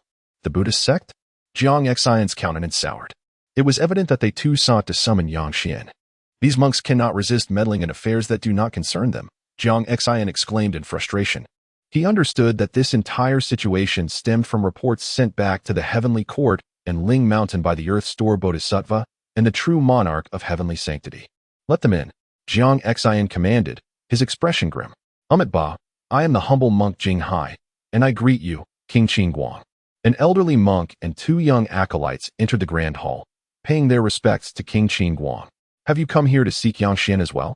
Jiang Xian remarked with a hint of indifference. King Qingguang is indeed wise, the old monk praised. Cease your flattery. Yang Xian has already been summoned by the celestial court. The old monk hesitated. This humble monk is willing to wait for his return. Inside the hall of Yama, Jiang Xian's expression darkened, The audacity of this bald monk was remarkable, refusing to leave even now. "Then you may wait," he replied. "Amiba, I shall return tomorrow," the old monk said, bowing before departing with the two young acolytes. Jiang Xian's countenance grew grave. The celestial court and the Buddhist realm were both summoning Yang Xian. While he could disregard the Buddhist summons, he could not afford to neglect the celestial court. After all, in name, the underworld was under the dominion of the celestial court. He could delay, but he must not defy orders. "Gentlemen, envoys from the celestial court and the Buddhist realm have arrived. They wish to summon Yang Xian. What should we do?" At this juncture, Jiang Xian began to communicate discreetly with the other Yama kings. "The celestial court seeks to summon Yang Xian. He must not be allowed to go to the Buddhist realm. If he does, knowing their nature, they might forcibly convert him. As there have been many precedents in the past, the celestial court's intentions are certainly nefarious." The Yama kings debated amongst themselves, anxiety palpable in their hearts.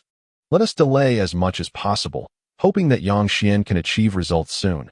Otherwise, if we cannot prolong the matter, he may very well be taken by the celestial court. Disseminate the order. Within the vicinity of Tyne Mountain, no one is permitted to approach.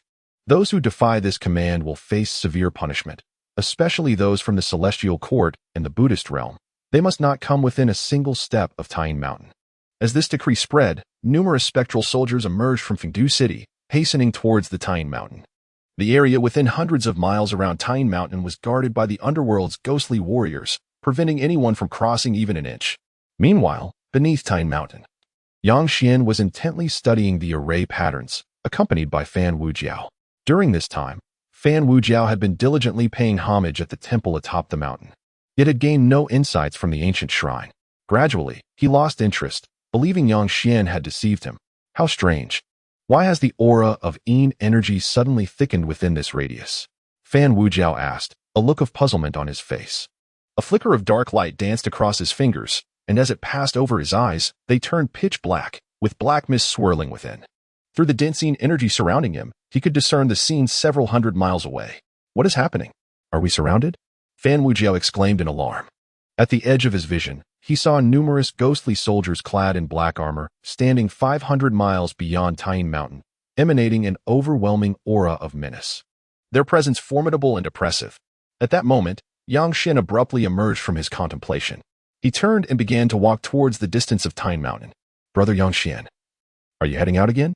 Fan Wujiao inquired.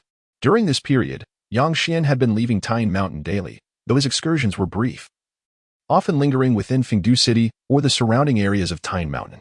As one reflects on the intricacies of the formation for an extended period, it becomes a means of relaxation. Over time, Fan Wujiao has grown accustomed to this routine.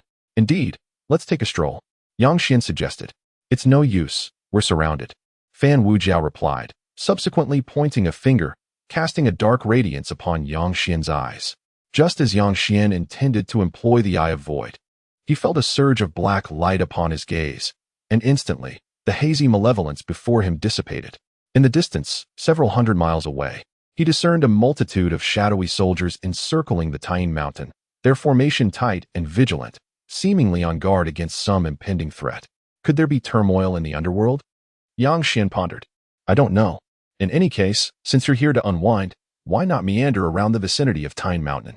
If all else fails, I, Lord 8, can share some insights about the aspirations of ghostly existence. If needed, I can also regale you with tales of female spirits, a topic I am quite adept in." Yang Xian merely scoffed, disregarding him, instead gazing towards the distant Tyne Mountain. Surely, something significant must be occurring in the underworld, otherwise, such a multitude of shadowy soldiers would not be stationed there. From their formation, it appeared they were there to safeguard him. "Could someone be plotting against me?" Yang Xian murmured. "This truly is a burdensome predicament. So many seem intent on my downfall.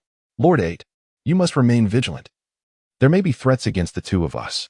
"Hee, Brother Yang Xian, it's not against both of us, but specifically against you."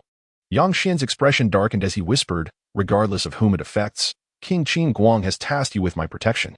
If anything were to happen to me, you would also face dire consequences. Rest assured, Brother Yang Xian, I am not one to be trifled with. Should anyone dare approach, I shall ensure their soul is shattered." Meanwhile, within a grand hall in Fengdu City, two celestial envoys from the heavenly court sought an audience with King Qin Guang once more. However, this time, King Qinguang did not meet them personally. Instead, the four great judges, including Lord Shui and Judge Liu, attended to the heavenly messengers. In King Qinguang's words, matters of pleasantries should be left to the civil officials. Given the tempestuous nature of the 10 Yama kings, prolonged discussions could easily escalate into conflict. At that moment, in the hall, Lord Shui, Judge Liu, and the formidable duo of Zhong Kuei and Wei Zheng sat with imposing presence, exuding authority and righteousness. Who dares enter? Lord Shui commanded from the summit of the hall, his demeanor stern, as if poised to strike with the ceremonial wooden tablet. Old Shui, those are the heavenly envoys. Judge Liu quietly cautioned. Haha, esteemed guests from afar, you must have endured considerable hardship. Shui Ju quickly amended, a smile replacing his earlier severity. Humph. We come at the behest of the Jade Emperor to summon Yang Xian. Why is it that he remains absent at this moment? Shen Feng's countenance darkened. As heavenly envoys, they were accustomed to high status, often met with deference. Yet here in the underworld, they faced such neglect. Esteemed celestial beings, please do not misunderstand. Yang Xian holds a crucial position as an official of our underworld. His responsibilities are vital to our realm's stability. If he were to venture to the heavenly court, chaos would ensue here, necessitating a proper handover. Shui Ju asserted with grave sincerity. The celestial envoys, upon hearing this, nearly erupted in indignation. Was a mere minor official truly pivotal to the safety of the underworld?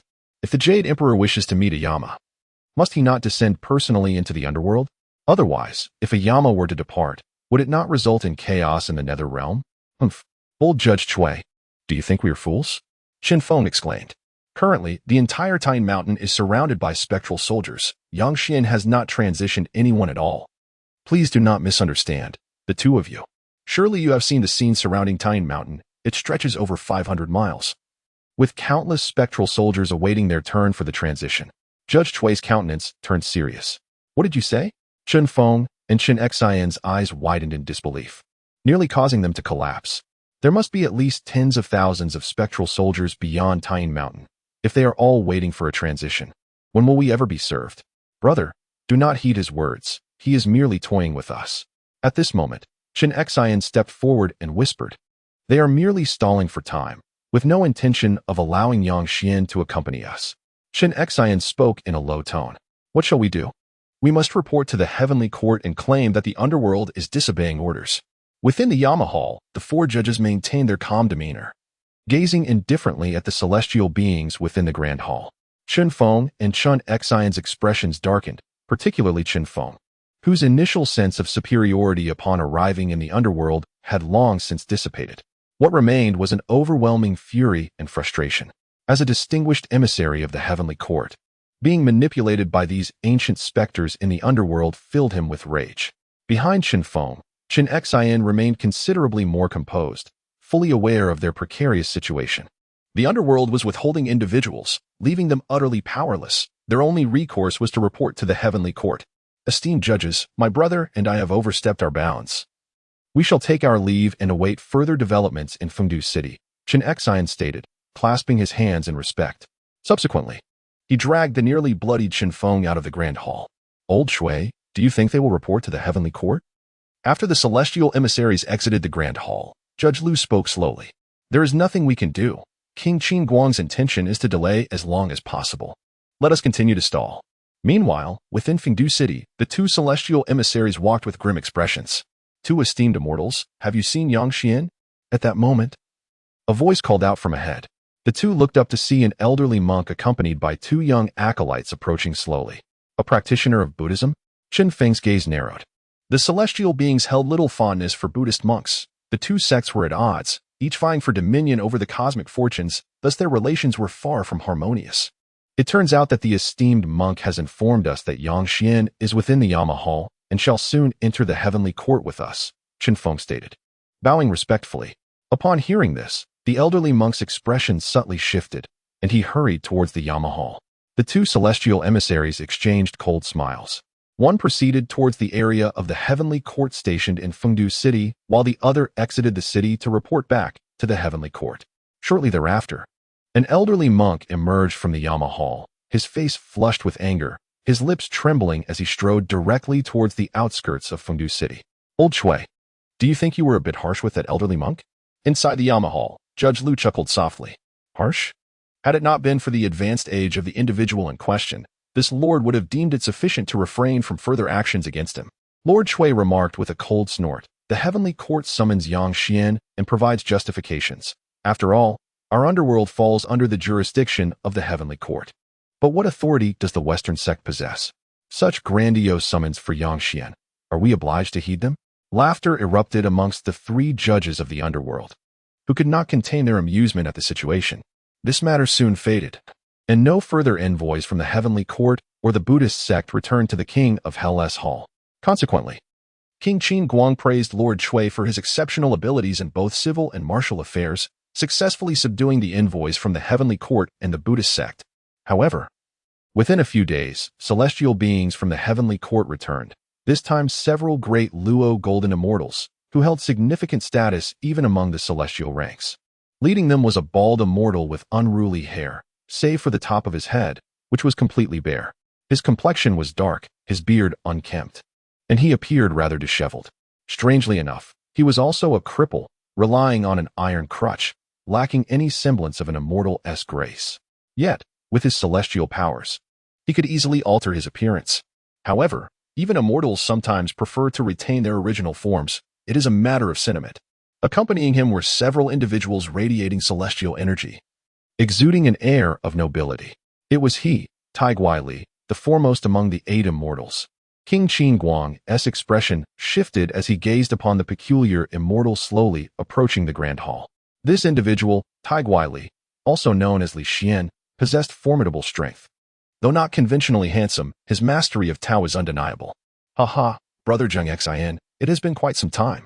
Upon entering the grand hall, Li Xian burst into hearty laughter and clasped his fists in greeting to the elevated Jiang Xian. Brotherly, I trust you have been well, Jiang Xian replied, returning the gesture. Do not mention it. Serving others comes with its constraints. One cannot enjoy the freedom you do, brother Jiang Xian. The mountains are high, and the emperor is far away, allowing for true liberty, Tai Guili lamented. If you seek freedom, brotherly, one might consider self-termination upon arrival in the underworld. One would gain freedom, Tai Guili remarked, his eyelids twitching slightly as his crutch tapped the ground. With a hearty laugh, he continued, Brother Zheng Xian, I have come today to retrieve a certain ghostly official. I trust you have no objections? Certainly not. That would depend on who you intend to take. Jiang Xian responded with a smile. The Jade Emperor has been displeased with recent events, and you should be aware that in the 3 realms, the Jade Emperor's word is final. Tai Guili's expression turned icy. His entire being radiated celestial energy, and a terrifying aura enveloped the hall in an instant. Jiang Xian's demeanor grew solemn. Brotherly, have you come to seek retribution today? His own aura surged, manifesting ghastly faces that floated menacingly around him.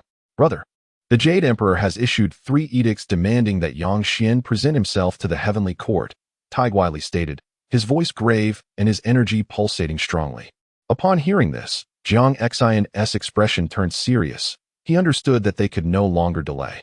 It was evident that the heavenly court held Yang Xian in high regard. Otherwise, they would not have dispatched a being of Tai Guili's caliber to deliver the message. Brotherly, once Yang Xian concludes his current duties, he shall accompany you to the heavenly court, Jiang Xian assured. Brother, we both know that behind the heavenly court stands the sage. Though your underworld is powerful, it ultimately bows to the heavenly court's dominion, Tai Guili replied with a somber tone. Jiang Xian's countenance was grave, his entire being enveloped in an aura of malevolence. Remaining silent, Tai Guili's words rang true. No matter the grievances the underworld harbored against the heavenly court, it was unlikely to alter their constrained reality. Jiang Xian, I shall await you for 3 days. After this period, I will come to escort Yang Xian away. Should you fail to comply, your underworld shall be guilty of treason, he declared, turning on his heel. His bald head swayed gently in the breeze as he limped toward the grand hall's exit. Jiang Xian's expression darkened as he turned to his attendant, Xiao Yuan, and asked in a low voice, Is there any progress with Yang Xian? Well, he has remained beneath the Tayin Mountain all day. When I went to investigate today, I found him surrounded by flickering runes, making it impossible to discern his true condition, Xiao Yuan replied respectfully. 3 days. We shall see if he can unravel the runes atop Tayin Mountain within that time. If not, I shall be powerless to assist, Jiang Xian murmured. At that very moment, Beneath Tayin Mountain, Yangxian was enveloped in a dazzling display of mysterious runes, harmonizing with the patterns above, as if they shared a common origin, shimmering in waves. With his eyes tightly shut, his true essence radiated light as he engaged in rapid calculations. As he progressed, the runes surrounding him intensified, seemingly on the verge of merging with those on Tayin Mountain. Beside him, Fan Wujiao stared in awe. Yangxian appeared extraordinarily enigmatic, although he had yet to attain the realm of immortality. The fluctuations of his runes were already enough to astonish Fan Wujiao. Perhaps my brother Yangxian might truly be able to unravel the runes atop Tayin Mountain, he whispered. At that moment, he sensed an enigmatic ripple descending from Tayin Mountain towards Yangxian, as if it sought to merge with him. Suddenly, the temple atop Tayin Mountain seemed to tremble, unleashing a wave of terrifying energy that cascaded downward. 3 days swiftly elapsed, and beneath Tayin Mountain, the runes surrounding Yangxian grew increasingly dense. Eventually, his figure became indistinct, shrouded in a rich tapestry of runes, exuding an air of extraordinary mystery. Fan Wujiao gaped, for the intensity of Yangxian's aura had transcended that of any practitioner below the realm of true immortality. In that instant, a wave of formidable energy surged down from Tayin Mountain, enveloping Yangxian entirely. A torrent of ominous black light flickered, the air thrumming with intensity. And in the next moment, the fluctuations around Yangxian surged, only to vanish in an instant. Fan Wujiao snapped back to reality, his gaze fixed on Yangxian, his expression shifting to one of horror as he realized that the spot where Yangxian had stood was now empty. Impossible. Fan Wujiao rubbed his eyes vigorously. Astonishment etched across his face. How could a living ghost simply vanish in the blink of an eye, especially before a powerful being such as myself? Brother Yangxian, Fan Wujiao called out. The surroundings fell eerily silent, save for the whispers of the chilling wind. As he looked up at Tayin Mountain, he observed its tranquility, devoid of any disturbances. His eyes gleamed as he employed his divine abilities to trace the past, and once more, the scene unfolded before him. Yangxian, radiant with light, had vanished in an instant. Yet, he still could not discern the direction of his departure. It is impossible. How could he simply vanish into thin air? This is truly bizarre. Fan Wujiao was utterly bewildered. A living ghost had eluded his grasp. Aware of the gravity of the situation, he knew he must promptly report this to King Qinguang. With this thought in mind, he hastened towards the capital of Fengdu. Meanwhile, the area surrounding Mount Tayin remained besieged by numerous soldiers. A distance of several hundred miles was trivial for a powerhouse like Fan Wujiao, who arrived in an instant. Upon witnessing Fan Wujiao's fierce approach, the soldiers ahead turned pale with fear. Eighth Master, King Qinguang has commanded that no one is allowed to enter or exit Mount Tayin, an envoy urgently informed him. Fan Wujiao, his expression grim, continued forward. The envoy, now desperate, shouted, Eighth Master, please do not put us in a difficult position. King Qinguang has truly issued this order. What order? Yangxian has vanished. Hurry back and report to King Qinguang. Fan Wujiao bellowed. Why Yangxian has disappeared? Several guards gasped in shock. When they arrived, King Qinguang had explicitly instructed them to safeguard Mount Tayin, ensuring that not a single hair of Yangxian's was harmed. Now, not only had a hair been lost, but the entire person had vanished. Quickly, go report to King Qinguang. No need. I shall go personally, Fan Wujiao declared. He then strode out, making his way towards Fengdu. At this moment, within the hall of Yama in Fengdu, the atmosphere was thick with oppressive Yin energy, shrouded in a heavy gloom. The air was filled with ghostly apparitions, morphing into terrifying faces that roamed the grand hall. Standing in the center was Iron Crutch Li, enveloped in celestial energy, wielding his iron crutch as he gazed at Jiang Xian above in the hall. Jiang Xian wore a grave expression. Today marked the third day, and according to their agreement, he was to surrender Yangxian to Iron Crutch Li for transport back to the heavenly realm. Brother Jiang, may I inquire if the transfer of Yangxian is complete? Iron Crutch Li inquired slowly. Jiang Xian's brow furrowed as he looked at Iron Crutch Li and responded darkly, it will be done shortly. At that moment, a shadow darted into the hall with great speed, revealing itself as the Black Impermanence, Fan Wujiao. His expression serious, he declared, I report to King Qinguang. Yangxian is missing. What? The proclamation shocked all present in the hall. Jiang Xian's deep-set eyes narrowed as he fixed his gaze on Fan Wujiao, asking in a low voice, when did this happen? Was it not your duty to watch over him? How could he disappear? King Qinguang, I do not know. In the blink of an eye, Yangxian vanished, Fan Wujiao stammered. Humph. Jiang Xian, why do you continue this charade? Was it not your arrangement? Iron Crutchley remarked sternly. How did this cripple end up here? Fan Wujiao exclaimed in surprise, only now realizing Iron Crutchley's presence amidst his earlier panic. Fan Wujiao, do you seek death? Iron Crutchley warned darkly. Fan Wujiao, feeling a chill, refrained from responding. He knew he could not match his strength. Although Iron Crutchley carried an iron crutch, he despised being called a cripple more than anything, and Fan Wujiao had struck a nerve. I am telling the truth. Do you believe me, Jiang Xian? Iron Crutchley questioned somberly. I do not believe you. Come, we must go to Mount Tying. Jiang Xian's expression was grave as he stepped forward, vanishing within the hall. Humph. I am eager to see how long you can maintain this facade. Tai Guili let out a cold snort, tossing his voluminous hair and striding away. His bald head shimmered in the wind, exuding an ethereal aura. With such a bald head, what are you flaunting about? Fan Wujiao muttered, then suddenly turned and followed him out of the grand hall. At the foot of Mount Tying, Jiang Xian and the 10 kings of hell had gathered, while on the other side stood the dark-faced Tai Guili. His expression was grim as he gazed at the empty expanse of Mount Tying, his eyes scanning the surroundings. Jiang Xian, if you cannot provide a reasonable explanation for this matter, I fear you will not escape responsibility even in the heavenly court. Tai Guili remarked with a somber tone. The Jade Emperor desires to meet this individual, yet you obstructed him at every turn. Now that the person has vanished, let us see how you will conclude this. Ignoring him, Jiang Xian turned his attention to the rapidly approaching Fan Wujiao and inquired, is this where he disappeared? Indeed. Fan Wujiao replied urgently. Upon hearing this, Jiang Xian raised his head to gaze at the Taiyin temple at the mountain summit, which appeared utterly unchanged. As calm as ever. Suddenly, he waved his hands, and a wave of mysterious energy spread forth, enveloping the foot of Mount Tying.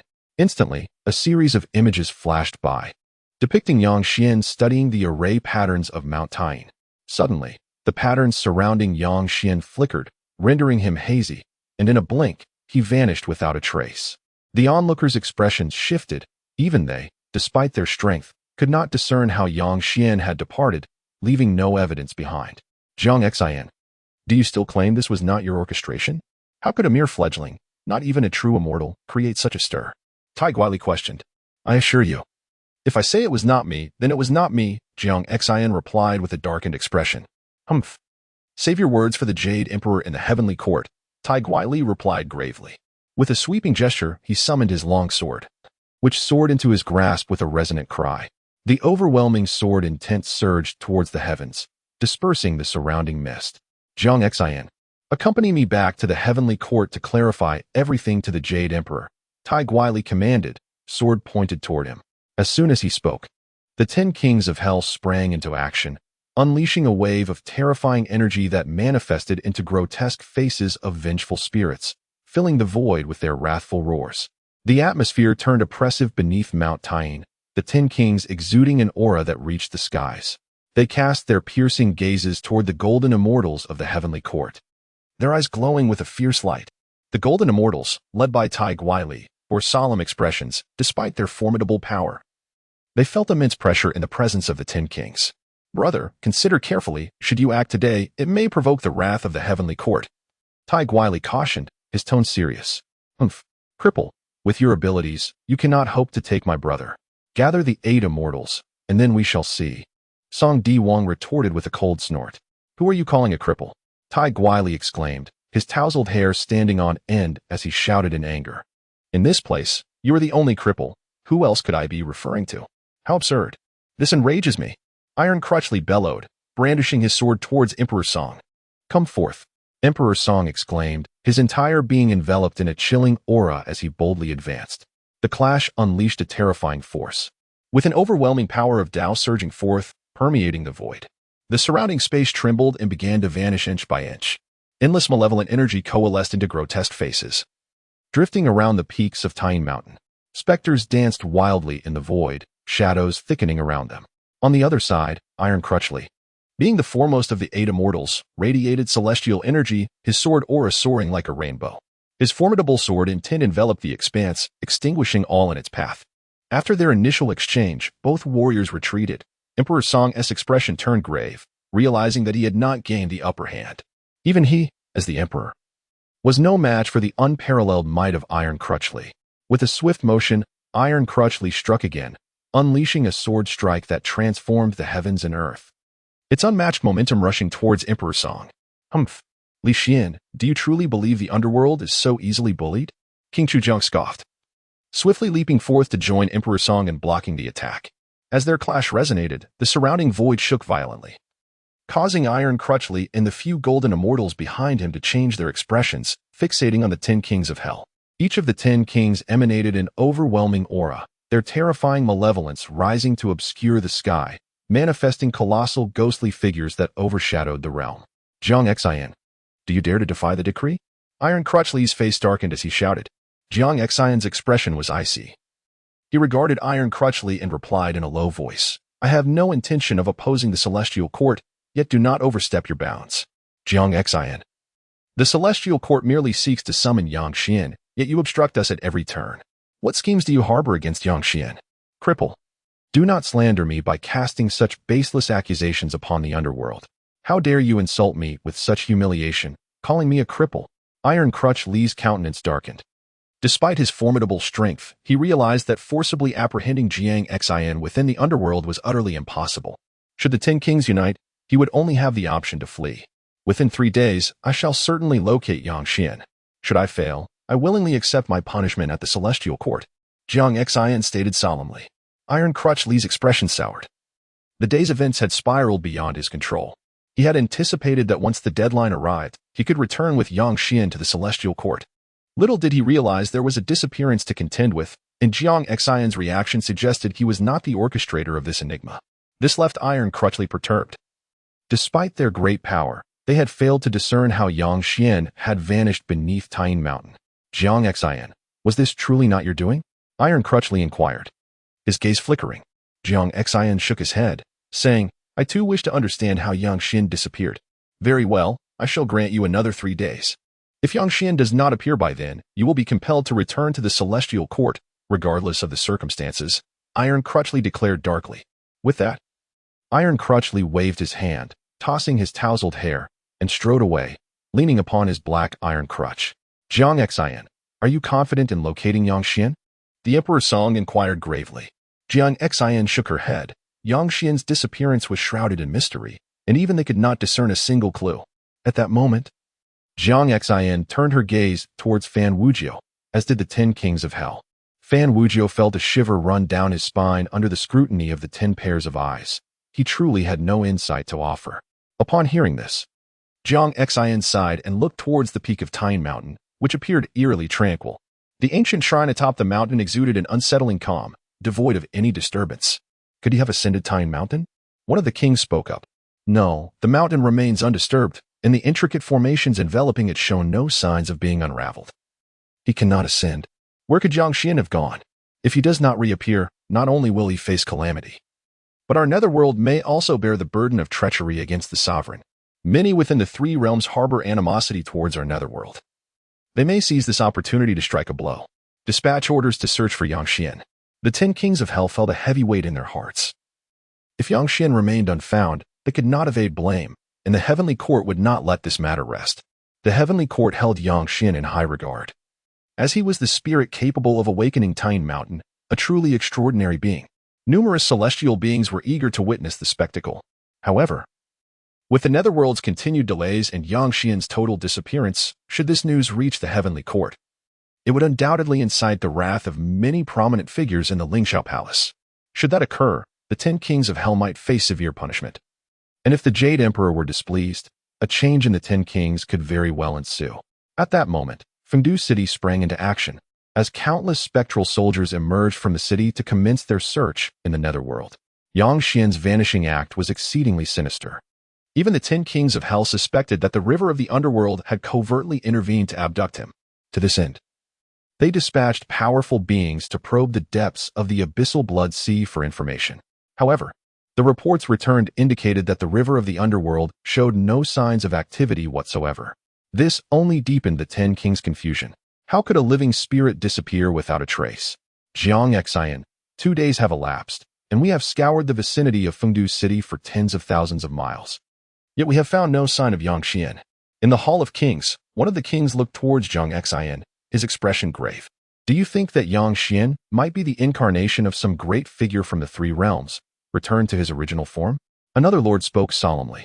Upon hearing this, the group fell silent. If Yang Xian continued to elude them, perhaps he truly was the manifestation of a significant being, now returned to his true self. That seems unlikely. Yang Xian is undoubtedly somewhere in the netherworld. We simply have yet to locate him. We must persist in our search, Zhang Xian replied, her tone somber. As time gradually slipped away, the deadline of 3 days approached swiftly, yet Yang Xian remained elusive, filling the 10 kings with mounting anxiety. Could it be that the netherworld is truly on the brink of a great calamity? Tayin Mountain lies 1,000 miles beyond Fengdu City. The mountain stands majestically, shrouded in an overwhelming aura of gloom, as the pervasive darkness envelopes the entire Tayin Mountain, with ghostly visages manifesting around its periphery, terrifying and grotesque. Atop Tayin Mountain, an ancient and unadorned temple endures through the ages, its oppressive presence cascading downwards. Although referred to as a temple, it resembles a considerably scaled-down edifice. Exuding a solemn and sacred atmosphere, despite its modest size, it imparts an ineffable sense of grandeur. This venerable sanctuary, steeped in age and reverence, emanates an aura of primordial antiquity. Before this temple, a figure stands tall, clad in black, with an ethereal essence swirling around him, enveloped in a mist of malevolence. At this moment, the figure gazes vacantly at the quaint temple before him, turbulent waves of emotion stirring within. This individual is Yang Xian, who finds himself in a state of bewilderment. While diligently exploring the intricacies of the formations below Tayin Mountain, an inexplicable force abruptly drew him to its summit. Gazing upon the ancient, time-worn temple, Yang Xian feels an inexplicable exhilaration. Terrifying formations permeate the vicinity of the temple, and a vast, overwhelming power emanates from its ancient edifice. Cascading down the mountainside, Yang Xian's expression turns grave, although he remains unaware of how he ascended to the peak. The sheer proximity to the Tayin temple fills him with elation. In recent times, he has diligently signed in at various locales within Fengdu City. Having visited nearly all except a few significant sites, he has traversed the Yama Hall, the judge's office, and the Yin General's residence, receiving rewards of varying magnitude. Now, standing before the Tayin temple, a thrill of excitement courses through him. However, today's signing quota has been exhausted, necessitating a wait until the morrow to sign in again. Thus, Yang Xian settles cross-legged before the temple, gently closing his eyes to enter a meditative state. Before long, he senses a disturbance beneath the temple, even perceiving several gazes directed toward the mountaintop.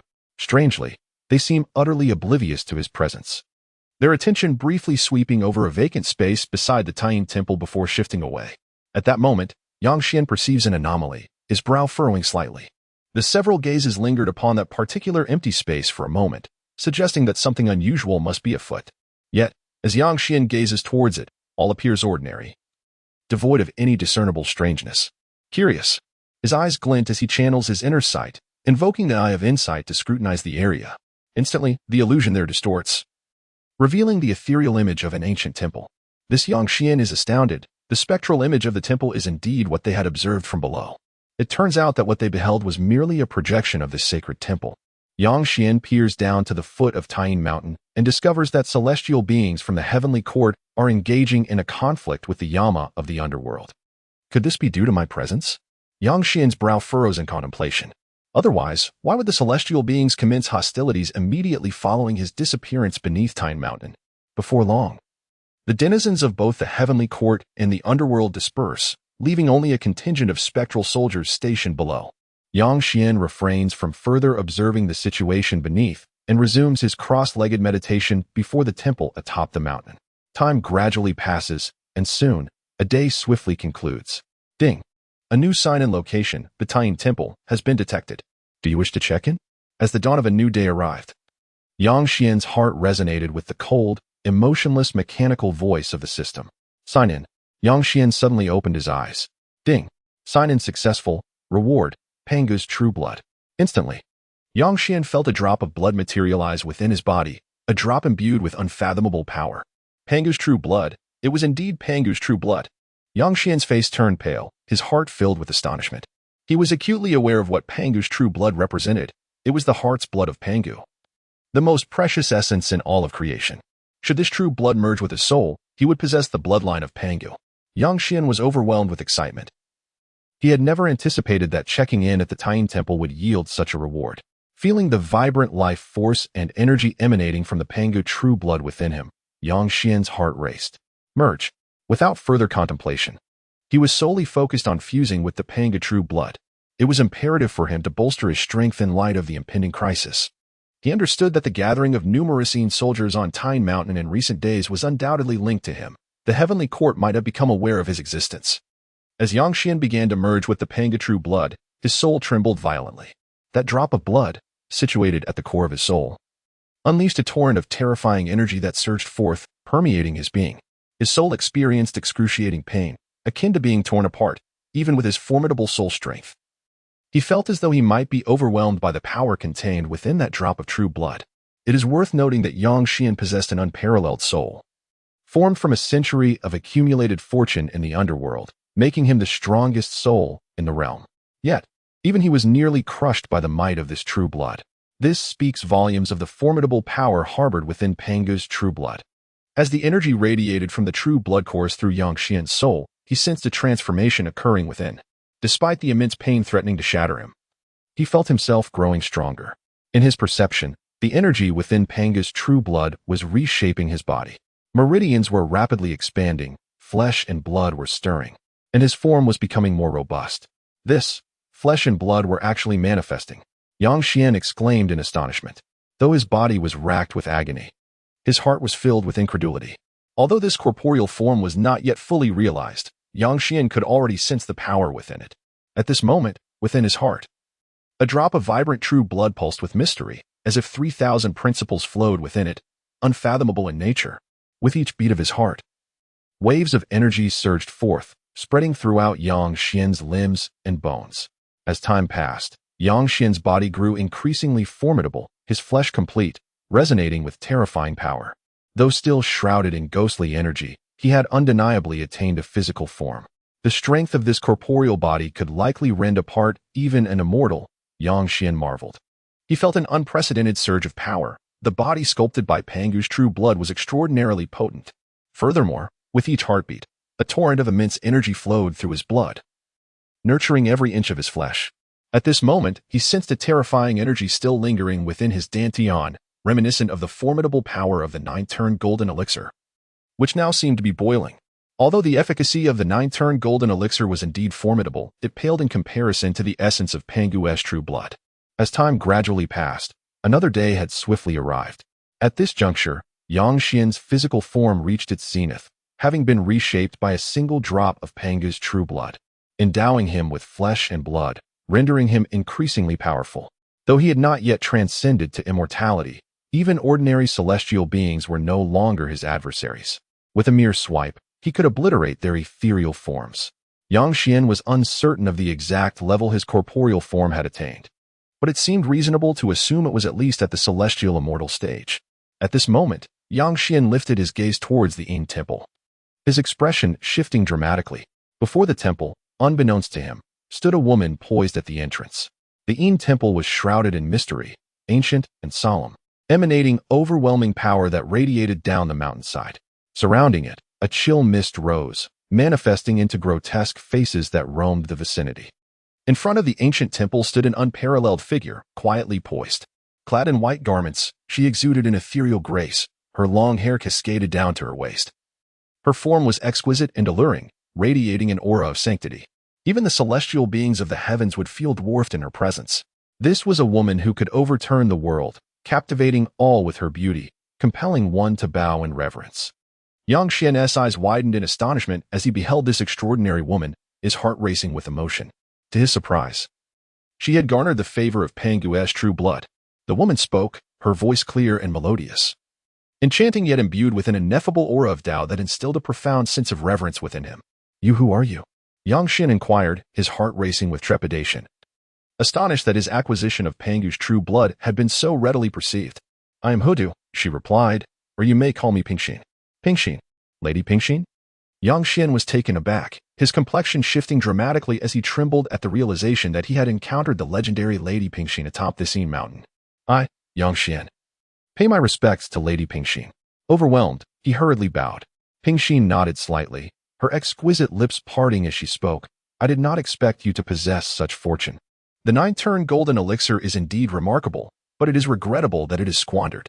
Yang Xian's expression shifted in alarm as he pressed. What do you mean? My lady, though the 9-turn golden elixir is extraordinary, you are incapable of fully unleashing its efficacy. As she spoke, Pingxin delicately pointed her jade finger directly at Yang Xian's dantian, and in an instant, he felt a piercing pain as his dantian began to tremble. The efficacy of the 9-turn golden elixir erupted within him, surging through his limbs and bones with fervor. Boom! Yang Xian radiated light as an overwhelming power erupted forth. The essence of the 9-turn golden elixir coursed through his meridians, cleansing his body. Fortunately, this body had been forged from Fengdu's true blood, rendering it exceptionally robust. Otherwise, he would have likely found it difficult to endure the terrifying potency of the elixir. Yang Xian's body resonated with thunderous sounds as the formidable blood energy surged through him, echoing within his very being. Yang Xian's expression turned solemn as he sensed a rapid surge in his cultivation, alongside the enhancement of his physical strength. His cultivation level was also escalating at an astonishing pace. Within the 9 transformations golden elixir, it appeared that numerous fragments of laws resided, aiding Yang Xian in comprehending the principles of heaven and earth. In just a fleeting moment, he was on the verge of transcending into the true immortal realm. Thunderous roars echoed. At that moment, atop the Tine Mountain, a terrifying force of thunder enveloped the area. Thick black clouds pressed down ominously, spreading towards the summit of Tine Mountain. Could this be the tribulation of ascension? Yang Xian was astounded. Was it truly that with merely a single touch of the finger from the Empress of Tranquility upon his dantian, he could achieve immortality? This was utterly terrifying. Although he understood that the 9 transformations golden elixir was taking effect, the Empress's gesture undoubtedly played a pivotal role. This child possesses immense fortune. Gazing at the dense black clouds above Tine Mountain, the Empress murmured. Indeed, it was the 9 tribulations and 81 thunderclaps. The tribulations of ascension in the world are categorized into 3 types. The 3 tribulations and 9 thunders, the 6 tribulations and 36 thunders, and the most fearsome, the 9 tribulations and 81 thunders. The 3 tribulations and 9 thunders consist of 3 tribulation thunders and 9 heavenly thunders. These tribulation thunders, often referred to as the great tribulation of life and death, can obliterate a cultivator's spirit and form with a single misstep. Throughout the world, there exist individuals endowed with great fortune, possessing boundless potential, even instilling envy in the very heavens themselves. Another perspective suggests that their fortune is usurped from the heavens, thus earning them the title of thieves of heaven. Consequently, their tribulations of ascension are invariably daunting, typically manifesting as the 9 tribulations and 81 thunders. 9 tribulation thunders and 81 heavenly thunders. This is the envy of the heavens.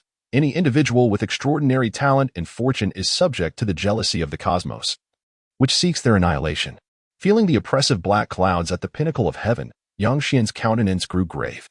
The immense black clouds nearly obscured the void, inducing a sense of suffocating pressure, as if one could scarcely breathe. At that moment, the vicinity of Tine Mountain, spanning tens of thousands of miles, was in turmoil, with countless spectral beings displaying expressions of horror as they gazed upon the summit.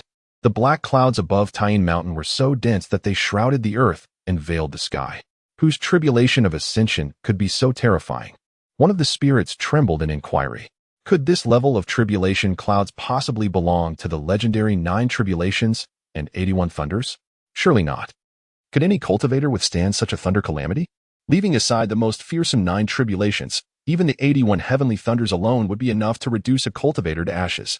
Are you not curious as to who is undergoing the tribulation? Indeed, these clouds are hovering over Tine Mountain. Could it be that someone is transcending there? Numerous cultivators displayed astonishment. They simply could not fathom why the tribulation clouds would appear above Tine Mountain. At this very moment, within the city of Fengdu, the 10 Yama kings convened in the Yama Hall, each of them wearing a solemn expression, brows furrowed in concern. The deadline of 3 days was swiftly approaching. Yet they had received no news of Yang Xian, as if he had vanished into thin air, leaving not a single clue behind. Eldest brother, under no circumstances will I agree to let you accompany that cripple to the heavenly court, one of the Yama kings stated gravely. I too am opposed. Although our underworld falls within the jurisdiction of the heavenly court, our true allegiance is to the Empress of Tranquility. Although the goddess Pingxin has long vanished, we, in the underworld, shall not allow the heavenly court to bully us. Yet, We have indeed lost track of the individuals summoned by the heavenly realm. Jiang Xin let out a sigh. For the sake of dignity, the Jade Emperor would certainly pursue this matter. However, brother, if you were to arrive in the heavenly court, returning to the underworld would likely prove challenging. Fear not, the one in the Lingxiao Palace will likely not dare to act against me. But, boom. At that moment, a terrifying wave surged from beyond the grand hall, emanating an overwhelming power, vast and imposing. The 10 kings of hell were startled. Instantly rushing out of the hall to gaze beyond Fengdu City, their expressions shifting dramatically. The 9 calamities and 81 lightning strikes. It was indeed the 9 calamities and 81 lightning strikes. The 10 kings of hell were struck with horror. How many years had it been since they had witnessed the 9 calamities? The calamity clouds were gathering towards the direction of Tayin Mountain. Could it be that someone was transcending tribulation there? The faces of the 10 kings of hell changed, exchanging glances before their forms flickered and vanished before the Yamahal. In the next instant, they had arrived at Tayin Mountain. At this moment, a group of spectral soldiers stationed at the foot of Tayin Mountain trembled in fear. Feeling the boundless calamity clouds above, we pay our respects to Lord Yama, the spectral soldiers gasped.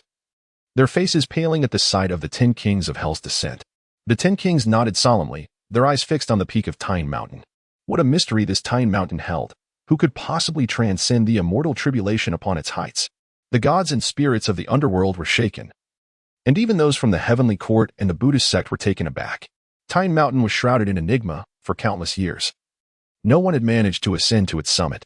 Yet today, someone was undergoing tribulation at its peak. And at the level of the 9 calamities and 81 lightning strikes no less. This revelation sent waves of panic through them as they collectively gazed at the summit of Tayin Mountain. However, they were met with disappointment. At the pinnacle of Tayin Mountain, aside from the steadfast Tayin Temple, there was nothing else. Who could it be? Who in the 3 realms was it? At this moment, a singular question lingered in everyone's mind. Who was the individual transcending tribulation atop Tayin Mountain? Jiang Xin, how can you still be so composed, watching someone undergo tribulation? The 3-day deadline is rapidly approaching. Should you not hasten to find Yang Xian? Iron Crutchley approached with several golden immortals, speaking in a grave tone. Cripple. If we wish to seek him, we shall. If we do not, we shall not. What business is it of yours? Who are you calling a cripple? Just you. At the foot of Tayin Mountain, the 10 kings of hell and Iron Crutchley faced off once more, on the verge of conflict. Boom. Just then, a terrible wave swept forth from Tayin Mountain, as the vast calamity clouds roiled with rolling thunder flashing within. It's here. Countless spirits cried out in alarm. All eyes drawn to the mountain's peak, which was shrouded in thick calamity clouds. Thunder surged forth, pouring down from within the calamity clouds. Boom. 9 bolts of lightning, akin to towering mountains, struck down from the storm clouds above, descending upon Tayin Mountain. The many spirits trembled in fear, yet the peak of Tayin Mountain remained eerily tranquil, devoid of any living presence. Even as they unleashed their divine powers and secret techniques, there was not a hint of movement atop the Tayin Mountain, where only the Tayin Temple stood in serene solitude, undisturbed by any ripples. Yet, the 9 bolts of heavenly thunder indeed descended, striking the summit of Tayin Mountain. Who could it be that eluded the perception of us all? The 10 Yama kings pondered within their hearts. Could it be Brother Yang Xian? At that moment, the Black Wuchang, Fan Wujiao, muttered softly. As these words escaped his lips, the 10 Yama kings, the 4 great judges, and all the prominent spirits of the underworld turned their gazes abruptly towards Black Wuchang. Aye, that was just a baseless conjecture. Fan Wujiao nearly lost his composure, overwhelmed by the multitude of eyes upon him. The crowd, upon hearing this, withdrew their stares. They had not dismissed the possibility of Yang Xian. However, they had witnessed the scene at the time of Yang Xian's disappearance and knew he had not ascended Tayin Mountain. It appeared as though he had been abducted by an overwhelming force.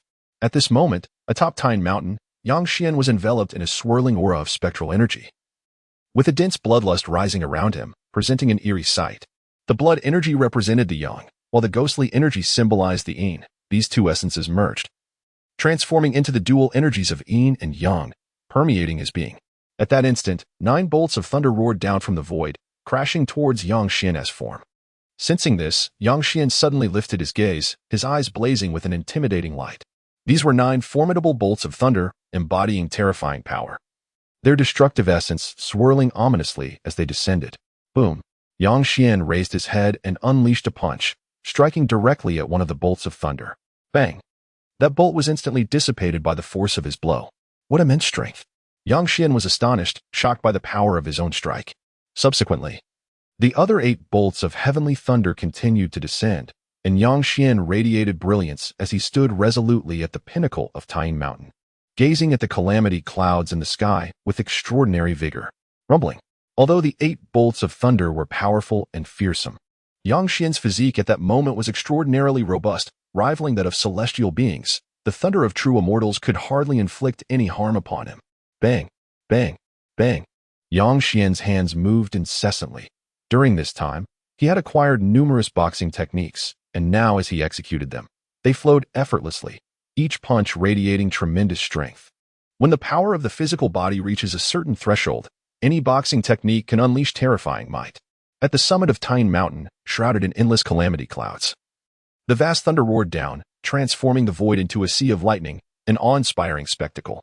This phenomenon was termed the 9 calamities and 81 thunders because after the descent of every 9 bolts of heavenly thunder, a bolt of calamity thunder would follow. The might of calamity thunder far surpassed that of heavenly thunder, often many times more powerful. Some cultivators who attempted to invoke the 9 calamities and 81 thunders could not withstand even the first bolt of calamity thunder, being obliterated by its terrifying power. At this moment, Yang Xian had endured the 9 bolts of heavenly thunder, but that was merely a fraction of the 81 bolts yet to come. Next awaited the dreadfully potent calamity thunders. At this juncture, Yang Xian was already surrounded by the laws of the celestial realm, accompanied by waves of ghostly energy. Exuding an enigmatic aura, Lady Pingxin stood before the Taiying temple, her expression serene and undisturbed. Amidst the torrential thunder, she remained untouched, the tempest refraining from approaching her. At this moment, a terrifying power was awakening in the void, as a golden thunderbolt slowly took shape amidst the calamity clouds. This thunderbolt, known as the calamity thunder, had yet to fully materialize, yet its dreadful aura had already sent ripples of shock throughout the heavens and the earth. Yang Xian lifted his gaze towards the calamity clouds in the void, his expression turning grave. He sensed that within those ominous clouds, a formidable force was coalescing, one so potent that it made his heart tremble. Why is the ascension tribulation so fearsome? Yang Xian pondered, utterly bewildered. He was unaware of the concept of the 9 calamities and 81 thunders, merely believing this to be the inevitable tribulation one must face when seeking immortality. What you are about to confront is the first of the 9 calamities and 81 thunders. Should you fail to withstand it, your soul shall scatter, and you will be utterly annihilated. At that moment, a cool voice echoed in Yang Xian's ear as the Lady of Equanimity spoke. The 9 calamities and 81 thunders? Upon hearing this, Yang Xian turned his gaze to the thunder above the sky. He had encountered references to such tribulations in ancient texts, which stated that only those of extraordinary fortune, the unparalleled prodigies, could provoke such tribulations during their ascension. Could it be that I am one of them? Yang Xian murmured to himself. Suddenly, he raised his head sharply, gazing at the calamity clouds that enveloped the heavens. They resembled a vast celestial body, slowly revolving. At its center, a colossal vortex manifested. Within it, a golden thunderbolt gradually formed as fragments of celestial laws converged and coalesced upon it. As he observed the creation of this golden thunderbolt, Yang Xian's soul illuminated, and he began to comprehend the intricacies of that thunderbolt. A mysterious aura emanated from his being, as the scriptures instinctively activated, deducing the nature of the calamity thunder. Boom! At last, a tremendous roar resounded through the void as the calamity thunder took shape. Simultaneously, a thunderous sound reverberated in Yang Xian's mind, and within his soul space, a golden thunderbolt materialized, identical in essence to the thunderous aura atop the Mount Taiying. The Taiying scriptures? As the unique aura of the Taiying scriptures emanated from Yang Xian, the Lady of Equanimity's eyes flickered with surprise. Unbelievably, he had indeed mastered the Taiying scriptures. Could he truly be the legendary being? She murmured. Atop Mount Taiying, the void reverberated as a golden thunderbolt, wielding immense force, descended from the heavens, aimed directly at Yang Xian's head. Below Mount Taiying, numerous spectral beings were awestruck, that they could not see the scene atop the mountain. They beheld the golden thunderbolt in the sky with clarity. That was the fabled calamity thunder, exponentially more potent than regular heavenly thunder. Ordinary cultivators undergoing the ascension tribulation would only invoke 3 calamities and 9 thunders. This meant 3 calamity thunders and 9 heavenly thunders would descend in 3 stages. Moreover, these 3 calamity thunders were significantly weaker than the 9 calamities and 81 thunders, not even comparable in magnitude. In fact, there was an intermediate stage of 6 calamities and 36 thunders as well. At this moment, the golden thunderbolt striking down from the heavens was as thick as a mountain, containing the power to obliterate the world. Boom! Under the watchful eyes of the deities of the underworld, celestial beings, and the formidable figures of the Buddhist realm, the golden thunderbolt instantaneously struck Mount Tyene. A wave of terrifying power surged forth, shaking the surroundings. In the realms of the underworld and the heavenly court, the countenances of the formidable beings from the Buddhist sect shifted subtly, their hearts quaking with astonishment. Such a level of tribulation for ascension is a rarity, and those capable of withstanding it are few and far between. To witness such an event today fills them with a mixture of awe and exhilaration. They pondered, had their own tribulations possessed such might, they would undoubtedly be reduced to mere ash in an instant. On the summit of Mount Tyene, as the golden thunderbolt descended, a tumultuous energy surged forth, lingering in the air. Simultaneously, both the heavenly and underworld denizens exhaled in relief. Upon seeing the golden tribulation lightning, they comprehended that the one undergoing the tribulation could not possibly be Xuan, nor could it be anyone from the underworld. For regardless of the nature of the ascension tribulation, the lightning for the spirits of the underworld is always black, devoid of flesh and blood, lacking the vitality of yang energy. The tribulation lightning cannot manifest as a golden bolt imbued with supreme yang and righteous energy. Typically, the tribulation for the spirits of the underworld is characterized by black lightning that embodies a chilling aura. It seems it truly cannot be Brother Xuan, murmured Fengdu. Brother, what troubles you? Inquired Xie with curiosity. Nothing, Fengdu replied, harboring a lingering doubt within his heart, a thought he had not even dared to share with Jiang Xin. He suspected that Xuan might have ascended Mount Tyene, but he lacked evidence. I wonder how the one undergoing the tribulation is faring. Has he been shattered by that golden lightning? A spirit trembled. Surely he has perished, for that is the 9 tribulations' thunder, unmatched in its might. Boom! At that moment, the ominous clouds of tribulation in the sky erupted with a terrifying surge, as 9 bolts of heavenly thunder began to take shape. He truly has not been struck down, exclaimed the multitude of beings in awe. The presence of the tribulation clouds still brewing thunder clearly indicated that the one undergoing the tribulation was decidedly alive. Indeed formidable. Let us hope he is one of our celestial kin, Li Taiguai remarked with a smile. The countenance of the underworld deities grew grave. Such a prodigious figure, alas, was not one of their own, evoking a sense of regret. At that moment, the 9 bolts of heavenly thunder struck down once more, aimed at Xuan atop the mountain. Xuan's entire being resonated with intense energy, laws swirling around him. He gazed serenely at the descending bolts, his expression calm. The power of such heavenly thunder, even in its entirety, pales in comparison to the might of a single bolt of tribulation lightning. Although the previous golden tribulation lightning was formidable, it inflicted little harm upon his robust physique. Instead, he was able to manifest a technique of tribulation lightning, unleashing it with a terrifying grandeur. Bang! The 9 bolts of heavenly thunder fell upon him in an instant, striking him directly, yet he stood firm, ultimately transforming the assault into a sea of thunder that engulfed the summit of Mount Tyene. In the vast expanse surrounding, the spirits within tens of thousands of miles wore solemn expressions, utterly astonished. The one undergoing the tribulation atop Mount Tyene was overwhelmingly powerful. The 9 tribulations and 81 thunders seemed to pose little threat to him. Deep within the underworld, alongside the sea of blood, a figure cloaked in crimson stood resolute in the void. Beneath him lay a vast ocean of blood, surging and tumultuous, crashing against the shores. The overwhelming might emanating from the ocean permeated the surroundings, causing the very void to quiver, suppressed by its terrifying force. The figure was drenched in blood red, an aura of terror enveloping it, rendering its true form indistinguishable. Unexpectedly, after so many years, I beheld the 9 calamities and 81 thunderbolts once more. The blood-colored figure spoke, its voice ancient and resonant, akin to an ageless well, devoid of any ripples.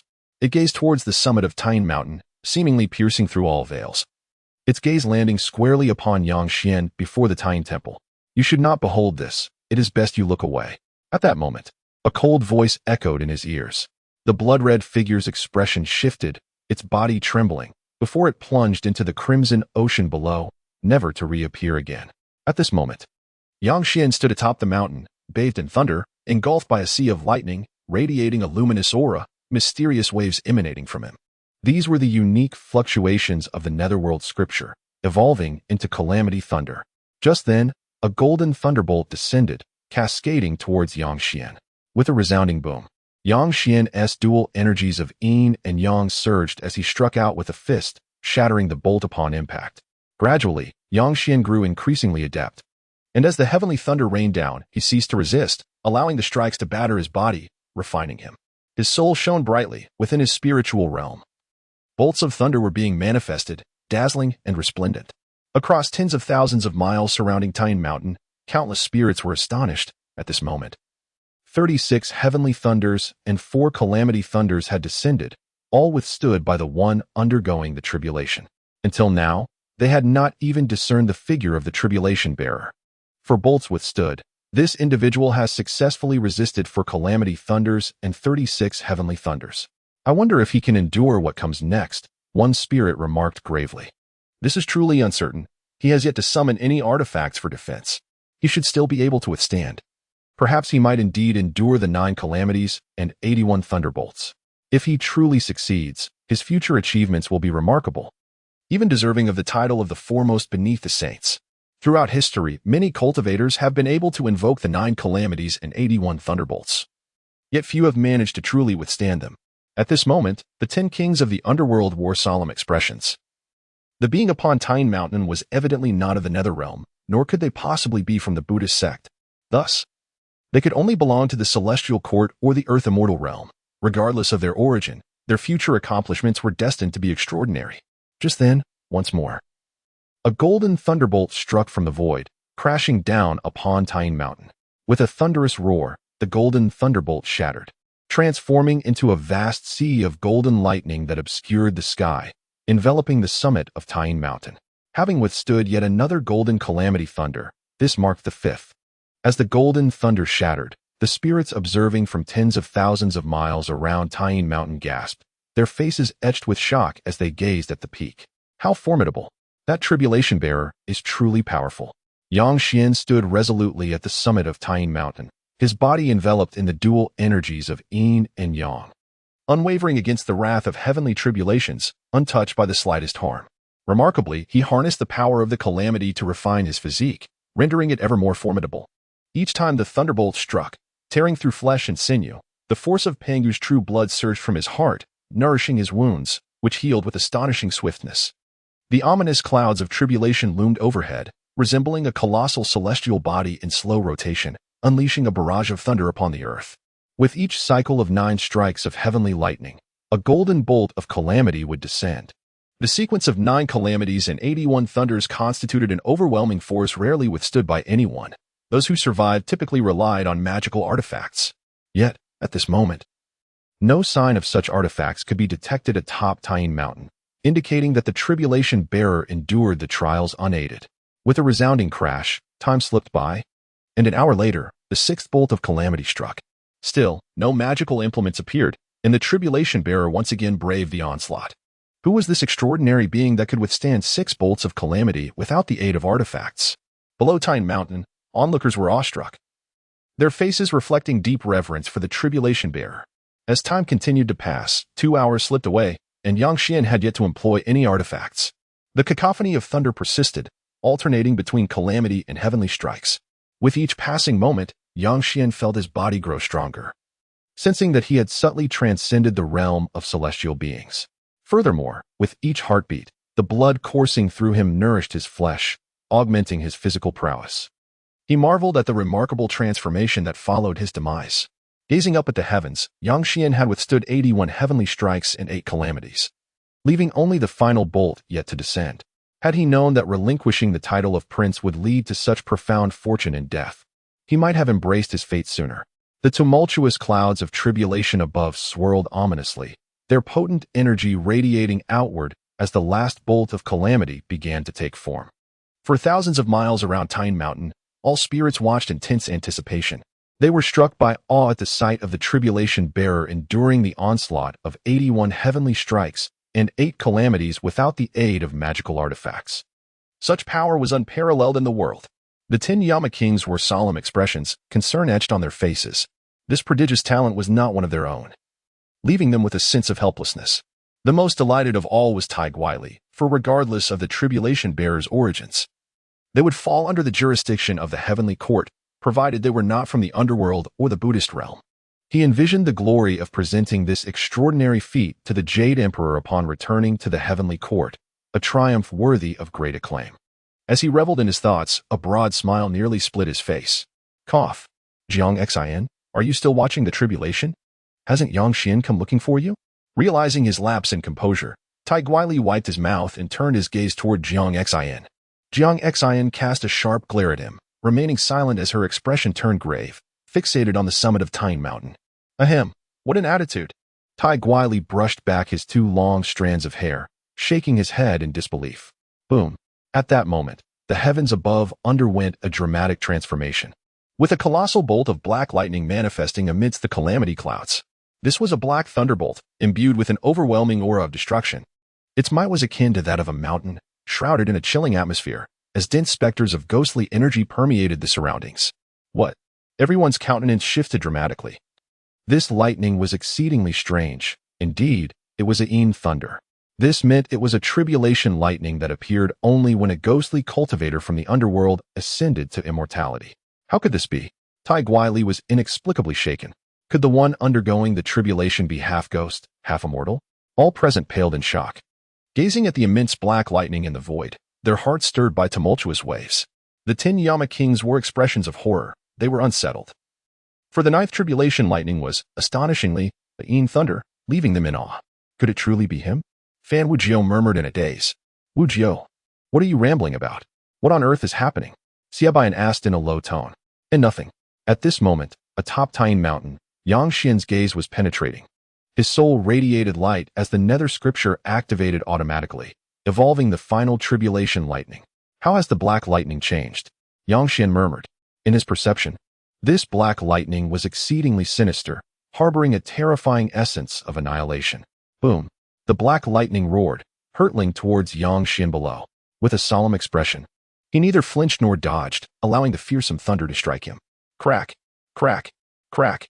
A series of popping sounds erupted from his body as the terrifying force of the lightning infiltrated him, ravaging his flesh. His corporeal form began to wither. But in an instant, it was rejuvenated by the formidable essence within his blood and the medicinal properties of the 9 revolutions golden pill, restoring him instantaneously. Thus, through the cycles of decay and restoration, Yang Xian's physical body grew increasingly robust. Finally, tranquility returned to the heavens. The calamity clouds dissipated, marking the conclusion of the Ascension tribulation. The onlookers below wore solemn expressions. Just how powerful was the one who had undergone the tribulation? Throughout the ordeal, no magical artifacts were employed. All resistance was borne solely by their own strength against the ferocity of the heavenly tribulation. At this moment, beneath Tine Mountain, the crowd remained unsettled, speculating about the identity of the tribulation survivor. That final black tribulation lightning stirred their hearts with unease. Half ghost, half immortal? Such beings were few and far between in the 3 realms, were they not? Jiang Xian, the 3-day deadline has arrived. Come back to the heavenly court to meet the Jade Emperor, Tai Guili stated gravely. Lame one, do you think you can take away our Yama King? Your rank is insufficient, Song Di Wang replied coldly. Indeed, my rank is lacking, Tai Guili scoffed, suddenly waving his hand to reveal a golden command token. What do you see here? He declared solemnly. The 10 Yama kings were taken aback, their expressions shifting slightly. Are you truly defying orders? Tai Guili inquired. Fixing his gaze upon the 10 Yama kings, enunciating each word with gravity.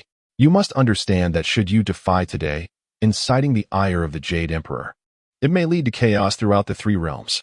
The countenances of the 10 Yama kings darkened, for they comprehended that the Jade Emperor, as the sovereign of the 3 realms, commanded respect. Should he issue a summons, and one fail to present oneself, it would surely provoke his wrath. I shall accompany you. At this moment, Jiang Xian declared. Elder brother. The Yama kings expressed their concern. No need for further words, Jiang Xian waved his hand dismissively. Turning towards Tai Guili, and solemnly said, let us proceed. Tai Guili exhaled in relief, gazing towards the summit of Mount Tine, yearning to glimpse the figure of the transcendent undergoing tribulation. However, disappointment washed over him. The peak of Mount Tine was shrouded in a vast emptiness, revealing nothing. There is no need to look further. He is not a denizen of your heavenly court.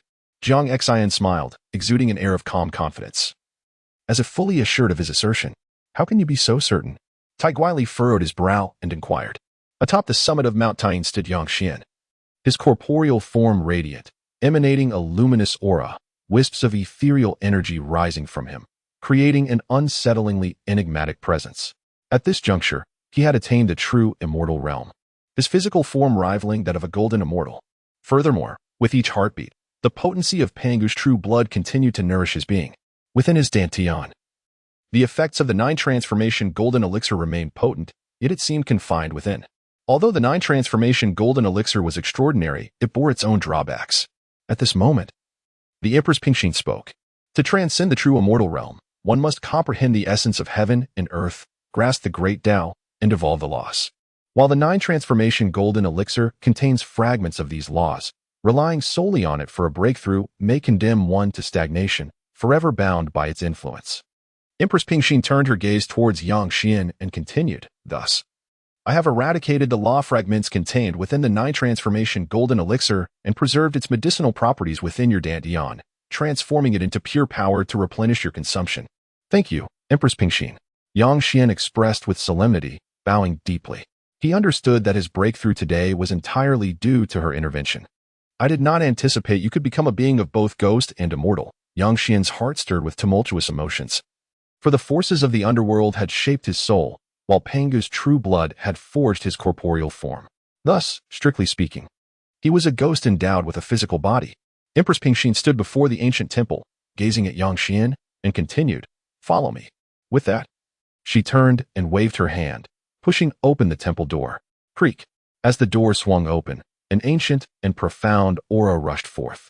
Inside the temple, a formidable majesty emanated, causing Yang Xian's heart to race with an overwhelming urge to prostrate himself. Hesitating slightly, he took a deep breath and followed Empress Pingxin into the ancient temple. The temple's interior was vast, resembling a grand hall, with ancient pillars surrounding it, adorned with intricate depictions of deities and demons, exuding an extraordinary power. At the center of the hall stood a statue of a rugged man, his long hair billowing, exuding an overwhelming presence. He stood tall and imposing, wielding a massive axe, embodying a wild ferocity. Yang Xian was utterly astonished. If his conjecture was correct, this statue bore a striking resemblance to the legendary figure. His face was etched with disbelief as he turned to the Lady Pingxin beside him. This was none other than the great Pengdu. It seemed that Lady Pingxin could see through his thoughts, and she spoke slowly. Pengdu, the great Pengdu. Yang Xian's heart raced as he gazed forward. Behind the great Pengdu stood 12 statues, each imposing and fearsome, subtly poised as if to spring to life. These were the 12 ancestor shamans. A tumultuous wave surged within Yang Xian. Among those 12 statues, he recognized Lady Pingxin. Indeed, her exquisite visage bore a hint of melancholy as she murmured, In that great calamity of yours, my 12 siblings and I were nearly annihilated. Whether any survived remains uncertain. After I transformed and entered the cycle of reincarnation, I attained immeasurable merit, yet became entangled in the karmic ties of rebirth. To withstand this karmic burden, I sealed myself within the cycle. The being you see now is but a fragment of my essence. Lady Pingxin spoke softly. Why are you sharing this with me, my lady? Yang Xian inquired gravely, sensing that Lady Pingxin had no trivial reason for divulging such profound truths. Because you are the Emperor of the Underworld. What? Yang Xian exclaimed in shock. The Emperor of the Underworld? My lady, have you made a mistake? I am unworthy of such a title. When the yin and yang merge as one and the true blood of Pengdu is revealed, an emperor shall rise in the underworld. Ruling over Fengdu city as the new sovereign, Lady Pingxin explained with measured clarity. The merging of yin and yang, the resurgence of Pengdu's true blood. Yang Xian pondered in his heart. Could it be that all of this was predestined? Otherwise, how could it be so fortuitous? My lady, is it possible to decline the position of city lord? Yang Xian lamented. He understood that with greater authority came greater responsibility. If he were to indeed become the lord of Fengdu city, he would inevitably have to confront the heavenly court and the Buddhist sections. Given his current capabilities, he feared he would be at a disadvantage. Moreover, possessing a system, he believed that as long as he remained in the underworld and safeguarded himself, he would eventually attain sanctity without having to take such risks. No, you have no choice. It is your destiny, Lady Pingxin stated coldly. However, you need not assume the role of Fengdu city as sovereign just yet. You must first grow stronger. Upon hearing this, Yang Xian breathed a sigh of relief. As long as he was not required to confront the heavenly court and Buddhist sects immediately, this matter was not insurmountable. What you must do now is ascend to the heavenly court and retrieve an item for me. What item? A diagram of the 12 capital heavenly gods and demons' great formation. The ancient protective formation of the witch clan? Yang Xin exclaimed in astonishment. Indeed. My 12 siblings and I once crafted a diagram based on the capital heavenly gods and demons formation. It is the diagram of the capital formation. Must I truly go to the heavenly court? Yang Xin asked, his neck recoiling slightly. That place was a den of danger, and once entered, would he ever return? Yes. It resides in the heavenly court, though I cannot specify its exact location. You must seek it out. My lady, my strength is meager. I fear I may not fulfill this mission. Upon hearing this, Lady Pingxin's gaze turned icy as she regarded Yang Xin and replied, You have no choice. As Yang Xin withdrew his neck, he felt an overwhelming sense of trepidation in the presence of the serene Empress Pingxin, despite her being merely a projection. Remember, you are now a denizen of my netherworld, and your life cannot be taken by others, she stated, casting her gaze upon Yang Xin with a calm voice. For this journey to the heavenly court, you shall accompany that limping figure from the celestial realm, as it is only fitting. Limping figure? Yang Xin murmured. And in an instant, a radiant glow enveloped him, and he emerged from the ancient temple. Gazing at the temple before him, his awe deepened. For within it resided the statues of the 12 primordial ancestors of the ancient witch tribe, alongside the majestic idol of the Panga deity. With a profound bow towards the ancient shrine, he descended the mountain. His ascent to the Tine Mountain was not due to his ability to decipher the formations upon it, but rather because he had manifested a pattern within himself that mirrored the very formations of Tine Mountain. Only by merging with these formations could he ascend. Otherwise, with his current prowess, he would have found it impossible to breach the mountain's boundary. Setting aside the intricacies of the formations, the sheer, terrifying power cascading down was beyond his capacity to withstand. As he traversed downward, Yang Xin maintained a steady pace, the formations surrounding him shifting and harmonizing with those on Tine Mountain, uniting into one. Thus, he could adapt to the mountain's essence, step by step. Meanwhile, 30,000 miles beyond Tine Mountain, Tai Guili strolled across the land of the Underworld, his iron crutch in hand. Following him were several celestial beings from the heavenly court, alongside Jiang Xian, the foremost of the 10 halls of Yama.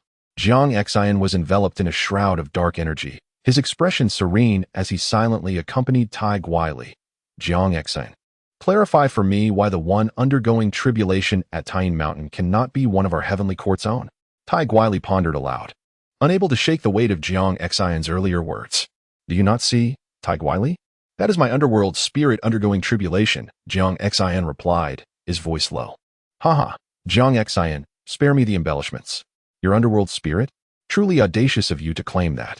Tai Guili chuckled heartily, his demeanor far from that of a celestial being.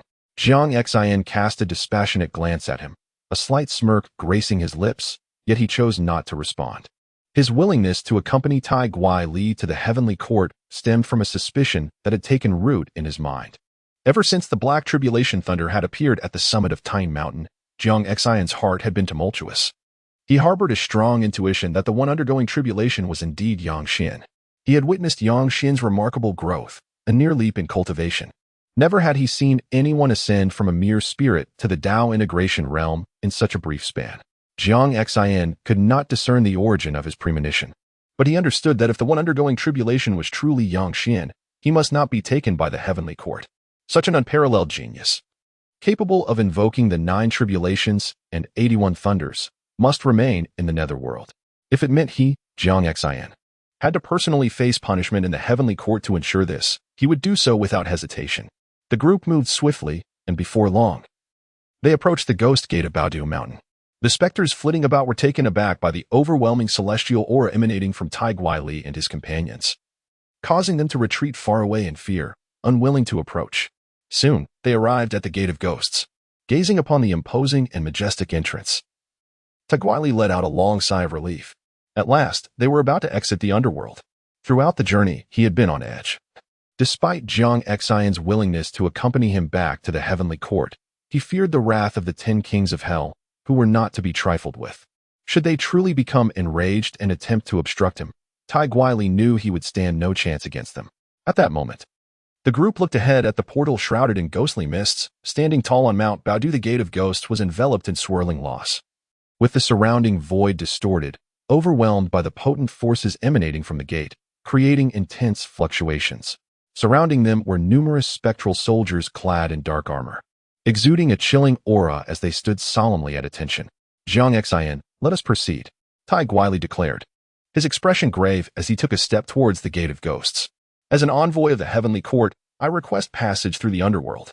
He addressed the spectral guards to his sides in a low voice. Upon hearing this, the guards glanced at Tai Guili and then at Jiang Xian. Their ethereal forms trembling slightly as they intoned, "We pay our respects to King Qin Guang." Tai Guili's gaze turned icy as he barked again. Jiang Xian has committed the grave offense of deceiving the sovereign. I must escort her back for judgment. Step aside at once. The spectral soldiers exchanged glances, then turned their heads away, showing no inclination to grant passage. Bold specter, how dare you defy the decree of heaven? Tai Guili erupted in anger, unleashing a powerful wave of energy. You wish to take Jiang Xian back to the Heavenly Court for judgment. Do you possess a decree? At that moment, a terrifying wave of energy descended upon the area, manifesting in the void as a massive, indifferent ghostly visage. The Ghost Emperor. Both Jiang Xian and Tai Guili's expressions shifted dramatically as they turned to gaze upward into the void. Above the Gate of Ghosts loomed an enormous, cold, ghostly face. Its power unmatched, sending waves of ghostly energy surging through the air, obscuring the surroundings. With the appearance of this colossal ghostly face, the temperature plummeted to an extreme. Shadows of ghosts flickered in the void, akin to a chaotic dance of spirits, creating an atmosphere of eerie phenomena. The ghostly face, cold and detached, looked down upon Tai Guili and the others, its eyes swirling with dark energy. Ghost Emperor. The faces of all present paled, including Jiang Xian, as they were struck with profound shock, never expecting the Ghost Emperor to reveal himself at this moment. Among the 5 Ghost Emperors, even the 10 Kings of Hell, including Jiang Xian, held them in deep reverence. They were not subject to the jurisdiction of the kings, directly reporting to the benevolent goddess, who had appointed them as guardians of the 5 great gates of ghosts. Their formidable strength had never faltered in their duty. The sudden appearance of the Ghost Emperor sent a jolt of surprise through Jiang Xian and Tai Guili. Your Excellency, I come on the orders of the Jade Emperor to summon Jiang Xian back to the Heavenly Court for an audience. In the presence of the Ghost Emperor, the guardian of the Gate of Ghosts, even the foremost among the 8 immortals, Tai Guili, approached with utmost respect. He stepped forward, bowing slightly in deference to the ghostly visage in the void. A decree. The ghostly face remained impassive, devoid of any emotion, as it gazed down upon Tai Guili and spoke in a deep, resonant voice. Upon hearing this, Tai Guili instinctively recoiled, refraining from uttering another word. A radiant flash emanated from his hand, revealing a golden token, which he extended with a bow. In the void, ripples danced across the visage of a ghostly face, and a figure emerged from within. This was a middle-aged man, his long hair cascading like a waterfall, exuding a palpable aura of darkness. The profound essence of the Tao coalesced around him, forming intricate chains of order that entwined the surroundings. This individual was none other than one of the 2 Ghost Emperors guarding the Baodu Mountain, Zhou Qi. Zhou Qi regarded the golden token in Tai Guili's hand, his gaze narrowing slightly. With a sweeping motion of his hand, a torrent of dark energy surged forth. Tai Guili's expression shifted, his heart racing as the token flew from his grasp into Zhou Qi's possession. I implore you, esteemed Ghost Emperor, to grant me passage. Tai Guili bowed respectfully. The 5 directions Ghost Emperors stood apart, their might unparalleled. Even he dared not show the slightest disrespect. Tai Guili, have you made a grave error? Zhou Qi inquired, a sardonic smile playing upon his lips. Tai Guili was momentarily bewildered, uncertain of Zhou Qi's intent. Esteemed Ghost Emperor, I genuinely come on the orders of the Jade Emperor. Enough.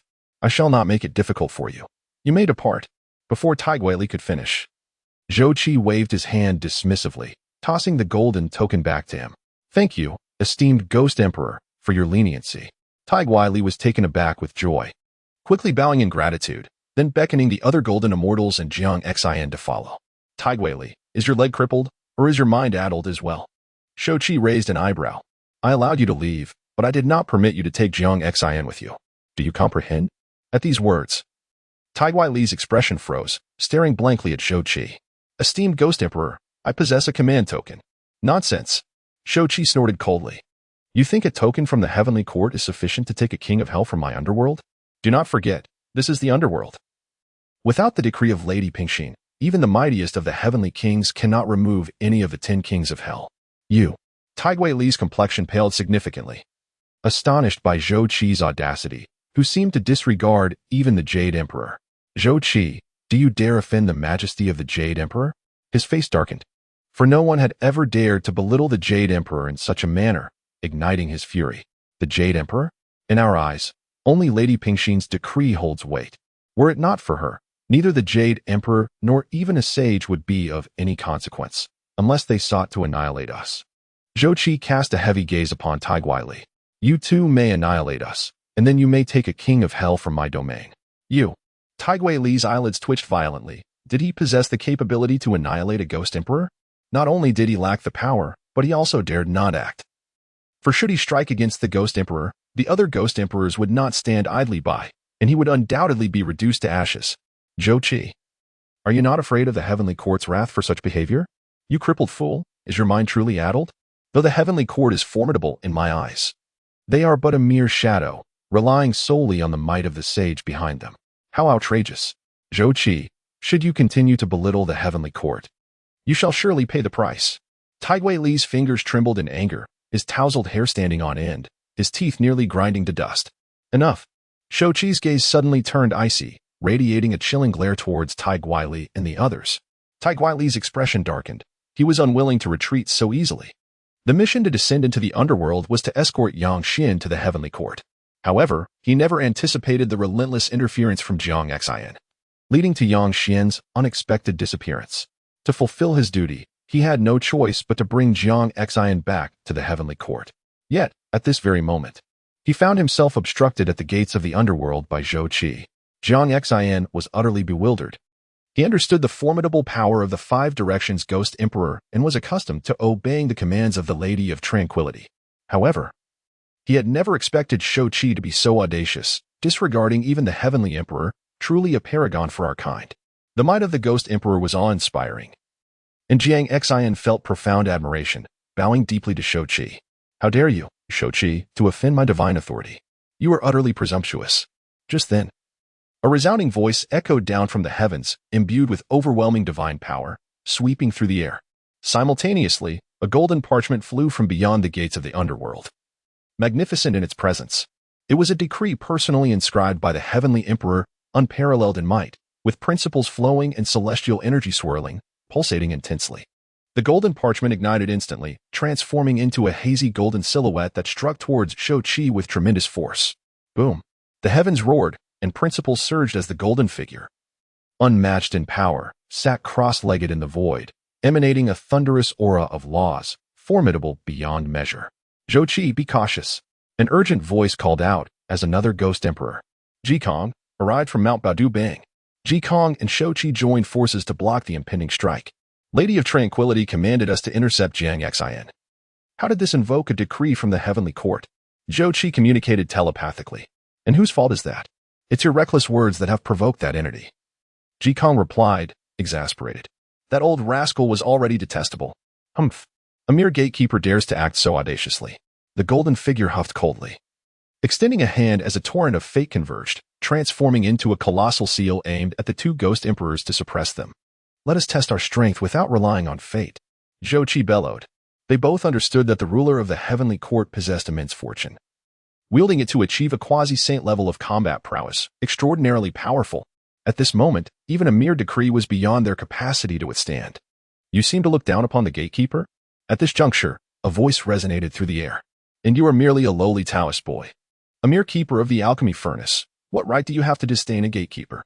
Now that you have gained power, have you forgotten your former status? The voice was chilling, as if traversing through endless time and space, devoid of any warmth, sending a shiver down one's spine. My lady.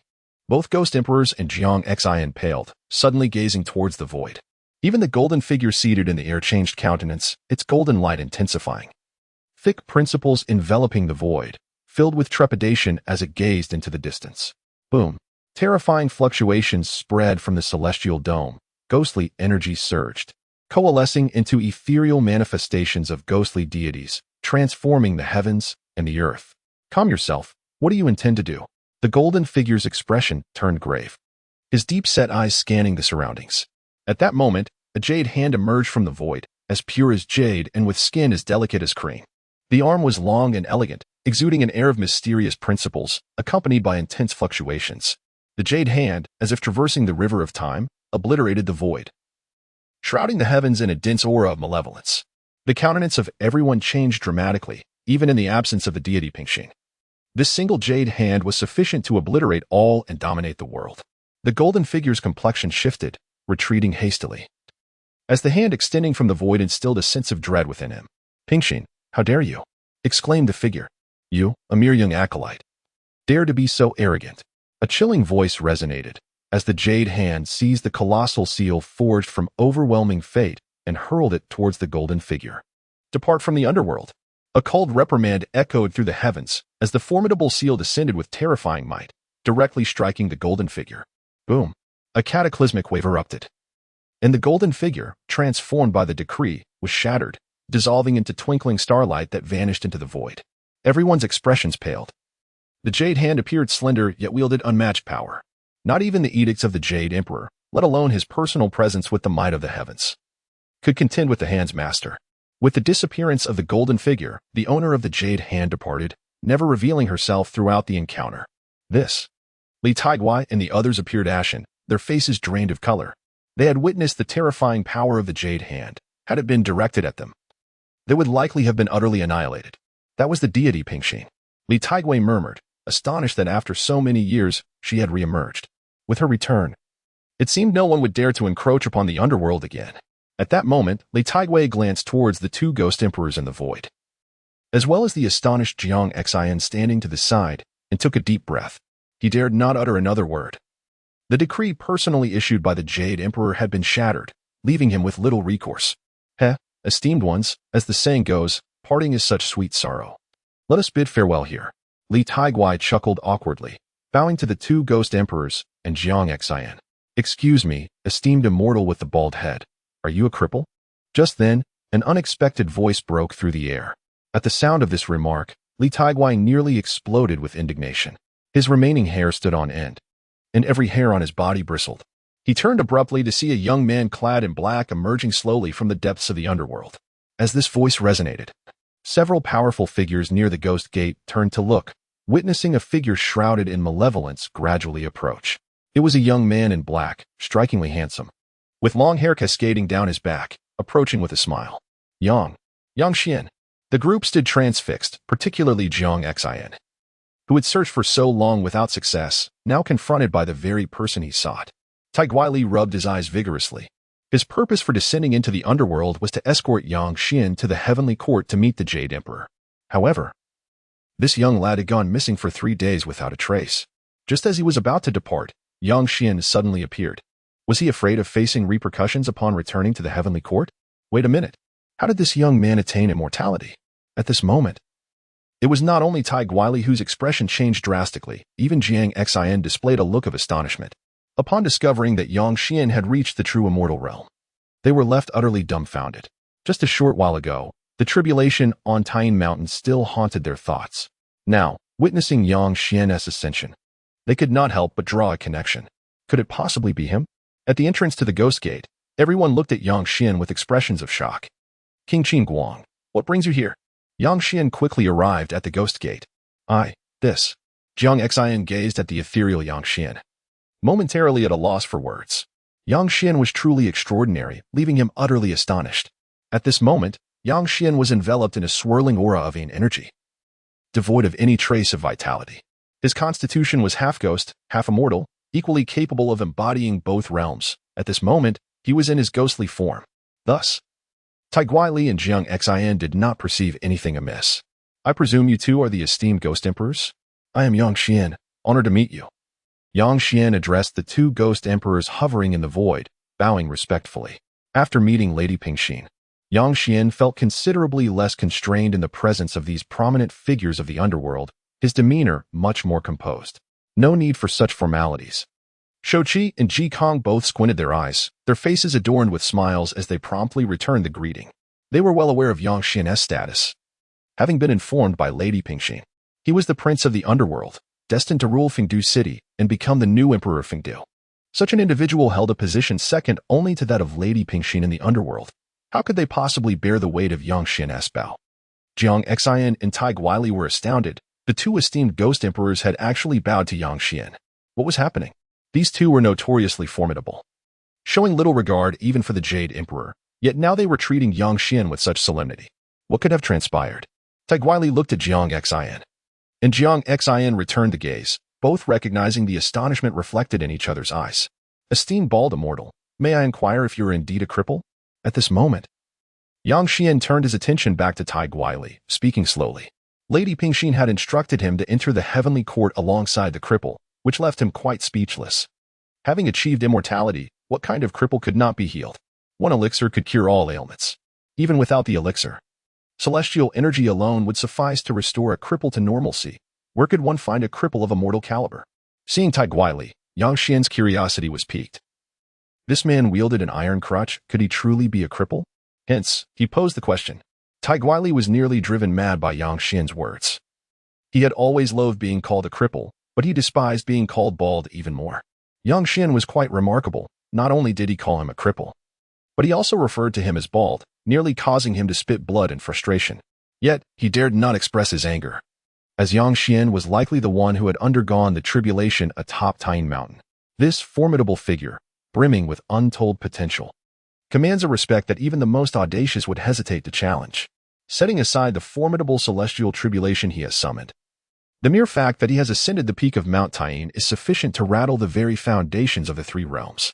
After all, many golden immortals have sought to unravel the mysteries of Mount Taiying, yet none have succeeded in reaching its summit.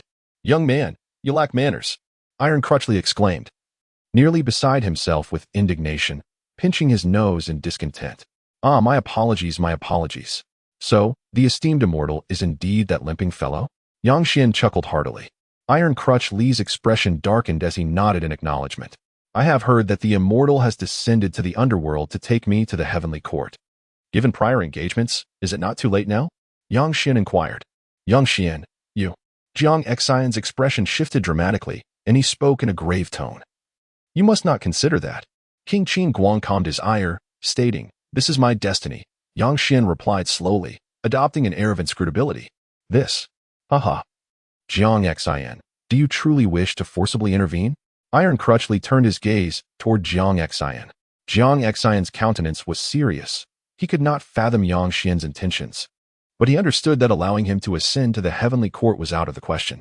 The complexities of the heavenly court's power dynamics might render him vulnerable. Furthermore, given the underworld's recent enmities, Yangxian, as a prodigy of the underworld, would likely find himself a target should he venture into the heavenly court. Yangxian, listen to me. The Lady of Tranquility has already taken action.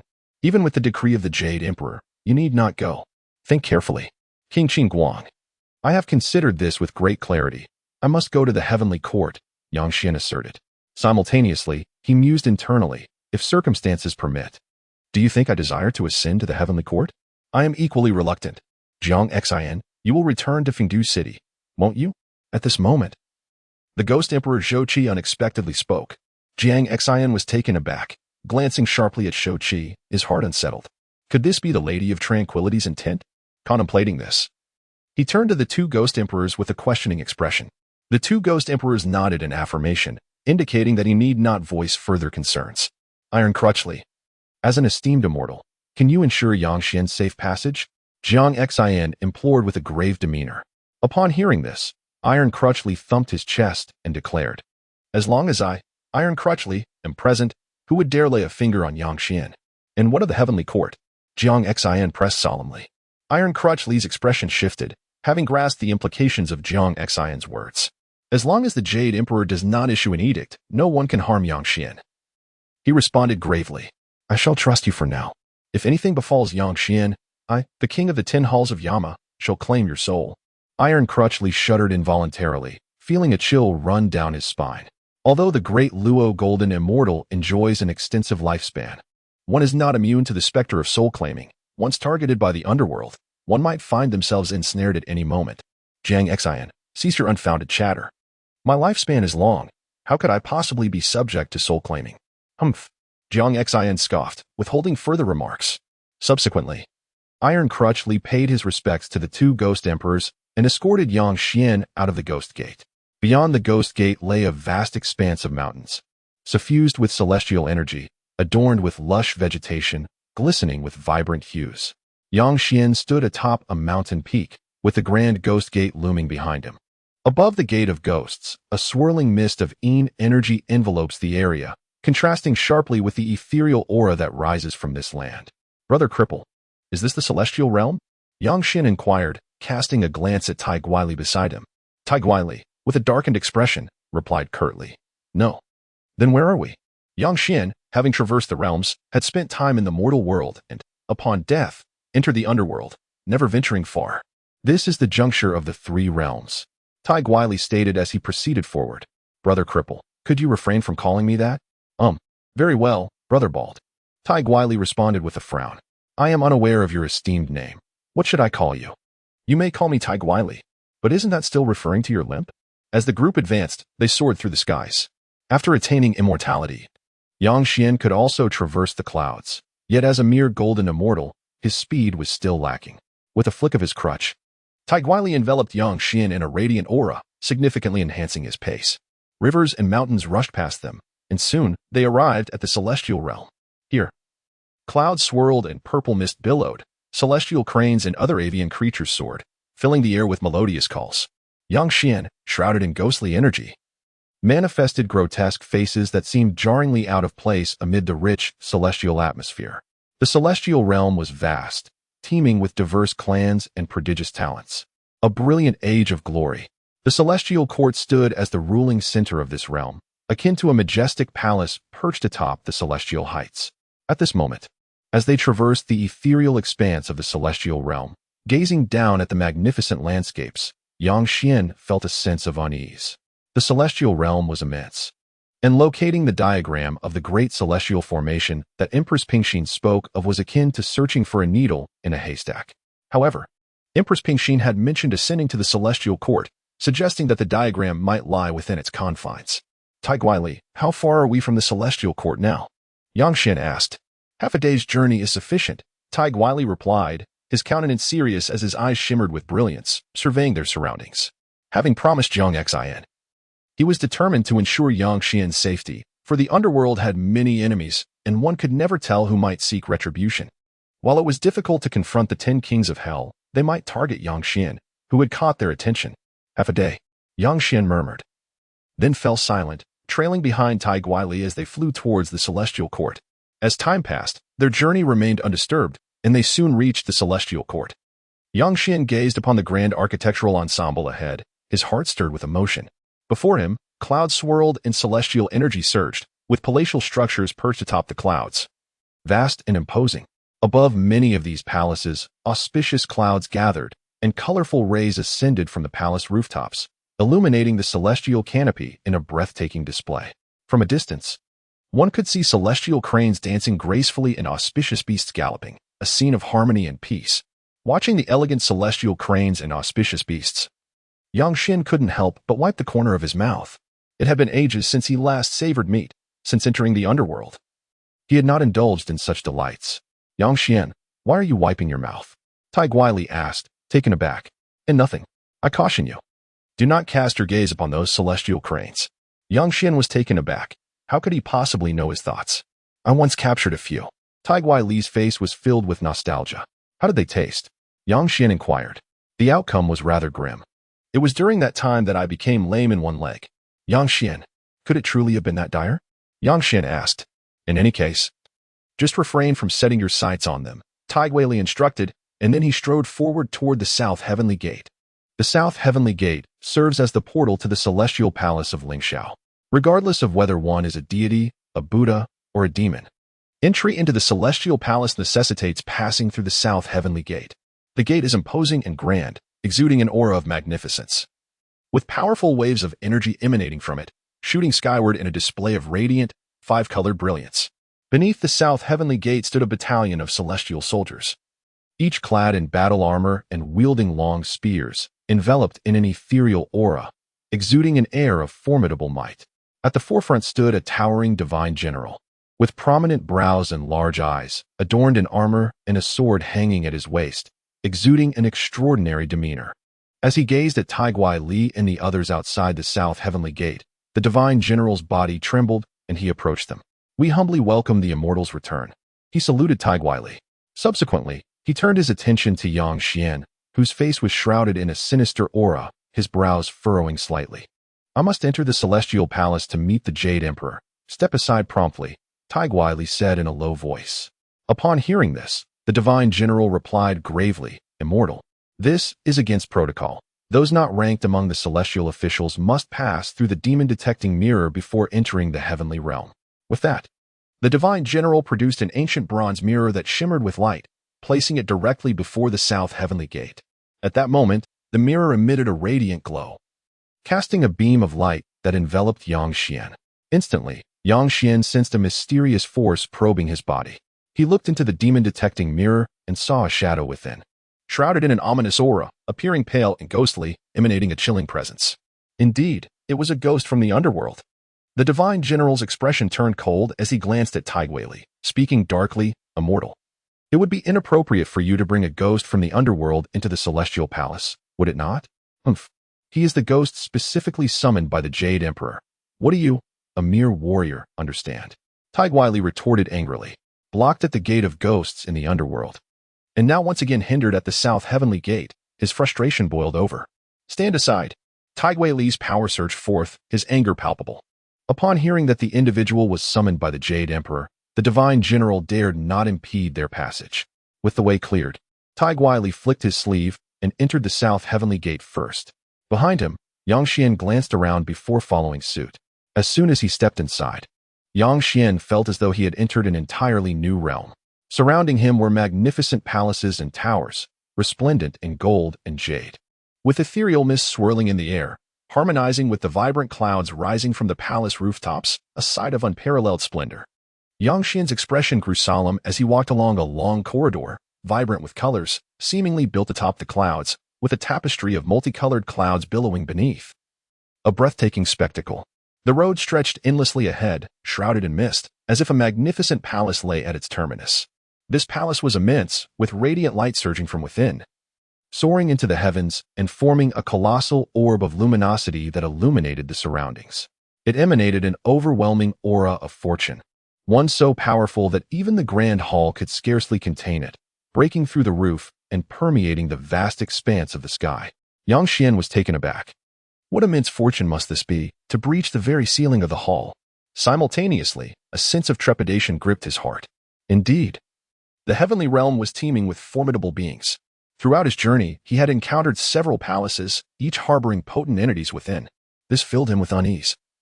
The task assigned by Empress Pingxin was perilously daunting. To locate the diagram of the heavenly array beneath the watchful eyes of the powerful figures of the heavenly court would be no trivial feat nevertheless. He resolved to find the diagram swiftly and return to the Underworld to report.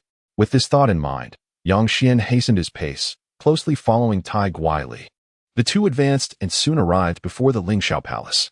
"Please wait, esteemed immortal. Allow this old servant to make a report," spoke an elderly immortal softly. Taiguai Li nodded, standing outside the Lingxiao Palace in anticipation. Announcing the presence of Taiguai Li, the leader of the 8 immortals, a sharp voice rang out from within the grand hall. Taiguai Li's expression shifted, and he glanced at Yang Xian before ushering him into the Lingxiao Palace. Yang Xian felt a pang of anxiety. This was his first encounter with such a prominent figure who governed the 3 realms, and he couldn't help but feel a flutter of nervousness. "Little immortal Taiguai Li, little ghost Yang Xian, we pay our respects to the Jade Emperor." The two bowed respectfully. "There's no need for formalities," came a voice of vast authority from the apex of the hall. Yang Xian slowly lifted his gaze and beheld a man adorned in a dragon robe, exuding an ethereal presence. He wore a dragon crown and a majestic robe, radiating power as he sat atop the hall, surveying the world with an imperious gaze. Yang Xian discreetly observed the various deities beneath the hall, his heart racing slightly. He could not discern their cultivation levels, which likely exceeded that of the Golden Immortal stage. Reporting to the Jade Emperor, the Underworld ghost Yang Xian has arrived. Taiguai Li said respectfully, glancing toward the Jade Emperor. "You are Yang Xian. You have insulted the immortals of my heavenly court. What punishment do you deserve?" A dark-faced immortal intoned solemnly.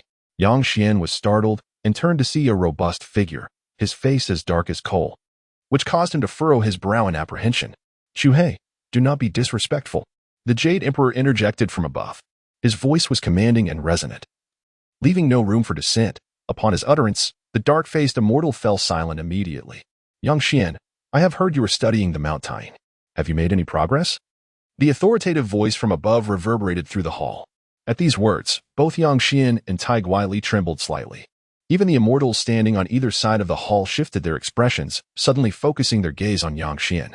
Reporting to the Jade Emperor, "What merit do I possess to dare speculate on Mount Tying? I was merely there to pay my respects." Yang Xian had devised a strategy prior to his arrival.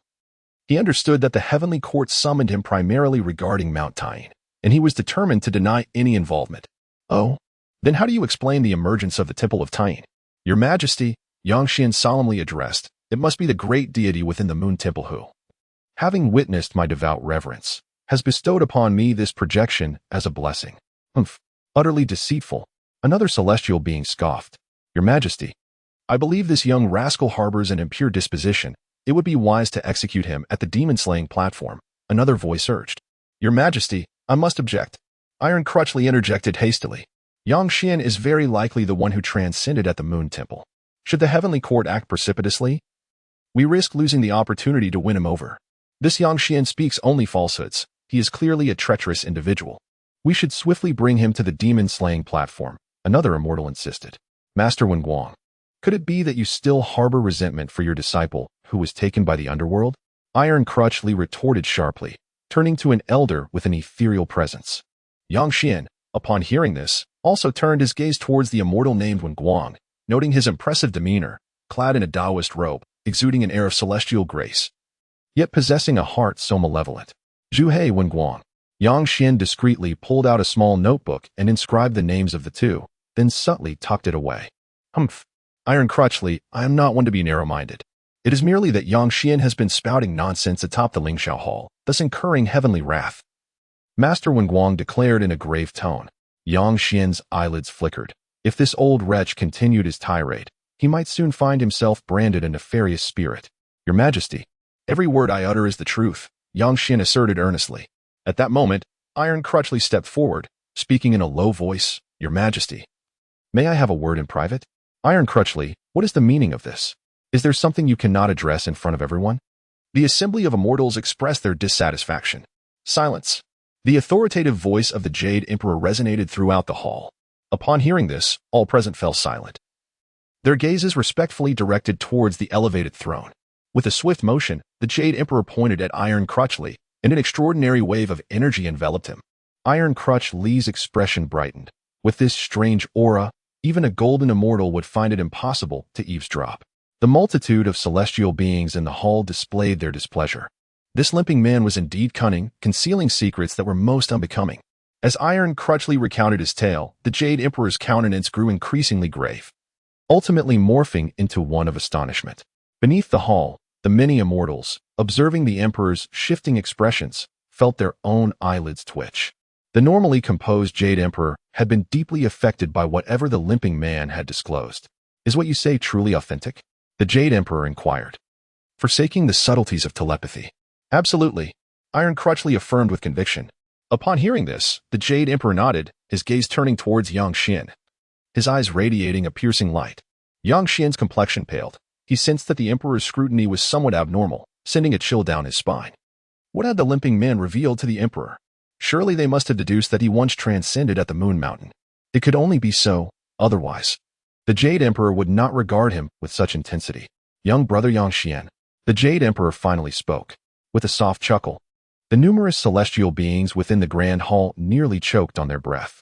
The esteemed Jade Emperor, ruler of the three realms, had audaciously addressed a mere spirit as little brother. Was this truly appropriate?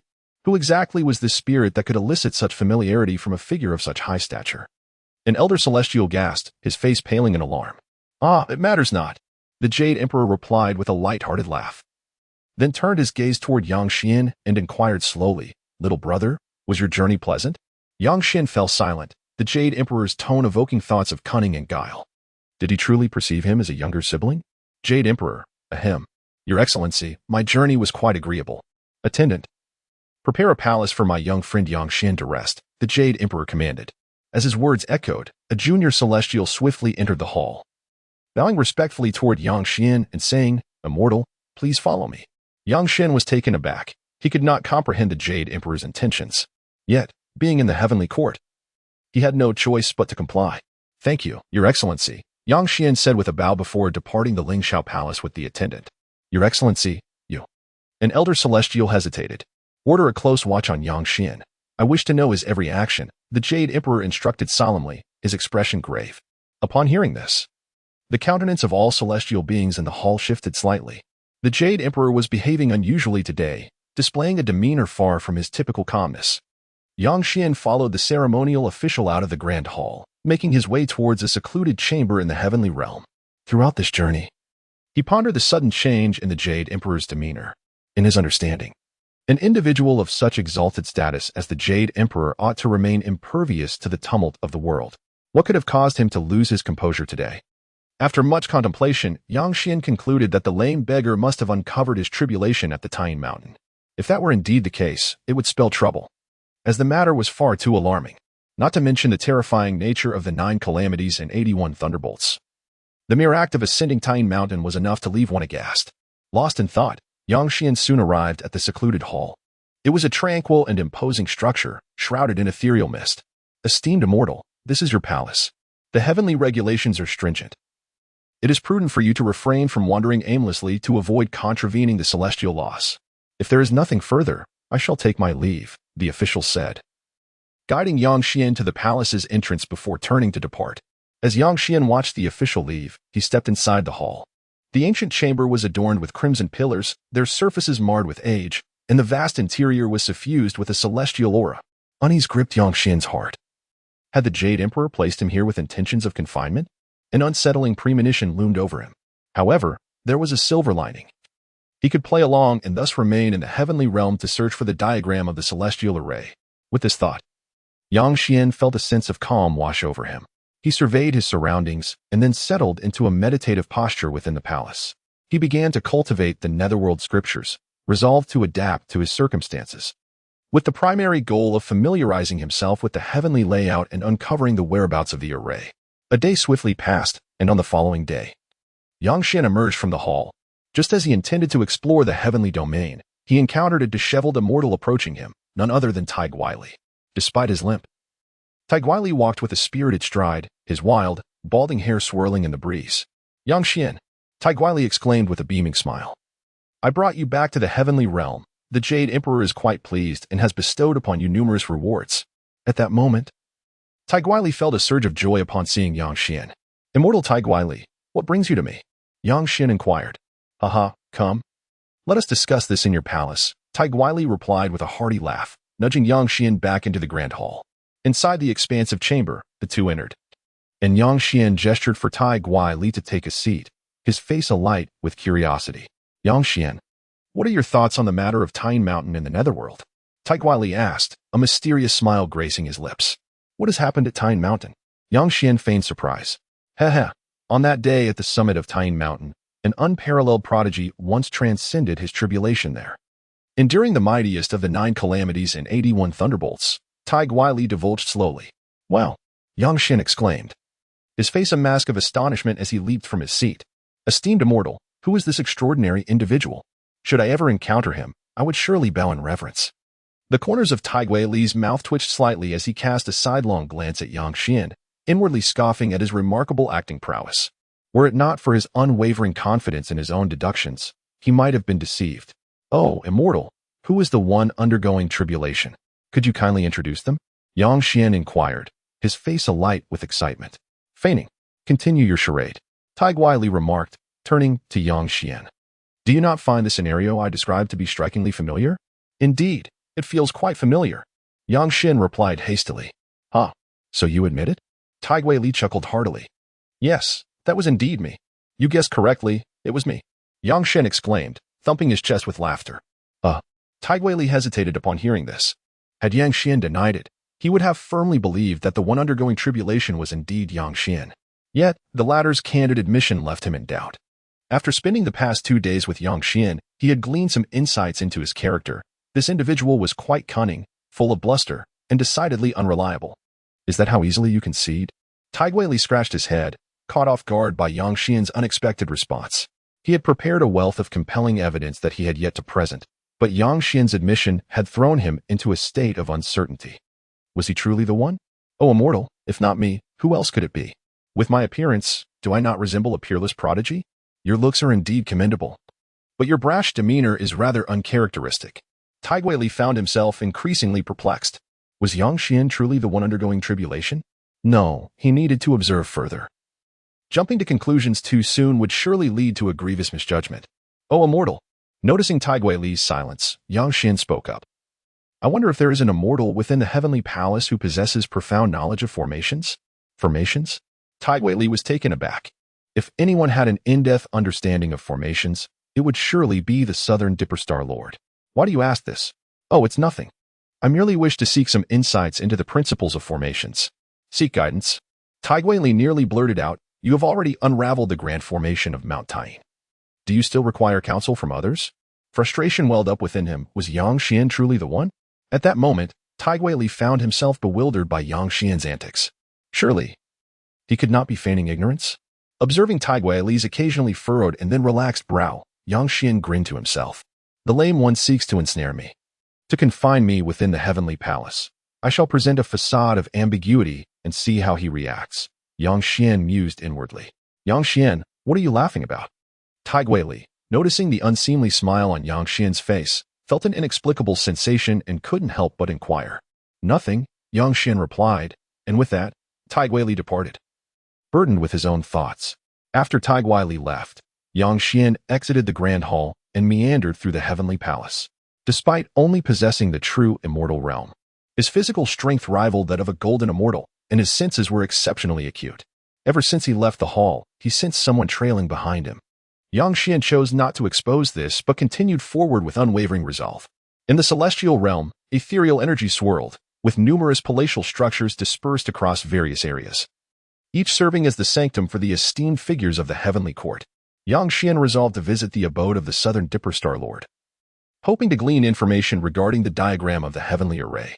Should such a diagram indeed reside within the heavenly domain, it would undoubtedly be in the possession of those celestial beings well-versed in the intricacies of array techniques. After all, it was a diagram inscribed from the ancient tribal formations of the witch clans, imbued with formidable power. As Yang Xian approached the residence of the Southern Dipperstar Lord, the presence of several attendants trailing behind him became a source of annoyance. Suddenly, a glimmer of insight sparked in his eyes, and he quickened his pace, vanishing from the sight of his followers. Such speed was remarkable. His pursuers, all celestial beings of a higher cultivation level than Yang Xian, were taken aback by his sudden disappearance. Hurry, we must not lose him, otherwise we shall face punishment, they exclaimed, hastening after him, despite having evaded his four companions. Traces of his ghostly aura lingered in the void, leading them swiftly in pursuit. Once he had distanced himself, Yang Xian's demeanor transformed, the ghostly energy dissipated, giving way to a celestial aura that enveloped him. With a subtle smile, he traced his fingers across his face, instantaneously altering his appearance and demeanor. Utilizing his celestial powers, he manifested a flowing white robe, exuding an ethereal grace. Regardless of how one alters their visage, their soul's essence and aura remain unchanged. Particularly, the essence of the soul is innate, remaining constant despite myriad transformations. This is why few practitioners choose to modify their appearances, no matter the changes. Their soul's essence remains recognizable to those who have encountered them. However, Yang Xian was different. His unique constitution, being half ghost and half celestial, allowed him to conceal his ghostly aura while emanating celestial energy. Not only did his demeanor become otherworldly, but even his soul's essence shifted, rendering him virtually unrecognizable.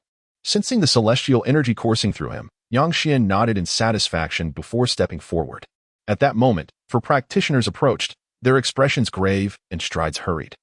Upon seeing Yang Xian, an inexplicable sense of familiarity washed over them, yet upon reflection, they realized they had never crossed paths with him before. Good sir, have you seen a ghost from the Netherworld pass through here? One of the celestial beings inquired urgently, blocking his path. He went that way. Yang Xian replied with a slight smile, gesturing behind the four. We just came from that direction, they responded, their expressions shifting as uncertainty crept in. I did observe a ghost heading that way. It might not be the only one, Yang Xian added, watching their faces pale. With a determined resolve, they turned and retraced their steps. As they departed, Yang Xian strode confidently onward. Although the heavenly palace was vast and filled with numerous halls, it was not chaotic. After a brief exploration, he soon located the residence of the Southern Dipper Star Lord, nestled in a secluded corner of the heavenly palace. The area was suffused with celestial energy and sparsely populated. Majestic mythical beasts galloped about, and divine birds soared overhead, stirring Yang Xian's appetite as he licked his lips and gazed ahead. Before him stood a magnificent palace, ancient and solemn, adorned with intricate and mysterious formations. Gazing at the dense array of patterns, Yang Xian had nearly concluded that this place was indeed the palace of the Southern Dipper Star Lord. Standing outside the palace, he contemplated the formations, immersing himself in thought. His mind swiftly deciphered the means to unravel these intricate designs. After extensive study of formations, particularly those atop the Moon Mountain, Yang Xian's comprehension of the art of formations had reached an unparalleled zenith. Coupled with the relentless refinement of his soul by the soul-purifying lamp, his true spirit had grown increasingly formidable, granting him an even greater capacity for deduction.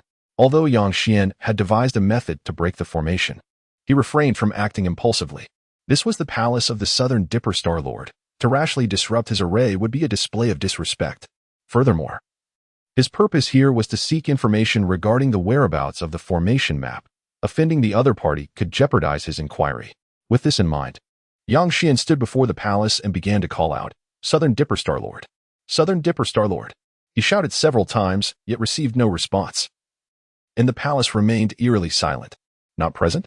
Yang Xian furrowed his brow. "Southern Dipper Star Lord, I apologize for any offense. It was unintentional." With that, he stepped towards the grand hall. Meanwhile, within a certain palace in the heavenly court, several celestial beings sat in attendance, their focus directed towards a colossal chessboard. At that moment, two ethereal immortals were engaged in a game, with a few others observing closely. One of the players, clad in white robes, had flowing long hair and bore a long sword on his back, exuding a powerful aura, resembling a blade poised to be unsheathed, radiating an overwhelming sword intent. The other, an elder with hair and beard as white as snow, appeared to be imbued with a transcendent presence, exuding an extraordinary aura. Lu Dongbin, the middle-aged man in white, remarked, "This game has lasted 3 days. It seems you are on the verge of losing." The elder smiled slightly in response. "Southern Dipper Star Lord, that may not be the case. A single misstep could lead to total defeat." "There is always a possibility for a turnaround," retorted the elder. Their match was akin to a fierce battle, each move echoing like a clash of philosophies, the chessboard aglow, with the pieces resonating thunderously. The onlookers were visibly tense, their brows furrowed as they observed the unfolding game. "Have you all heard? Taiguili brought back a little ghost from the Underworld, said to be capable of manifesting the lunar temple," one celestial being remarked slowly from the back. "I have also heard of this. It is said that the Jade Emperor holds him in high regard, even referring to him as little brother," another chimed in. "That little ghost seems rather ordinary, spouting nonsense. I doubt he possesses any real ability. In my view, he is likely a charlatan," interjected yet another celestial being. "I share the same sentiment. A mere ghost from the Underworld, and yet the Jade Emperor addresses him as little brother based solely on Taiguili's word.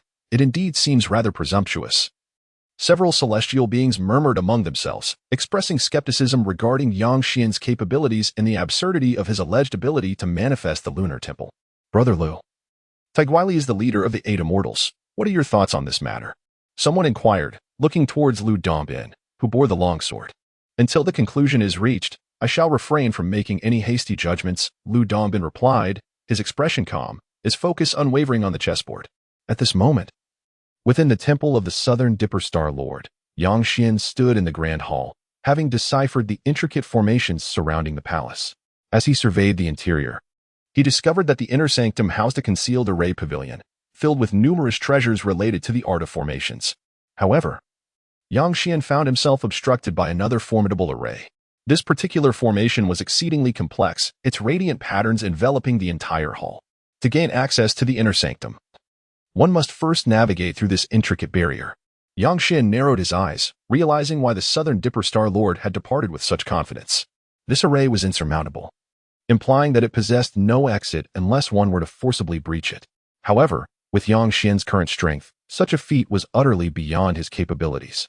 In desperation, he allowed his soul to illuminate, beginning to deduce the array's intricate patterns. This was a lethal formation, yet many of its configurations appeared somewhat illogical, suggesting it was still under research and had not yet taken definitive shape.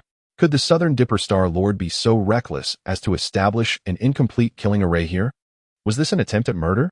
Yang Xian pondered, fully engrossed in his analysis of the patterns, though his cultivation was modest. His extensive study of the Tying Mountain over time, coupled with his extraordinary deducing abilities and an array of ancient texts, had led him to master the art of formations to an impressive degree. While this fragmented array lacked an exit, Yang Xian had already deduced much of its configuration. Although he had yet to discover the exit, he was confident that it would not be long before he succeeded. As time passed, after an hour had elapsed, Yang Xian made his move. His hands shimmered, radiating brilliance, as he waved them to alter the trajectories of the array's patterns. In mere moments, the arrangement of those patterns shifted, amplifying the formidable power of the killing array. Moreover, an exit had finally emerged, indicating that the architect of this formation would not be ensnared within its deadly grasp. Taking a deep breath, Yang Xian entered the inner sanctum of the palace. Meanwhile, in another part of the celestial palace, the Southern Dipper Star Lord had just made a move in his game when his expression suddenly changed. A bell upon his person vibrated violently, producing a sharp sound. How could this be? He sprang to his feet, his face filled with astonishment. Eldombean's eyes flickered as he inquired, "Star-Lord, what has you so agitated?" "My formation," the Southern Dipper Star Lord replied, his complexion flushed with excitement, his entire being trembling, hair standing on end. "A formation?" The onlookers were perplexed. Did one require formations to play a game? Southern Dipper Star Lord, stop being so cryptic. What exactly has transpired? An anxious immortal pressed. "I was studying a particular formation that has been unraveled." "So, it was merely a formation that has been broken. Why the commotion?" The spectators scoffed. "You know nothing." The Southern Dipper Star Lord's beard bristled as he exclaimed, "I have dedicated nearly a century to this formation, unable to ascertain its exit, meaning any intruder would inevitably be ensnared by it." His expression turned grave. But today, someone emerged from this formation. The Southern Dipper Star Lord's demeanor was serious, implying that the individual who successfully exited had managed to identify the formation's exit. Upon hearing these words, everyone was momentarily taken aback, their hearts filled with trepidation. The Southern Dipper Star Lord had studied the formation for nearly a century without uncovering its hidden passage. Yet within the span of this singular game, someone had breached the formation and discovered the exit. At this moment, El Dongbin, seated opposite the Southern Dipper Star Lord, spoke up, his eyes ablaze with an intimidating brilliance. "To think that such a remarkable figure exists in our celestial realm. I, El Dongbin, wish to make their acquaintance." He addressed the other immortal beings, "Esteemed friends, I shall take the lead. I must behold the true visage of one with such profound mastery of formations." The Southern Dipper Star Lord bowed to the other celestial beings and then took several steps towards the palace's exit. "Star Lord, I shall accompany you to your Southern Dipper Palace. I too am eager to meet this individual," El Dongbin called out, halting the Southern Dipper Star Lord. "We all wish to witness this remarkable presence." At his words, the Southern Dipper Star Lord paused and nodded. Subsequently, the assembly of immortals exited the grand hall and hastened towards the Southern Dipper Palace. Meanwhile, within the Southern Dipper Palace, Yang Xian wore a grave expression. Just moments ago, as he arranged the formation patterns, the exit had emerged, and upon entering the inner hall, he sensed he had triggered some mechanism. "It won't be long before the Southern Dipper Star Lord returns, I fear," Yang Xian murmured. Having entered the Southern Dipper Palace without permission, he worried he might incur displeasure. "I must leave promptly." With this thought, Yang Xian swiftly entered the inner hall to investigate, hoping to uncover clues about the Duding formation. However, Yang Xian was met with disappointment. The inner hall contained only materials for formation and text on the subject, devoid of any formation diagrams. As time slipped by, he dared not continue his search, realizing the Southern Dipper Star Lord could be on his way back. Should he be caught in the act, it would be quite embarrassing.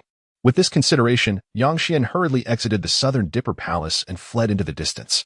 Before long, the Southern Dipper Star Lord and his companions arrived, gazing at the formation outside the grand hall that had been unraveled. The Southern Dipper Star Lord's eyes flickered as he swiftly entered the array. Behind him, El Dongbin and the other immortals followed closely, their expressions grave, bemused by the audacity of having been robbed within the revered Southern Dipper Palace, the domain of the Formation Master.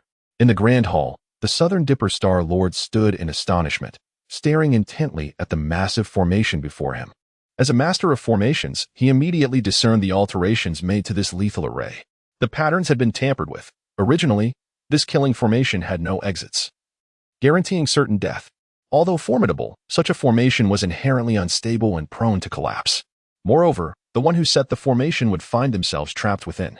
Yet now, with the patterns rearranged, it had transformed into a 9 deaths to 1 life scenario, presenting a viable exit and exhibiting greater stability.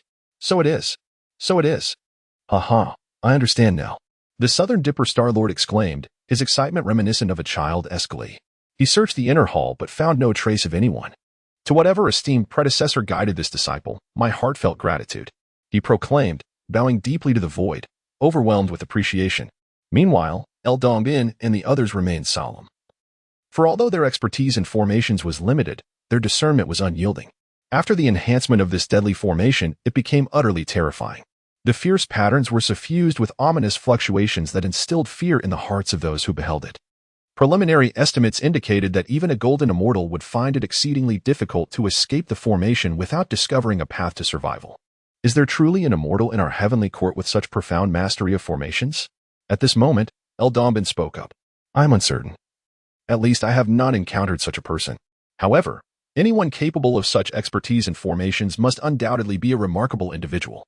To ascertain their identity is simple. One merely needs to trace back through the threads of fate. No. Since that immortal prefers to remain concealed, we must refrain from hasty conjectures. The Southern Dipper Star Lord appeared radiant, his spirits lifted. The rearranged patterns by Yang Xian had provided him with significant enlightenment and immense benefits. Taking a deep breath, the Southern Dipper Star Lord stepped out of the grand hall and gazed towards the vast sky. Predecessor, such a great favor, I, the Southern Dipper, shall never forget. He bowed sincerely towards the heavens beyond the grand hall. The few immortals behind him bore solemn expressions, their minds racing with speculation about the identity of this divine being who could elicit such reverent worship from the Southern Dipper Star Lord. This individual must surely be an esteemed ancestor of considerable stature.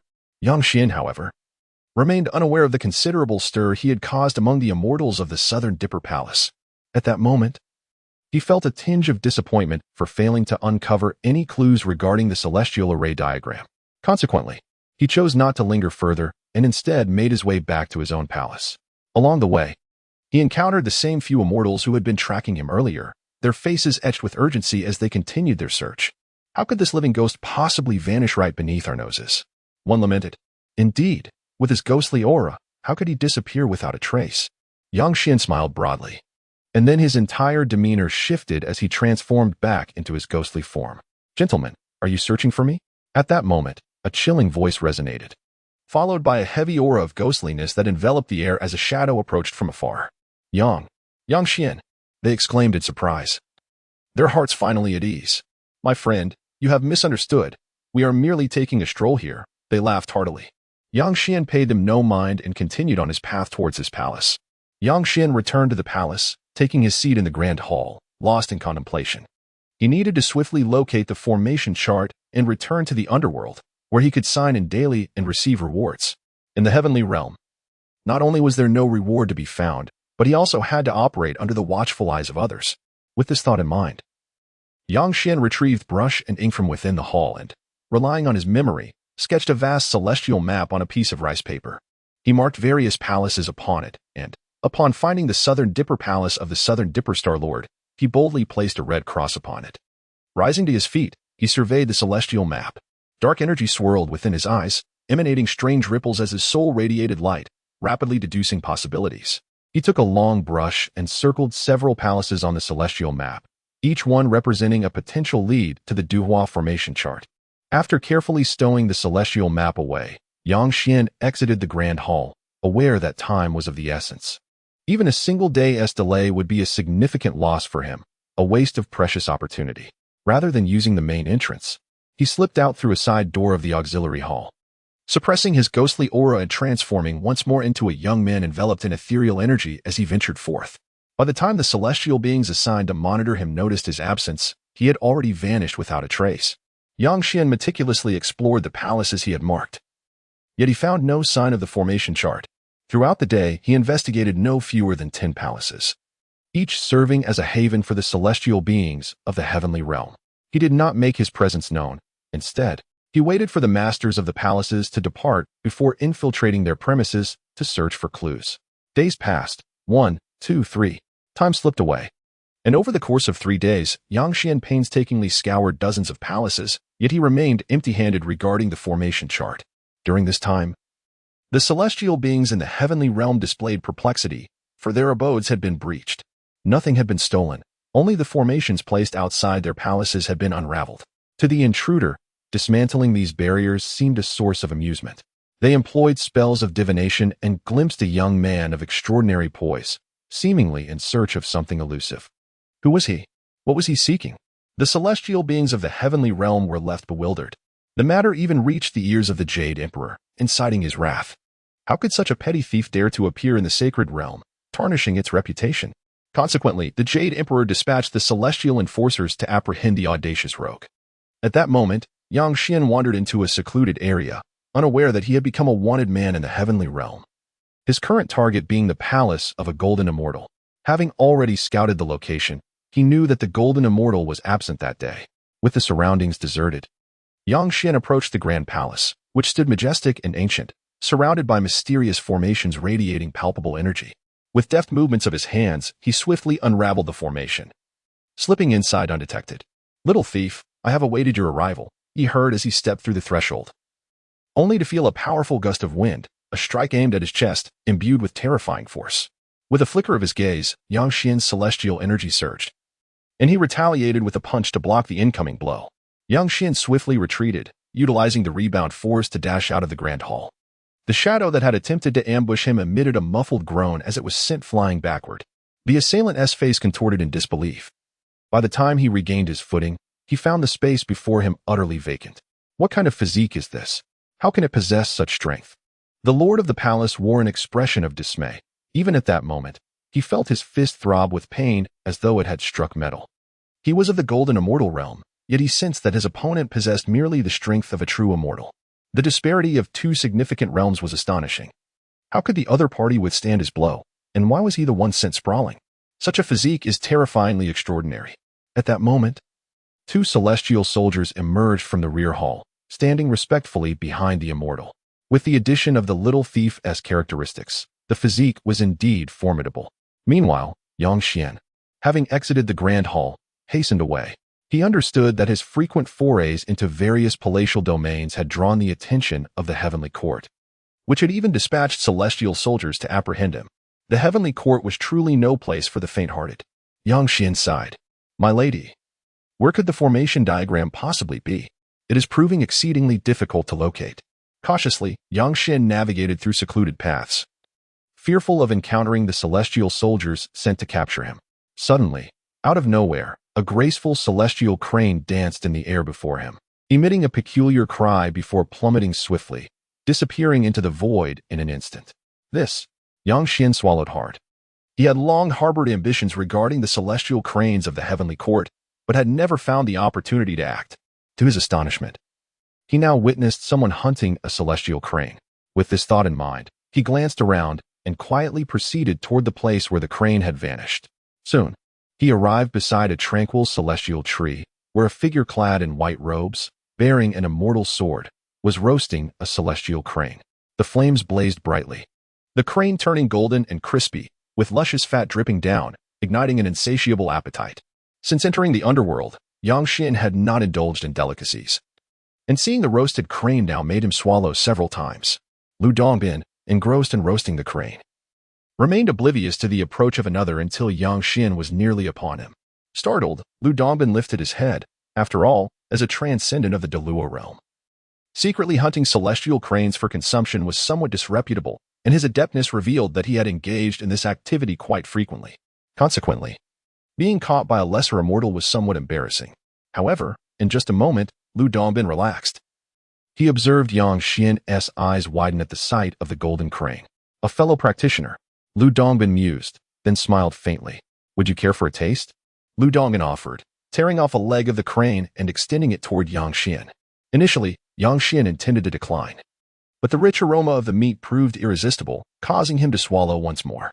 "We are fellow practitioners. If you wish to partake, do not hold back," Lu Dongbin said with a grin.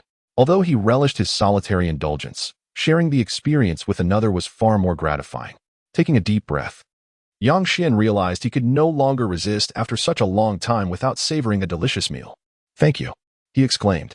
He seized the leg of the celestial crane and devoured it voraciously. How did it taste? Quite delightful. Yang Xian quickly finished the crane leg, licking his fingers, and then boldly moved forward to tear off another leg. Hey, that's mine," Lu Dongbin said anxiously. "Ah, my apologies," Yang Xian finally realized, withdrawing the crane leg from his mouth and offering it to Lu Dongbin.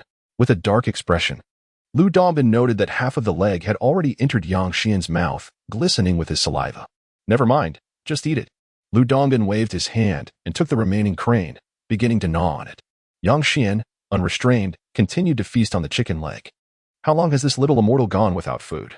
Lu Dongbin mused internally. Although immortals could abstain from food, they still occasionally indulged in delicious dishes. Yang Xian's manner of eating, reminiscent of a beggar, was indeed rare.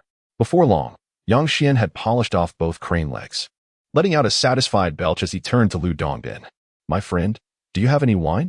Lu Dongbin paused for a moment, then with a flash of light, produced a gourd of wine from his waist and handed it to Yang Xian. "Thank you." Yang Xian embraced the gourd, uncorked it, and drank heartily. How refreshing. After a long while, he set down the wine vessel with a deep sigh, realizing he hadn't enjoyed such indulgence in quite some time. At that moment, he turned to regard Lu Dongbin and was taken aback, feeling a slight tremor of fear. Earlier, he had been so captivated by the roasted crane that he had failed to observe closely, but now, he was startled. The celestial being before him, having pilfered the crane, exuded a potent aura. He could not discern the depth of Lu Dongbin's cultivation, but he sensed that the overwhelming sword intent radiating from him surpassed even that of Taiguili, who had brought him to the heavenly realm. Deluo. Yang Xian inhaled sharply, trembling slightly at the realization that he was brazenly eating and drinking in the presence of an immortal of the Deluo realm. With flowing long hair, a face like jade, a long sword slung across his back, and a gourd of wine at his waist. This figure could not possibly be the legendary Lu Dongbin, one of the 8 immortals. Yang Xian blinked and looked again at Lu Dongbin. "Are you full now?" Lu Dongbin smiled at Yang Xian, saying, "Forget about today's events." Lu Dongbin was quite renowned in the heavenly realm, and he believed this young immortal must recognize him. If word got out about his theft of the crane, his illustrious reputation would surely be tarnished. Yang Xian nodded in a daze, understanding that Lu Dongbin feared he might spread news of today's incident. Seemingly still unconvinced, Lu Dongbin reached out and caught a crane that was gracefully flying in the clouds. Skillfully, he prepared the crane and placed it on the grill to roast. Yang Xian stared in astonishment. Lu Dongbin's technique was so adept that it clearly indicated a habitual indulgence in such thefts. "Little brother, this crane is my treat to you. And today's events shall remain a secret," Lu Dongbin declared. "If you dare to speak a word of it, I shall roast you in your place." Luzu? Could he truly be Lu Dongbin? Yang Xian took a deep breath and nodded solemnly. The world was fraught with peril during his time in the Underworld. King Qin Guang had threatened to obliterate him on numerous occasions. Now, having arrived in the heavenly realm, he found that Lu Dongbin intended to roast him. Such audacity was intolerable. He resolved to investigate whether any miscreants lurked nearby, determined to apprehend them. At that moment, a loud shout echoed through the air. Both men's expressions shifted simultaneously, particularly Lu Dongbin, whose face turned pale. To be berated as a petty thief for having pilfered 2 celestial cranes left him utterly speechless. It must be nearby. I exchanged blows with him earlier and he fled in this direction. Just then, another voice rang out. Lu Dongbin hesitated, glancing at Yang Xian. "Is it your quarry?" "It should be." Lu Dongbin exhaled in relief. Indeed, the term petty thief was most fitting for a fellow practitioner. "We pay our respects to LZ. At that moment, another loud shout startled Lu Dongbin, nearly causing him to topple the roasting rack. Upon hearing his title, Lu Dongbin's body trembled, a hint of embarrassment creeping in. Within the heavenly realm, he had always maintained an air of nonchalance and ethereal grace. Yet here he was caught in the act of clandestinely roasting celestial cranes, leaving him feeling quite compromised. "Everyone, please disperse. It appears this little immortal was merely tempted by his cravings, so let this transgression be forgiven." Lu Dongbin stated with an air of calm, clearing his throat as he spoke. Yang Xian was momentarily taken aback. Swiftly realizing that Lu Dongbin was indeed not a virtuous individual, the grease at the corner of his mouth had yet to be wiped away. Nevertheless, Lu Dongbin continued to gesture subtly to him, and Yang Xian chose not to expose him. "LZ, we did not come here due to the cranes. A celestial general interjected. The matter concerning LZ was common knowledge throughout the heavenly realm, yet he remained under the delusion of secrecy. Not to pursue the matter of the cranes? Eldonbin inquired, casting a glance at Yang Xian. Then what brings you here? This individual is a gentleman of the rafters. In merely 3 days, he has visited dozens of heavenly palaces. We are commanded by the Jade Emperor to apprehend him, the celestial general replied respectfully. A gentleman of the rafters? He has frequented the abodes of numerous immortals within 3 days? Eldongbin was astonished. Such a figure was indeed remarkable. LZ, have you ever tasted the flesh of a Wyoming crane? Yang Xian suddenly transmitted mentally. The flesh of a Wyoming crane? Eldongbin paused, pondering. Is that a type of crane that dwells in the underworld? Indeed. Humph. I have long desired to capture a few of those elusive creatures to sample their delicacies. Yet the stern Yama kings have always kept a vigilant eye, leaving me no opportunity. If LZ could assist me in locating one, I would present you with several Wyoming cranes, Yang Xian conveyed with a serious tone. At this, Eldongbin's gaze sharpened as he suddenly turned to Yang Xian. Transmitting, you are the little ghost from the underworld? Indeed. Yang Xian replied gravely. Do you possess the ability to procure Wyoming cranes? Certainly. Truly? Eldongbin's eyes gleamed with an unsettling intensity. Truly. Very well, but you must navigate this challenge on your own. If you succeed in evading capture, meet me at Shirley Slope. Eldongbin conveyed his message and then turned his gaze towards several celestial soldiers, stating, since it is the decree of the Jade Emperor to apprehend, you may act freely without regard for my face. With that, Eldongbin's form flickered and he vanished from sight. Boy, why do you not surrender? Upon Eldongbin's departure, the celestial soldiers looked towards Yang Xian, speaking in hushed tones. Unperturbed, Yang Xian's figure shimmered as he unleashed his physical prowess, propelling himself away from the spot in an instant. Attempting to flee. At that moment, a celestial soldier of the immortal realm bellowed, launching an attack from behind Yang Xian to block his path. With a resounding thud, Yang Xian struck out with his palm, meeting the opponent's force. A sharp crack echoed, followed by a scream as the celestial soldier was sent hurtling backwards, a broken arm hanging limply. How could this be? How is he so formidable? Was he not merely at the true immortal level? The celestial soldier roared in disbelief. I forgot to mention, his physical strength has been updated. Quickly pursue him. Do not let him escape. The celestial soldiers shouted as they gave chase. Yang Xian, his body radiating powerful energy, enveloped in ethereal mist, was indeed swift. He vanished from their sight in mere moments. The expressions of the celestial soldiers darkened, although their cultivation levels surpassed that of the immortal realm.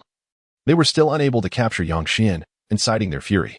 At that moment, within the Lingxiao Hall, several immortals stood with heads bowed. They were responsible for monitoring Yang Xian, yet 3 days prior, they discovered he had once again gone missing. For 3 long days, they scoured the heavenly palace, leaving no stone unturned, yet failed to find any trace of Yang Xian. Panic set in. Yang Xian was under the direct scrutiny of the Jade Emperor, and his disappearance would bring them dire consequences. Realizing they could no longer conceal this matter, they hastened to report it, hoping to mitigate their culpability.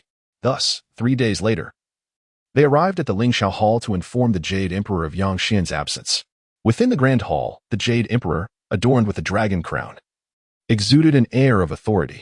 You say Yang Xian has vanished without a trace? Yes, Your Majesty. He has disappeared completely, leaving no evidence behind. Not even a trace of his ominous aura, the officials lamented. The Jade Emperor's expression grew grave. He had already dispatched agents to the underworld to investigate Yang Xian's identity. If he truly was the one undergoing tribulation, the heavenly court would spare no expense to retain him.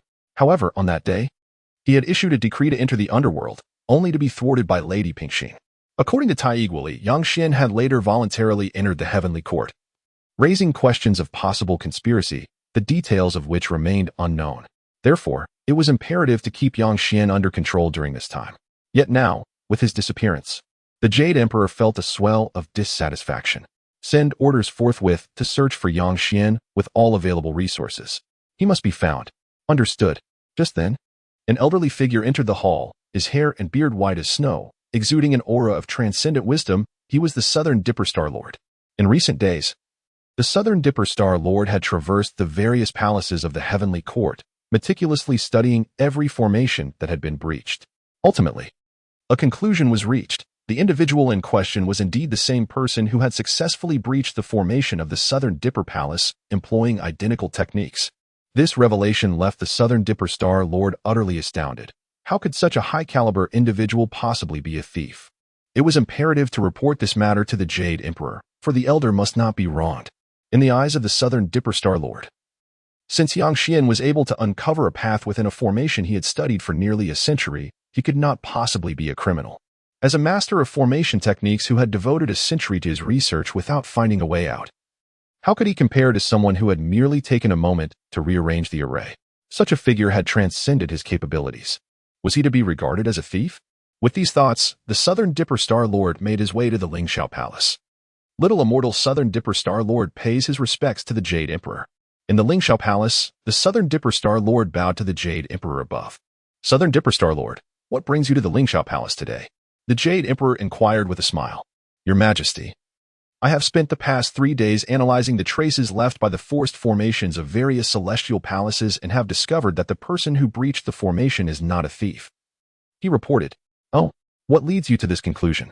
Your Majesty, within my palace lies a lethal formation that I have studied for nearly a century without uncovering its exit.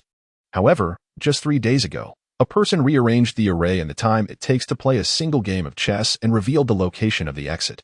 How could such an esteemed master of formations possibly be a thief? Upon hearing this, the expressions of all the celestial beings in the hall shifted dramatically as they turned to gaze at the Southern Dipper Star Lord. Are you referring to the deadly formation within your Southern Dipper Palace?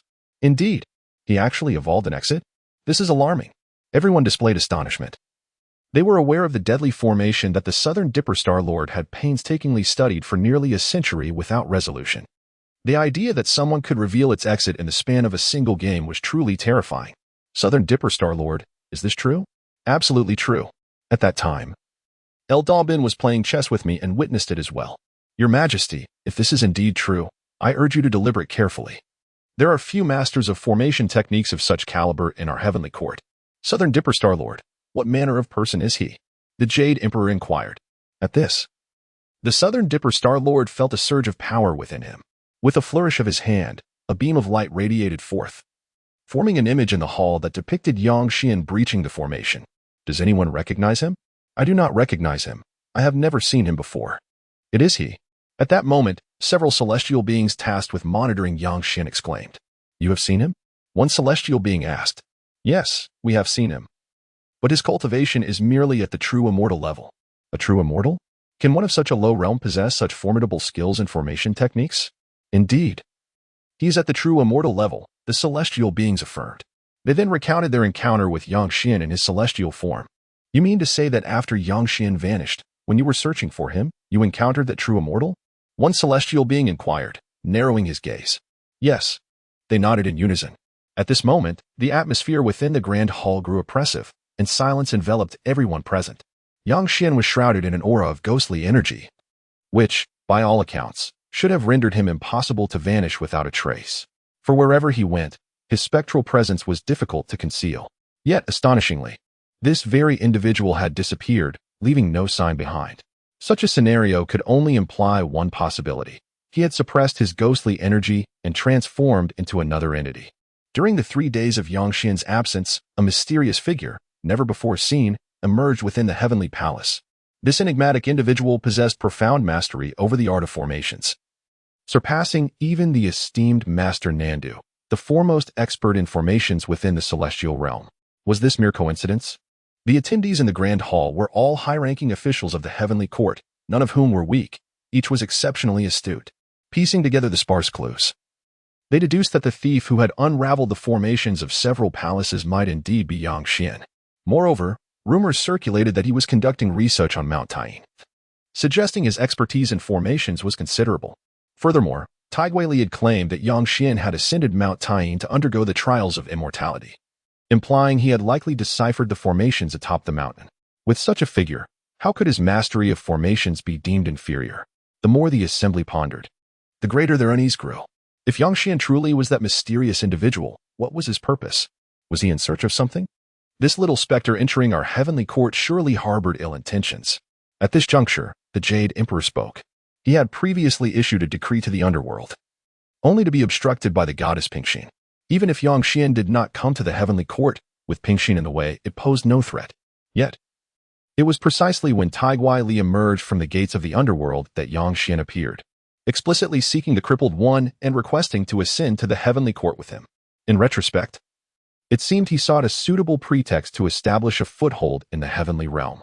Could this be a scheme orchestrated by the goddess Pingxin? The Jade Emperor's eyes flickered. Quickly, apprehend that little specter. Hurry, lest we face unforeseen changes. The Jade Emperor commanded with urgency. Though he was uncertain of Pingxin's intentions in sending Yang Xian to the heavenly court, he was profoundly wary of her. Your Majesty, think carefully. Nanda Star-Lord interjected, his voice laced with concern. Within the Lingxiao Palace, the celestial aura swirled, and the atmosphere was thick with tension. The Jade Emperor sat regally, exuding an air of authority, though his expression was far from pleasant. He had initially believed Taiguai Li's return with Yang Xian to be a fortunate event, only to realize it was akin to inviting a wolf into the fold.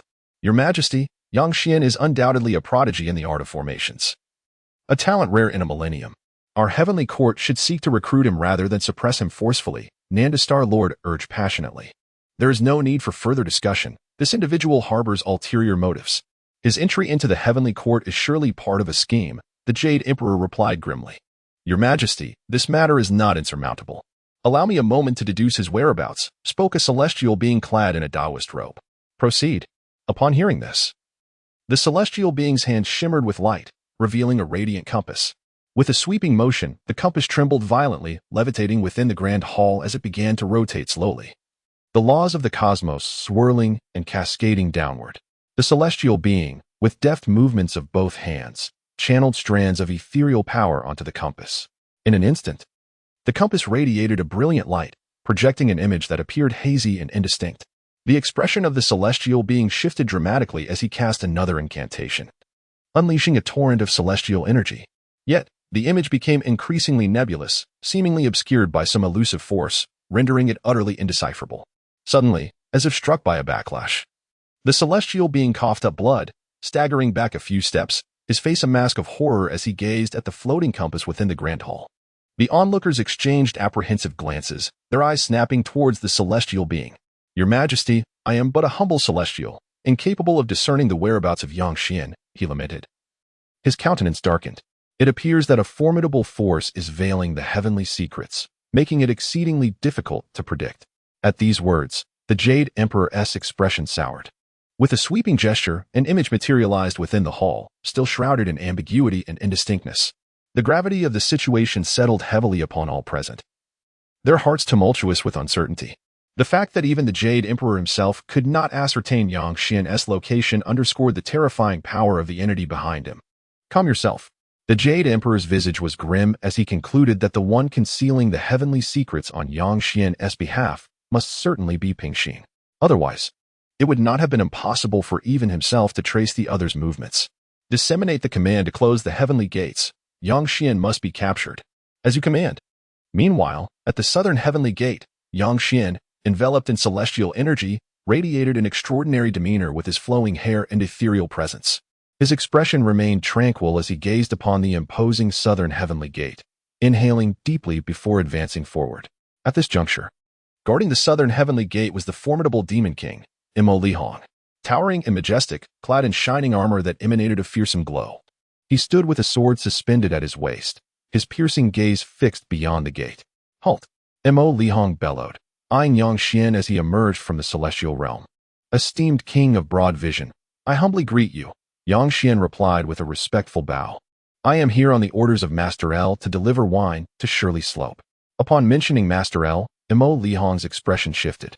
El Dongbin was notoriously proud within the heavenly court, showing little deference even to the Jade Emperor. Thus, when tasked with delivering wine, Mo Lihong dared not obstruct him, lest he incur the wrath of El Dongbin. Proceed, Mo Lihong intoned solemnly. Thank you, esteemed king of broad vision, Yang Xian replied with a clasped fist, exiting the southern heavenly gate and soaring towards the vast celestial realm. Not long after Yang Xian's departure, a hasty messenger from the celestial court arrived, urgently calling out to Mo Lihong. The Jade Emperor has decreed the closure of the heavenly gates to apprehend Yang Xian. Upon hearing this, Mo Lihong's expression changed dramatically. With a wave of his hand, several celestial soldiers immediately sealed the southern heavenly gate. Isn't Yang Xian the young spirit brought back by Iron Crutchley from the Underworld? Was he summoned by the Jade Emperor himself? Has he escaped? Mo Lihong pondered, though he refrained from asking further, as the gatekeeper. His duty was to guard the southern heavenly gate, leaving the task of capturing Yang Xian to the idle hands of the heavenly court. At this moment, Yang Xian exited the southern heavenly gate, hastening towards the direction of Shirley Slope. Shirley Slope, an inconspicuous hill in the celestial realm, served as a favored retreat for El Dongbin, who often indulged in wine there during his leisure. Yang Xian moved with remarkable speed, akin to that of a golden immortal. His swiftness comparable to lightning. Though he refrained from flying, being merely at the true immortal level, his ground speed surpassed that of flight. With each stride, he could easily traverse a great mountain. His decision to visit El Dongbin was not made lightly. Yang Xian had heard tales of El Dongbin, a figure renowned for his carefree demeanor and aversion to constraints. As the least restrained among the 8 immortals, he held little reverence for the heavenly court. However, he possessed a notable flaw: his insatiable appetite for exquisite food, whether it soared in the sky, ran on the ground, or swam in the water. He yearned to savor it all. This was precisely why Yang Xian intended to entice him with the alluring Yomi crane. Moreover, El Dongbin was a formidable force, holding a significant status within the heavenly court. While he may not have been the foremost among the 8 immortals, his strength surpassed that of all others. Known as the Pure Yang True Man, he wielded the Pure Yang Sword, a weapon renowned for its piercing might and reputed to penetrate all. As Yang Xian advanced, his expression grew solemn, propelling himself towards Shirley Slope. Suddenly, his countenance shifted as he beheld a looming figure, enshrouded in swirling dark energy, rapidly approaching. The figure was tall, clad in a black robe, with a fearsome and menacing visage. In its grasp, it wielded a chain wreathed in ominous energy, advancing swiftly towards Yang Xian. Black Wuchang? Yang Xian gasped in astonishment, not anticipating a meeting with the dreaded Black Wuchang, Fan Wujiao. Brother Fan, Yang Xian called out to the figure. Black Wuchang, taken aback, turned to Yang Xian and inquired, "Who might you be?" Yang Xian hesitated briefly before realizing the situation, retracting his celestial aura and allowing a dense ghostly energy to permeate the air around him. Yang Xian, brother? Fan Wujiao exclaimed, his mouth agape. Shock etched across his face. You've escaped. Come, we must leave quickly. I'll escort you back to the underworld. Brother Fan, please hold on, Yang Xian interjected. What brings you to the heavenly court? To collect souls. A true immortal's fate has arrived, and I'm here to guide him back to the underworld. Fan Wujiao explained. However, I can first escort you back. Brother, there is no time for lengthy explanations. I have a mission in the heavenly court, and we must part ways here. Once I complete my task, I shall return to the underworld, Yang Xian expressed, a hint of grievance on his face. I have no desire to linger in the heavenly court. It is hardly a place for spirits. In truth, he was constantly yearning to return to the underworld. Having missed several days of attendance, which he perceived as a significant loss, he longed to dash directly to the ghost gate, indifferent to any formations, relishing the prospect of merely signing in at the underworld. Yet, with the decree from Lady Pingxin, he found it difficult to defy her wishes. Additionally, given the favor he received from the underworld's dignitaries, he felt compelled to contribute to the ascendance of the underworld. Gazing at the troubled visage of Yang Xian, Fan Wujiao grinned and remarked, Brother, you have endured much. I shall first go and summon that true immortal soul, and then I will return to find you. With that, Fan Wujiao hastened towards the celestial realm.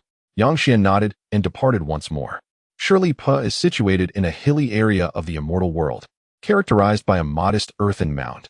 Ethereal energies swirl around it, with flowers competing in their splendor and celestial herbs swaying radiantly, creating a picturesque scene. At this moment, atop the mound sat an immortal clad in white robes, a long sword by his side. He had a clean-shaven face, strikingly handsome, with sword-like brows and starry eyes. Exuding an otherworldly aura, this was El Dongbin. His deep-set eyes gazed quietly ahead, occasionally lifting a gourd of wine from his waist to drink heartily. At that moment, a figure approached at great speed from afar, shrouded in ghostly energy, dashing through the mountains and leaping over several peaks with each stride. Such formidable physical prowess, El Dongbin mused, slightly taken aback. Why would a ghost from the underworld possess such strength? This spirit is indeed remarkable. However, he soon returned to his tranquil demeanor, as he was naturally indifferent to matters that did not concern him. His primary interest lay in whether Yang Xian could procure a Wyoming crane for him. Yang Xian, swift in his movements, arrived at Shirley Pa in a mere moment. Upon seeing El Dongbin seated on the small hill, he took a deep breath and ascended the mound. I am Xian, here to pay my respects to El Zhu, he greeted respectfully. Enough with the pleasantries. What do you seek? El Dongbin inquired, his piercing gaze emanating a daunting brilliance. Xian's expression turned grave. El Dongbin was immensely powerful, radiating an overwhelming sword intent that instilled fear. The 12 capital heavenly god formation diagram. Xian replied in a low voice. Upon hearing this, El Dongbin's eyes narrowed, and a tremendous wave of energy surged forth from him, shaking the surrounding void and sending sword energy soaring into the skies. How do you know this diagram resides in the celestial realm? He fixed his gaze on Xian, his eyes swirling with the motion of stars, his entire being infused with the essence of Tao. Xian remained silent, meeting El Dongbin's penetrating gaze, though his heart quaked. He stood his ground. Behind him stood the revered Empress Pingxin. He could not afford to falter. Very well, since you hail from the underworld, it stands to reason you seek the diagram here in the celestial realm. El Dongbin withdrew his gaze. Xian nodded solemnly. Was it the Empress Pingxin who dispatched you? El Dongbin asked. Xian nodded once more, maintaining his silence. Indeed, the 12 capital heavenly formation diagram is associated with the Wu clan.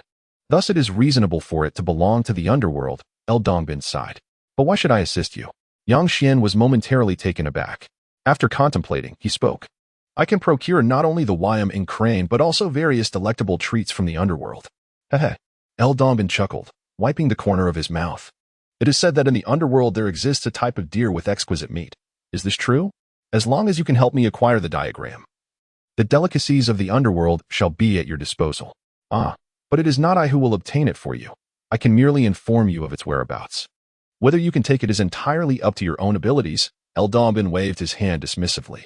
At the summit of Shirley Slope, El Dongbin sat quietly atop the earthen mound, his countenance serene and a gentle smile gracing his lips. Xian remained silent, understanding in his heart that, despite El Dongbin's carefree demeanor and nonchalant spirit, he was ultimately a celestial being and would not lend his hand for mere delicacies. At best, he could offer some guidance. Yet Xian felt content. As long as he could ascertain the location of the array diagram, that sufficed for him. He implored El Zushi for enlightenment. The Duhua array diagram resides within the celestial realm, yet it is not located in the heavenly palace, El Dongbin replied. And where might that be? Xian inquired with urgency. At the Demon Suppression Mountain, El Dongbin responded in a grave tone. Upon hearing this, Xian's expression shifted. The name alone hinted at a foreboding place. In this world, gods, demons, monsters, immortals, and Buddhas each govern their domains. Although the three realms appear stable, the truth is far from it. The demons still wield considerable power, merely lying in wait. To the north of the celestial realm lies the Demon Suppression Mountain, where several formidable demons are kept in check, and the Duhua array diagram you seek is situated atop that mountain, El Dongbin elaborated. It has remained there for countless years, untouched by any, eternally enduring. Xian listened intently, his expression solemn as he nodded. The discussion ends here. Whether you possess the capability to retrieve the Duhua array diagram will be a testament to your prowess. Thank you for your guidance, El Zushi, he replied, bowing respectfully before turning to depart towards the northern celestial realm. Watching Xian's retreating figure, El Dongbin sighed softly, murmuring, Today, I have repaid a favor to Lady Pingxin. He recalled the days of his own weakness when he was pursued and found refuge within the Earth Mother Temple, escaping a calamity. It was only later that he learned it was Lady Pingxin who had secretly intervened to aid him. Otherwise, how could he have been swayed by Xian with mere delicacies? Was he truly that kind of person? El Dongbin pondered earnestly, indeed.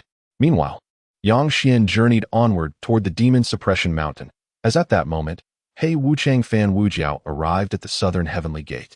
Cloaked in swirling dark energy, he exuded an imposing presence, wielding a soul-reaping rope as he approached the gate. Yet, the southern heavenly gate remained sealed, radiant celestial light emanating from it, the surrounding void subtly trembling. Standing before the gate was the formidable demon king Mo Li Hong, clad in battle armor and radiating an overwhelming aura. Behind him stood several celestial soldiers, each brandishing long spears and exuding a mighty presence. Upon spotting the approaching Hei Wuchang, Mo Li Hong's demeanor shifted, darkening with recognition. They were well acquainted, meeting almost regularly. Each visit from Hei Wuchang heralded misfortune, be it the claiming of souls or other grim tidings, leaving no room for joy. Heavenly Wuchang. Halt. Mo Li Hong commanded in a low tone. Mo Li Hong, I have come on the orders of King Yin to reap souls. Step aside at once, Hei Wuchang replied, his expression turning grim. The heavenly court has sealed the gates today. You may return another time, Mo Li Hong asserted firmly. How audacious. Matters of soul reaping are no trifling matter. There is no such thing as a later date, He Wuchang retorted. Mo Li Hong scoffed, saying, The Jade Emperor has decreed that the heavenly palace is closed today to capture ghosts. No unauthorized personnel may enter or exit. Capture ghosts? Fan Wujiao's expression shifted dramatically. What ghosts? Naturally, those from your netherworld, Yang Xian, Mo Li Hong replied, puffing out his chest. The ghostly emissaries of the netherworld held no fondness for the heavenly court. And the divine generals of the heavenly court reciprocated this sentiment. They were all merely enforcers of their respective realms' laws. Who feared whom? Yang Xian? You are actually attempting to apprehend Yang Xian in the heavenly court? Fan Wujiao erupted upon hearing this.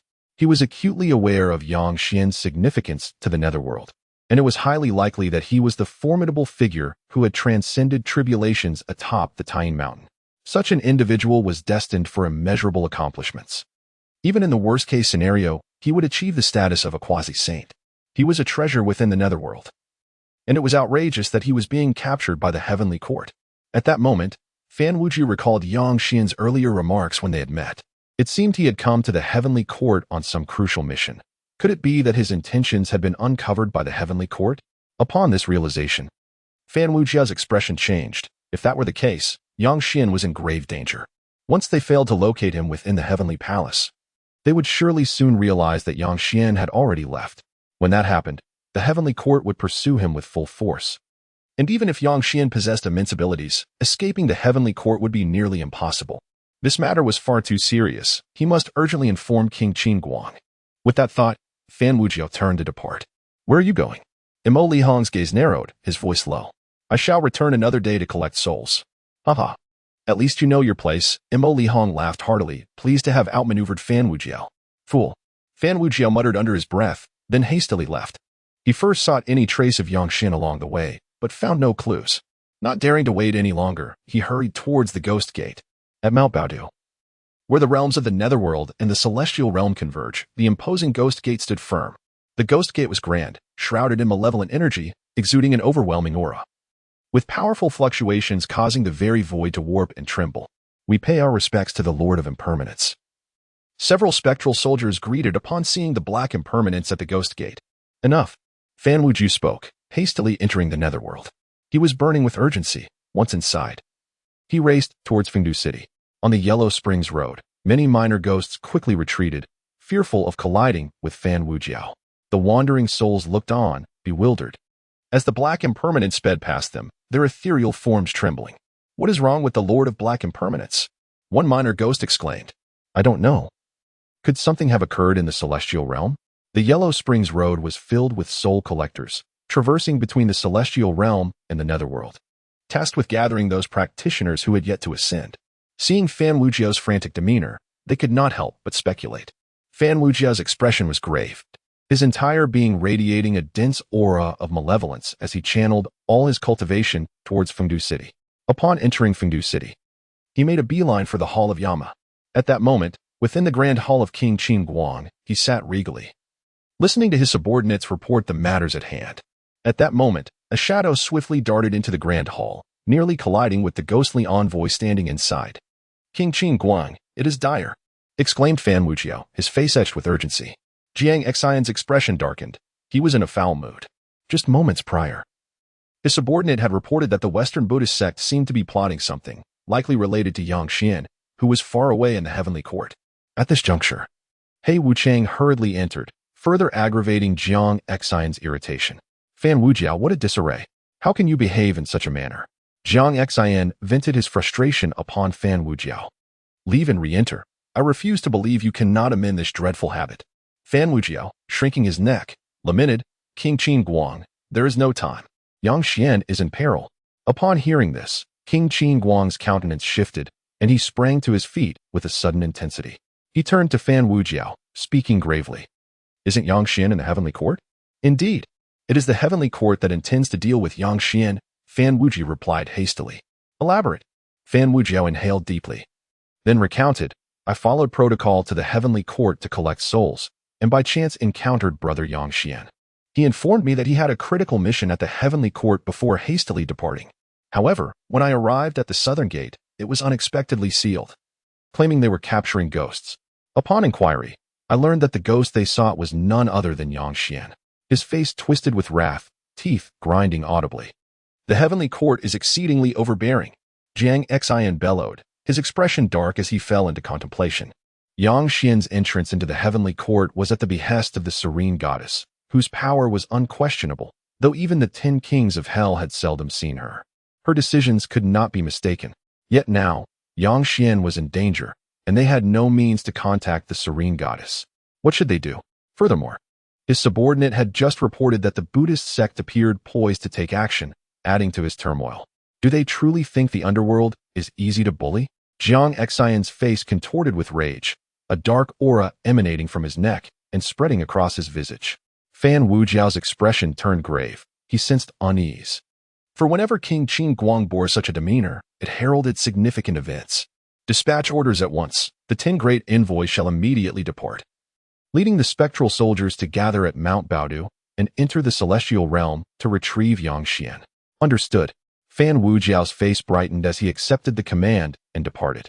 Jiang Xian's expression remained somber as he regarded the ghostly envoy below, instructing, continue. The envoy's spirit trembled as he looked at King Qin Guang and continued.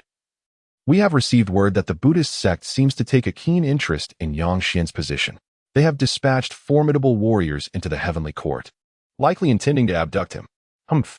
Those bald donkeys dared to pluck feathers from my underworld? They are truly courting death. Jiang Xian scoffed coldly before vanishing from the grand hall.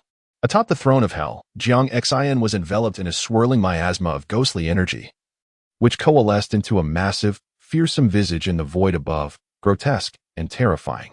His countenance was dark and brooding, streaks of shadow swirling across his face as he surveyed the surroundings of Fengdu city.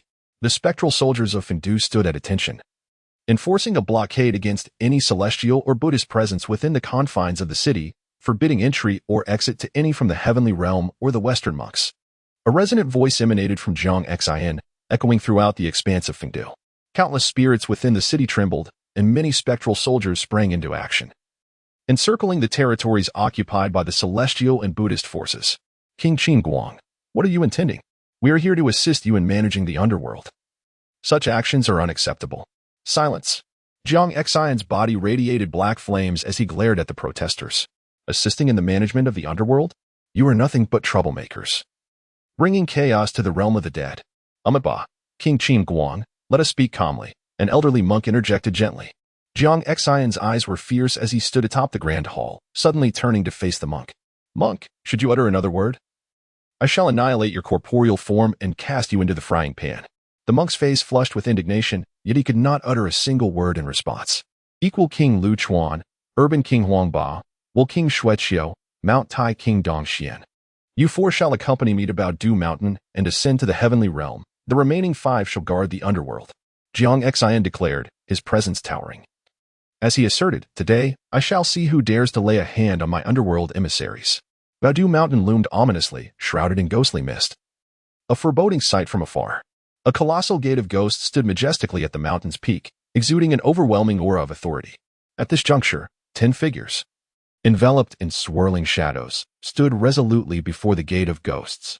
Each one exuded immense power, their very presence a tempest of dark energy, manifesting as grotesque visages in the void. These 10 figures were none other than the 10 great Yin commanders, leading countless spectral soldiers of the underworld. They included the likes of Xie Baiyan and Fan Wujiao, as well as the formidable Niotu, Ma Mian, and the deities of day and night, among others. Each of these individuals was exceptionally strong, with several having ascended to the Delua realm, albeit in its nascent stage. The expressions of the 10 were frigid, their gazes chilling, their bodies emanating a torrent of dark energy, their might palpable. Behind them stood numerous Yin generals and spectral soldiers, clad in black armor, standing in disciplined formation, their silence only amplifying the ominous atmosphere. At that moment, 5 figures hastily approached from the depths of the underworld, Jiang Xian and the other 4 kings of hell. We pay our respects to the esteemed kings. The 10 great Yin commanders and the multitude of Yin generals and soldiers greeted the arrival of the 5 kings in unison. There is no need for excessive formalities. Jiang Xian, standing atop Baodu Mountain, gazed down at the assembled spirits. Our underworld operates under divine mandate, led by the Lady of Equanimity, overseeing the realms and serving as the final resting place for all souls. Jiang Xian's gaze was piercing as he continued with a voice that resonated powerfully. Since the sealing of the gods, chaos has erupted, and the great sages have retreated, fracturing the cosmos into 3 realms. Since that time, the heavenly court, Buddhist sects, and earthly immortals have sought to extend their grasp into our underworld, coveting our cycle of reincarnation. Today, they even seek to extinguish our proud ghost emissaries. We have no choice but to ascend to the celestial realm and reclaim our underworld emissaries. Jiang Xian exuded an overwhelming aura, his entire being enveloped in a swirling mist of ominous energy. Above him, the dark clouds coalesced into a colossal, indifferent visage of a ghost. Casting its gaze down upon the gathered multitude, they were poised to strike against the celestial realm and summon the emissaries of the underworld. Beneath Mount Baodu, a legion of spectral soldiers from the netherworld raised their voices in a unified roar, their sounds soaring to the heavens amidst a tumultuous tide of dark energy. Atop the ghostly gate, Zhou Qi and Ji Kong stood suspended in the void. They surveyed the formidable ranks of the spectral soldiers below, their faces betraying a hint of satisfaction. After all these years, these warriors had finally awakened to the call of rebellion. One could hardly blame them. Ever since their lady had been ensnared by the cycle gate, she had not manifested before them, leaving them without guidance and emboldening their fears. Indeed, whether from the Western teachings or the heavenly court, there were always saints behind the scenes, and even the earthly immortals had their foremost ancestor, a paragon among the sages. The underworld, bereft of its lady, undeniably appeared weakened. Fortunately, just days prior, their lady had revealed a portentous sign. Otherwise, who could say if they would have dared to march forth? In their hearts, young ghost Yang Xian had become the singular figure capable of leading the underworld's resurgence, and they were resolute in their determination to bring him back. On that fateful day, Jiang Xian had willingly chosen to confront the heavenly court himself rather than allow them to seize Yang Xian, a testament to the latter's exalted status among them. Indeed, after enduring humiliation for so many years, they had finally glimpsed hope. How could they possibly relent? Alas, we few cannot venture beyond the underworld, bound to guard the ghostly gate, for otherwise, we would surely lend them our strength. Fear not, for when the time comes, your aid shall be forthcoming. As the 2 ghost emperors engaged in their discourse, Jiang Xian had already led the 10 great spectral commanders and a multitude of ghostly soldiers out of the ghostly gate, advancing towards the celestial realm. In the heavenly court's Lingxiao Hall, the Jade Emperor sat in solemn silence, his countenance darkened, while several heavenly generals stood below, their heads bowed in trepidation. They were acutely aware that the Jade Emperor was in a state of fury. If you cannot find him within the palace, will you not seek him at the southern gate? He thundered at the trembling figures before him. We obey your command, they exclaimed in terror, hastily retreating from the hall. Quickly, to the southern gate, pursue Yang Xian. Outside the Lingxiao Hall, the shouts of the heavenly generals echoed fervently. Soon, a throng of celestial soldiers arrived at the southern gate, their fierce demeanor and murderous intent rendering the demon Li Hong momentarily speechless. What is the meaning of this? Li Hong inquired. Great King Guangmu, we have been commanded to capture the young ghost Yang Xian. We beseech you to open the southern gate. One of the heavenly generals implored. Still have not apprehended him? Li Hong scoffed, disdain evident in his tone. The heavenly generals hesitated. It was indeed quite embarrassing. Within the heavenly palace, so many of them were unable to capture a single young ghost, rendering them utterly ineffectual. Open the heavenly gate. Li Hong gestured dismissively. Great King Guangmu, have you ever witnessed a young ghost exiting through the southern gate? One of the heavenly generals queried, casting a glance at Li Hong. Never. As long as I, Li Hong, am present, no young ghost shall pass through the southern gate, Li Hong proclaimed, his eyes blazing fiercely. Great King Guangmu, please temper your anger. We were merely inquiring. Have you ever seen this young immortal? At this moment, a finger pointed towards a scene that unfolded beside the southern heavenly gate. Within this tableau, a figure emerged, none other than Yang Xian in his celestial form. He, indeed, had departed hours earlier from the southern heavenly gate. He has left the southern heavenly gate? Exclaimed Mo Li Hong in astonishment. Yes, but why did you not report this? Mind your language. Though I am the gatekeeper, my rank surpasses yours. Furthermore, with the constant comings and goings at the southern heavenly gate, should I report every single departure to the Jade Emperor? Mo Li Hong retorted indignantly. Calm yourself, King Guangmu, another voice interjected. This individual bears great significance. We momentarily lost our composure, and we beg your forgiveness. What significance? He is merely a wine courier. A wine courier? To whom is he delivering wine? He has ventured from the heavenly palace to deliver wine to El Dongbin. To El Zushi? Where to? To Shirley Slope. Quick, pursue. In an instant, numerous celestial soldiers surge forth from the southern heavenly gate, racing towards Shirley Slope. A wine courier? He has gone to the town of demon suppression. At Shirley Slope, El Dongbin regarded the throng of celestial warriors and spoke. He actually went to the town of demon suppression? The expressions of the celestial soldiers shifted dramatically. May I inquire? El Zushi, why has he gone to the town of demon suppression? A celestial general ventured to ask. At this, El Dongbin raised an eyebrow, casting a piercing gaze upon the general, his eyes igniting with an imposing brilliance. Should I be privy to that knowledge? El Dongbin's voice resonated with a chilling undertone, and an aura of sword intent surged from him, instilling trepidation in those present. Forgive our intrusion, El Zushi. Please, temper your wrath. The celestial general hurriedly bowed. Forgive us, El Zushi, we have overstepped, another celestial general added with urgency. Go. Return and report that Yang Xian has gone to the town of demon suppression. Hasten to send reinforcements. Upon leaving Shirley Slope, one celestial general urged. While they possessed substantial numbers, the highest among them was only at the celestial immortal level. To confront the town of demon suppression, they would need at least one golden immortal to lead. In the northern realms of the celestial world, Yang Xian was unaware of how many thousands of miles he had traversed until he finally beheld the town of demon suppression in a desolate and uninhabited expanse. The mountain loomed grandly, shrouded in swirling demonic energy that, even from afar, exuded an aura of great malevolence. It was a disquieting presence, oppressive enough to stir restlessness within one's heart. Humph! Yang Xian scoffed, channeling the Netherworld Sutra to dispel the agitation within him. Indeed, the demons suppressed within the town of demon suppression were formidable, capable of affecting my spirit from such a distance. Yang Xian's countenance grew grave as he gazed upon the mountain, which stood shrouded in darkness, its surface barren and devoid of life. A thick miasma of demonic energy ascended from the mountain, morphing in the void into silhouettes of divine demons that roared silently. Surrounding the town of demon suppression were resplendent arrays, imprinted upon the void, sealing the entire mountain. Positioned upon a distant peak, Yang Xian quietly observed the town of demon suppression, his deep understanding of the principles of formations granting him keen insight into the terrain. As he surveyed the landscape, he discerned the intricate patterns of the surrounding mountains, which resembled a great demon-slaying array. The town of demon suppression, then, was the focal point of this elaborate formation. Yang Xian's eyes gleamed with intensity as he deduced the formidable formation based on the mountains and rivers surrounding him, a flicker of astonishment igniting in his heart. This grand array was established upon 12 majestic mountain ranges, which in turn connected to the celestial veins of this land, perpetually supplying power and suppressing the demonic mountain at its core. Encircling these 12 peaks, smaller mountains converged to create intricate patterns imprinted in the void. Unease coursed through Yang Xian as he scrutinized this terrifying spell formation, his expression growing increasingly grave. The 12 capital heavenly gods formation. At last, Yang Xian murmured the name of this array. Or perhaps it was a mimicry, arranged according to the principles of the 12 capital heavenly gods formation.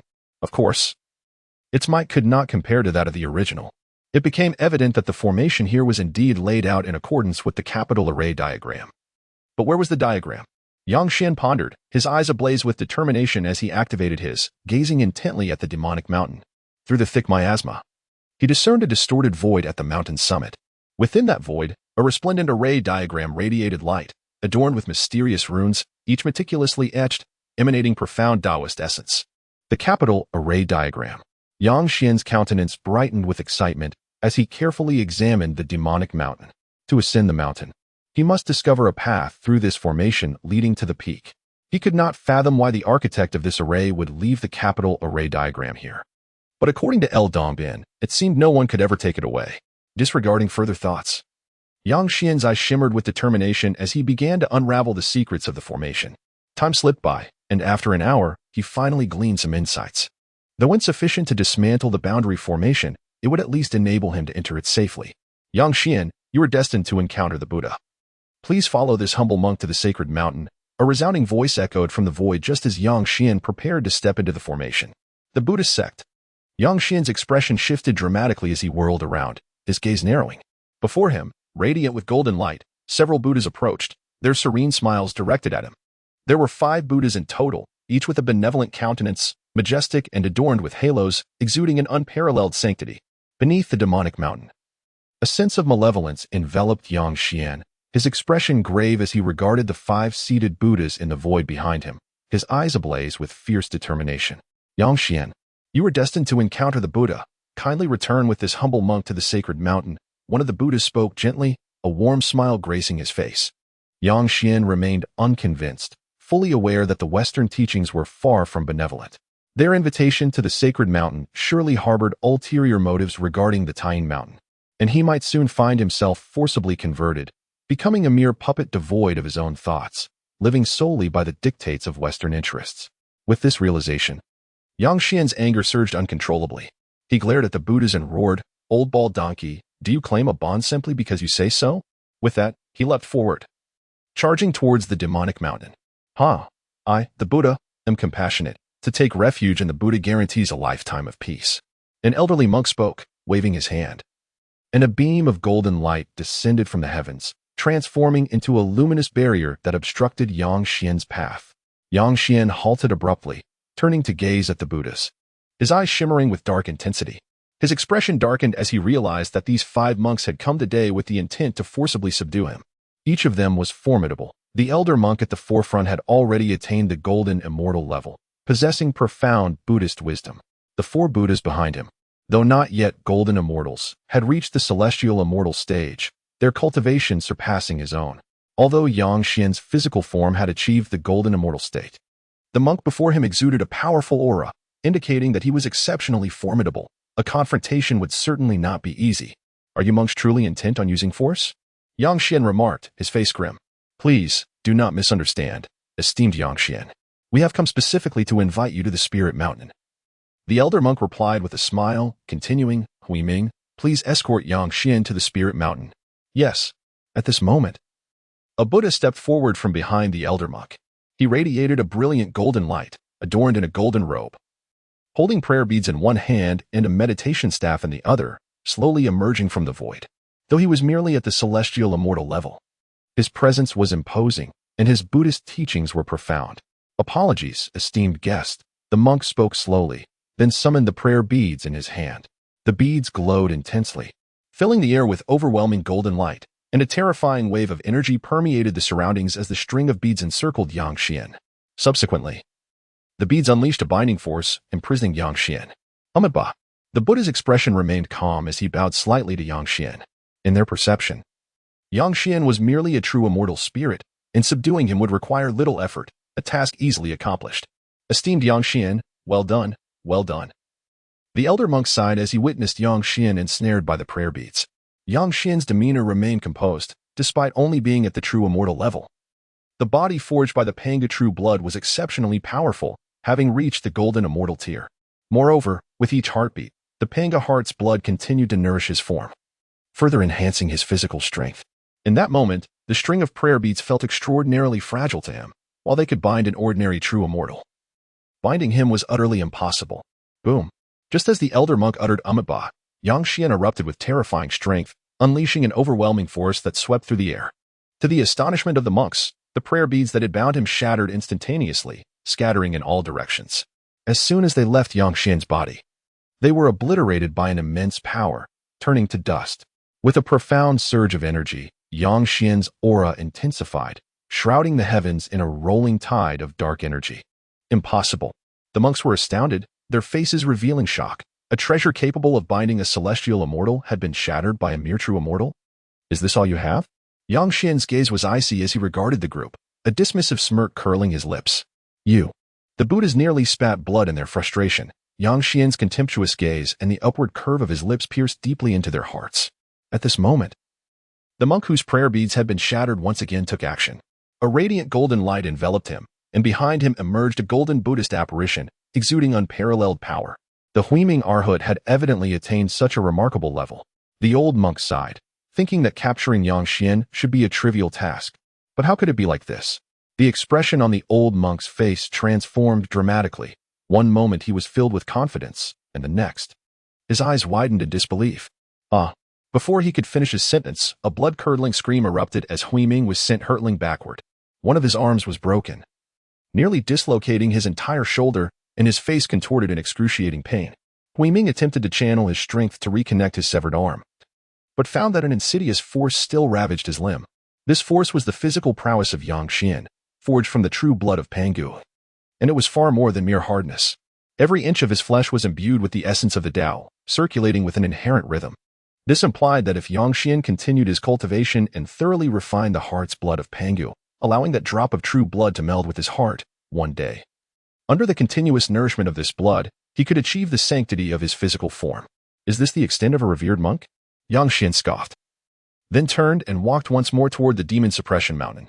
The audacity of these malevolent spirits to harm a disciple of the Buddhist order. At that moment, the old monk let out a furious roar, his earlier calm demeanor evaporating. He rose from the void, one hand flicking out toward Yang Xian in a grasping motion. Instantly, a colossal golden hand descended from the heavens, radiating with blinding Buddhist light and overwhelming brilliance, filling the void. Yang Xian's countenance shifted. This enormous handprint was extraordinarily powerful, a manifestation of transcendent Buddhist law, unmatched in might. Yang Xian snorted coldly and unleashed a punch, striking directly against the golden handprint. Boom! A terrifying force erupted, and the golden handprint was shattered by Yang Xian's blow, dissolving into myriad starlight that vanished into the void.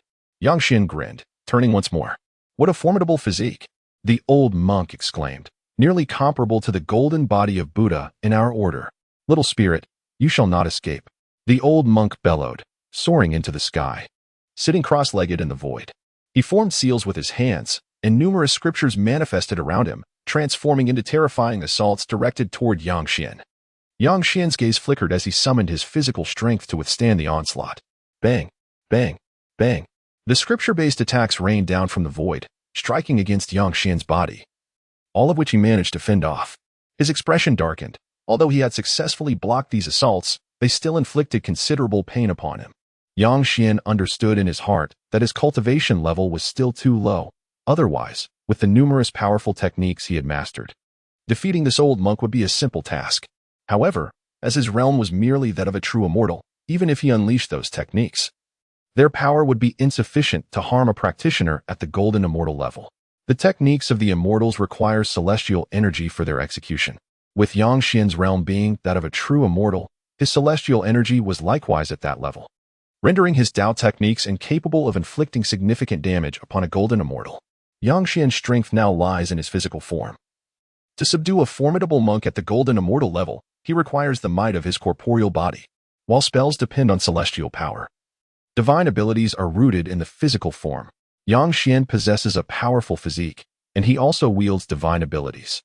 During his prolonged sojourn in the Underworld, the rewards he received included not only magical elixirs and treasures but also divine powers. At that time, Yang Xian dismissed their significance, believing that without a formidable body, manifesting divine abilities was less tangible than employing celestial techniques. However, unexpectedly, upon signing in front of the Taiying Temple, he received the true blood of Fengdu, which elevated his physical form to a terrifying level. At this moment, the old monk sat cross-legged in the void, his entire being radiating golden light, with intricate runes inscribing the air around him, casting down a wave of lethal intent towards Yang Xian. Suddenly, Yang Xian erupted, a tempest of ghostly energy swirling around him, as immense phantoms of spirits materialized in the void, launching their assaults. The body of the celestial ghost, a formidable divine ability, was unleashed by Yang Xian, exuding unparalleled strength. His long hair billowed wildly, blood energy intertwining with ghostly essence, creating an eerily magnificent spectacle as countless spirits danced around him before surging into his being. Concurrently, Yang Xian's ghostly energy surged dramatically, fully transforming him into the body of the celestial ghost. Old monk, meet your end. Yang Xian bellowed, charging towards the elderly monk. Impressive. The old monk's expression shifted drastically. From a distance, he could sense the overwhelming power emanating from Yang Xian's body. At that moment, the old monk sprang to his feet.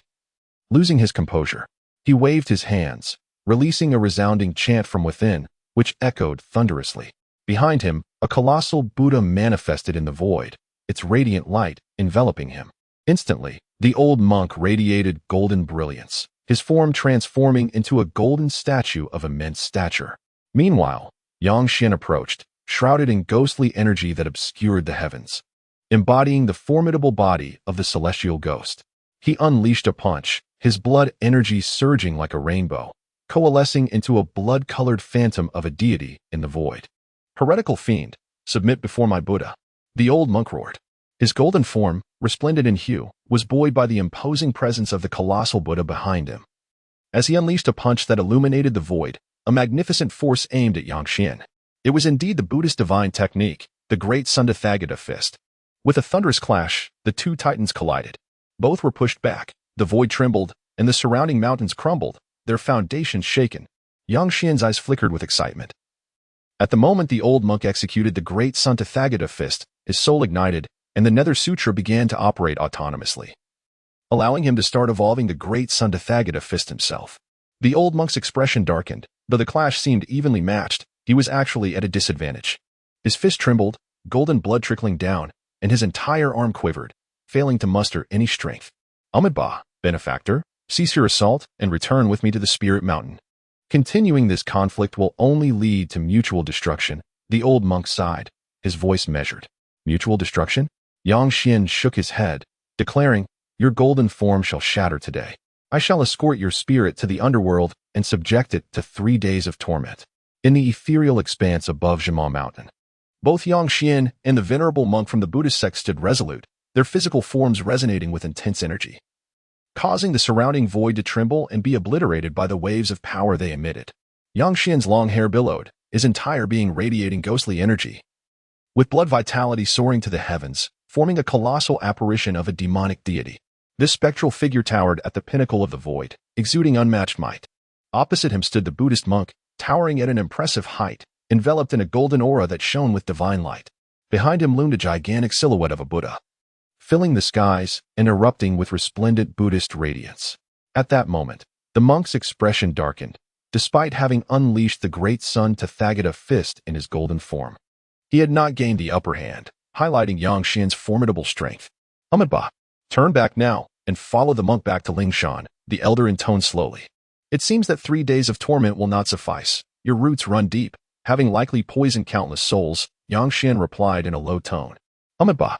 The monk shook his head with a sigh and made another move, this time delivering a palm strike toward Xuan's chest. "Come forth." Xuan laughed heartily, having previously deduced the great Tathagata fist through his mastery of the Yin Sutra. Now, the monk unleashed yet another powerful palm strike, equal in strength to the previous fist. Both attacks radiated like the sun, illuminating the void, much to Xuan's delight. With a resounding impact, Xuan met the monk's palm with his own, and this time, the monk's countenance grew even darker. With a muffled grunt, he struggled to catch his breath, golden blood surging from his mouth. His palm felt numb, throbbing with pain, while Xuan appeared at ease, even slightly disappointed. Too weak, this bald monk's palm lacks potency. To have reduced the great sun Tathagata fist and palm to such a state is a humiliation to Tathagata, Xuan murmured, his voice barely audible, yet the monk, with his profound cultivation, heard every word distinctly. "You." The monk coughed up blood in exasperation. "Master." The 4 Buddhist monks behind him changed their expressions dramatically. "What? Did I speak incorrectly?" Xuan raised an eyebrow. "Little ghost, my master is one of the arhats of the Western Lingshan. How dare you judge him? My master has mastered the fist and palm taught by the Tathagata to a sublime level. What qualifications does a mere ghost from the underworld have to critique him?" Xuan scoffed. "Sublime? With such feeble techniques, is this what you call sublime?" As Xuan spoke, his blood vitality surged, and the colossal specter behind him erupted with a torrent of power. Now, Xuan unleashed his palm, an unprecedented wave of energy sweeping forth from him as he struck toward the Buddhist monk. That is, the great Tathagata palm. It is the great Tathagata palm. The monk's eyes widened in disbelief, nearly popping out of their sockets. The force of this strike was overwhelming as it descended. The heavens and the earth transformed, and the void became filled with towering imprints of the hand. Where there was a path, it spread forth, evolving into vast realms of the Buddha, where arhats chanted scriptures, creating a scene that was both awe-inspiring and terrifying. The old monk never imagined that the esoteric techniques of the Buddhist sect could be learned by a mere specter from the netherworld. Moreover, the ability to manifest such extraordinary phenomena could only be matched by the original creator of these techniques, the Buddha himself. At that moment, the venerable monk unleashed the entirety of his life as cultivation to withstand the blow, yet he was still branded by the imprint upon his chest. With a thunderous crash, he was sent flying, coughing up blood, his golden body fracturing on the brink of collapse. Impossible. How can this be? The old monk's face reflected a dazed expression, murmuring as his eyes dimmed. This is the divine power of Buddhism. How could even a ghost comprehend it? Has the essence of our teachings become so trivial? Behind him, for monks were struck with horror, their minds in turmoil. How can you possess the divine powers of our sect? The old monk questioned, his complexion pale, his body cracked, blood seeping forth, nearly disintegrating. You taught me. Yang Xian replied, continuing, and here's another technique, a descending punch, to send you on your way. With that, he unleashed a punch, the heavens dimming as he executed the great Sun Tathagata fist aimed at the Buddhist elder. That is, the great Sun Tathagata fist. How could he? Is it possible he has mastered it so quickly? In the midst of their astonishment, Yang Xian's fist struck the monk's head with a resounding crack. The brilliance of Buddhist light scattered, the void collapsing under the weight of an overwhelming force. The elder monk's golden body was obliterated by Yang Xian's punch, disintegrating into specks of golden light that vanished in the ether, so thoroughly that not even relics remained. As the elder monk's golden form crumbled, a lost soul floated in the void. Yang Xian refrained from immediately extinguishing the spirit. Bald donkey, come forth, he bellowed. And with a flash of dark energy in his hand, an iron chain shot forth, ensnaring the old monk's soul. The other 4 monks were petrified. Their master was a being of golden immortal caliber, and now he had been shattered, his soul captured, leaving them in utter shock. Suddenly, Yang Xian turned to face the 4 monks. Yang Xian, please, there has been a misunderstanding. They pleaded, fear evident in their voices. Even as practitioners of Buddhism, with their senses purified, they found themselves compelled to beg for mercy in the face of Yang Xian. You 4 can join your master in being fried, Yang Xian scoffed. And with a single palm strike, he annihilated their corporeal forms. No, they cried out, but their fate was sealed. With a sweep of his hand, 4 souls flew forth, joining with the elder monk's spirit, forming a chain. Yang Xian, your actions will surely offend the entire Buddhist sect, the elder monk warned. And what of it? Yang Xian retorted coolly. He understood that even if he spared a few today, the Western Buddhist sect would not let this transgression go unpunished. With a wave of his hand, he collected the souls and turned his gaze towards Demon Suppression Mountain. He began to decipher the intricate runes atop the Demon Suppression Mountain, seeking a safe passage to ascend to its pinnacle. The mountain was shrouded in a dense aura of demonic energy, harboring the most malevolent fiends of the world within its depths, emanating a terrifying presence that unsettled the mind. Yang Xian fortified his spirit, advancing step by step along a predetermined path toward the summit. He exercised utmost caution, for this formation was laid out using the 12 capital heavenly god-killing array. Although its power was diminished compared to the original formation, it was still formidable. A single misstep could lead to utter annihilation. With his current abilities, he would likely be obliterated by the array in an instant. As time gradually passed, Yang Xian finally reached the heights of the Demon Suppression Mountain. Standing atop the summit, he grasped the true magnitude of this ominous terrain. The 12 array bases surrounding him shimmered in unison, with intricate runes densely woven into the void, forming a tight-knit connection. Had he not spent considerable time contemplating the runes of the Tine Mountain, honing his mastery of array techniques to a peak level, he would have never discovered a path to survival on the Demon Suppression Mountain. Taking a deep breath, Yang Xian activated his Eye of Void, gazing into the distorted emptiness above the mountain. The space here was warped, altered by an overwhelmingly potent force that transformed its structural essence, rendering the heavenly array map nearly invisible. Were it not for his, he would likely have failed to perceive the array's design. Before him lay a resplendent array map, each rune imbued with profound principles, exuding an unparalleled terror. Such a high-level array, once activated and fully revived, could spell doom even for practitioners at the Great Luo realm. However, triggering the array was no simple feat. It required not only tremendous power, but also a deep understanding of the array's intrinsic structure. As Yang Xian slowly extended his hand to seize the map, a terrifying force erupted from it, surging toward him. Alarmed, he quickly withdrew his hand.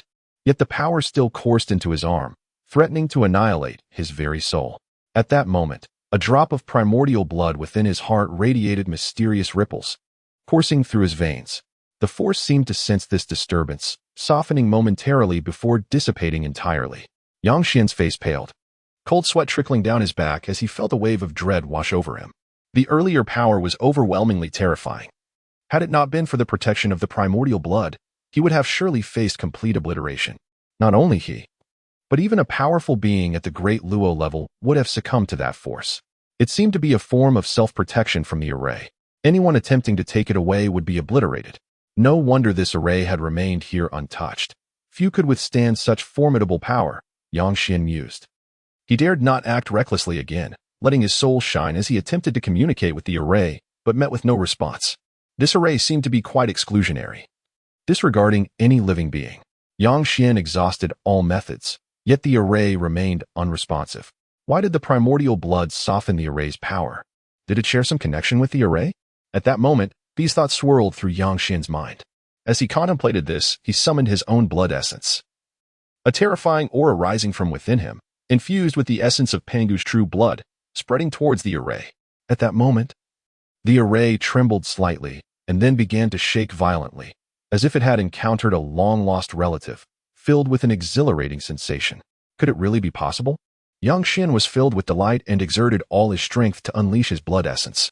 Despite the array's intense tremors, it did not unleash any further power. Under the influence of this blood essence, it appeared remarkably docile, akin to a child. This. Yang Xian's face revealed confusion, but then he suddenly understood. It was said that the 12 ancestors of witchcraft were transformed from the flesh and blood of the great deity Fengdu, their veins coursing with his blood. In a certain sense, they could be considered descendants of Fengdu, his progeny. The array itself was crafted by the 12 ancestors of witchcraft, containing their principles, thus inheriting the lineage of Fengdu.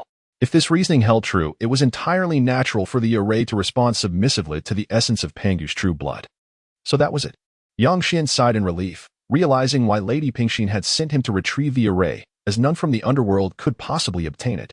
Yang Xian, little ghost, do not act recklessly. Come out quickly. If you unleash the monsters beneath the mountain of sealing demons, it will bring calamity to the three realms. At that moment, a booming voice resonated from outside the mountain of sealing demons. A thick aura of celestial energy rapidly approached, sweeping away the surrounding overwhelming demonic energy. Yang Xian's gaze narrowed as he looked into the distance, his expression turning cold. Yang Xian, little ghost, you have 3 breaths to emerge, or you will be taken to the demon execution platform. At the summit of the mountain of sealing demons, Yang Xian's long hair billowed, his entire being enveloped in ghostly energy, exuding a chilling aura. Behind him, an enormous phantom of a ghostly deity loomed in the void. At that moment, he continued to wield the divine power of the heavenly ghost body, exhibiting unparalleled strength. He gazed at the celestial soldiers beyond the array, a glimmer of frost in his expression. Little ghost, what is your purpose in coming to my heavenly court? Do not hesitate to surrender. A celestial general shouted. Yang Xian's gaze remained cold and unyielding. He ignored the multitude of celestial soldiers and reached for the array. The array was tranquil. Since Yang Xian had revealed the essence of Fengdu's true blood, it no longer stirred restlessly. Yang Xian examined the array, his spirit astonished. Even with his profound understanding of formations, he could only grasp the faintest hint of its depth. This realization filled him with elation, should he comprehend this array. His mastery of formations might ascend to new heights. Standing atop the mountain, Yang Xian became engrossed in his deductions, and as he did so, mysterious patterns began to emerge around him. Little ghost, stop pretending and come out to submit. Just as Yang Xian was entirely focused on the array, a commanding voice erupted from outside the formation, like a thunderclap, ringing in his ears. Yang Xian abruptly looked up, a chilling light igniting in his eyes. Little ghost, what are you staring at? Hurry and come out. On that fateful day, the celestial general, after fervently pursuing Yang Xian for an extended duration, finally caught up with him, only to find him ensconced atop the demon suppression mountain, refusing to emerge. This incited a profound ire within them. Yang Xian, shrouded in a miasma of sinister energy, raised his hand and struck downwards with a tremendous force. In the void behind Yang Xian, the colossal phantasm of a ghostly deity stirred, a massive hand descending from the heavens to suppress the celestial general. The sight left all present in a state of sheer terror and astonishment. The might of Yang Xian's strike was overwhelming. Devoid of any detectable fluctuation of celestial energy, it was an attack wrought purely from physical prowess. The energy radiating from his palm compressed the very fabric of the void as it descended. The divine general, unable to utter a single cry of despair, was obliterated, leaving only a bewildered primordial spirit floating aimlessly in the ether. My celestial body. After a moment of confusion, the spirit finally grasped the gravity of the situation and exclaimed in horror, nearly on the verge of tears. The onlookers were struck with dread as they realized that the celestial general, a being of celestial immortality, had been effortlessly crushed by Xian, a revelation that filled them with utter dismay. Quickly, inform the heavenly court. That little demon is formidable. We cannot subdue him. One of the celestial generals urged hastily. Just as he uttered these words, a sharp crack echoed through the air, and he too was shattered, his celestial form disintegrating, leaving only his spirit adrift in the void. The remaining few, terrified, turned to flee, darting towards the rear. Everyone, flee. The golden immortals from the heavenly court are on their way. That little demon cannot remain unrestrained for long, shouted a celestial general of the heavenly immortality realm. Xian, however, did not pursue.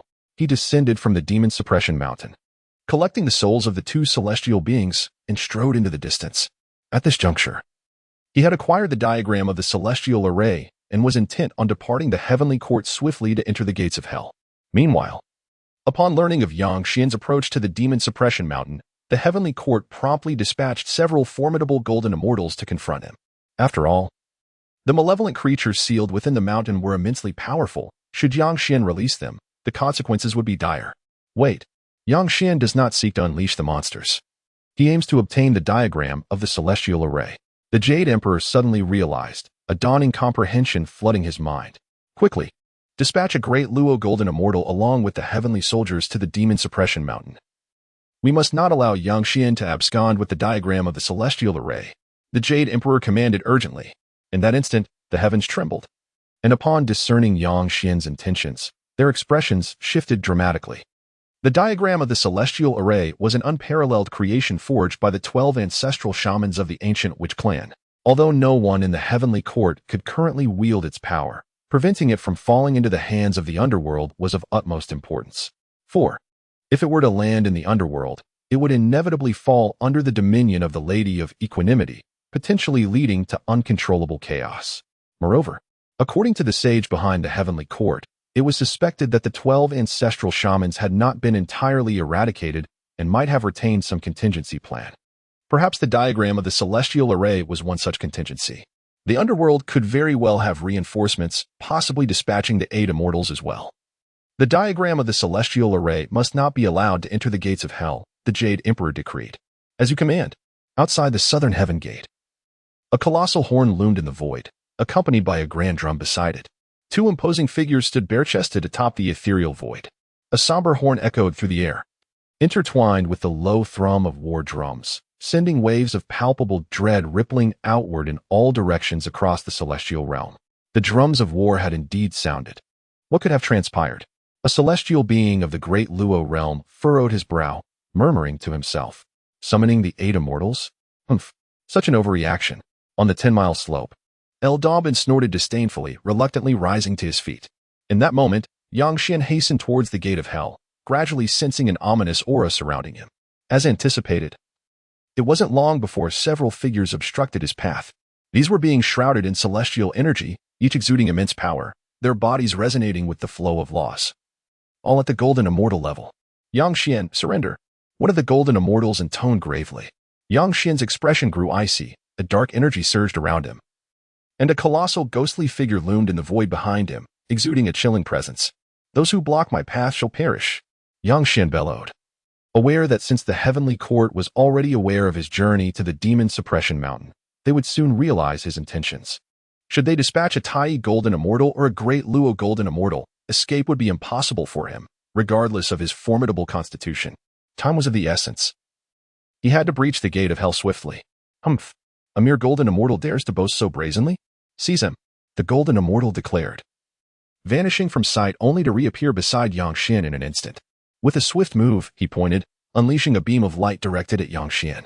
Xian paid no heed to the celestial radiance. He stepped forward, unleashing a surge of overwhelming blood energy that shattered the beam, charging toward the golden immortals. The onlookers were taken aback. As golden immortals themselves, they understood the magnitude of a golden immortal's strike. How could it possibly be dispersed by mere blood energy? What level of power did he possess? The golden immortals exchanged alarmed glances, their expressions shifting dramatically. At that moment, Xian struck. He manifested the body of the heavenly ghost, growing even more formidable, and launched a punch towards one of the golden immortals. The great sun Tathagata fist erupted forth. He sought a swift resolution, pushing through the ranks. Buddhist technique, the great Sun Tathagata fist. The golden immortals gasped in astonishment. You, a ghost from the underworld, dare to engage in battle with us using Buddhist techniques, showing such contempt? Humph. Arrogance. The enraged golden immortal retaliated with a punch, aiming to meet Xuan's strike. Boom. As their fists collided, the golden immortal's hand began to crack, then disintegrate inch by inch. A terrifying wave of energy surged forth. The golden immortal's face paled as he beheld the obliteration of his fist, and he howled in desperation, attempting to withdraw his hand. He found his entire body beyond his control. Following the shattering of his fist, his arm crumbled, then his torso. In an instant, he was utterly annihilated, reduced to nothingness under the might of Xuan's blow. No, how could this be? He is clearly only at the true immortal level. The golden immortal's primordial spirit floated in the void, his face a mask of horror.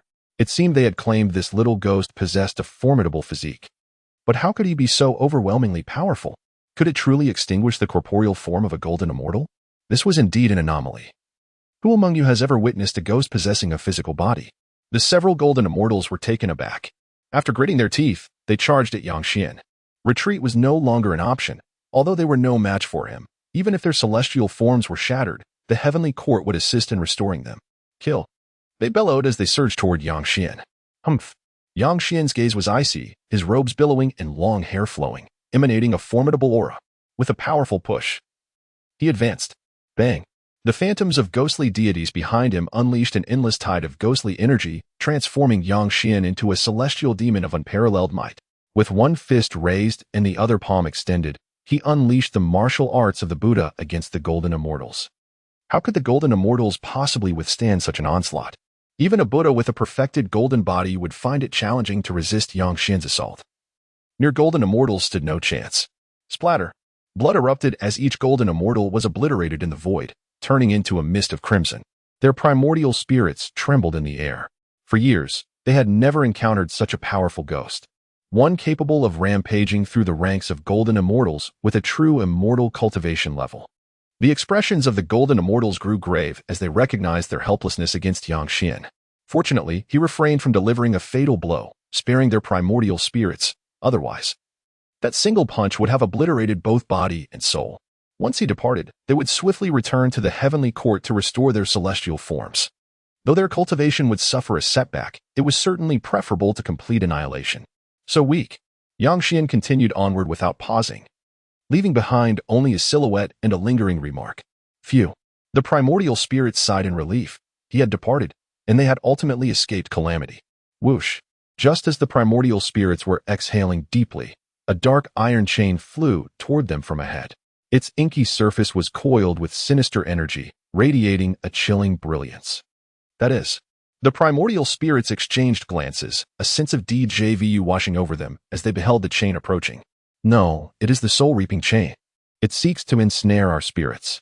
One primordial spirit exclaimed in alarm, and if they had had hair, it would have stood on end. No, this cannot be. We are divine beings of the heavenly court, holding esteemed positions among the immortals. Whether you are divine or not, I cannot say. But your assault on the ghostly emissaries of the netherworld has violated the laws of the underworld.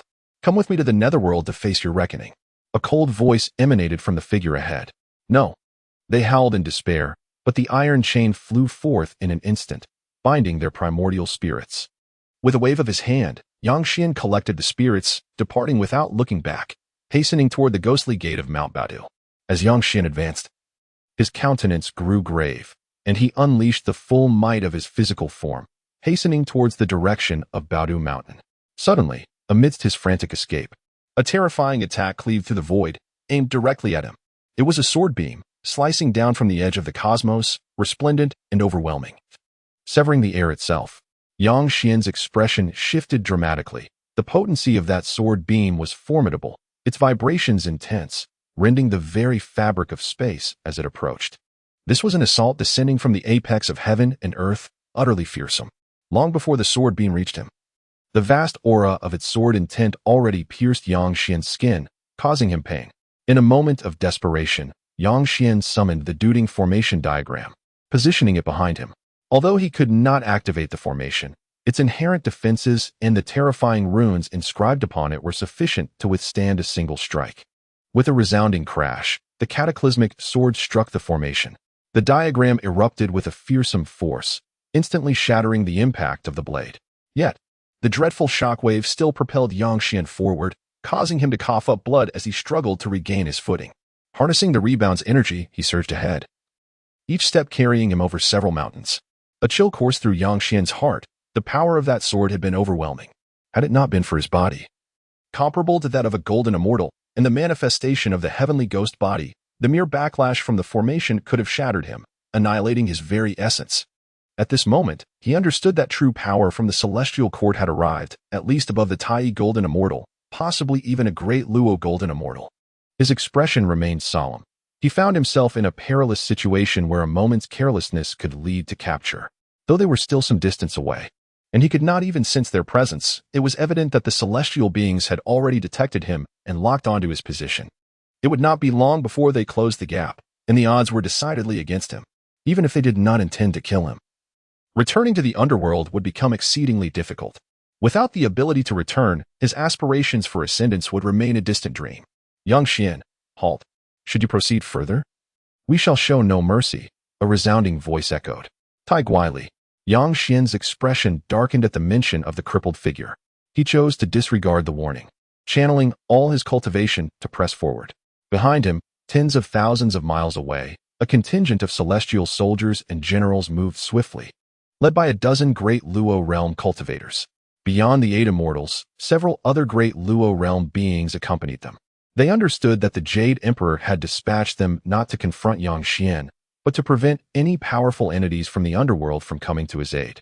Such a mere specter, utterly oblivious to his own mortality, sneered one of the great Luo realm cultivators, drawing forth his long sword, preparing to strike again. Hold, my brother. This insignificant ghost is theirs to deal with. Our task is solely to thwart any strong beings from the underworld, El Dombin interjected, raising a hand to block the sword strike. You all charge ahead and seize that ghost, commanded the great Luo realm cultivator. In an instant, several formidable beings at the Tai golden immortal level surged forth in pursuit of Xian. They moved with astonishing speed, nearly traversing vast distances in the blink of an eye, and in but a moment, the figure of Xian came into view. A sense of dread washed over him as he sensed the pursuers closing in behind him. Halt. Otherwise, the blades are merciless. If you are harmed, do not blame us. A voice thundered from a celestial being of the Tai, true immortal realm. Xian's expression grew grave as his vital energy surged, propelling him forward with urgency. Xian, continue on your path. Pay no heed to those behind you. A cold, emotionless voice resonated within his mind. King Qin Guang, Xian exclaimed in surprise, his eyes flickering with dark light as he invoked his insightful eye, gazing ahead. Through the ethereal mist of celestial energy, he discerned a billowing tide of sinister energy spreading across the realm. Amidst the vast, gloomy aura, several formidable specters were swiftly approaching. A wave of relief washed over him. At this critical juncture, the king of the underworld had finally arrived. With renewed determination, Xian surged forward. Humph!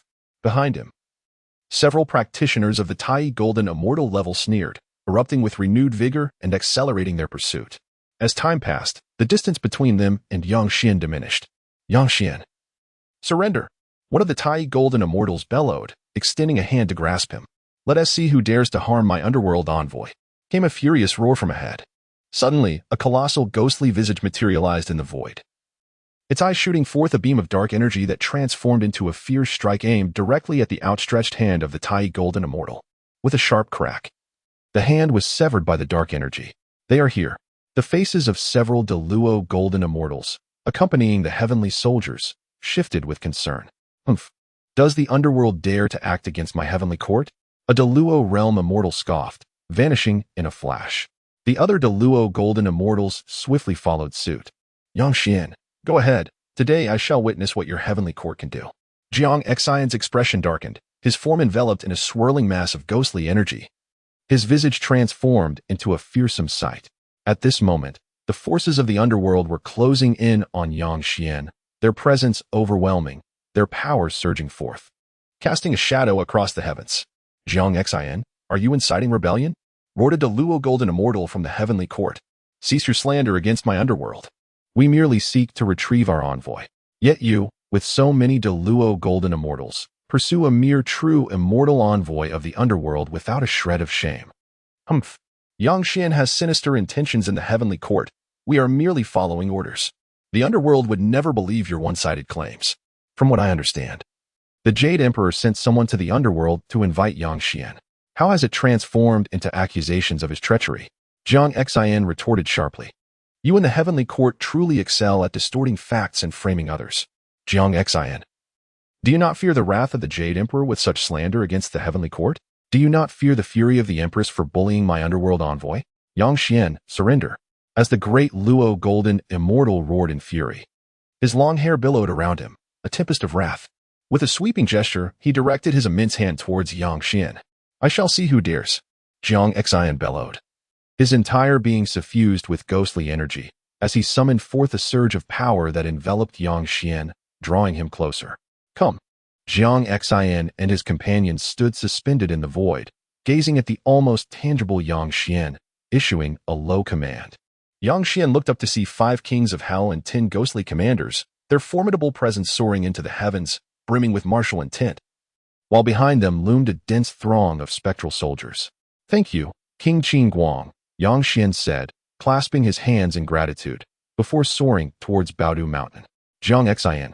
Yang Xian is the one specifically summoned by the Jade Emperor. Do you intend to defy his orders? The great Luo Golden Immortal thundered. He is my underworld ghost messenger. Jiang Xian retorted defiantly. At that moment, one of the 8 immortals, El Dongbin, spoke up. With a sigh, he said, enough of this quarrel, Yang Xian has already departed. Let us retreat. With that, El Dongbin flicked his head and turned away. Elza, you. The great Luo Golden Immortal's expression darkened. Enough. Why must we force the issue? El Dongbin waved his hand dismissively and floated away. Tai Guili, what is this attitude? The great Luo Golden Immortal shouted angrily. Huh. You will soon grow accustomed to it. Tai Guili replied with a chuckle. Humph. The great Luo Golden Immortal snorted, then turned to Jiang Xian. Speaking in a grave tone, Jiang Xian, are you certain you wish to stand against the heavenly court? Do not forget, your underworld is also under their jurisdiction. You, Rotund One, if you wish to fight, then let us fight. Spare us the idle chatter. At that moment, Pei Wuchang shouted. You. The great Luo Golden Immortal seethed with rage. Charge. Capture Yang Xian. The celestial beings from the heavenly court, all aflame with indignation, surged towards Jiang Xian and the others. The air crackled with tension as the impending battle loomed, the energies of the immortals and the spirits rising to the heavens, obscuring the sky, transforming into a terrifying assault that threatened to obliterate the void. This was a grand clash, shaking the very heavens and earth, causing mountains and valleys to tremble. Rending the fabric of reality, waves of power crashing forth. Ahead, Yang Xian felt a shiver of alarm. Such intense fluctuations of battle were overwhelming, even from a distance. They instilled a profound dread within him. In that moment, he summoned forth all his vitality, pushing his physical strength to its utmost limits. He surged forward, eager to reach the Gate of Ghosts as swiftly as possible. As time slipped away, Yang Xian finally beheld the Gate of Ghosts. The vast and imposing structure was shrouded in ghostly mists, exuding an awe-inspiring aura. Yang Xian exhaled in relief. Upon seeing the Gate of Ghosts, a sense of security washed over him. The gate stood atop the highest peaks, a confluence of the celestial and the underworld, where the energies of both realms intertwined in an eerie harmony. With determined strides, Yang Xian advanced, each step propelling him over several mountain summits, hastening towards the gate. Yang Xian, your speed leaves much to be desired. We have waited quite some time, a voice echoed from the mountaintop, revealing 3 figures materializing in the void. Each one radiated formidable strength, all being great Luo realm experts, one of whom was Tai Guili. They had not engaged with Jiang Xian and his party, but had instead preemptively retreated, lying in wait before the Gate of Ghosts. Yang Xian's body trembled, his countenance shifting dramatically. He had not anticipated the presence of heavenly court sentinels guarding the Gate of Ghosts. This is disastrous, he thought. At this moment, Yang Xian felt a chill in his heart. He was confronted by 3 formidable beings of the Deluo realm, and he knew there was no possibility of escaping their grasp. Yang Xian, haha, we meet again, Iron Crutchley chuckled, brushing aside a lock of hair that had fallen onto his forehead. You, the cripple, went to such lengths to lure me to the heavenly court, only to treat me this way. Yang Xian glared at Iron Crutchley, his voice rising in anger. This, It must be a misunderstanding. Come back with me to the heavenly court, and we shall meet the Jade Emperor to clarify the matter. Everything will be resolved. Iron Crutchley replied with a forced laugh. He bore no ill will toward Yang Xian. In fact, he believed that if Yang Xian chose to stay in the heavenly court, his future status would undoubtedly surpass his own. Misunderstanding? You, with your bald head, are hardly virtuous. Yang Xian retorted angrily, realizing that escape was futile, and he decided to abandon all restraint. You dare? A powerful figure behind Iron Crutchley bellowed. I believe it is you who are the audacious ones. At that moment, atop the ghost gate, a colossal ghostly visage materialized. The ghost face, cold and indifferent, loomed over the three Deluo golden immortals below. This is the Ghost Emperor. In the celestial realm, at Mount Baodu, where an eerie mist swirled, stood the imposing ghost gate atop the peak. Above the ghost gate, a majestic and formidable ghostly face manifested in the void, its expression devoid of emotion, surrounded by a dense aura of malevolence that instilled fear. At this very moment, the ghostly visage looked down upon Iron Crutchley and the others, its eyes radiating a chilling light. Ghost Emperor, how can you disregard our agreement and step out of the underworld into our celestial domain? Iron Crutchley's face turned pale as he spoke. The 5 ghost emperors of the underworld guard the ghost gate, and without the decree of the Lady of Equanimity, they would not leave the realm of shadows. Yet, this ghost emperor had ventured into the celestial territory, clearly violating the rules established long ago. The ghostly face was taken aback for a moment, then replied with a smile. Indeed, I have crossed the boundary. My apologies. As it spoke, a terrifying power erupted from the ghostly visage, sweeping forth instantaneously towards the ghost gate. The ghost gate trembled violently, followed by a resounding roar, as the force unleashed by the ghostly face propelled the gate forward for 3 miles, enveloping the 3 Deluo golden immortals within. Their expressions shifted dramatically, feeling as though the very heavens had turned upside down, weighed down by an oppressive atmosphere thick with ghostly energy. Yang Xian's face paled, his heart racing with fear. The Ghost Emperor's prowess was truly terrifying. He had moved the ghost gate several miles forward. This meant they had not moved at all, yet had been ensnared within the ghost gate. Such an action left Yang Xian in awe. This was no longer a mere transgression. They had entered the underworld. At this moment, the ghostly visage smiled, and rippling waves spread across its surface as a shadow wreathed in spectral energy emerged from within, revealing none other than Zhou Qi. This is the underworld. Iron Crutchley gasped, his hair standing on end. Indeed, it is the underworld. Zhou Qi smiled, gazing at Iron Crutchley and the others. Will you return on your own, or shall I assist you in your journey back? Humph. Zhou Qi. It is said that you far surpass us in the Deluo realm. Is it true? Today, I shall seek to uncover the truth. A cold snort came from one of the Deluo golden immortals. He stepped forward, hands gesturing, and a myriad of celestial radiance burst forth, transforming into blossoms of divine energy that spread throughout the air. What is the point of all this spectacle for just a fight? Zhou Qi remarked impatiently, then delivered a powerful kick that unleashed a terrifying force, striking the chest of the great Luo golden immortal. Boom! With a muffled grunt, the golden immortal was propelled out of the gates of the underworld. The sound that followed resonated like the collapse of mountains, echoing across the realm. Tai Guili swallowed hard, his face a mask of astonishment as he turned to Zhou Qi. Although the golden immortal was merely at the initial stage, he was still a great Luo golden immortal. To be kicked out of the gates of the underworld so easily, while this place was the realm of the dead, granting advantages to the Ghost Emperor, this was still astonishingly powerful. Ghost Emperor, we should take our leave. Tai Guili trembled. This was not the first time. On the day he brought Jiang Xian away, Zhou Qi had intercepted him, and now while attempting to capture Yang Xian, he found himself obstructed once more. Despite being the leader of the 8 immortals, he felt no inclination to resist against the Ghost Emperor, who guarded the gates of the underworld. He had always believed that the underworld was subjugated before the heavenly court. But it was only now that he realized that even without the presence of the Empress of Tranquility, the underworld was not a mere pushover. Zhou Qi was already so formidable. There were 9 ghost emperors of the 5 directions. Should they all emerge, the heavenly court's saints would be utterly helpless against the underworld. It was not that the underworld was weak. Rather, these powerful beings simply chose not to involve themselves in many affairs. Do come for tea sometime. Zhou Qi smiled. Certainly. Tai Guili nearly stumbled, thinking to himself, tea? I'll drink to your grandfather. After sending away 3 great Luo golden immortals, Zhou Qi turned to Yang Xian and spoke softly. All is well? Well. Yang Xian nodded in a daze, thoroughly impressed by Zhou Qi's earlier display of power. That is good to hear. With that, Zhou Qi's figure gradually faded away.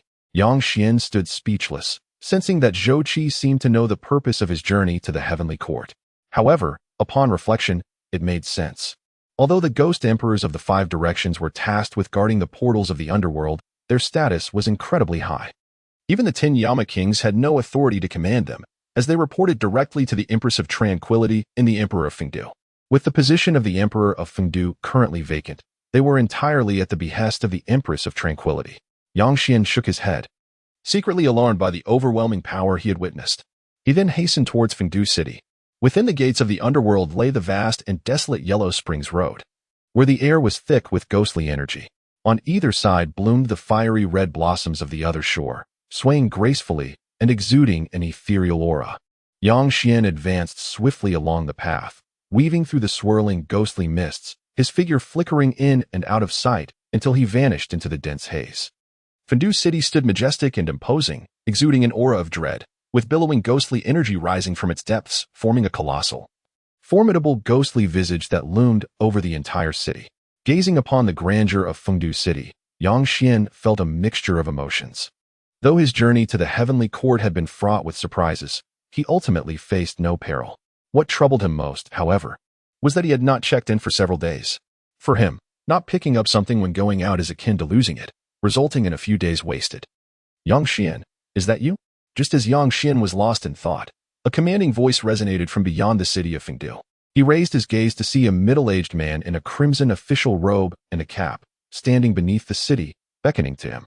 Upon recognizing the figure, Yang Xian was momentarily taken aback. It was none other than the esteemed Judge Cui, the foremost judge of the underworld. Young Yang Xian. I pay my respects to Judge Cui. Yang Xian stepped forward and bowed to Cui Ju. Yang Xian felt gratitude towards Cui Ju. Had it not been for his arrangement for Yang Xian to serve as an official in the punishment department, he might have been sent back to the mortal realm by those 2 soul-reaping specters, destined for the city of wrongful deaths. Without him, Yang Xian would not have experienced the fortuitous events that followed. However, since that day, Yang Xian had not encountered Judge Cui again. No need for such formalities. Cui Ju quickly returned the greeting and spoke. Yang Xian, although your official rank is lowly, your circumstances are unique.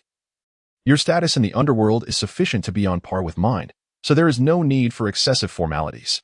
If it were not for your support, Judge, I would not have achieved my current standing, Yang Xian replied, clasping his hands in respect. Just returning is enough. The kings of hell and the 10 great Yama have gone to the celestial realm. I was concerned, but now that I see you have returned safely, I can rest easy. Yang Xian felt a slight warmth in his heart, surprised that his safety could evoke concern from such prominent figures in the underworld. We pay our respects to Yang Xian, the frying official. At that moment, 2 young judges behind Cui Ju bowed to Yang Xian. Upon seeing them, Yang Xian felt a sense of familiarity. Upon closer inspection, he realized they were the 2 specters who had once retrieved his soul from the mortal realm. You 2 have been promoted? Yang Xian inquired with a smile. Thanks to the favor of frying official Yang Xian, they replied respectfully, smiling slightly. Since Yang Xian had been discovered to unravel the mystery of Tying Mountain, King Qingguang personally informed Judge Cui, who, in his astonishment and joy, had summoned those 2 soul-reaping specters from the punishment department and elevated them to the status of junior judges in the trial department. Subsequently, they entered Fengdu City, where Yang Xian signed in at the city gate and, after receiving his rewards, proceeded into the city. Shortly after Yang Xian entered Fengdu, King Qingguang and the others returned and also entered the city. Yang Xian first returned to his residence, and not long after, a specter arrived. Frying official Yang Xian, King Qingguang requests your presence, the specter said respectfully. Understood, Yang Xian replied, rising to accompany the specter towards the Hall of Yama. At that moment, within the grand hall of King Qingguang, the 10 Yama kings were present. Although King Qingguang and the others had just experienced a fierce battle in the celestial realm, both sides understood that it was merely symbolic combat. No one had fought to the death, so while both sides had sustained injuries, there were no casualties. The 10 Yama kings sat within the grand hall, their faces stern. Yet a peculiar excitement stirred in their hearts. If their guesses were correct, Yang Xian must have ascended Tying Mountain and undergone a transcendental tribulation atop it. Thus, They deduced that Yang Xian had undoubtedly attained some extraordinary transformation atop the Tine Mountain. Moreover, since Yang Xian vanished and subsequently reappeared, he had acquired a corporeal form, and a formidable one at that, rivaling even the golden immortals. At this moment, Jiang Xian spoke up. It is indeed a fortune for our underworld that Yang Xian has ascended to the Tine Mountain. Ever since the goddess ceased to manifest in the mortal realm, our underworld's stature has gradually diminished. Now that Yang Xian has ascended, I propose we honor him as our Emperor of the Underworld. The mention of Emperor of the Underworld caused the expressions of several other kings within the Grand Hall to shift dramatically as they turned their gazes toward Jiang Xian. Jiang Xian, have you considered this thoroughly? Should we elevate him to the status of Emperor, the future ruler of Fengdu City would undoubtedly be him. If we misjudge him, would we not plunge our underworld into the abyss? I trust my instincts, Jiang Xian replied, resolute. I believe we should wait a while. He has already arrived. It would not be too late to make a decision after we have observed him. Upon hearing this, everyone nodded in agreement, looking to Jiang Xian for his guidance. After all, as the head of the 10 Kings of Hell, his voice held significant weight. Just then, a disturbance echoed from outside the hall as Yang Xian entered slowly. Draped in dark robes, the 10 Kings of Hell's eyes brightened as they turned their attention to him. I, Yang Xian, pay my respects to the 10 Kings of Hell. The atmosphere in the Grand Hall was dense and oppressive, with a mist of gloomy energy swirling around, and the surrounding malevolent spirits appeared even more grotesque and terrifying under the shadowy ambience. Do not stand on ceremony, Jiang Xian interjected, his expression grave as he gazed at Yang Xian. I have several questions for you, and you must answer truthfully. All eyes in the hall were fixed upon Yang Xian, their faces solemn and exuding an undeniable authority.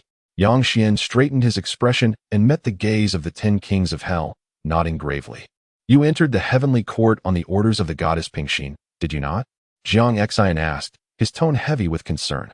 The atmosphere remained tense as the 10 Kings of Hell awaited Yang Xian's response. Yes, Yang Xian affirmed with a nod. Since the goddess Pingxin had not instructed him to keep this matter secret, he disclosed the truth without reservation. Indeed, it is true. The 10 Kings of Hell erupted with excitement and astonishment. Although the goddess Pingxin had intervened at the Ghost Gate on that fateful day, she had never shown herself, leaving them in a state of uncertainty.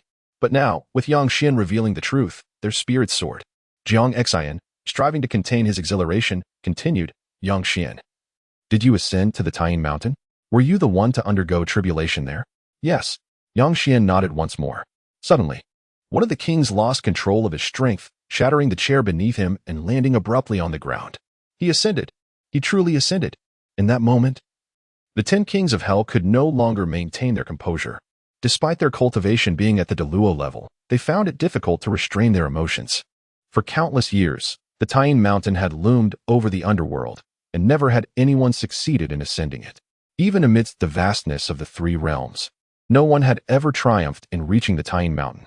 At this moment, a spectral entity from the underworld unexpectedly ascended the mountain. King Qingguang, can we not remove the cauldron of punishment? Yang Xian suddenly inquired. Remove it. Remove it. Jiang Xian laughed heartily, having not felt such unrestrained joy in a long while. Yang Xian, what lies atop Tine Mountain?